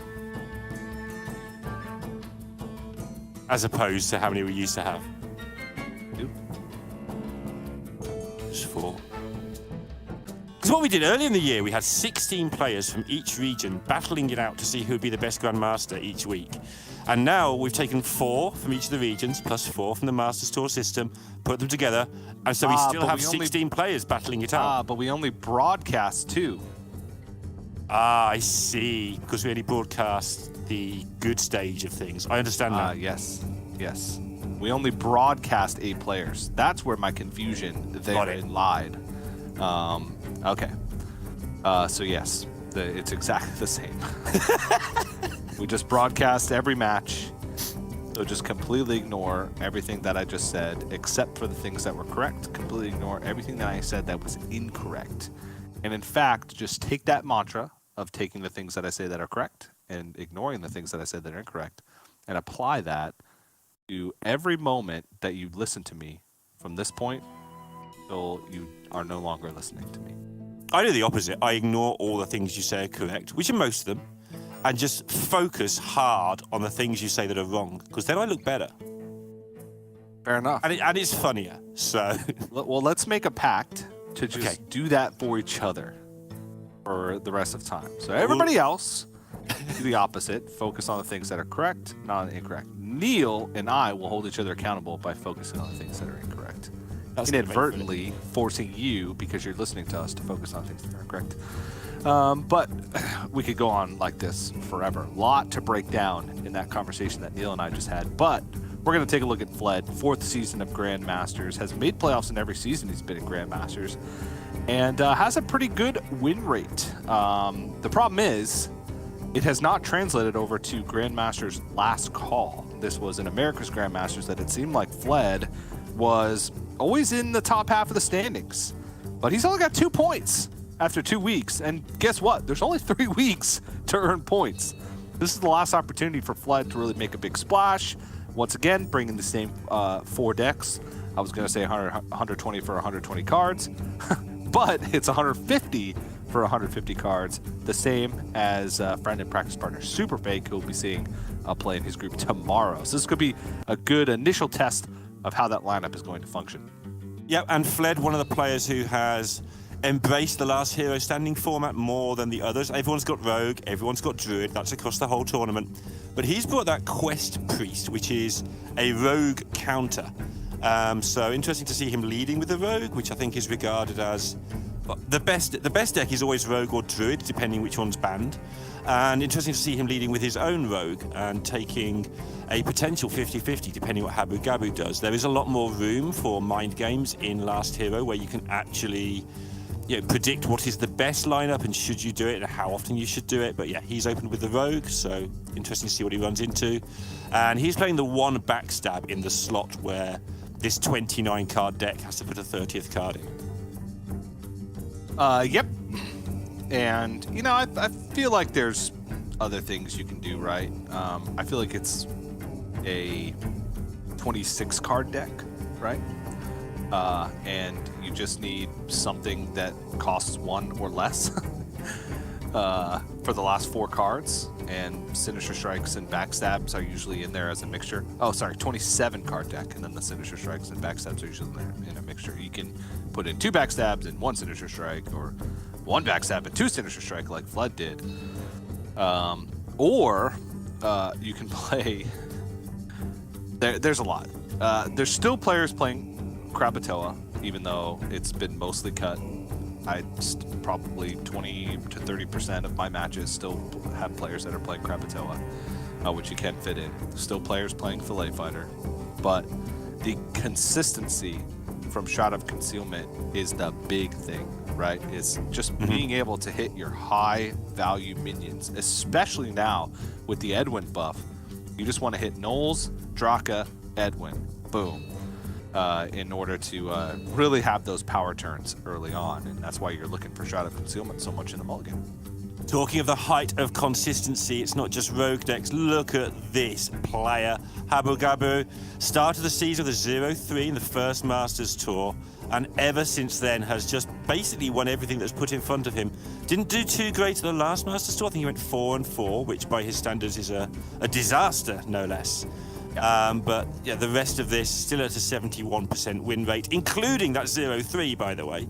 Like, I know you can't just sort of cherry pick what you put in and take out, but since then he's gone 30 wins and 9 losses. That's how bad 4-4 is for him.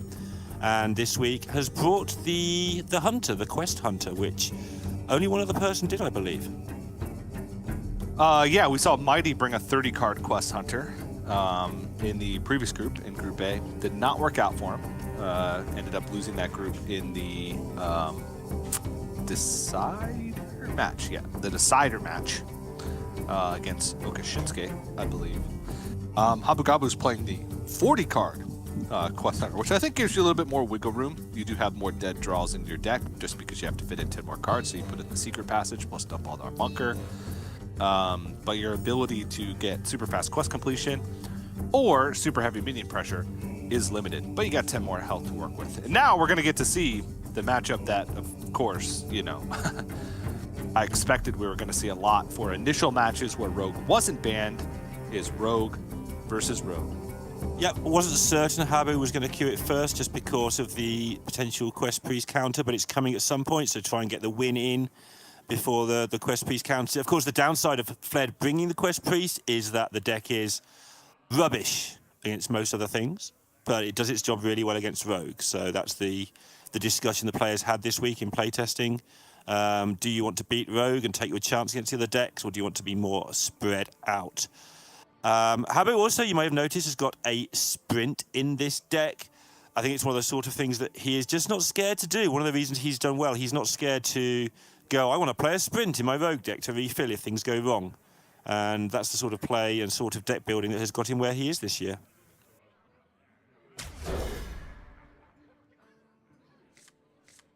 Okay. Both players with pretty similar hands. Okay, now incredibly similar hands. The only difference is Habu Gabu has the Shroud, which is a massive deal because that's going to allow you to have those bigger turns. But Flood does have double null plus Graveyard, which is still a strong hand, right? Yeah. Habu Gabu, though, with already a null in hand, this Shroud, he could coin it out this turn, but you're not really setting up for much next turn. There's no Bone Spike. You wouldn't be able to play a Draka next turn because even if you picked up a Bone Spike, you wouldn't even be able to have it. But we're at the point now that Shroud, because every card is a rogue card, would reduce these nulls down to 0. So it looks like it's going to be Shroud next turn to emerge from the Maestro Disguise, and then see where things are at. See if you can pick up a Graveyard or a Draka from that Shroud to really go off the following turn. Yeah, and he does have the coin in this matchup, as you can see, because that's what pictures are for, which is a big deal. Normally in Hearthstone, you tend to want to go first, but Rogue has always bucked that trend. And if you look at the stats for the mirror match, going first is worth a huge amount of badness. Getting the coin is worth a huge amount of goodness in this mirror match. So he's going to be a bit behind, but you can see Fled's having to really mess around here to get the maximum potential at the Graveyard. And if Habu were to pick up a Graveyard next turn, you can see just how smooth that would be. Really big deal. Yeah. There's this weird game of chicken that goes on in the mirror where if you're not going super all in on a turn, you don't really want to be the player going first because then you give your opponent a chance to use their removal spells as ways to juice up their Draka or their Sidstone Graveyard. But here, Flood is able to go like full tempo. Double null Maestro and a Ghost. There's no Bone Spike though, but there's a lot of targeted spells and things that can be used to make a big Graveyard here. Shadow Step? Yeah, it's the only playable card in the sequence. But there's no Bone Spike. Yeah. There's the Extortion that could just take down a minion. If he doesn't want to play Draka, just play the Graveyard, do everything else.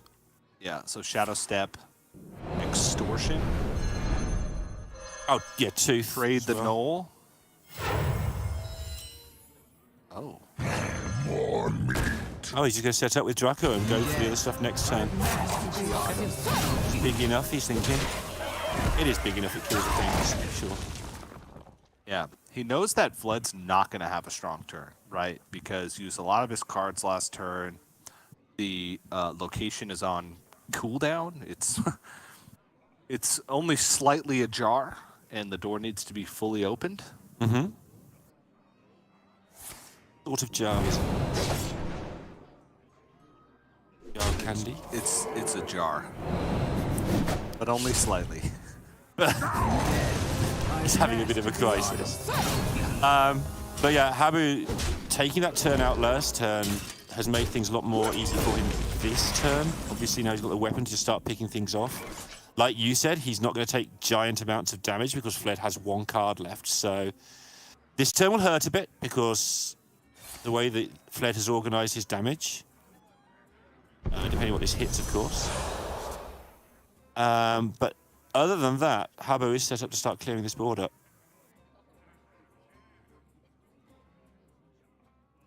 He's got a Shadow Step, something rubbish over and over again, right?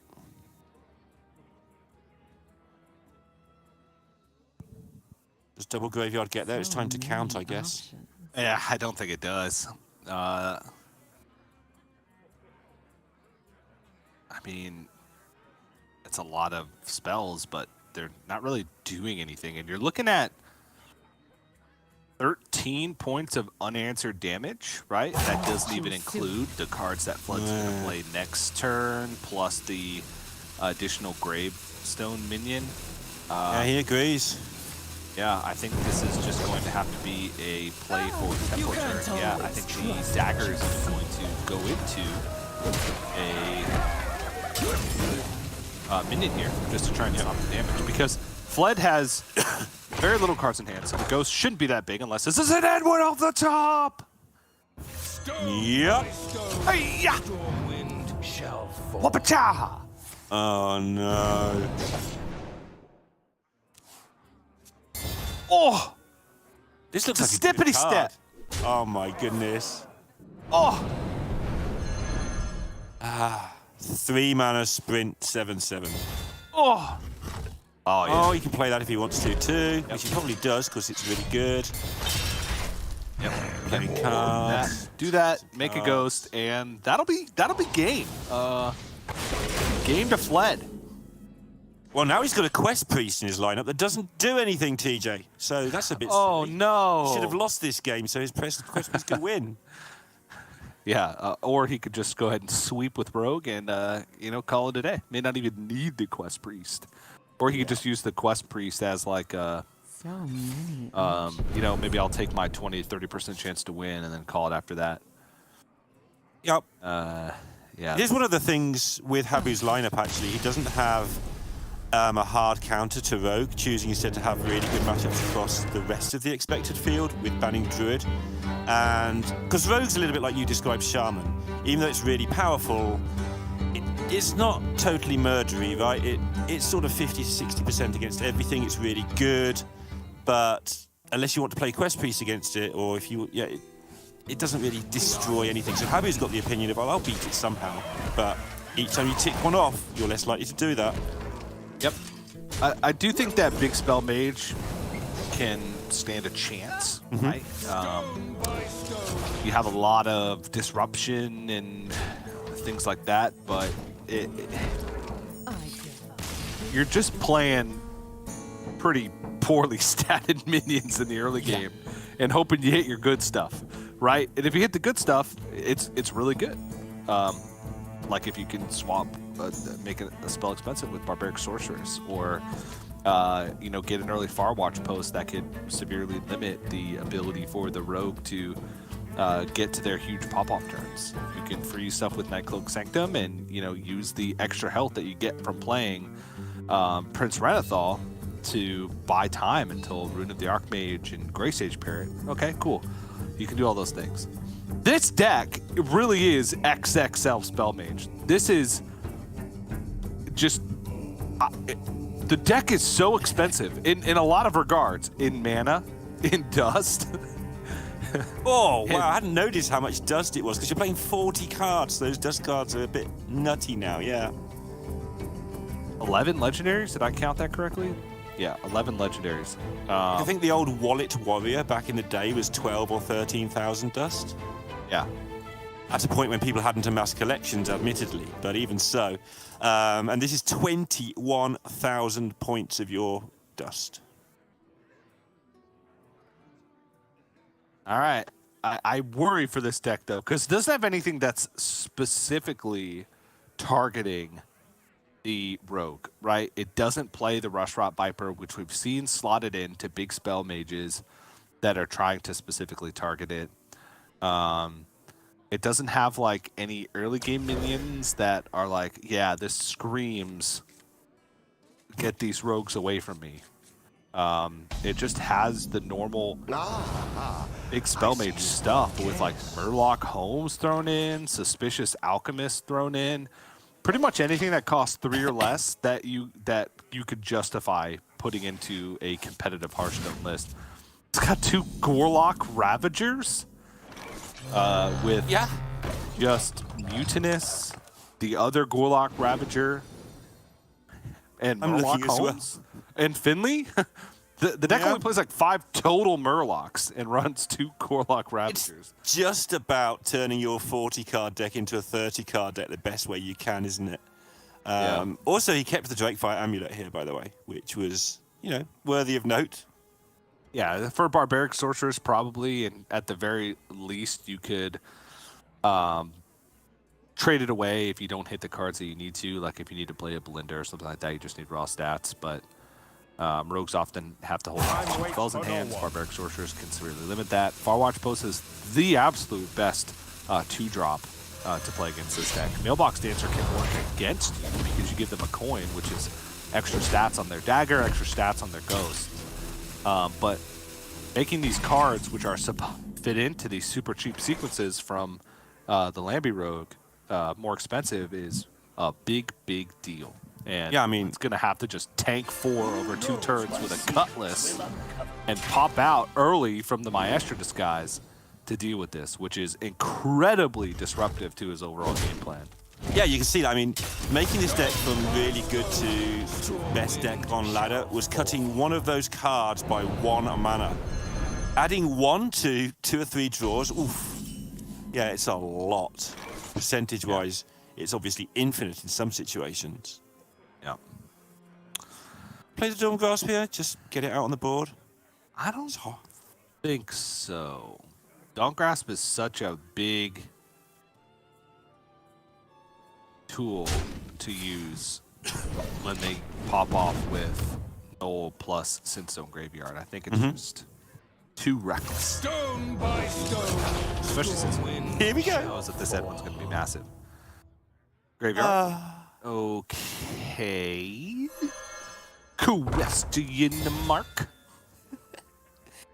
Just keep deck's so silly. Look at it. Look at this little deck. There's just gonna be so many things. And they're all gonna get wrecked.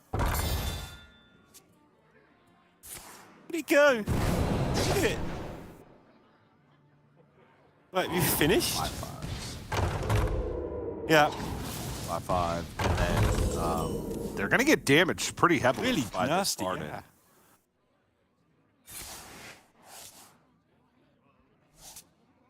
By my calculations, you need to chill out. They freeze, and then they get damaged for 4, and then bada bing, bada boom. However, there's really nothing besides Reckless Apprentice to deal that extra damage. Or, okay, here we go. Suspicious Alchemist. Card. Be able to do it. No Zola on the list either. I was gonna say, yeah, hang on, are we watching Impact or something? Oh dear. Oh, look at them go. I'm not sure why I'm surprised about this, having just seen this deck all week, but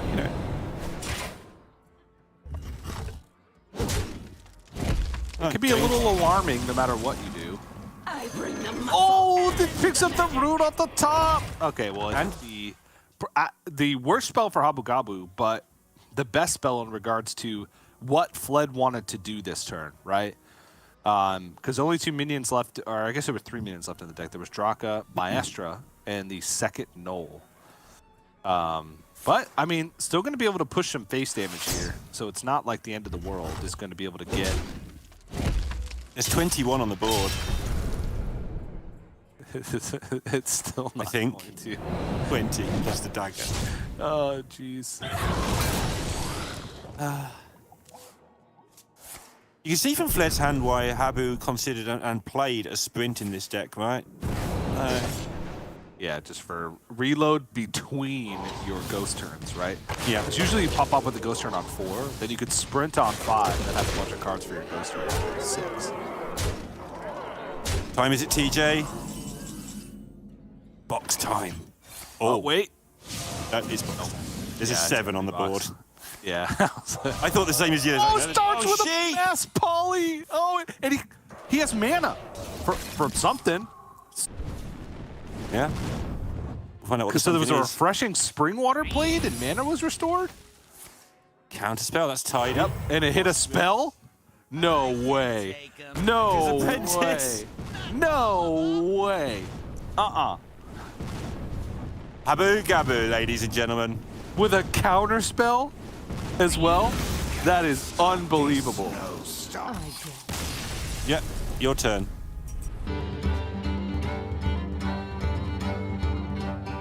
Unbelievable. 1-0. Fled just didn't want to see anymore.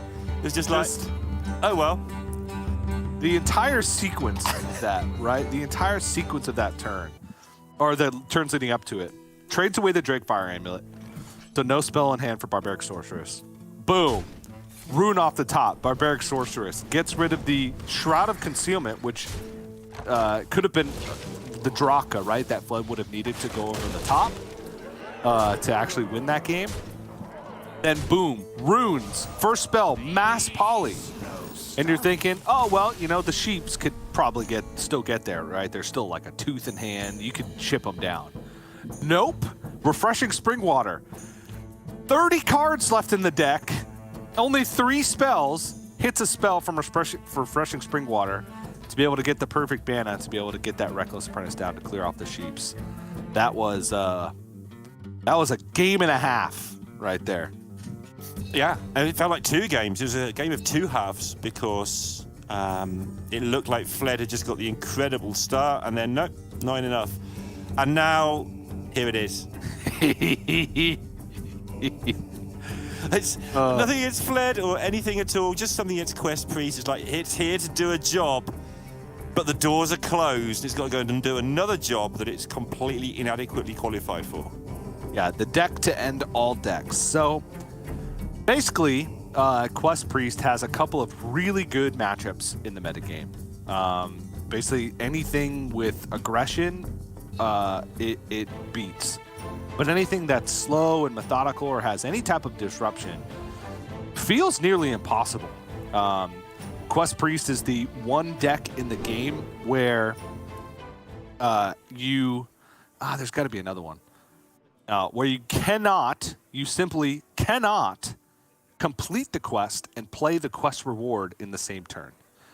Because you have to play an 8-cost card. You can't cheat it out, because if you make the 0 somehow and then play it, it's got to be 8 cost. And then the quest reward is 5 cost. There is the only way I've seen it possible, but it didn't happen to me, was identity theft into Guff. And then you Guff ramp enough to complete the quest and play the quest reward in the same turn. But I've only gotten the Guff. I haven't actually completed the quest ramped enough and then been able to complete the quest and play it in enough time. So like Mutinous, Theatar, those are always going to be risks. And that's even if you get to that point. Because a lot of these slow decks are playing, Mage has Magister Dawngrasp, which their power can ramp up. You don't have forever. Every other deck has Sire Denathrius and Bran, like Druid can just blow you out of the game really quick. So it's very difficult. But it does wreck any type of rogue. So. And you can see where Habu's mind at. Last game where it was up against it, keeps the amulet, and obviously you can trade it away, but with the intention of maybe even using it if the game went his way early. This time, just keeps Dawngrasp. It's not a panic keep. It's just like, I want this at some point. Give me the game, but nope. Yeah, Fled will think this is a good hit, but this is the bad half. Yeah, there were 2 cards in the hand that Habu Gabu absolutely would not want to have hit. First being Theatar, because then all of a sudden Fled has quest completion as a way out. And also, he'd have a chance to hit the other worst card in the hand, which would be Magister Dawngrasp. Which then turns Habu Gabu's primary win condition in the matchup. It just completely turns it off. So Habu Gabu looks at it like, wait, what? Okay, I lost a rune. Cool. Yeah. It was looking like a bit of fun, rune early, it would be kind of cool, but don't need that. And now the Theatar's gone, of course. That's one of the very few things that are actually even scary against him, so... Yeah, and Habu Gabu has his own Theatar. I mean, obviously there's an argument to use it now since it's on curve, there's no other play. But if I didn't have Magister Dawngrasp, I might not use this. The only thing I'd be potentially scared of... there's huge mind games going on. I believe Fled does play double identity theft. Identity theft discards a card from your opponent's hand and deck. So if you don't play the Theatar now, there's a potential that Fled could identity theft, and then you only have a limited number of cards in hand. He's not going to miss twice. Just take the rune back. Yeah. I don't know. Maybe. There's a gift in Fled's hand as well, so next time you can Barbaric and just, he's got choices. Light Shower's one of the cards that just stops Fled from being able to win the game. The rune. Maybe the rune does something horrible if Fled gets to cast it as well, I guess. Yeah, Zyrella There's just not enough Death Rattle minions in the deck to warrant it. I guess it does cut off some 8 drops for full quest completion. Oh wait, hold on. No, there's a lot of Death Rattle. No, there's not that many because this is big spell mage. Like if you can get enough of the skeletons from Nightcloak Sanctum, it procs them all. A smidge of this? Yeah, tough choice, that one. You can give your opponent a lot of coins and fill up their hand, I don't know, with Mailbox Dancer. It does deny the 8 cost quest. Yes. Well, there's still whirlpools, but yeah. It's also just a powerful card in the sense that sometimes you can maybe not win the race, but it buys you extra time because of the hero power to be able to try and pressure down the mage at later stages. I don't know. But if you're not playing it before Dawn Grasp, you're never playing it. You're just stealing it so your opponent doesn't have it because you would not want to override the Magister Dawn Grasp effect. Wait, actually, Neil. Yes. If you override Magister Dawn Grasp with Xyrella, does the buffed damage stay for the damage hero power? I'm sure it doesn't. It shouldn't, I don't think. No, there's no shouldn't. It does what it does, and that's what it should do. But I don't think it does. I'm going to go with no. But I'd like to find out.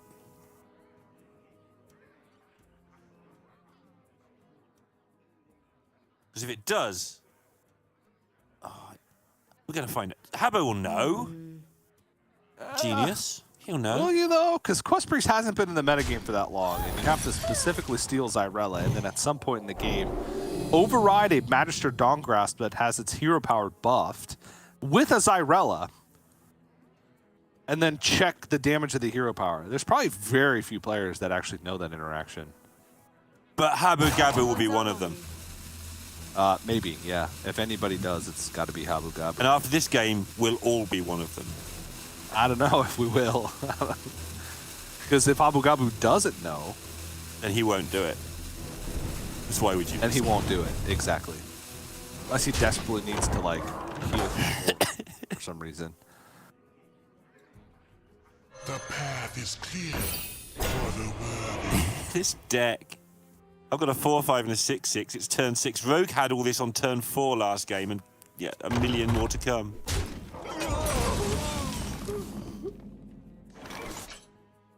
Okay. No spell in hand. Oh, I mean, there's spells in hand, but nothing that you want to swap. And you know your opponent has a rune, so you don't really want to give them a free rune, probably. So I guess it's just get Magister Dawn Grasp online. Yep, get ping in. Yep. You wish to match wits with me.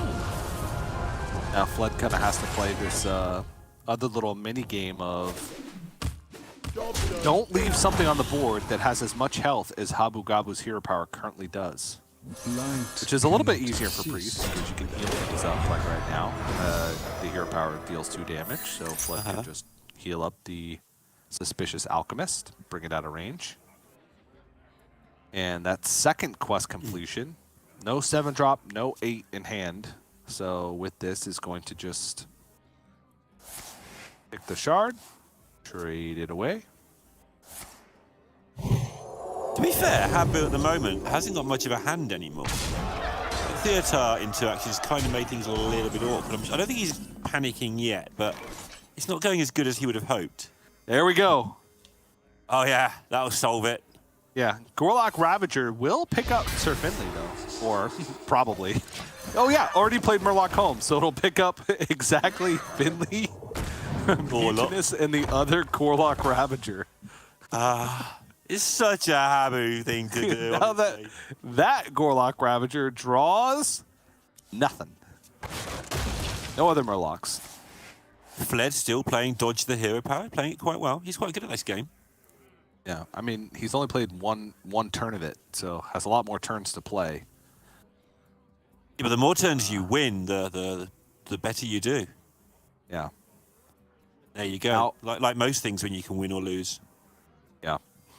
So Fled does have the information that Mutinous is in hand, as we just explained, we're only 3 more Murlocs left. He saw Murloc homes. He knows the Mutinous is in hand. So that presents the problem of I don't want to play any more minions, because if I want to complete my quests, then I need to try and keep minions in hand. Oh, look at this. Spammy hero. Oh, yeah, there we go. Beefing up. 4 is a little easier because you do play quite a few minions in your deck that have 4 health. Prince Renathal, Double Starfish, Deepwater Evoker. This could be it. This could be lethal. It could be. Ice Blood Tower. And Ice Blood Tower does not count for the quest, I don't believe. If Ice Blood Tower casts a Whirlpool, you actually have to be the one casting it. So you're just losing your win conditions. Actually, I mean, if that Ice Blood Tower casts Whirlpool twice in a row, that's it. Flood can't complete the quest because the Zyrella is stolen. Yep. And then he's just got to find an 8, which he would get. Would have to discover it with identity theft into Zyrella or the Mordresh on the other side. Or you could steal a Suspicious Alchemist and then discover a Whirlpool. Or what else? Your opponent could play Fire Watch Post. Your opponent could play Fire Watch Post, yep, and you could draw into one of your 7s. But then you'd have trouble completing your 7s because you only play 2 7s. So looking to Mordresh next turn, shooting his own minion here. Yeah, now has to just second flame heal, probably. Is that the look of a face that's trying to work out how the Zyrella hero power interaction works?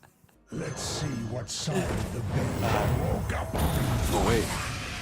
He's going to heal it up to 4. It's just going to give it up? Or is it at 6 already and I missed it? Oh, okay.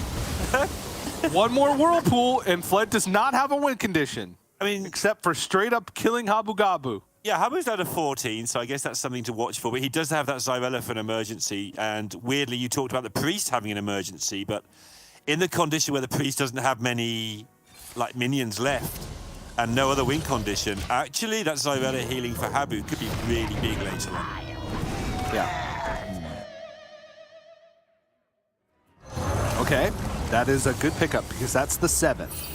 It also clears the Mordresh from the board and gets a good amount of healing. You know, okay, identity theft and picks an 8. Oh, okay. Yeah. The only problem with this 8 is Spirit Guides have died. So Flood has to empty his hand a lot in order to make space for the 2 cards from Spirit Guide and then the quest reward. So it has to have 3 hand space open before the Zyrella is played, or else we'll burn the quest reward. He's also had a skeleton die, which even though it was silenced, was a friendly minion that died with the death of this game. So that's taking more damage.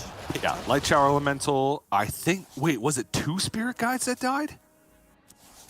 Or was the first one just stayed around on the board? Yeah, I think the first one hung around a while. I might be wrong, but I feel like it was chilling.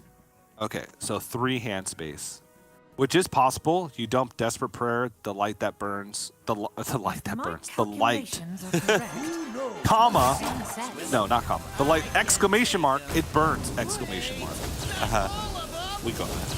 Yeah, meanwhile, Habu Gabu's putting on the pressure. Blood going to be all the way down to 16 life. That's only 4 more pings. The light, it burns, quite literally. Okay, Desperate Prayer, and then you kill the Bran with the light. The light! It burns! And then Second Flame. And then if I did the math correctly, and there was only 1 Spirit Guide that died, that should nicely allow for it to slot in, but it's just going to dump other stuff. Fled has burned the quest already this season, right? He's 1-6 with his deck, and somebody burned it. I think it was Fled earlier in the season. I bring the muscle and the magic. Oh yeah, it was the week you weren't here. I think somebody did. It was an America's player. I'm pretty sure it was Fled. Okay. I'll take your word for it. I'm going to check real quick to make sure Second Spirit Guide has been played, because the Second Spirit Guide did get played. It did, actually. There's only one Spirit Guide left in the deck, so needs a lot of hand space.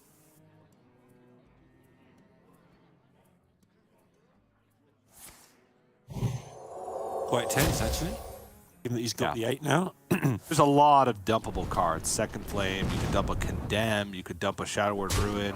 Just needs... Wait, this doesn't this... Am I crazy? If you've looked at the thing and counted it correctly, you're not crazy. Unless there's not stuff to Unless he only has there. one Shadow spell left in the deck. Yeah. There was only one Spirit Guide. It says 2. The thing's a bit weird. Yeah, Habu was really distraught to see that for obvious reasons. He's actually in trouble here. Okay, this is pressure, however. But Flood can go Shadow Word Ruin, and then the Xyrella quest reward. Oh my god, there's 2 Xyrellas, man. There's a Xyrella on the board. Fled is a Xyrella. There's a Xyrella in hand. There's a tiny Xyrella in the hero power. The essence of a Xyrella. Like mini Xyrella? Yeah. Habu knows now that he's just got like 1 or 2 turns maximum, probably just the one, like next turn to win this. He's got 6 points of damage to face if he wants it. You got time. The quest reward still has to be found. There are only 10 cards left in the deck. There'll be 9 cards. Well, there'll be 10 cards again. There'll be 9 cards, then there'll be 10 cards. And there is still 2 Thrive in the shadows. That's what I mean. Yeah, the deck's built to find that reward. Not quite, but it works out that you can find the reward. Shuffled his Mutinous and his Gorlock Ravager back into his deck. And it was the only minion in hand. Oh, no. And Fled knew that it was shuffled back into the deck because he knew that they were drawn. Yep.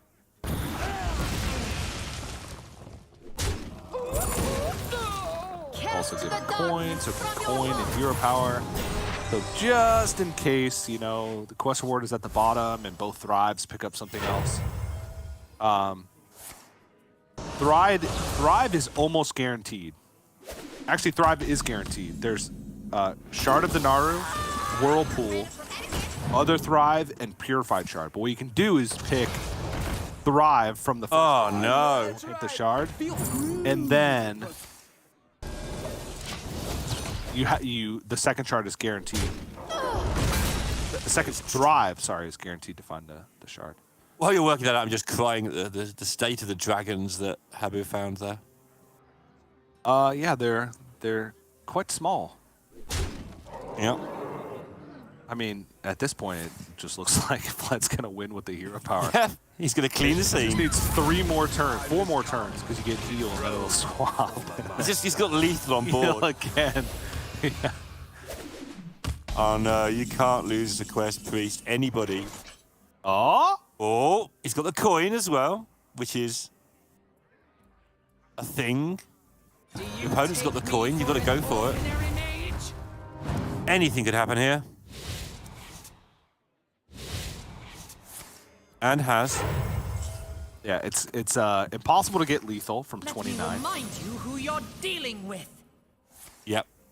Actually, no. Wait, Solid alibi. It's impossible. I've got an alibi. You can't. Wait.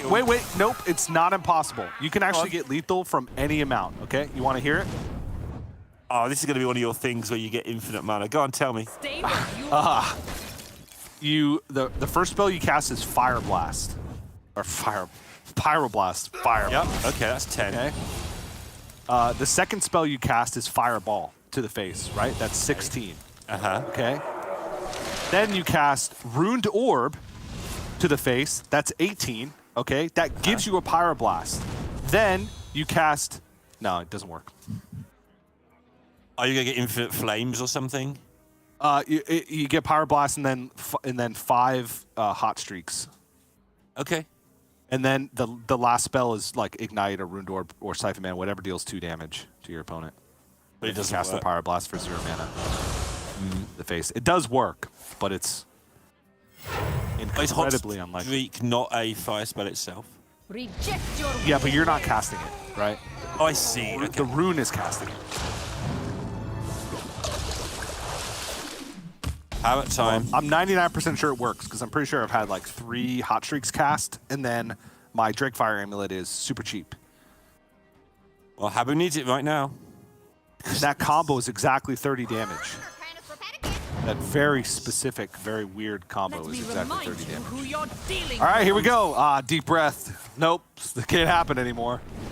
Counter spell is handy. It's very handy, actually. I have an idea. Can you roll? Oh, Deepwater Evoker? It doesn't really matter, does it? Like, No. there's just this Tiny huge little pieces. inevitability on the side of Fled. Just needs to get through 7 more cards.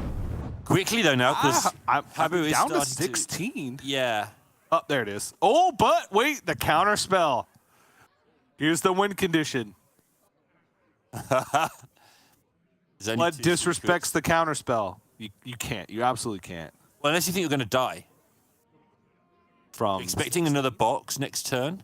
you can heal up to 21. I don't think you're dying for 21. Brand's gone. 1 Reckless Apprentice is gone. The Mordresh is gone. It's like I can hear Fled thinking out loud when you're saying all this. It's great. Exactly what he's doing. Habu dancing around the room. This battle is yours. He's boxed Zyrella. He's found a way somehow to win the Hearthstone game. Am I crazy? And that, folks, is Habu Gabu. Am I crazy here to think that you check for counterspell every time? You're at effectively 21 because you can heal, right? You're at 21 with 4 damage on the board. So 17 if you don't acknowledge the board at all. All right, so you go the other way if you know it's a random secret, you don't know which one. There's 2 random secrets up. There was also that's out of 6 out of 5 now. I've lost track. I think there's 6. There's a way. So you've got a 2 in 3 chance of winning now. Counterspell, the Visage, and maybe there's 5. Anyway, so let's say it's 6. It's 2 in 3, or it's 60%-ish of winning right now. If you don't, you probably don't die, but there might be another box and you're in the same position again. I don't go for it, but I'm just trying to work out what the reasoning is. I don't think you die from 21 very often there. Hero Power was only on 6, I believe. Might have been 8, but I think it was 6. It was 6. You went through all the reasons why all the damage card is gone. Yeah, I think it's a mistake to go for it there. I don't think you die there. Yeah. And then sometimes you get a box that has a counter. So the bad thing that can happen to you is if this isn't a counter spell and there's another box next turn and that one has a counter spell, now you've lost. And you still don't know what the secrets are.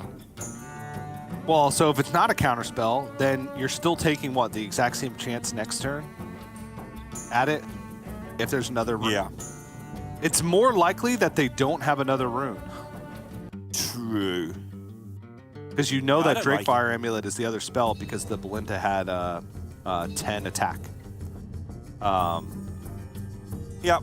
You'd seen a Paraplate. I don't know, man. I'm trying to make the reasoning right. I agree with you here. I'm just trying to. There might be something that we're not thinking about that could provide extra damage, but Brand's gone, Mordresh is gone. There's 1 Reckless Apprentice. You're not dead to just Reckless Apprentice plus ping plus the damage from the parrot. 1 Ignite. There's an Ignite in the deck, but it was 3 damage. Yeah. Oh, There's not really a way for them to Ignite, draw, Ignite again, right? Theater's been played. The guitar's been played. There's a Mutinous. Oh yeah, there's a Mutinous. Mutinous doesn't matter. Yeah. Because it's a spell. Thanks for that. You led me down that path. I'm not taking any responsibility for that one. Yeah. Blade Master Okani? Sure. Not in the deck? But okay. It is. Oh, it is in the deck. Okay. Maybe it's not so bad. Yeah. It depends. Also, the other thing is how many turns have things been in Habu's hand for. Some of those cards might have been there a while, which might represent an Okani. Yeah. But I feel like the chances of Okani being there are lower than the chances of 2 secrets up and one of them being counterspell, right? I'm with you, but the more you talk about it, the more you can lower that odds, right? There are more edge cases than we first thought. Meanwhile, okay, Yeah. we're rolling with this game, and Fledge double wildfire. So we're in for a treat. Let's just put it that way. Yep, fled on the spooky/ping mage, depending how you want to exactly define this version of it. There's so many different nuances and varied versions. Yeah, spooky, 40 card, pingy, magey thing. Yeah, this is actually a really weird version of the ping mage. It's chock full of tech, right? It doesn't actually have that much. I don't even know what to call it. How much spooks? No, it does have a lot of spooks. It does have a lot of spooks. It doesn't have a lot of draw, I guess. Okay, yes. It doesn't play like multicaster or anything to sort of fetch something. There's double mass polymorph, so they've actually put Double 10 mass cards in. polymorph. Yeah. Double solid alibi. Double starfish. Double sanctum. Double blizzard and double deathborn. It's got like this massive top end. The intellect there was almost gamed the way this looks at the moment. I mean, is it though? Because Flet's ping is dealing 3 damage. He doesn't even care. He just pings face every turn, and boom, he's there in 10 turns. Well, that's not how 40 works, but yeah. Well, you know, a couple damage here and there from other sources. Boom, 10. Yep, 10 turns. 30 at 36. Boom. That's how 36 works, Neil. I'm sorry, TJ, honestly. I try to insult a man and he insults me back. Disgraceful behaviour. Ping. Pretty good hero power. Yeah, we're going to get a Belinda online for Alakabos. This game is going to accelerate. Flood does have mass polymorph for the dragons. Doesn't really have any answer to the rune, but does he care? Unless those runes are like huge deals. I think the rune is a bigger deal early than it is late a lot of the time because they have card draw, they generate ignites that you can actually use during the course of the game as he gets pinged in the face again. Yep. So they can be pretty useful, but Habu may decide that it's time to just make some big dragons and start getting everything frozen so it can't attack anyway. Yeah. Problem is the double mass polymorph, right? Like. Yeah.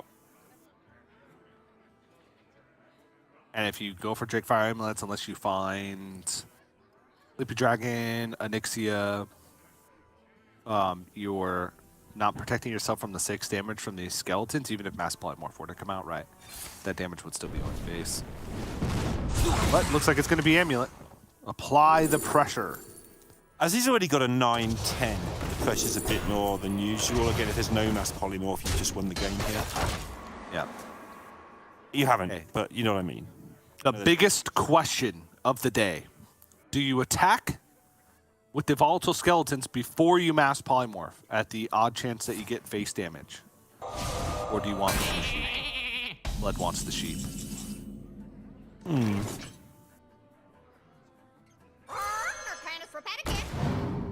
Yeah. Here we go. Yeah! That. Well, those are going to be super sheep.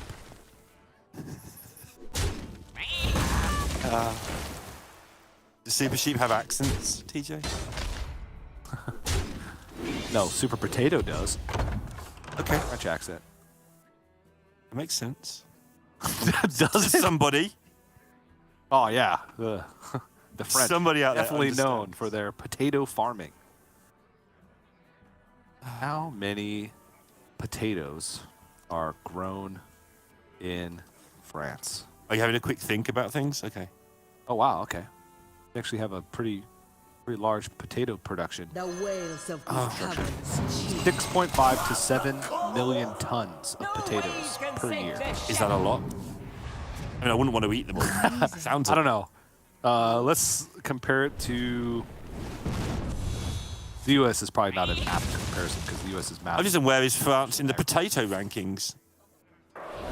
U.S. potato. Oh wow. Okay. 424 million. So very small compared to the U.S. But I imagine the U.S. is quite up there. It's small potatoes, isn't it? It is small potatoes. Maybe not like physically small, like the size of each individual potato. That I don't know. I don't think I could get that stat. Actually, which country? I'm just looking at their 8th. France is 8th in the potato standing. Okay, considering that France's population, I'm sure France does not have the 8th largest population. That is quite impressive. Well done, France. Well done, Potato France. production. Yep. And in terms of which country grows the largest potatoes, it also happens to be the country that is the largest producer of potatoes, which makes sense, right? Basic statistics would tell you that if you grow more, the likelihood that they're bigger is higher, is China. Presumably that potato size is some sort of bell curve, right? You get an average sized potato, and then the more potatoes you grow, you're going to get some extremes. So, well done, China on Both big potatoes. Both, and this is a tongue twister here, both the largest producer of potatoes and the producer of the largest potatoes in the world. All right. A lot of As stuff has always, we're happened. learning a lot about Hearthstone with Lewington TJ Grandmasters. Well, alibi is up.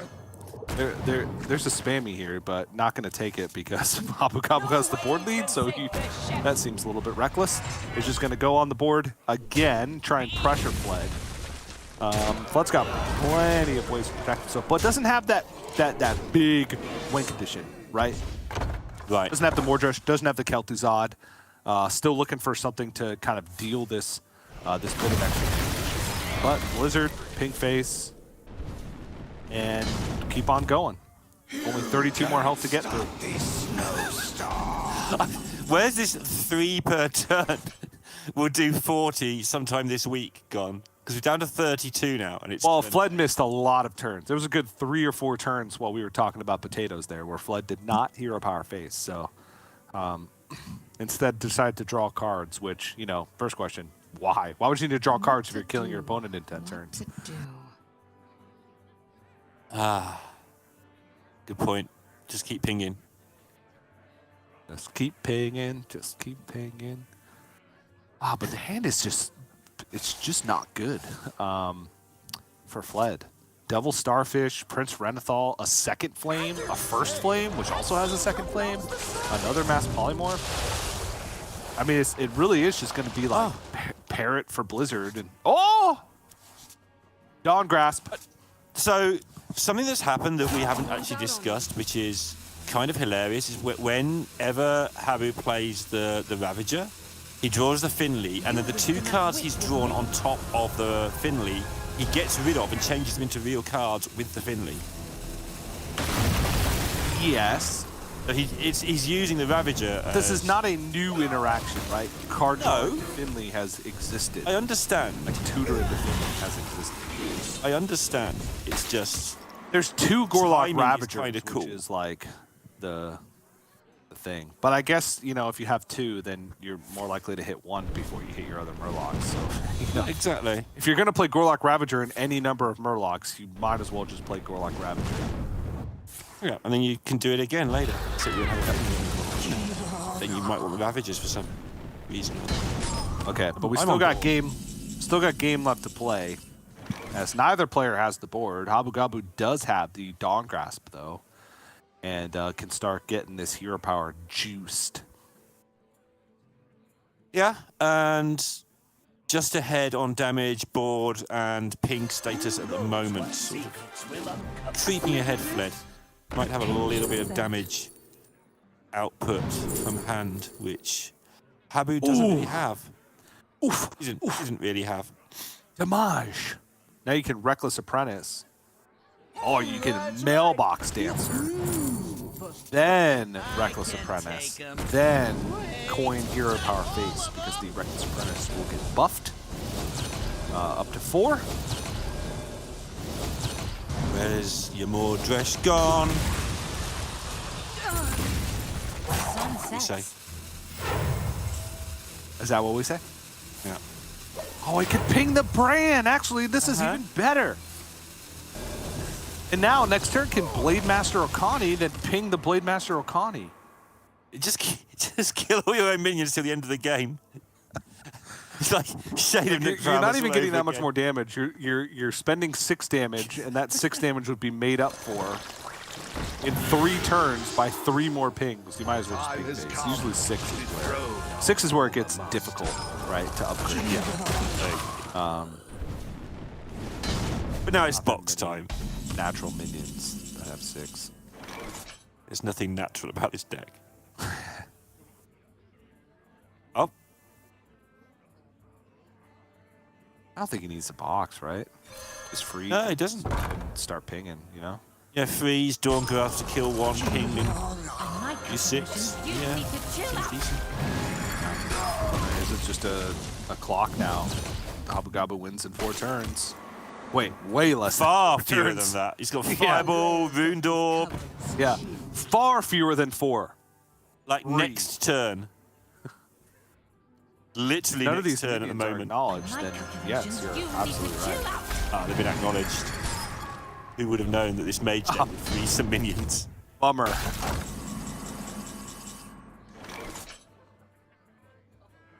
Yep, send it upstairs. A bit of a sinking feeling when that happens, isn't it? It's like your opponent's just ignoring everything you're doing, just starts shooting you.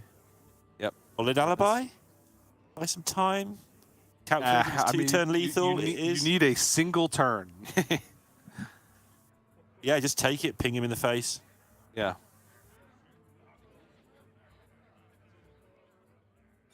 Yeah. And then hope they don't have solid alibi. Can't stop these snow Yep. stars. And even then, like, all right, you still have somewhat of a board lead. They would have to have like Mordresh and solid alibi. But then that's why Habu Gabu's like, okay, I'm not going to let that happen. Play around the perfect combination for my opponent. Just get the solid alibi out. They can't clear my board and set up a lethal for themselves. And solid alibi. This is a... Okay, it's just a flurry. I was going to say, there was a death board or a mass poly. I couldn't quite remember. Or a blizzard.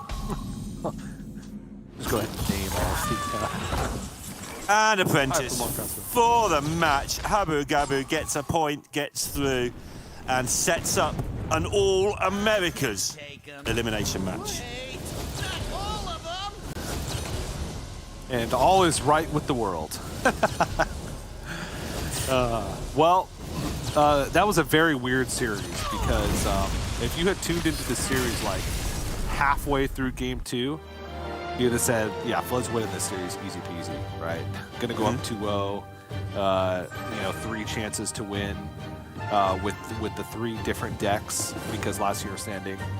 Habu Gabu kind of just up and steals game 2. And then game 3, Fled just playing the odds, right? Trying to cast the Purified Shard after a room with 2 secrets up, and it gets counterspelled, ejecting his only win condition. And then game 3, Habu Gabu just able to find the Dawngraph sooner, able to get that hero power upgraded and rolling, and despite the double Wildfire start for Fled, just too much life gain, I guess, with the Deepwater Evokers and the cold case, or not the cold cases. It was just Deepwater Evokers, I guess.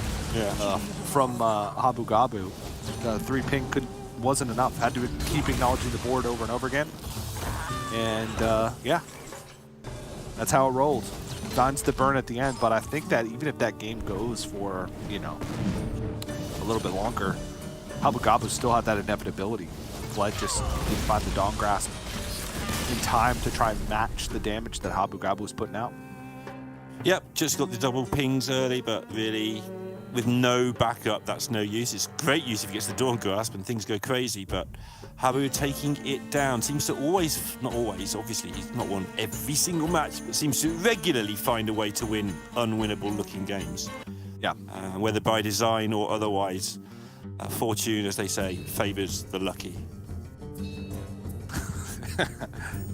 As they say.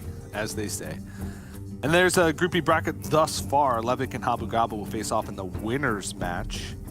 And Pun and Fled, the two America's players in this group, will face off in that elimination match. And it is not only elimination from this group, but it is also elimination from Grandmasters Last Call, because neither player has enough points if they were to lose this week in order to make it into that playoff. So big match there. In fact, multiple big matches for Fled and Pun, because everybody in this group, because they desperately need those points to try and squeak into the playoffs coming into next week. So rough group. And then there's Bunny Hopper. Yeah, I gotta love it. He's got all in a the way, points. Bunny Hopper continuing to win is good for the rest of the field, because that means there's less points being distributed among the other players. Like, nobody's passing Bunny Hopper, so you know, you're basically fighting. Everybody's fighting for 7 spots, so there's less overall points to be gained, which favors people with low amounts of points. But it also means there are more people with low amounts of points, so it favours everybody. That's great. So just Bunny Hopper keep winning, and everybody are happy. Yeah, it especially favors Bunny Hopper, who's locked in. That's the person it favours. That's the person. Yeah. All right. Well, we're going to have to go to a quick break, but when we come back, we're going to continue on with some Group B action. 3 more matches left to go today, so plenty of Hearthstone still to come. Don't go anywhere.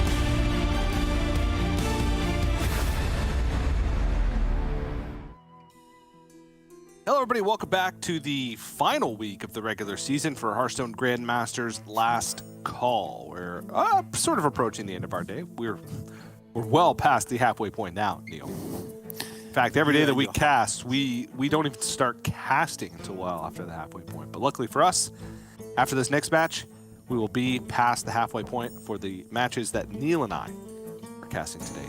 Should be 2 out of 4. We have the winners match for Group B coming up next. It's Levick versus Habu Gabu. And quite different from the match we saw in the first one that we cast, I suppose, with Fled versus Habu Gabu, because Levick's got a little bit of a different lineup. Still does have the Rogue, still does have the Mage, still does have the Druid, but has Warlock in place of the Quest Priest. And the Mage is a little bit different. Not that much different, but a little bit different. Yeah, and I mean, going into this week, realistically, you had 2 choices. Do you want to ban the Rogue, or do you want to ban the Druid? So far, since we've been casting, at least, people have been banning the Druid and leaving up the Rogue, but Levick bringing that Imp Warlock, which means that he's going to have a good chance against the Druid, so he is a big Rogue banner. But the other deck's kind of the same. The Big Spell Mage is a bit more normal, I think, just looking through now. Oh, yeah. Much more normal than Habu Gabu's, which is the 40-card Big Spell Mage, just a whole lot of junk in that deck. Whereas Levick's is just the Big Spell Mage that we've come to know and love over the course of the last, I don't know, 5 months? Is that? No, 5 months. It's just added, like, Nightcloak Sanctum and Theotar. That's basically it. The deck functions nearly the same as it once did when it was a menace to the metagame for quite some time prior to Murder at Castle Nathria, and it's still there. You just have a lot more options. You can play 30 cards and just substitute in Nightcloak Sanctums and Theotar. You can play 40 cards and really put a lot of stuff in there, like Habu Gabu did. And Habu Gabu, I believe, is going to be playing the Druid to start things off, which makes sense. I feel like Druid's one of those decks where, similar to Shaman in the previous metagame, there's not such a thing as a terrible matchup, right? There's some poor matchups, like anything that gets on the board really quickly and can build up their board, like Imp Warlock or like Naga Priest. But you have game against everything, especially with how the many Druids are building their deck. Cutting some of the greed, putting in, double Druid of the Reef, Planted Evidence, the ways for you to fight back in the early game. And in Habu Gabu's variation, we're calling it the Giant Druid just to distinguish it, because it does play Oracle of Elune in combination with Naga Giants and Ibis, right? Ibis can fit in there with a big Oracle turn, especially when you have a lot of minions. And the Battlegrounds Battlemaster. So it gives Druid sort of the secondary win condition, a way to actually end a game before you hit Bran plus a big beefed up Sire Denathrius. So I've been enjoying this. If one of your win conditions gets stolen, you can rely on the second one in order to win the game. Yeah, I think it's a good job as well, because even though Druid can get those massive advantages, sometimes you can just get sort of frozen out of the game. So just a couple of extra 8/8 chilling, or more than a couple of extra. It's a lot more with the Oracles and with the Ibises. Means you get the threats on, and if one sort of stays up for one turn, you get Battlemasters in the face, and that usually ends it because you've taken some chips along the way. Probably comes from those potatoes we're talking about. So, This is just... Yeah. Look at Habu Gabu's hand. That's everything you could ever want. Pretty good. With regards opening up with the Druid, when your opponent has the Imp Warlock in their lineup in Last Hero, you don't want to play against that, really. So, first of all, you might just sweep the series, and secondly, your opponent isn't going to open with their Imp Lock, because that would be silly, because it's your counter deck to some degree. And this is really important. Oh, Guff! Guff or Topior, both would be massive. It's Guff! I was going to get the bad news. There will be some Guff stuff this game. However, it will be Levick, the mage, who will be piloting the Guff. Casually takes a sip of his, I don't know, darkly colored cold beverage. There's got to be a potato-related comment in there somewhere, but I'm not going to say. So I don't know what it is.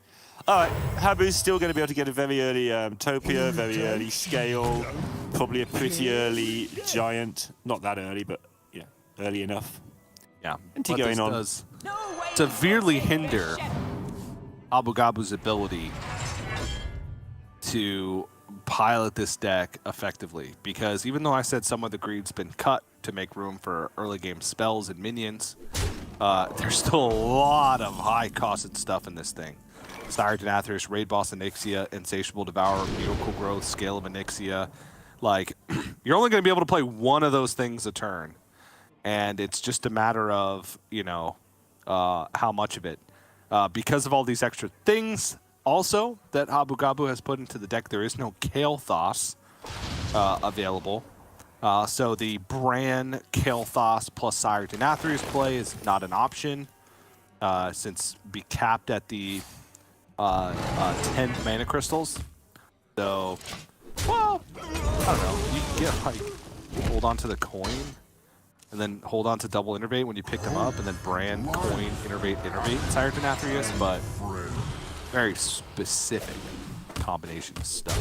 Killer mailbox dance or two. Yeah, you'll be fine. Yeah. I look so weird with Mage now is just guff. What's happening? This is quite bizarre. So Levik's goal is just going to be to keep on ramping, get to that 20 mana crystals, then pick up Dawn Grasp. The turn you get to 20. Yeah, he might not even be getting to 20. He's got a good start on top of all the other stuff going on. And yeah, it's a massive deal. We saw a game earlier where the Druid had 16 mana, and I think the Mage had 6. Same turn. It doesn't matter what your cards cost at that point. You just play hundreds and hundreds and hundreds of cards. So many cards. Okay. Pointed Eminence picked up. If you can pick up another nature spell, like an Earth and Scales from this would be oh, perfect! Oh!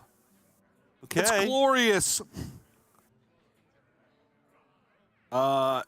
This makes for cleaner trades. You don't get as much armor, but you can actually just trade in all the whelps. The tree whelps, whatever they're called. They are whelps. Shrubberies of some sort. Yes. The shrubberies. The shrubbery whelps. What are they called? Are they just whelps? Are they that boring? Surely not. You can't... I'm sure they're Shrubbergazaurs. They are called Whelpagazors. They actually, I thought you were lying, so I had to check. They are actually called they're Whelpagazors. Yep. Well, Topior is bringing those shrubberies thick and fast. There's a lot of nature spells in this deck now.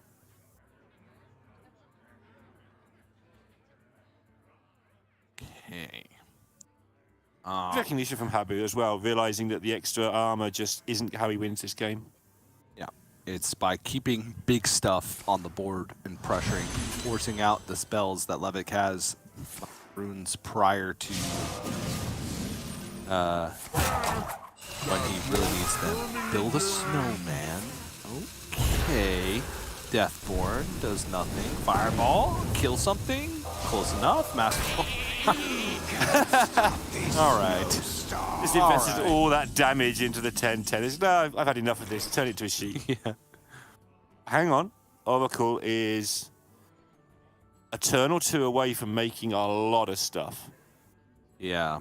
And Sire Denathrius is in hand. But like I said, Sire Denathrius by itself may not be enough to win the game unless Habu Gabu can get a bunch of chip damage in. But picked it up before minions started trading in. It's already quite juiced, because we saw the Whelpagazors last turn trade into it. Now we're going to see some sheeps do battle. What? Battle sheep. Like That's the name of the next expansion. Yeah. It's just Battleship, but said in a French accent. You sunk my battle sheep. Yeah. I'm not going to do any accents on broadcast because, Yeah, many reasons. Good reasons. yeah, one, I'm bad at them, and two, because I'm bad at them. It all just stems from me being bad at them. Let's just put it that way. Why have we ended up with like French accents being the discussion of the day? That's twice now for no particular reason. You started it. I asked you a simple question and you came back with French accent. You started it. Uh-huh. All right. Well, I had nothing to lose. So. Okay, Levik's going to open some boxes. I actually got that one. Cool. I'm getting better or worse. I'm not sure Because which. Toulouse is a city in France. Uh-huh. Yeah. See? I didn't know your French-based humor was so on point, Neil. I wish I had a follow-up to be really funny at this point. That's what I'd really like look. I get that one too, because Follow-Up is also a city in France. That's like base humor is also, yeah. All right. Levik. Not the best of boxers, but he'll do. I'm just looking for an underlying Cities in France. in everything you say.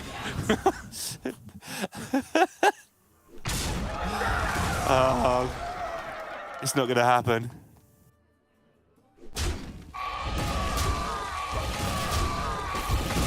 telling you, you went quiet because you're racking your brain for Yeah. another French pun. I'll drop it in there later. I'll get some nice ones in. Ah! Spelled. Because Nice is a city in France, and it's Yeah. spelled like the word nice. Uh-huh. You can't get that French-based humor past me, Neil. All right. I'm going to try to watch the Hearthstone here, TJ. Stop distracting me. It's all your fault. No, you see, he's waiting for it now. You can hear the waiting in the atmosphere. I'm not going to do it. Don't just do jokes for your benefit, TJ. You can't earn the scales yourself and get 33 armor. That's not how it works, Habu.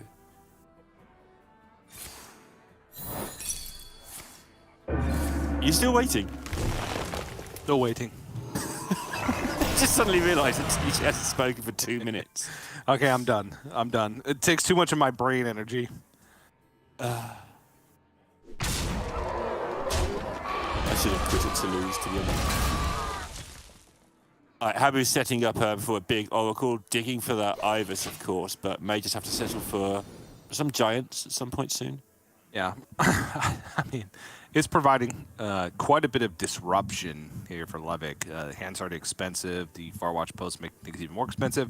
Levick does have 14 mana crystals to work with. Waited that long until Dawngrasp was picked up.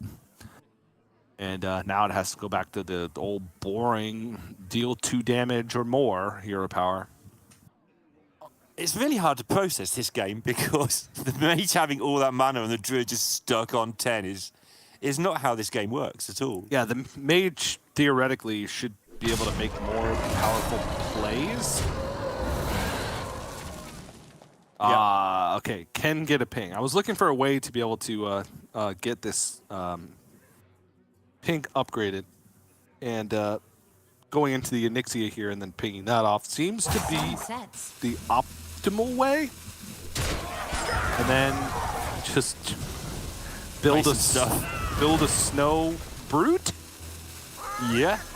Oh no, You've we're got gonna build another. Are we building an? Oh no, that's a Dragfire. Dragons. I don't know anymore. It's pretty decent size for the parrot casting it. Build a game-winning board, I think is where we're at. Can probably do anything. Is the question. How big's Denathrius Denathrius? is probably around 20. Would be my guess. Won't even kill like many things at all because his Sira will suck up damage. Yep. I mean, his plan is to get an Oracle and some Giants down and then Battle Master and go in, and that's not even enough for lethal.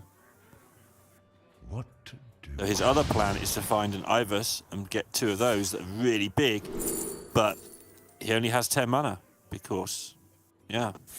Yeah, doesn't even pick the Ivus there. Yeah. Because just is looking for nature spells to try and clean up this board a little bit. Composting, nature spell, yes. Good in this situation? Probably not. But does have another planted evidence. Needs to go. Yeah.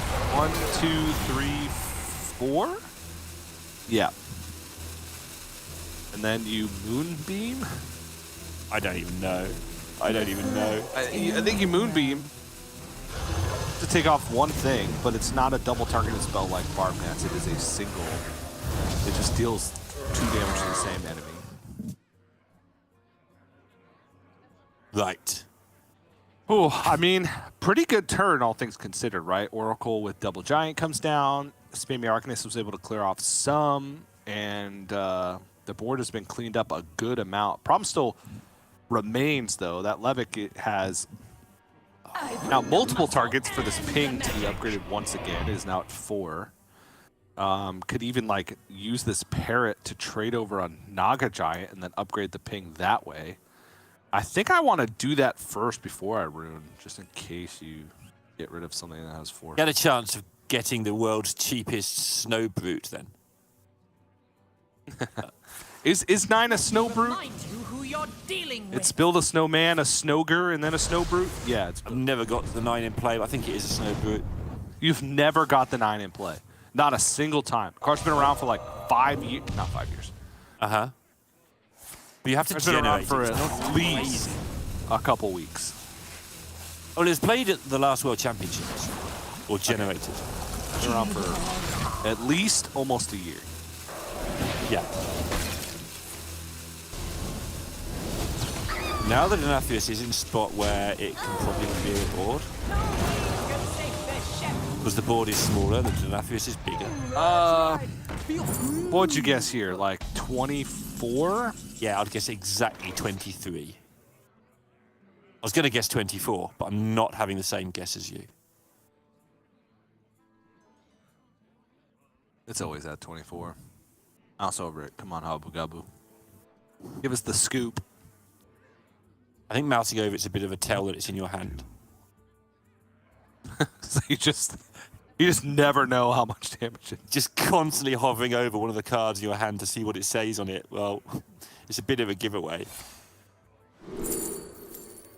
Oh. Not enough. The Oracle's gone. Oh, come on. It's weird being stuck on 10 mana, isn't it? Yeah. Deck just feels- doesn't feel the same. No. But all these cards, and you can only play 1 or 2 a turn. Doesn't feel fair. Derek Carpenter will pull nothing. Right? Right. Does he need to make space for the coin, though? Does he want the coin more than a random card from his deck at this point? Okay, there's the answer to that, I guess. Dethrone our former master. Well, you could have just got, I don't know. Yeah, I guess you're either burning the coin and floating a mana or not getting the coin. So.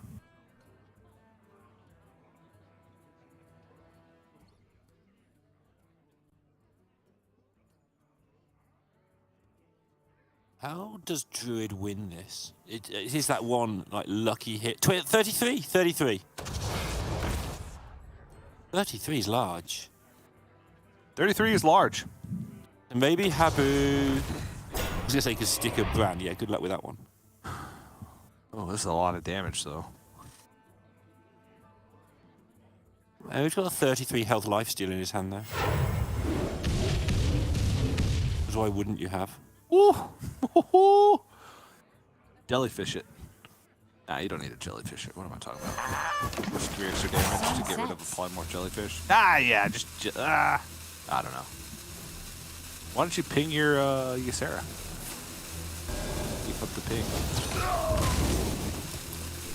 Someone told me earlier that 6 is kind of the number where they usually stop doing that. Yeah. Well, yeah. Wonder who that could have been. I don't know, some clever person. All right, does Scale plus Druid of the Reef clear up enough stuff here? No. 14 points of damage. Not with a 6-point ping. You can clear up a lot. You can clear up a lot. Probably not enough to survive, however. This is the same. Still 300 damage. Yeah. Well put, Gazor. Aga Giant. Okay.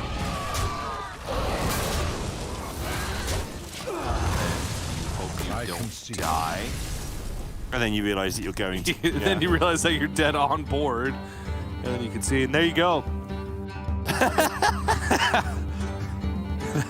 That's the face of a man who just guffed. Sure is, TJ.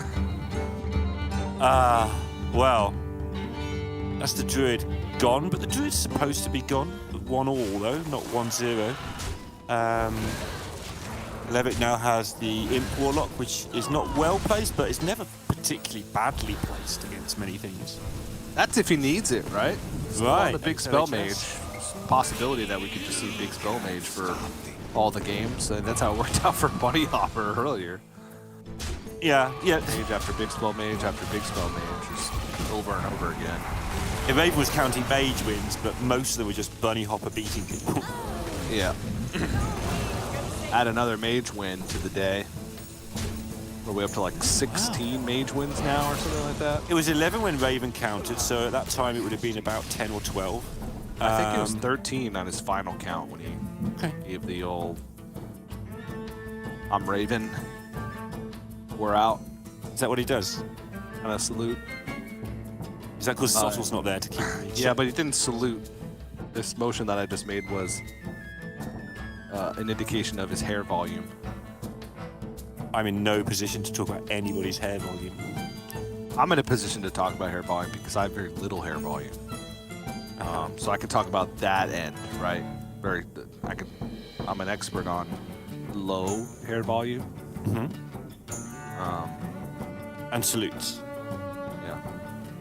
And salutes, that's right. Quest Hunter for Habu Gabu. We should talk about this because there's only 2 Quest Hunters in the tournament. In fact, there's only 1 now because I think Mighty was the other one.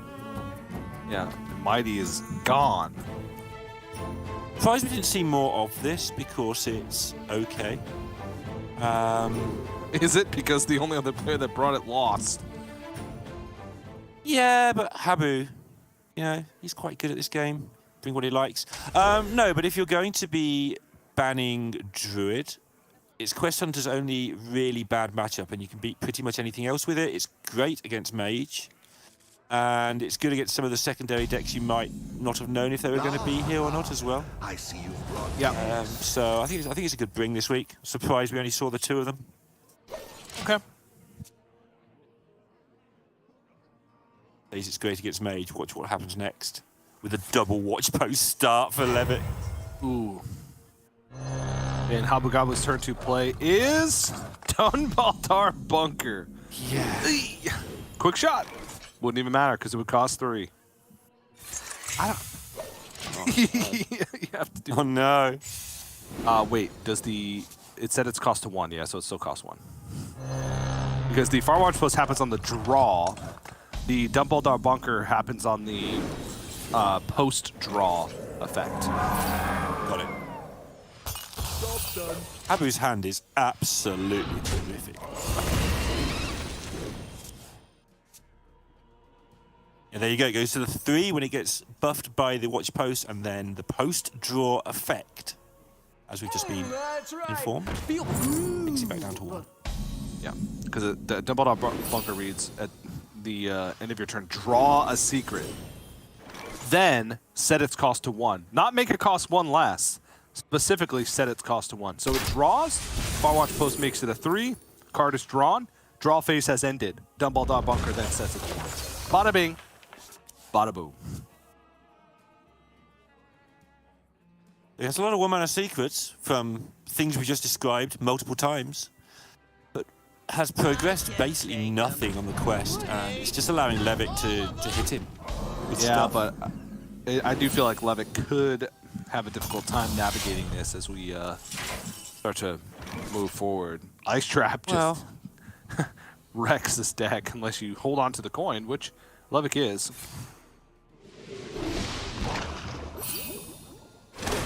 Next turn, he can just play coin.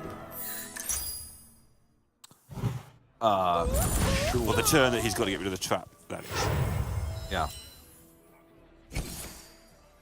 Coin in with exactly the same concept that you started with before you used coins.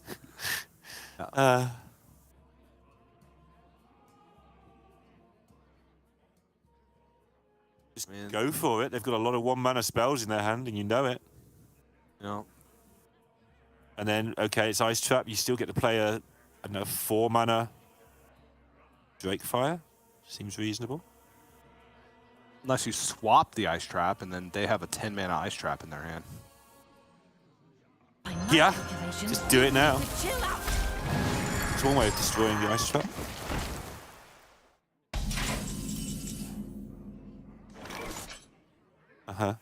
Taking that high ground. And it's gone. And it's back. And it's gone. And it's back. And it's gone. Ah! What is happening? Help! Okay, Hamu's finally completed part 1. This is part 2.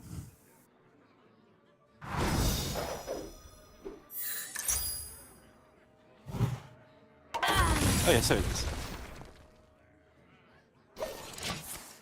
The best part, some may argue. And Levick's kind of out of options now. He's just going to have to do the thing.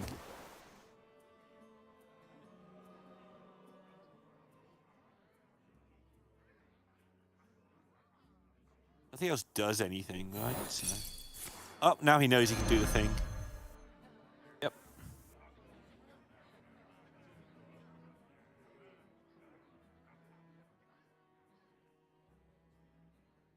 Oh, you have to coin first.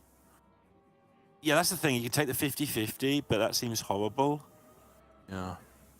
But then if you coin first, you don't have a coin for Ice Trap. Yeah. You take the 50-50, I think.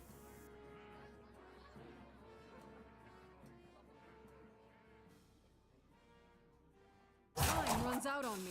Then because if you spend so much time like trying to worry about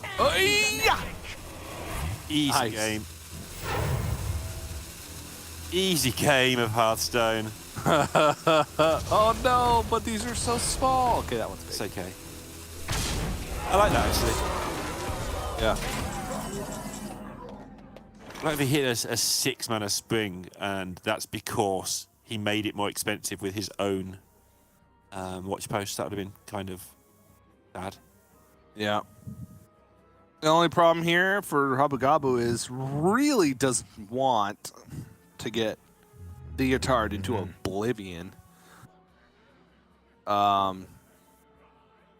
guess this spring the trap would only be 1 out of 2 on Tavish, if I'm not mistaken. So you could spring the trap on the Onyxia, which would pull what? Freezing and explosive? No, Ice Trap and explosive. Excuse me. Because a freezing trap was the first trap played, not an ice trap. Yeah. Common confusion: freezing trap and ice trap. They're both very blue. They both refer to quickly. water in its frozen state. That's ice. In fact, if you translated freezing trap and ice trap back and forth from multiple languages back in English, at a certain point, it'd probably spit back the same word.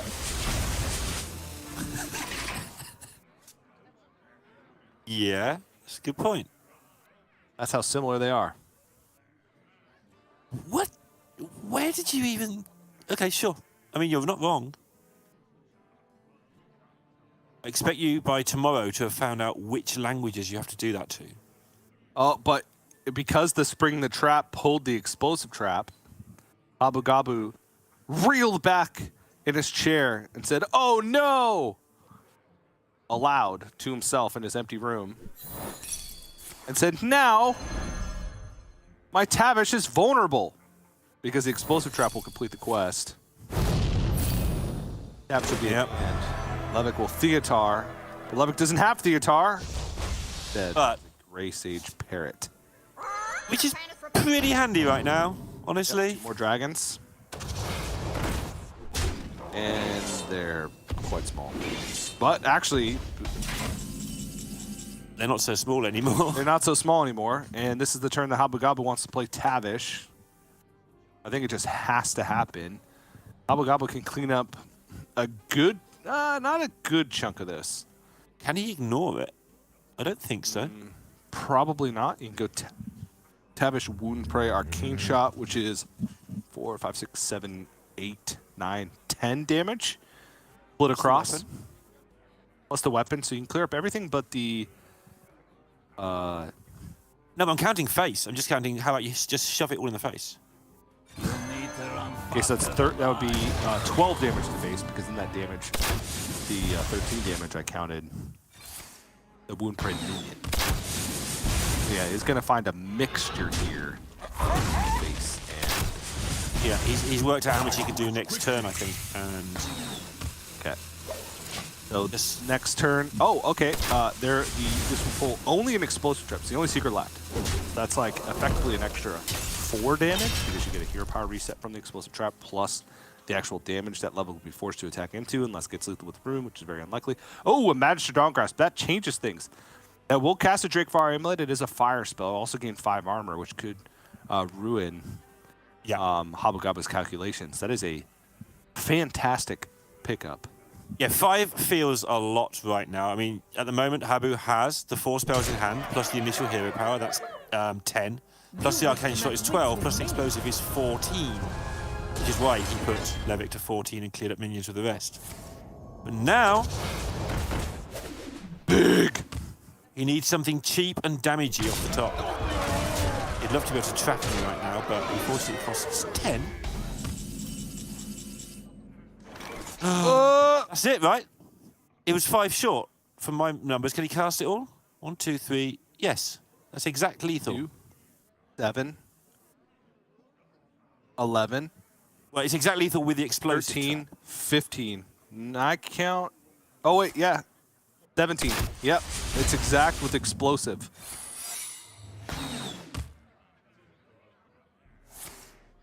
So you put to 2, and then hope that there's no box or rune into cold case. Deepwater Evoker. Wait, though, there's... Yeah.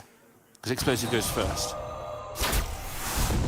Yeah, so it's going to play around the possibility of Deepwater Evoker. And, okay.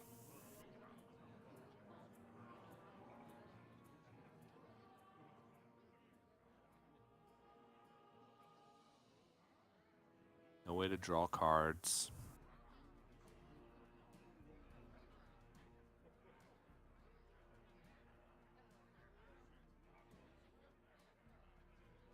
Just Nightcloak Sanctum, freeze one of your own things, ping your Nightcloak Sanctum. I don't know. Yeah, I'm trying to work out. Hope you know your opponent has a 10 mana spell in hand. You hope that the other one's not castable, which it isn't. It's Ice Trap. And Levick knows that. So he knows that there's one 10-cost spell and an Ice Trap. Both of which are not really castable. So if Habu Gabu picks up a minion... Oh, I was right. Look. Did the play that I thought. Well played, TJ. Yeah, so not a minion is where you were with that, is what he wants. Yep.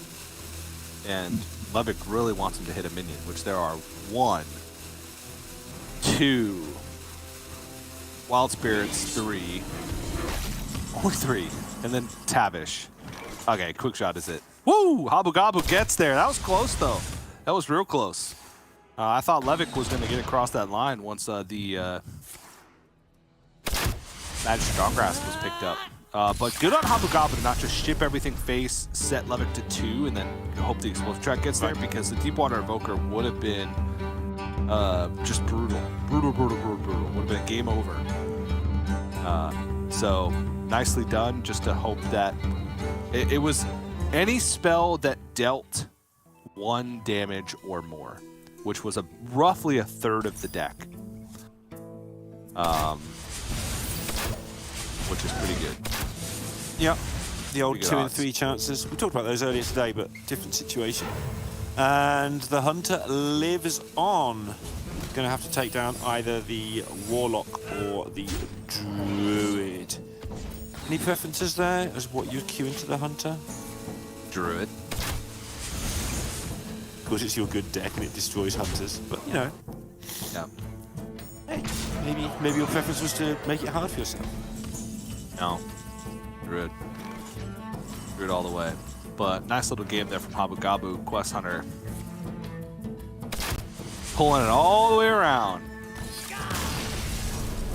Yeah. Actually, no, it needed to a spell that did 1 damage or more plus, and that would have set to 2. It wouldn't have played around Deepwater Evoker still, but it would have come out. It would have just set it up for the explosive trap to be able to win the game. So, what if there were 2 Deepwater Evokers? he would have played one on the previous turn, so there wouldn't have been 2. Good point. All right. Good point. Wait, there's no Druid. Oh yeah, the Druid's banned, obviously. Yeah, it's Come the on, miracle. Neil. I'm sorry, TJ. Oh. We're nearly at the halfway point, you know? This is where I have my halfway point rest. Yeah, that's right. Forgot about that. Forgot about Neil's weekly halfway point rest. It happens roughly 2 matches before and 2 matches after the halfway point and all the bits in between. It's the rogue. Mm-hmm. Now, one thing for Habu Gabu is that does have 40 life to work with. However, that 40 life can go quick when we're talking about this rogue. Stone Graveyard in the opening hand, Cutlass in the opening hand as well. Probably the 2 keeps. Yep. Oh, perfect. Oh, there's a load of good stuff. Perfecto. Yeah, and Habu's going to have to use the traps effectively here to just wheedle around. Which ones? All of them. Yeah. It's not in hand, though. Problem. Who gets the discount on There's the one. route? I'd use that one. I kind of want to weave. You want to weave? You want to bob and weave? Oh, 2 damage a I turn? love weaving.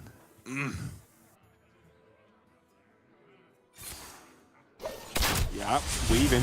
Weaving in that hero power. Weave it up real good. Only 14 more of those to go.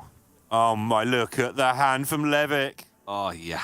Whoa, that's the things you want, in case you've not played this deck ever, which everybody has. Now it's just about when to Edwin. So next turn we could go for a... Go for just about anything. Could go for just a full tempo play and hold on to a lot of the other stuff. Like you go Null, Extortion Face, and then Graveyard, hold on to the coin. So you make, what, a 4/4 and then have 2 3/5s. Yeah. And then the turn after that, you go for... You could take it slow. You can go slow turn. And then the turn after that, you could go... You do a big turn? Edwin. Yeah. Yeah, Draco, yeah, the big turn, and then you go Edwin with lots of mana to have a big Edwin and lots of cards. Yeah, I kind of just like the Graveyard, Extortion Face, Null, touch the Graveyard. Touch it. Oh, he's cycled. Oh, wow, okay. It wants to go for Graveyard plus Draka, same turn. Sure. You got time. Still got 24 health. That's a lot of health. Yeah, it also means you don't have to have that turn off you were talking about that you and I were both considering. Yeah. Oh, just play all your cards. Yeah, but the second prep, I don't know.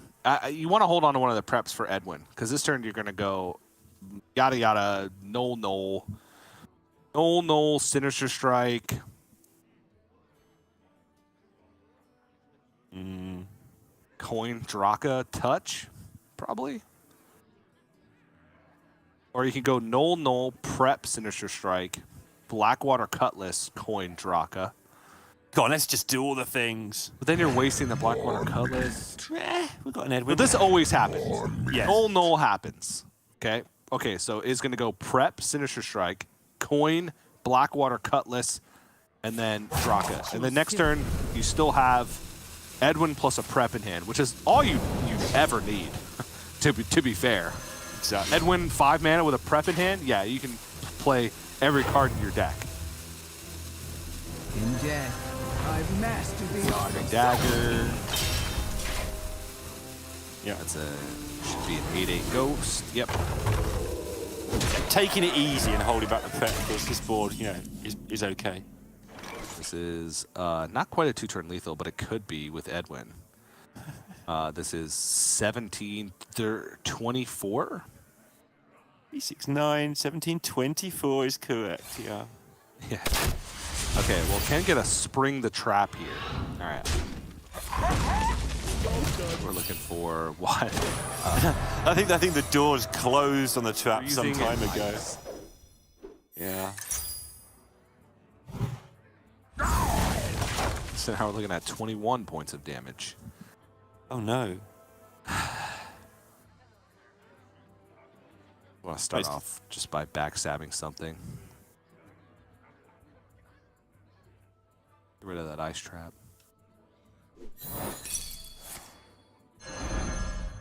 Freezing. This is still 0? Oh, no, it's 2. Okay. Oh, yeah, because went Shroud right on 3. Okay. Bam.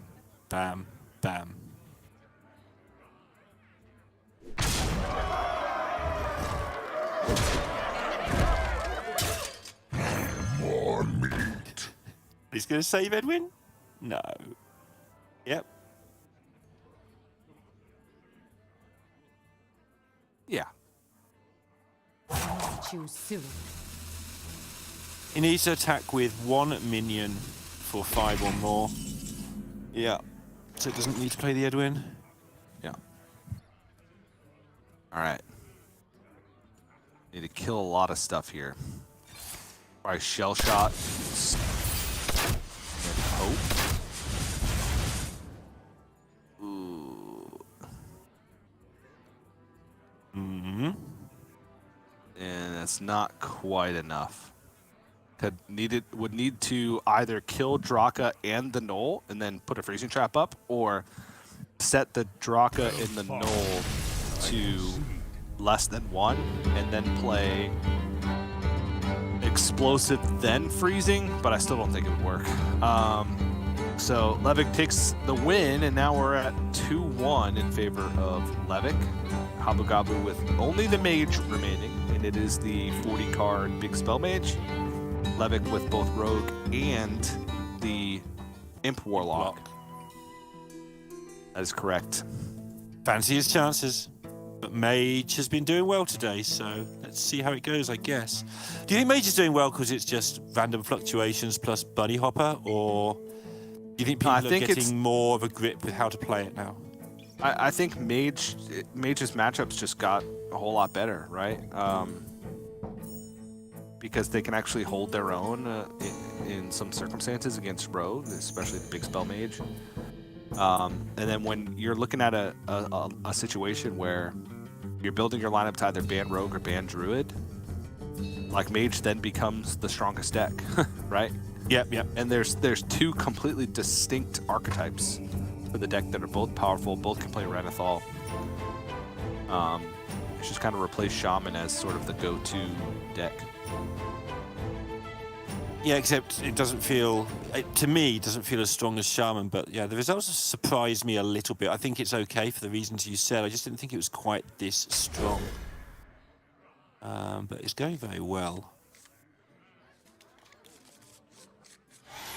All right, we've got the watch post into Sanctum, so shouldn't take a huge amount of damage early, but then I always think that's about Rogue, and suddenly they've got a board full of 8/8s.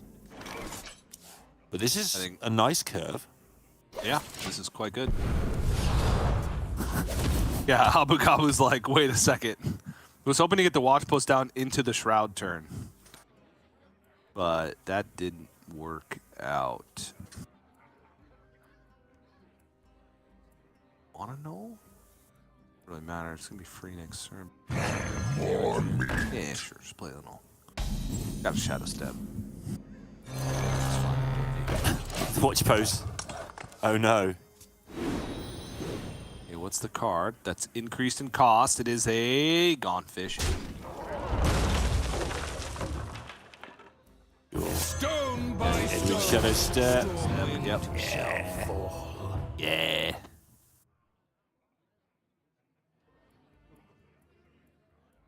Well, you're there now. What's he seen? He's seen some greedy line that involves not shadow stepping Edwin and hoping it lives. I mean, he's going to shadow step Edwin. Do? Can Habu Gabu even deal 3 damage to a minion? That's what From hand? Mevik is checking out. It's just dawned on him that maybe he doesn't have to. The shadow step can go on to next turn's. In fact, Kicker. holding on to the shadow step might be actively better, so that Habu Gabu can't coin into a Theatar and take the Edwin. Yeah. Could take the And he's had a whole minute to think about it because the other player, you know, he's decided to shadow step the Edwin, so he's got a whole minute to just sit there and go, do I really want to do that or do I want to make my play? He's made his play. And it's going to pay off. Akani? Oh, you can. Yeah, Akani would. This play is so good because Abu Gabu doesn't have a way to kill this, is 1. 2, it plays around Theatar. 3, it plays around Okani. Yep, by putting 6 attack on the board. Because there's 6 attack on the board, so you can just kill the Okani, then you shadow step the Edwin. So Abu Gabu's gonna Murloc Holmes. Okay, that one's easy peasy. Yeah, we saw that one. This one is you'll probably get this one wrong because Sinstone Graveyard was in the last selection, but he didn't choose it. There was a null, so you may have cycled Extortion. But he cycled a Cutlass, so Cutlass was guaranteed in the opening game, so that was easy. Okay, actually did get it right. Took the one that Which card is in your opponent's deck? It's not Edwin. It's probably not Draka. It's Prep. Gets them all. Whoa. Yep.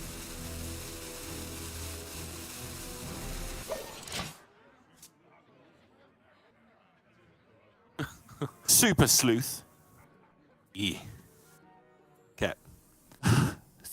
Talking of super this turn. It could go poorly, but it's Stone by stone. maybe not. Probably not. I mean, there's worlds where it goes poorly. We're not in those worlds right now. Yeah, this is all good. Oh, 0 mana. Oh, you love to see it. Prep. Yeah, look. Another There you go. prep. You turn my Gunfish into a 2-mana card. Costs 0 now, unlucky. I don't pay for my spells.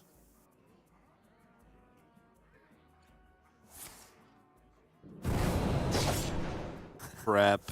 Wicked Stab. Graveyard. Choose soon. Oh, prep Bones. Oh my gosh. Now can Draka. Oh, Edwin's just ginormous. Wait, no. No, he played the Null for his discounted card. Oops. Oh no, disaster. Yeah, it's only a 13-13. Disaster. That was such a good, that would have been, I mean. Look at this disaster he's had on turn. That would have been such a good turn. What a disaster. Meanwhile, 13-13 and a 10-10. And 2 3-3s. Or That 10-10 could have been a 9-3 dagger, which would have ended the game. There's a Wicked Stab in hand. It would have pretty much, I mean, it just ends the game, whatever. What a disaster.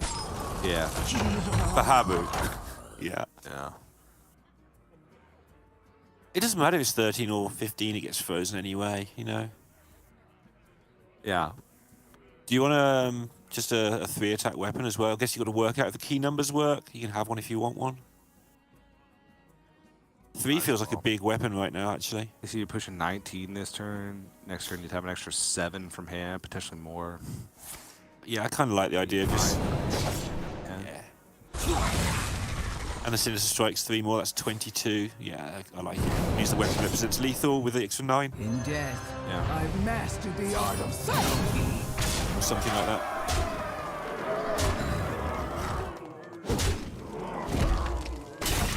Now, one minion has to attack face, or one of these Door of Shadows has to pick up the second Wicked Stab. Uh-huh. That'll do it! Turn, yeah, and then there's the turn after as well, because that's still before Dawn Grasp comes down. You win. That'll do it. Well, coin concede, Levick. A tiny slip up. In the grand scheme of things, it really was just that, a tiny slip up. Could have meant a lot if was about to die the next turn and really needed the dagger to push over 2 turns or something, but I mean, come on. 10-10 stealth ghost or versus a 9-3 dagger. Be real here. Was it really that big of a deal? Probably not. So Levick takes the series. Habu Gabu will move down to the decider match. Face off against either Fled or Pun, whoever comes out of the elimination match. Still not out of it yet. Still an opportunity, but Levick is the hero of the moment. Yeah, and if you're wondering why he's not sort of throwing his arms in the air and celebrating massively, there you go, as he does it a little bit. Levick started the week on 1 point, so his work is nowhere near done yet this week. Needs to get to at least the final, I want to say, barring some crazy math. And possibly even win it. Yeah, I would say it's probably be a win. Currently, maybe not. Well, Bunny Hopper's sort of ruined regular maths, right, by just winning everything. So 4 points could do it, 6 points will do it, and 5 is kind of where you want to be. Yeah, so Fury Hunter losing actually helped these players out quite a bit, because now Fury Hunter will be capped at 5 points. So then, like, you pass Fury Hunter automatically, but it entirely depends how the other players around that point threshold do. Like Pescoa, Subake at 4 points, Zoid Grushin and Possessi at 5 points. Like, if they keep winning, then it's going to be harder, because then only one other person below them has to do better than you that started the week before you or ahead of you. It's not hard to do with at 1 point. There's only 3 other players that were at 1 point or below. So we'll just say shoot for the win. A win will probably get him into playoffs. A finals appearance, I think it's a toss-up right now for Levick starting at 1 point. So, but this is the start, right? Winning the group, that is a start. So now we're going to see who else is going to move out of Group B with 2 more matches left remaining on the day. Yep, next up will be Pun and Fled. Again, Fled in that same position, losing out. Pun also losing out, but gets out the groups, he'll reach that magic 5 points and he'll start thinking about maybe reaching that top 8 for himself. It's all very close here, apart from Bunny Hopper in the Grandmasters. For Bunny Hopper. Yeah, Bunny And Hopper kind is of blocked. already qualified, top 2, guaranteed bye, still in this week's tournament. Yeah, Bly's also should be safe. And 0-2 maybe. No, Bly's is guaranteed in playoffs. It's just about seeding right now, I think, for Bly. 7 points. As Bly's does play his initial matches tomorrow. But it is, we've reached that time, Neil. It's time for the halfway point, and it's a little bit of an opposite trend here on our Friday now. Our halfway point is actually the short break, because we're so excited to reach the halfway point that we just want to get right back into casting. So we're going to go to a quick break. When we come back, we're going to have the elimination match between Fled and Pun. So don't go anywhere.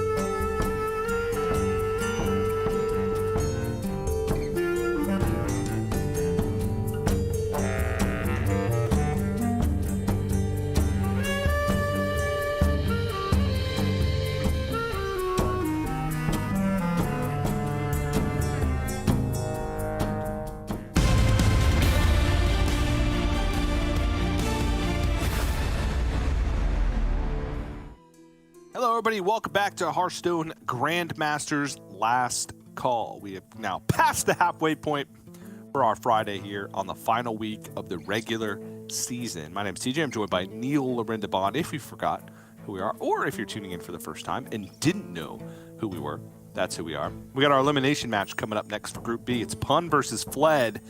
And I love this. I love this, Neil. Because even though it's an elimination match, it's an Americas versus Americas match, which means someone from the Americas region will win this match. We're going to get a 50% win rate for the first time in goodness knows how long, over a sample size of one game. Okay, fair enough. But 50% for the Americas region over the next hour or so.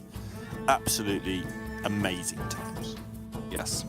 And I had my fun little stat earlier, but I have an even funner? No, that's not a word.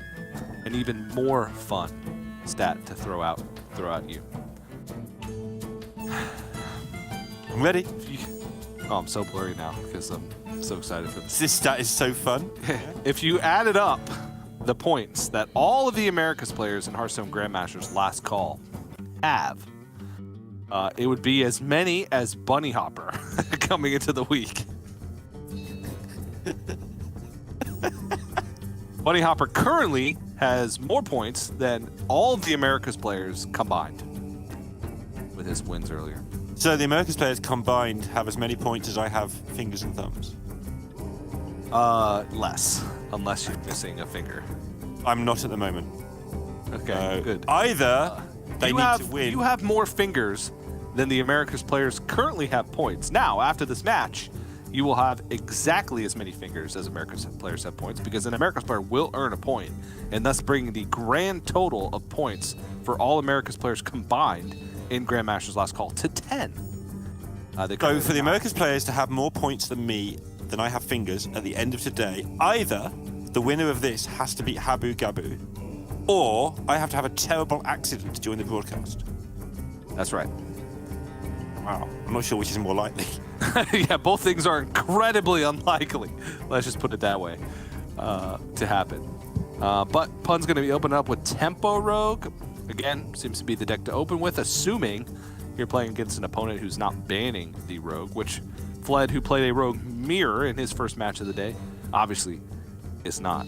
And if I had to take a guess, I would say this is going to be a Rogue Mirror, but it is not, because I've just gotten word, and by word I mean I looked at my second monitor, that Fled's going to be queuing the Mage to start things off. And this is as anti-rogue of a Mage as you can get.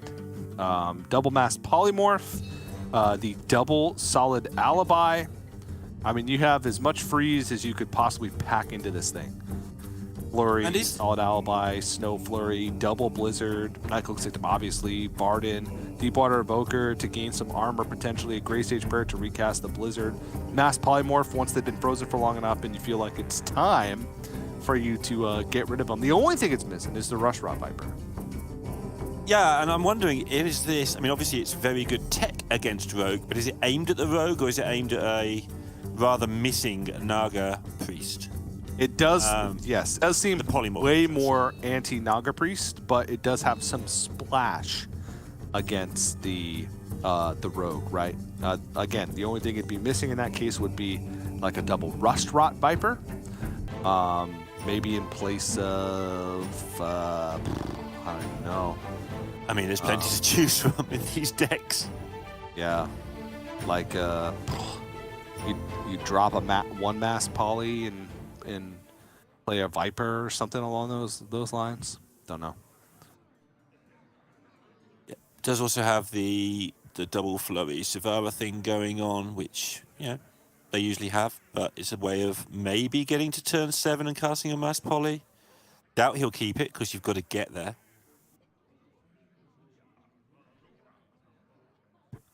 Interesting to see what Fled does keep here, how he evaluates this.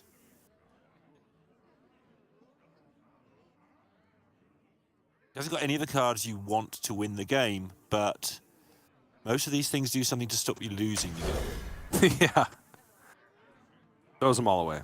I don't think you want to keep your defensive cards because, one, it's not even guaranteed that your opponent's going to do the thing that those defensive cards like protect against. Solid Alibi, maybe, right? Like it blocks everything. But like Blizzard, what if your opponent just goes in with Draka? You know? Okay, this is fine. Some minions to put in the way. Deepwater Evoker, which can gain some armor and draw one of those other spells. That was not 2 Renethals. That was the same Renethal, just from 2 different perspectives. It's a Demon Hunter! Uh-huh. Just kidding. Come on, we all know Demon Hunters don't exist. This is the craziest thing about Rogue for me, is the fact that you have to, like, when you're playing Lottie, you have to, like, mulligan for Rogue every game. Yeah, right? You know it's not a real Demon Hunter. Then they go turn 1, actual Demon Hunter card. You're like, oh, what? Sigil of Alacrity. And then you're like, well, it's Demon Hunter, so it doesn't matter what I mulligan for because I'm going to win anyway. It's just a slither. That's what I'm saying. You got to mulligan for Rogue because Rogue is the bigger threat than any other classes. Remember when that like first happened? When we used to talk about it back in the olden days, because each class used to have 1 deck, didn't it? Because there's not enough cards to build 2 decks, apart from Warlock, which would have Zoo and Handlock. And Handlock. And you used to check because it didn't hide the mulligan forever to see how many cards your opponent mulled. If they kept a full hand, you'd just Zoo. The old mulligan metagame where it was just statistically correct or mechanically correct, whatever. Both. Wait till the last second. Wait till the last second, so your opponent can see your mulligan and you can see your opponent's mulligan. Oh my gosh, unbelievable! But how did that ever a thing? How was that a thing for so long? I mean, it's great that it's been fixed many years ago now, but God, that was pretty grim at times. Yeah. It was only for a small edge because they'd have the nuts anyway or whatever with the wrong deck, and you didn't know. It wasn't like there's a quest. You didn't know what deck it was. It was just much more likely if they kept a lot of cards that it was Zoo. It's the Noli Noli. Is that what it's called? That sounds like a song, like a '60s like dance song of some sort. The Noli Noli. Yeah. I mean, you would know. I was just about to say, not that I was too slow. It burns the light. That's the wrong way around. There's an exclamation mark after both, so you have to be a little bit more aggressive with it. The light! Burn. I have acted during this set, I'll have you know. An actor? Wait, what? I did the script reading thing. For what? For the preview for Castle Nathria. I was Kel'Thuzad. No. Mm-hmm. Okay. How did you miss this? I should educate you during the 10-minute break. I was great, by all accounts, and nobody else was any good at all. Actually, that's pretty much the opposite of what happened. But it was great anyway. I enjoyed myself. Glad you enjoyed yourself. Had to sometime. It's taken me all these years. Finally enjoyed myself. Edwin, Shadow Step. Wind shall fall. Unless... Yeah, Edwin, Shadow Step. Okay, cool. Ooh, okay. We have a lot of interesting decisions here for Punt. The Shadow Step happens, but now it's about when we're popping off. Because next turn, Punt could just go like Sinstone Graveyard and then pass. Well, not pass, probably Dagger. Maybe Adore Shadows, but you get what I'm saying. Maybe even Tooth to the face. It's a few cost, but that's expensive. You might want to use the stuff later. Might actually be a reason for it. Oh my. Stone by stone. 1 mana. See what we draw? What's in the top of my box? It's a 2 mana spell. Okay, that one's probably pointed upstairs, I'd say. Looking for a bone spike, perhaps, off the tippity top? Maybe. The tippity top. Maybe a preparation. That's a Shadow Step. That's fine. That's all right. By all right, I mean it's just going to be ridiculous. It's just like 2 extra cards to juice it up, plus extra 2/2 stats on the Edwin. What's the draw off the top? Is that a bone spike? No, it's a graveyard. You still probably play it. Yeah, you gotta play the other. And then you hit prep into bone spike. No. Most expensive card in the deck, nearly.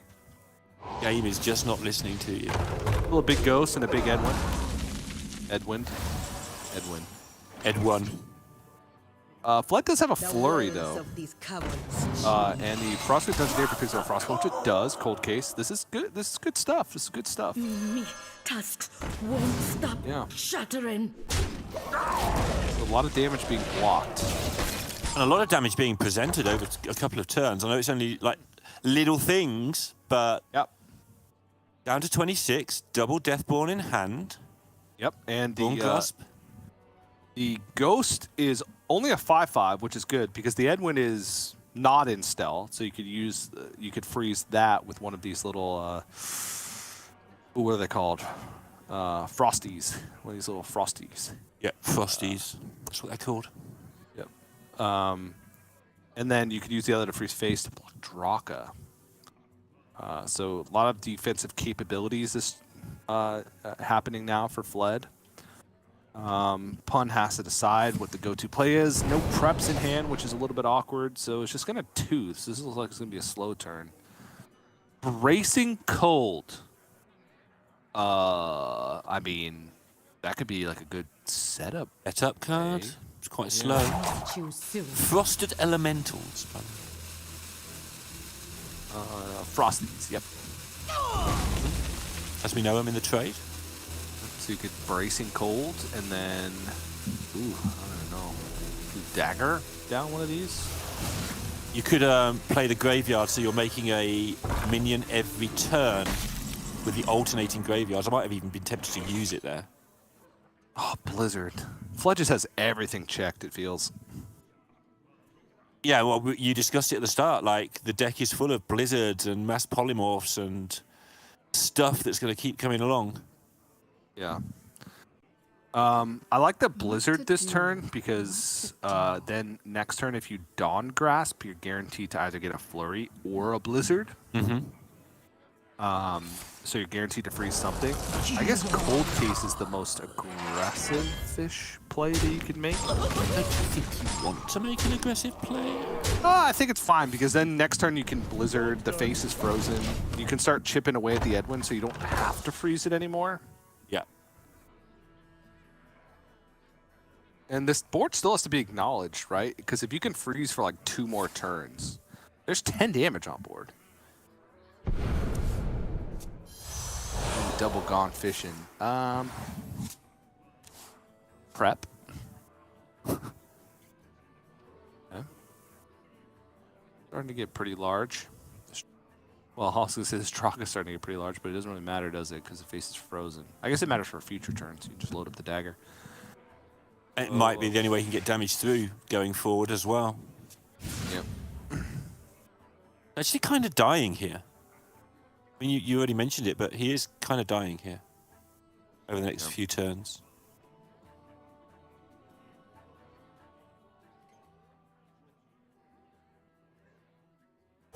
Choose soon. Not easy to work out what to do here at all. There's none of these cards, which is quite rare, or not enough of these cards are doing the removal job here. So this is nothing. Just not much.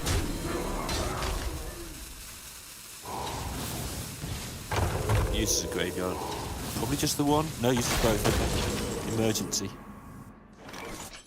Yeah, and this is pretty simple going for Fled. Blizzard you with a 1-drop, and then just start smacking. And then if anything, like Deathborn next turn has the potential to even clear up some of these ghosts because you have 2 ghosts on board. If you haven't just one next turn in some situations. Yeah, there's 11 damage being presented on board. I mean, yeah, like Deathborn plus a ping could just be lethal. It's either going to clear up a bunch of the stuff on the board or it could even be lethal. And Plus aren't really going to be doing much. You can clean up some of this board. Kind of feel he needs to make a weapon at the end of this turn somehow. I'm not sure how he gets there. Just to get something to the face. Rat, Bone Spike, etc., etc. And obviously this is a massive deal because this would be the rogue gone if it loses. Although Fled's kind of well prepared for rogues. We know that with the Quest Priest we don't talk about.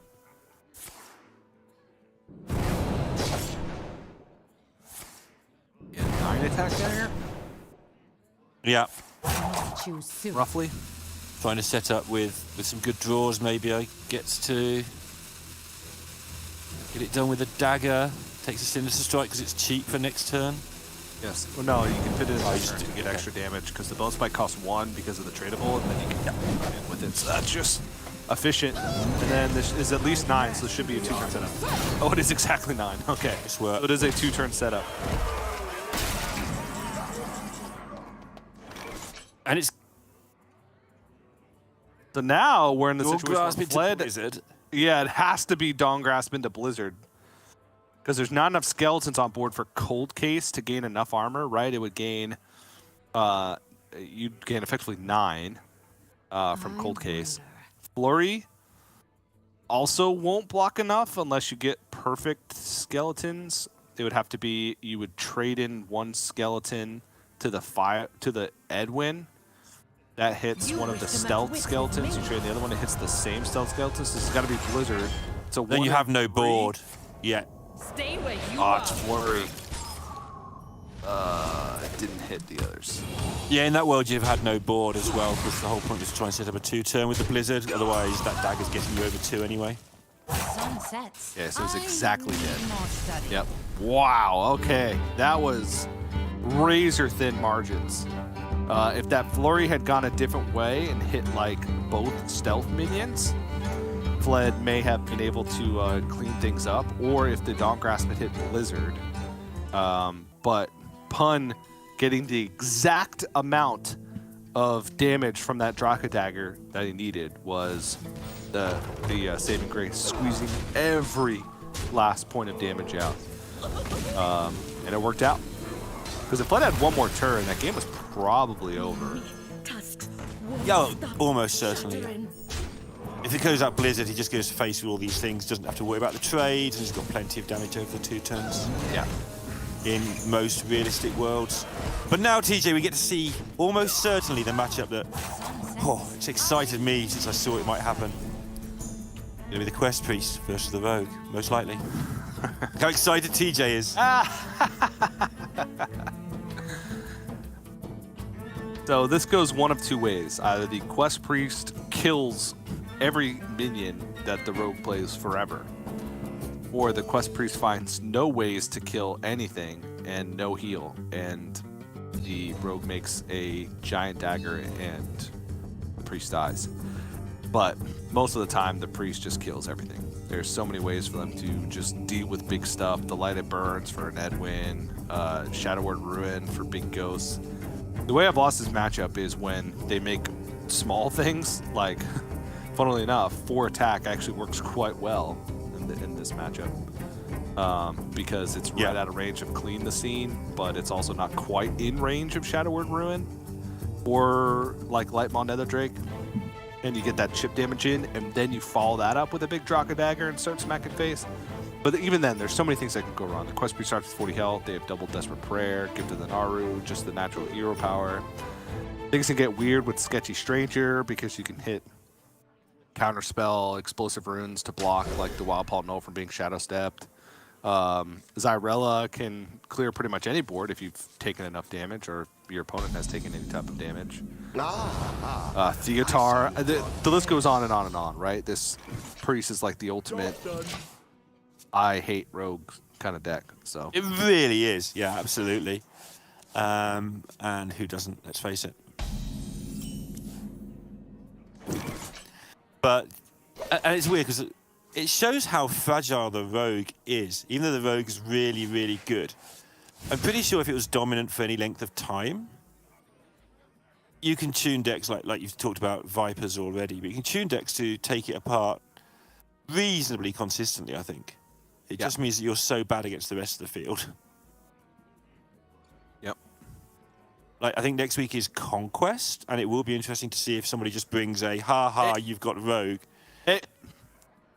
Best of 7 Conquest. Best of 7, just beat their Rogue 4 times. Oh, whoa. We have a deviation here from game plan.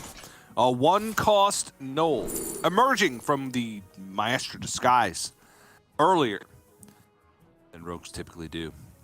Yeah, absolutely agree with this. You're up against it. The only way you're going to beat them, like you've already described, is early damage. No point messing around, especially with the hand he has, right? Just get him.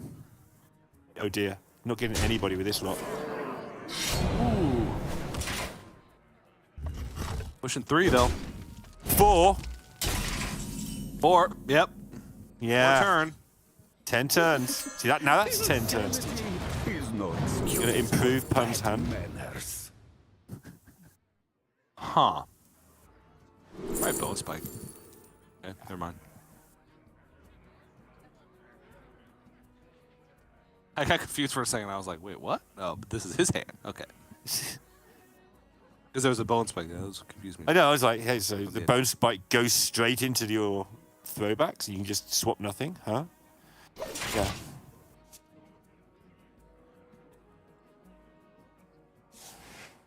Yeah, it really needs something.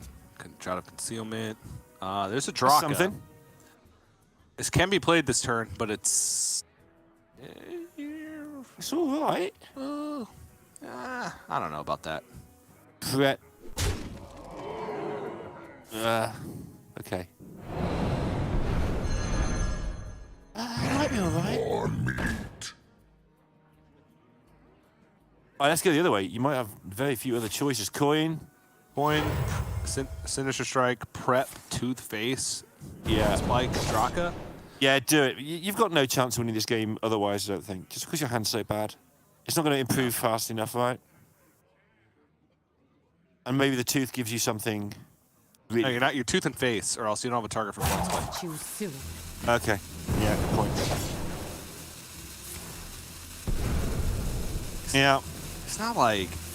I guess it is a big dagger, because you also push 6 to face with the spells. 8? Master the art. Yeah, it's 8. That's all right. All right, TJ. Yeah, again, these minions are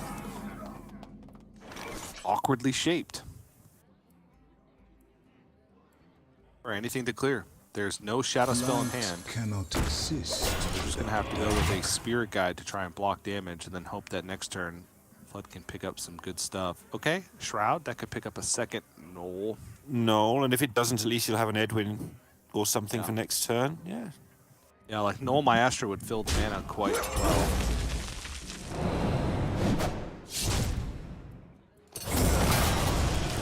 A sprint. A Habu's heck. Yep, there it is. And Edwin. Got them both. Pew pew. Flood will very likely just have to go. It's got to be what? Clean the scene? Gone fishing for a desperate prayer? Or light shower elemental?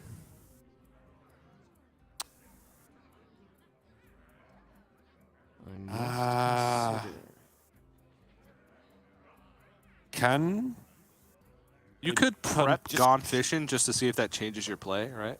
yeah, and then just play light shower, which should be okay actually. I mean, for Or you a limited value of okay. can't die. For this, like, well, all right, you can die. Because Edwin into prep. Prep draws Wicked Stab. Yeah. Wicked Stab. Wicked Stab. Okay, Cutlass.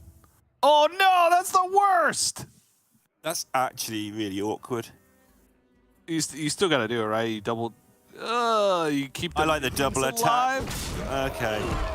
I guess he's going to need the minions to finish it off most of the time here, so sure. Sure. Oh my. Yeah, it'll end. It ends.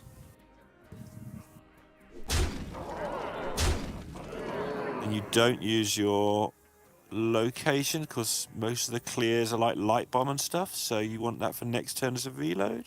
Light bomb doesn't clear that. Choose soon.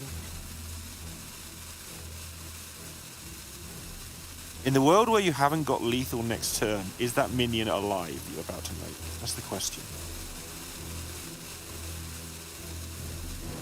Funnily enough, if he does make it, it actually works out better for him because Fled's remove. No, not really.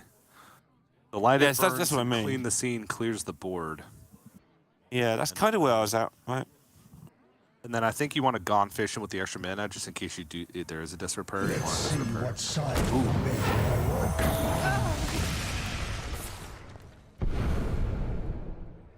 Condemn, then the Light It Burns, then heal. I guess this is more consistent, right? Like, instead of Gone Fishing for a Desperate Prayer, you get to fit in a guaranteed heal, which brings you up to 12, which takes you out of range of some things, right? Double Wicked Stab. Oh yeah, and it's not just this turn, right? The damage is still mounting turn after turn, so every 2 you heal now is valuable if you somehow get out the next turn or 2. Yeah. So damage that's left in the deck for Pun. Tooth, Wicked Stab, and 1 Sinister Strike. None of those are lethal now. There's no sequence of draws that could get Pun lethal this turn. Highest damage would be Wicked Stab, Gone Fishing, Wicked Stab, and then hit with the Blackwater Cutlass, which would bring Flood down to 2 life.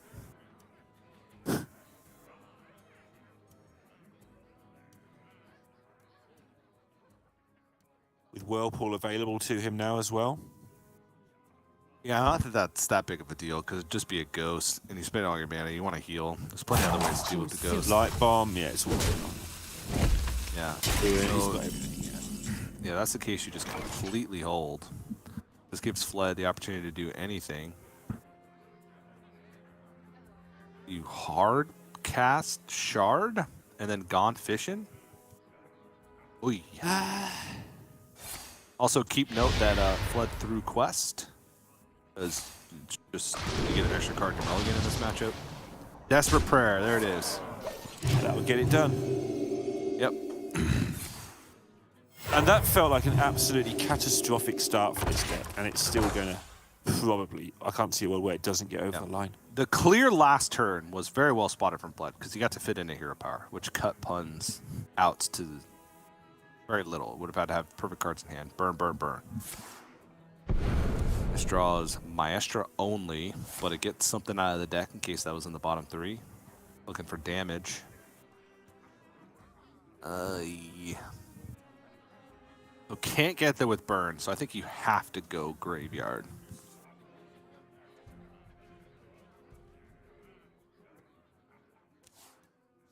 Yeah. Now, do you want your graveyards in sync or out of sync?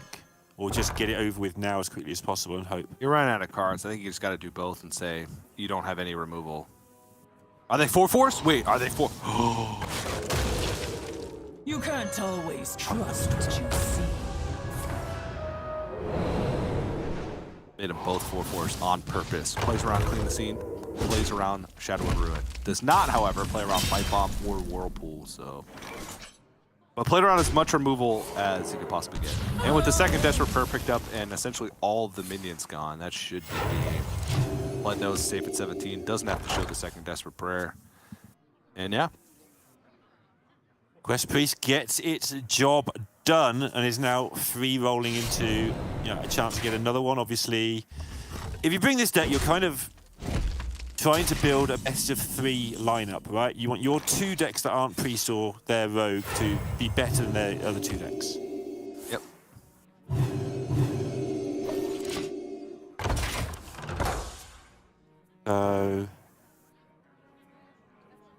Just to see what Pun will take into this. Is it interesting or is it a foregone conclusion? Let me just check. Pun has...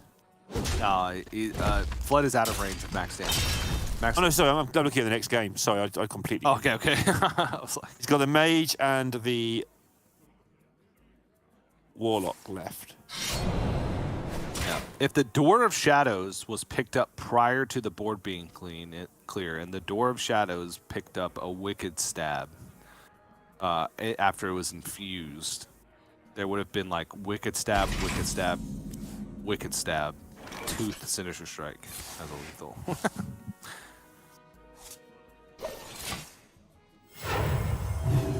Do you like removal? I love removal, TJ. Let's get it and all. Fled has got removal. It makes you wonder if this deck's maybe a little bit over the top on removal. But of course, it does have to play against other decks that have more than 4 minions. So, yeah. Now we're just waiting.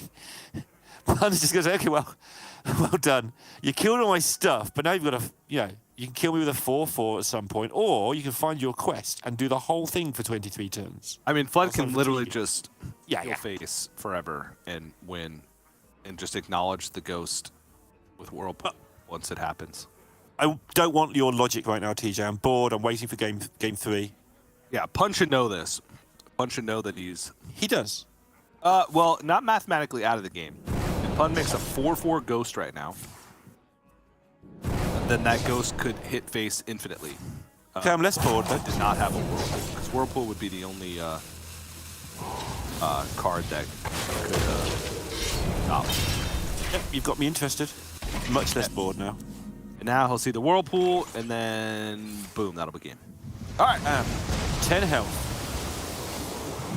He did 10 last time. Why can't he do it again? I get Yep. Surprise. Pun stayed in until the very bitter end. He gave himself every possible out.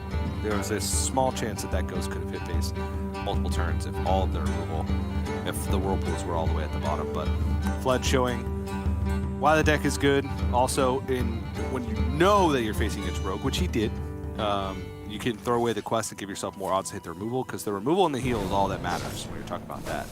The quest can sometimes be okay if you're looking for like a very specific card. The two quest completion is going to be good, but you're just looking for that consistency in this matchup, and that's what Flood did, and found some nice removal spots, and now we're all tied up 1-1. Quest Priest has done its job. It's done its job, and now it gets sort of a free shot at beating Mage, if you like, but it's a free shot from 1-0 behind, so it's not that free a shot. This is the big question about whether you brought this week. Do you think your Priest can beat Mage often enough to make it worth the getting rid of the Rogue? Because Rogue, I talked about this earlier, yes, it's, in my opinion, the best deck. Yes, it is favoured against a lot of things. But there's not many things it actually totally destroys as a percentage. Whereas the Priest, yeah, you get the Rogue out of there, but there's not many things it actually beats on average either. So it was a question of, do you want to negate their really strong deck that can sweep you? Are you scared of it? Or more go down the Habu Gabu line, which was, you know what? Yeah, it's their best deck, but I'll beat it somehow. Which allows me to bring actually good decks to the tournament. It's quite an interesting question, this one. Yeah. It's the big question on the players' minds when coming into this week, how they wanted to build their lineup. But there it is. Big Spell Mage, 30 health, consistent, yada yada. Versus the Quest Priest, 40 health, not really consistent. And the big deal is, yeah, it's got nothing to do. It can have that handful of removal all it likes, but you just get some boxes in the face and a Mordresh in the face, you know. Other stuff in the face, Apprentice in the face, you get a Dawn Grasp in the face, and then your removal spells doesn't really do anything because all the stuff's hitting you in the face. Might kill a Belinda, well done. I'll box you in the face. So, got it to do. Fled will actually, it'll be interesting to see how he approaches it. We'll obviously try and complete the quest, but I wonder if he'll try and get there with damage as well, which is a really tough ask with your garbage minions. You've kind of got to complete the quest. I see you've brought gas. Or steal something with Theotar to make it really hard for your opponent. Or identity theft. Don't count out identity theft. I won't. Not counting it out. Oh, is that a Dawn Grasp? Oh. This game has now accelerated. Foot on the gas. Where you followed. Oh, but Dawn Grasp was in hand. Identity Theft's picked up. It's accelerated even faster. We're going 20 miles an hour now. Wow. 20 miles in a whole hour. The Queen's It's not bad for some cities. Yeah.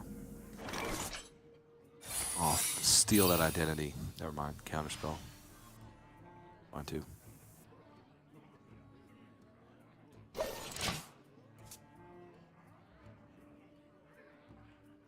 Counterspell is just so brutal against this deck. Not if you have a mailbox dancer, though.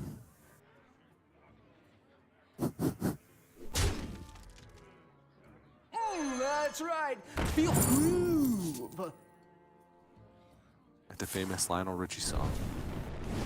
Which one? A feeling to be dancing on the mailbox. Uh-huh.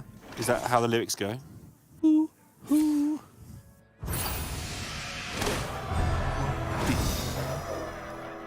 To be dancing on the mailbox.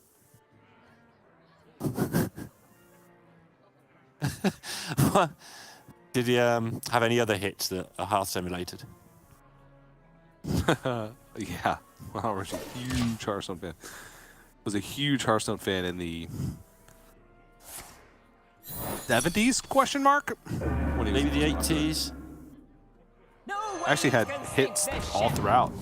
Late 70s, throughout the 80s, and in the 90s.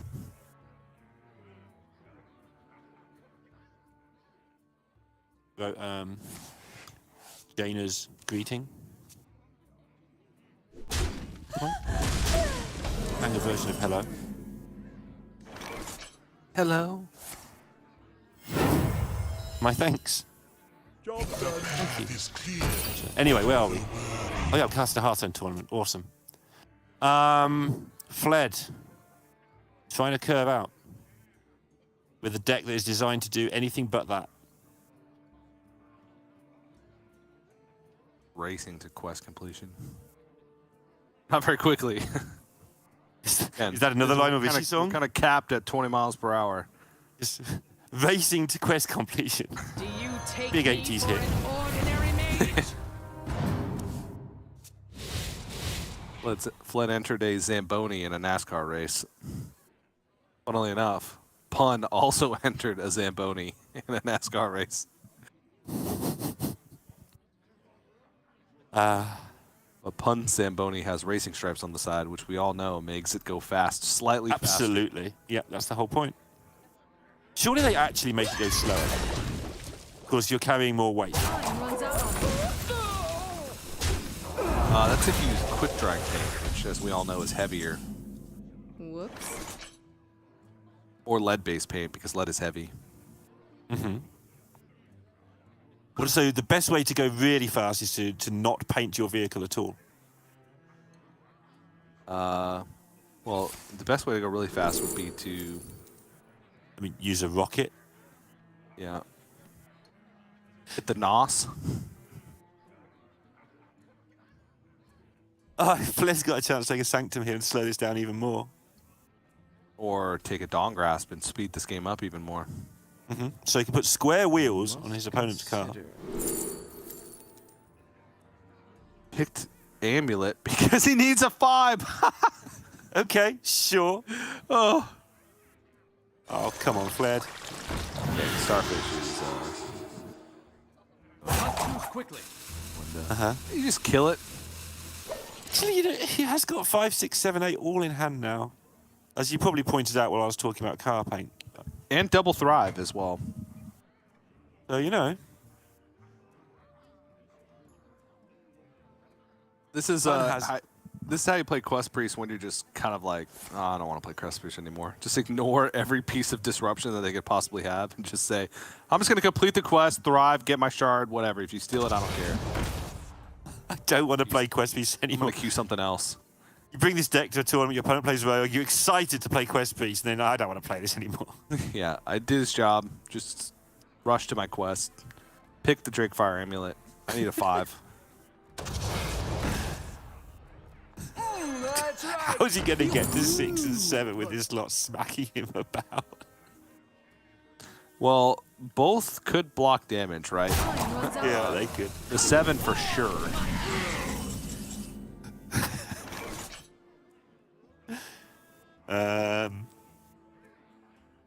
Yeah. But the problem here... What's the problem? There's no problem. Okay, cool. Drakefire Amulet and I must consider. Yeah, the light, it burns. it really does. And there's not that much power on board. 7, 12, 15. Got 35 health. There's so much power on the board that it took you like 15 seconds to count it. Oh no, picked up a better 5. I wonder. Is it a better 5 though? I think I want dragons. No, because are the dragons worse because you're a priest? No, there's Urzond. Because there's the Drake, the 4-mana Drake that's in the forest. I don't think that makes it worse. No, attack with everything, coin box, game over.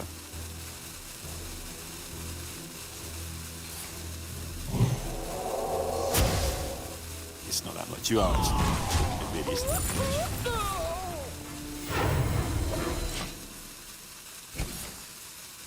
Coin heal efficiency. This 12 really does have to be acknowledged, but there's a Nightcloak Sanctum to acknowledge it. I mean, you could double rune this turn. Ooh, because the Caligos making the first rune free. Just do it. Everything into the face, double rune. And if they've still got stuff left, well done. I know that sensible play is probably to Dawn Grasp, but...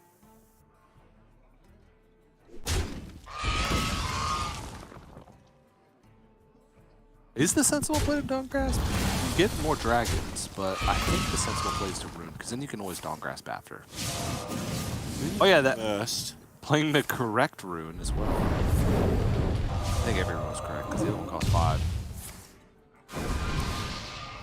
My Rune with a hand view. is too full. Bam! Killed that. Wildfire, okay. Flurry, alright. And now... That freeze, okay. Now you're Dawn Grasp. Sure.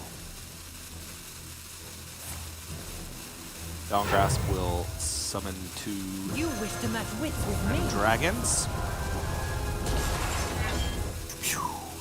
You fit in a nice little ping as well. Run out of time. Gotta get it. Hey! Those are pretty good. Bam. Okay. It's exciting. One person does something, and the other person undoes it. Now Flood just looking for any excuse in the world to just play this behemoth next turn. Next turn.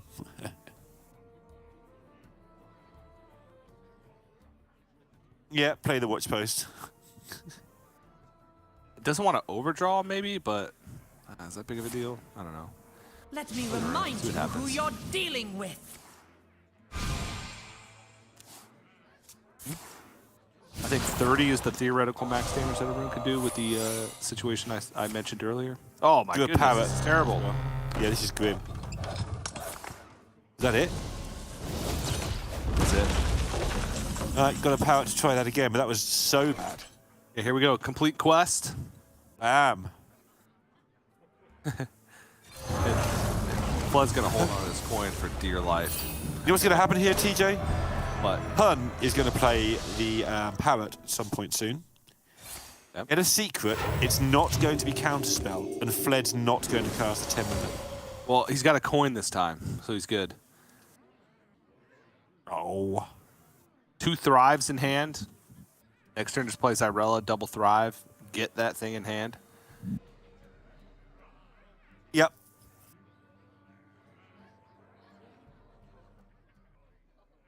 It's just the waiting game for Flood. He's just like, my players have just made themselves. I just play what my quest tells me to play. You're doing all this stuff. Those shouldn't be called quests. They should be called lessons.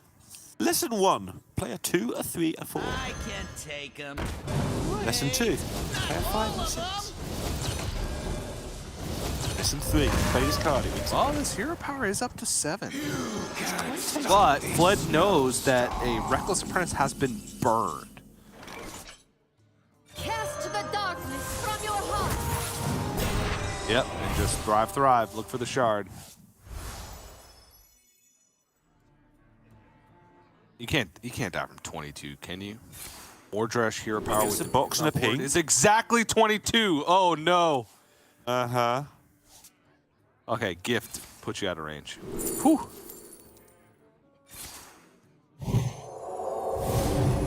Okay, gift puts you out of range of everything. Because Mordresh hero power Plus the 5 damage on board was 22. There's a box in the bird, though, right? There's a box in the bird. I repeat, there's a box in the bird. So available damage is whatever you just said it was. I think max possible is 30 per room. But it needs nothing like that if you clear the board and do damage to it. That's a counter But there's a spell. coin. Blood's not gonna fall for it this time. No way. I don't think he fell for it last time. I think he chose that was He chose, yeah, but the right option, to be fair. let me have the story. Blood's like, No! Blood's like, how am I in the same spot? No! Surely he's doing that to upset us. Doing what? Hovering over the shard over and over again. Okay, if he does Coin it again first, Fled. with a coin in hand, I'm done. I quit. I quit. Can't stop this snowstorm. Thank you. He's trolling. Good. Good boy, Fled. Yeah. And then Shard. Second counter spell from the top rope. Yeah. There it is. Fled gets it done. The rapid quest completion plan worked out. Like, I would have picked the Dawn Grasp, and I wouldn't have struggled to find a 5 because Fled literally found a 5 the very next turn that he picked Drake Fire Amulet. But you know what I mean. I like the plan. Just literally play up the curve, get quest completion, don't care about disruption, play the Zyrella, thrive, hold on to the coin just in case there's a counterspell, which there was, and Shard. I'm Just cast Flurry on TJ to represent this broadcast. There you In go. order to reset my camera, I have to go like all the way behind me. You can do that. Just leave it frozen for now. Okay. I mean, it sums up the game. Anyway, Fled winning with a Priest. Massive deal. Because the Priest is designed to only beat 1 deck in this tournament, and it's beaten 2 in this match. Now that should put him in massive. Warlock, right? Yeah. Imp Warlock? Okay. So this is doable for sure for Fled. I mean, the deck's all removable. And Essentially. he gets 2 goes at it as well, obviously, so that's the thing. Yep. Probably another throw the quest matchup. I'm gonna keep my headset on, but I'm gonna try and Okay. So you can still hear me, but you can't see, right? Is that right? I'm gonna slither my way back here and try and We're reset. showing Imps, Pun, Warlock, or something very similar to those words in a different order right now. My way back. I don't have enough cord length. It's not a cursed version of stuff, so just straightforward, make some Imps hit your opponent really hard, hope they don't blow up your board along the way. Okay, Neil, cast the first 2 minutes of this match while we should reset. Got it. I'm on it. I believe in you, BRB. Fled 2, Pun 1, Priest versus Warlock. Fight. Alright. Pun has the curve, but this isn't really the curve you want. This is the curve you play because you have to play some stuff somewhere to go 1, 2, 3. And off the coin, you might keep the 1, 2 there, but yeah, with the coin, go looking for better cards. The Librarian is one of the cards you're kind of forced to play, not that you want to play. And again, the same with the Bloodbound Imp. These books are ruined. That has a little bit of removal early, but with libraries on the other side into Fiendish Circle, Pun is going to get a good whack to the face in on turn 3, and with a second library may back that up with 4, 5, 6. The Ruins going 1 for 1 is no good, but Fled does pick up that Condemn, which is going to allow him to choose whether to kill something big or something small. Were you followed? I can do an explosive trap right now. Well, that's not one of those. I'm back. Ice We're good. Barrier or Reckoning takes the Reckoning. Hi, TJ. How's it going? Good. So we're in a Hearthstone match. It's a Grandmasters match, which means that the winner of this will go into the decider match against Habu Gabu, TJ, in case you Thanks for catching be me able up. to keep up with the broadcast. Does feel like I've been gone for quite some time. I missed you. Too. I was curious. The one thing that I was curious about for this matchup was whether or not Fled keeps the quest, but did. Because I was thinking, oh, you could just remove everything. But the Warlock actually has a little bit more longevity, right, against the Priest than, say, Rogue does, where Fled through the quest. So you can't just say, you know what, I'm just gonna remove everything and then hope I get there at the end, because Warlock just keeps having stuff over and over again. Yeah, like Fled can deal with half of the stuff one way or the other, right? But not the other half. So he can deal with a big thing or the small things, and that's just going to be a real pain for him. I've seen no library activation this turn. I guess you still do. You want to offset it. I like offset. Yeah. Situation here. Yeah. We can go the light it burns, trade, and condemn if you really want to clear this entire board. But Shadowward Ruin, 1, needs a 4 for the quest, and 2, doesn't have that much application here, so it's just going to go for... But he's going to get impended upon. That's okay. Is it? Yeah, it's fine. They're going to have 1,000,000 cards anyway, at some point. Now they've got 1,000,003. Yeah, well... all that matters is 1. What are we missing here? A 3? A 3 cost? Yeah. I think. Priests, notorious for not being able to deal with 4/4s. So Light Bomb, a big deal now that it's been released in 2017. Gives Priests a way to deal with those 4/4 minions. That's right, released in 2017. You're correct. Or 16. Was it 17? Is that actually right? I don't know. I think it was earlier than that, TJ. What am I, like a Hearthstone historian or something? Yes! You know more about Hearthstone than I know about Hearthstone.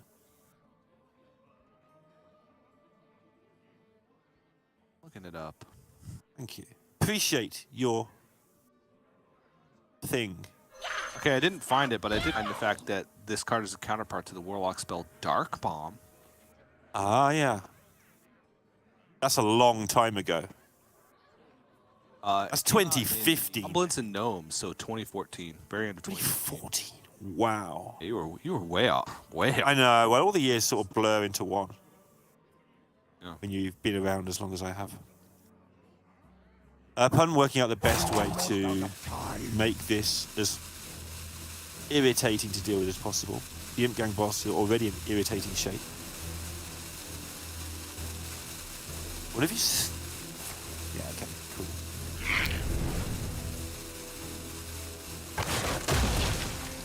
It's like, yeah, well, deal with that and you can't deal with the other stuff, and if you can deal with this stuff, you can't deal with that, so good luck to you.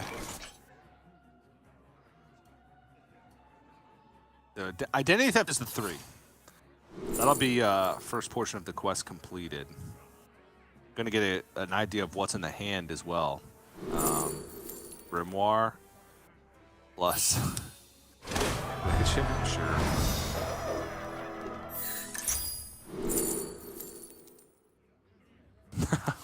Just so many discovers, like discover this, discover that, yada yada.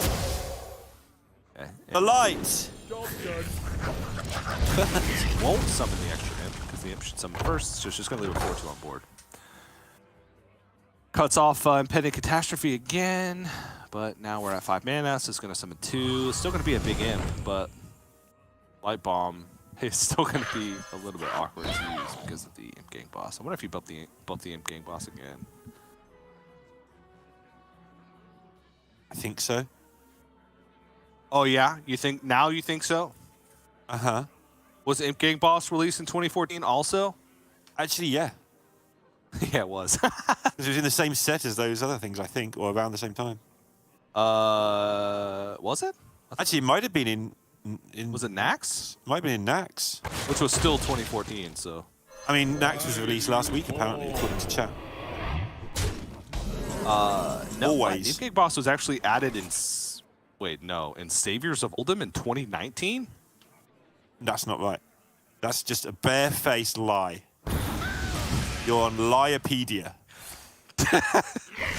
It's just everything in there is wrong. That's just not true.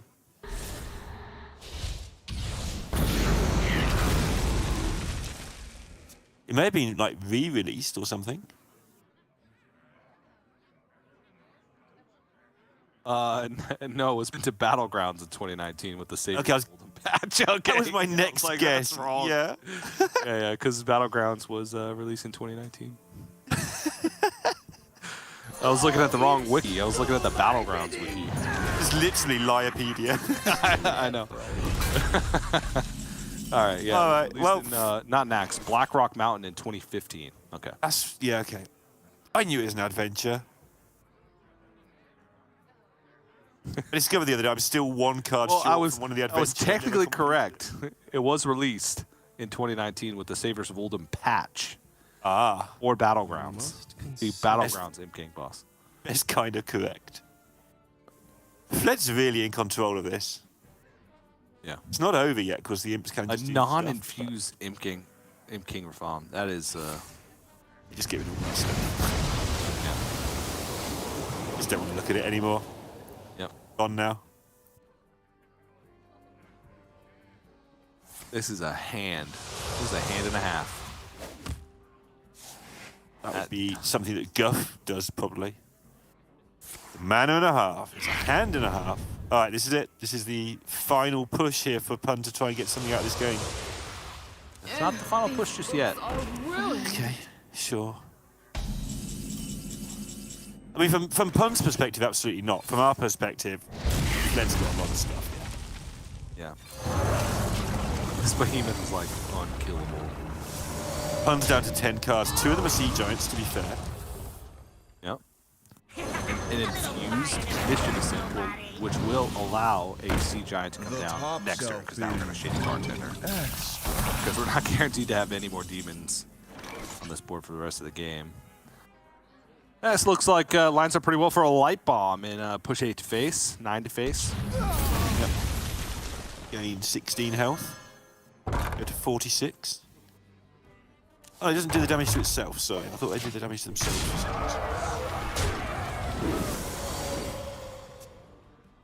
But still. Wait, what does damage to itself? I thought the Light Bomb made things do damage to themselves.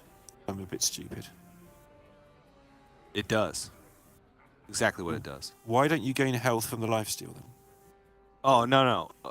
No, it just takes their attack and deals their... That's what I mean, yeah. I thought they actually... themselves. Right, It's not a single thing in the game that makes a minion attack itself. I don't think. All right, well, we need to get on that. It seems hard to code. We don't have to code it, TJ. We have to just make things up. Because it'd just make an infinite loop, right? Because it would, like, rear up to attack, but then it would... it'd, like, go around in a circle constantly. Just gaining health as it goes. Oh... So much stuff. Last Light Bomb, though, so Fled now has to actually consider things. I think you could just get away with... no, it'd probably be Light Bomb this turn, because you can't even draw a card from Cathedral this turn. Only one Whirlpool left. I guess you could even Mutinous. I think Mutinous is good. What's Battlemaster damage at right now? At 16, 22, 25? Yeah. Give me the last chance you get to hit something because your opponent's got 4 cards as Warlock and 10 mana. So, yeah. Last chance for Mutinous to get any value. You've got Light Bomb in the back pocket. You've got Desperate Blade. You've got everything you need. Yep. I think. Although I wrote up a game earlier that, ended up being very close. So I keep my wits about me, but I don't have many wits, so I have to look after them. Take care of those wits, Neil. They're gonna stick around forever. So. If you don't Battle Master now, you never get in for more than 1 attack with it, right? Yeah, this is a 6-mana Battle Cry, deal 11 to your opponent. That seems pretty good. Yeah. But with only 6 cards left, you have to make sure it's good enough. Yeah. I mean, I guess there's an argument to, like, trade the Mutinous, because otherwise you're going to die. Maybe. The Battle Master, Sea Giant face, Sea Giant trade. Yeah, then the Battle Master's stranded on the far left, and the only minion you could put there is a Bloodbound Imp, and you don't really want that attacking multiple times. Oh, I guess you can Grimoire, right? You attack, trade. Oh yeah, move it along. Attack, trade, and then Grimoire the Bloodbound Imp. Sure, that's what he's going to do. Okay, yeah, this is I like this. I like this play. It certainly is a play, and Light Bomb. Pun's like, please, don't have any removal. Little did he know. And your deck that only does one thing. Could have Whirlpool, could have Shadowward Ruin, could have Light Bomb. Could just have a big taunt put in the way, like a Light Tower Elemental. Yeah. Sorry, pun. Priest opponent had Priest cards. Did Priest really just win 3 sweat. games? Did Priest really just win 3 games? Oh, not yet. There's a Sea Giant. Just put some cards in front of it. Cannot There we go. There's a card. It's in front of it. Yeah. Oh, wow. I forgot that there was a quest. Yeah. I mean, there isn't at this point. Time Yeah. has come to Uh-huh. dethrone our former master. And now this is a lethal setup if Pun taps. So I've spent Or all plays that. broadcast laughing at the Quest Priest. Not because I think it's a bad bring, just because I think you should laugh at Anduin at every opportunity. Well, quest And it's sweat. like wasn't even seen as like not a real deck. It's always been like floating around like slightly below 50% win rate. But since Rogue became the top deck, like it's like the best deck in top 1000 Legend on Hearthstone replay stats. Like it's just the best deck to play because it's got like a 70% match against Rogue and then like a 45% against everything else, which with how much Rogue is on ladder means that you have just straight up 55% win rate against the field. And it can win against other things, as Fled has shown. So, end up being a good bring. So, Fled is going to 3-1 this series and move on to face Habu Gabu in that decider match. So, we had an America's Player 1, but sadly enough, this also means that Pun has been eliminated from Grandmasters Last Call. That will be the last match that you see Pun play for Grandmasters. Made a heck of a run. Very first season of Grandmasters, actually did well enough to qualify for Last Call, but just couldn't bring it all the way once it came down to it. And Fled still fighting for his life, however, now has only guaranteed 3 points on the weekend, which is not enough to make playoffs. Needs to keep on winning, needs to get out of groups and then probably win a couple more times in order to have a shot. Yeah, it's only 2 or 3 years ago. And I can't remember who was rank 2 legend at the time, but Pun was rank 1 and sort of streaming to nobody. And yeah, I think whoever the other person was in the top 2 race was like, oh, this Pun person is streaming. Let's go there and have a look. And you know, from there, Pun went from strength to strength, ended up in Grandmasters, and it's not that long ago since all that happened that Pun was sort of, oh, who's this person that's rank 1 legend out of the blue? And yeah, here he is. It's a shame to see him go, but that's how it goes. This time around, we basically see everybody go one by one. But good chance of seeing Pun pop up again at Masters Tours or something in the future. And yeah, he's given us a lot of entertainment in the time he spent in Grandmasters. But yeah, the big one for this week coming up in a few moments. Habu Gabu and Fled, another loser goes home match right early in the week. They won't all be loser go home at these groups, but this group is full of players who have got a bad record. So this week, it's how it is. Habu Gabu, if he loses, would not technically be eliminated from playoffs. Right.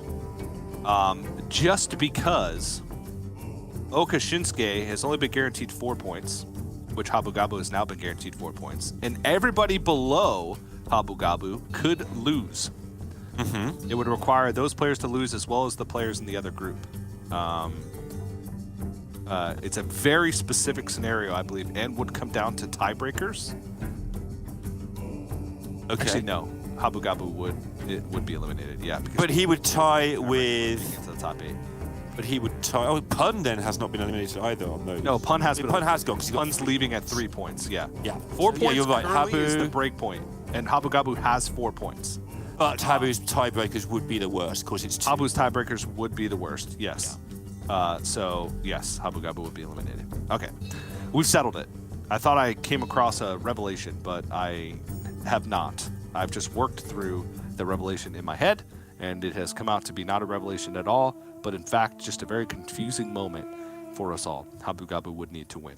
Would need to win 1 more. If Habu Gabu doesn't make it out of groups, if Habu Gabu doesn't make it out of top 8, Habu Gabu. I'm just gonna say Habu Gabu over and over again. Habu Gabu could still make it into the playoffs, but it'd be a long shot. Why do I do this every week? Well, you didn't do it last week or the week before.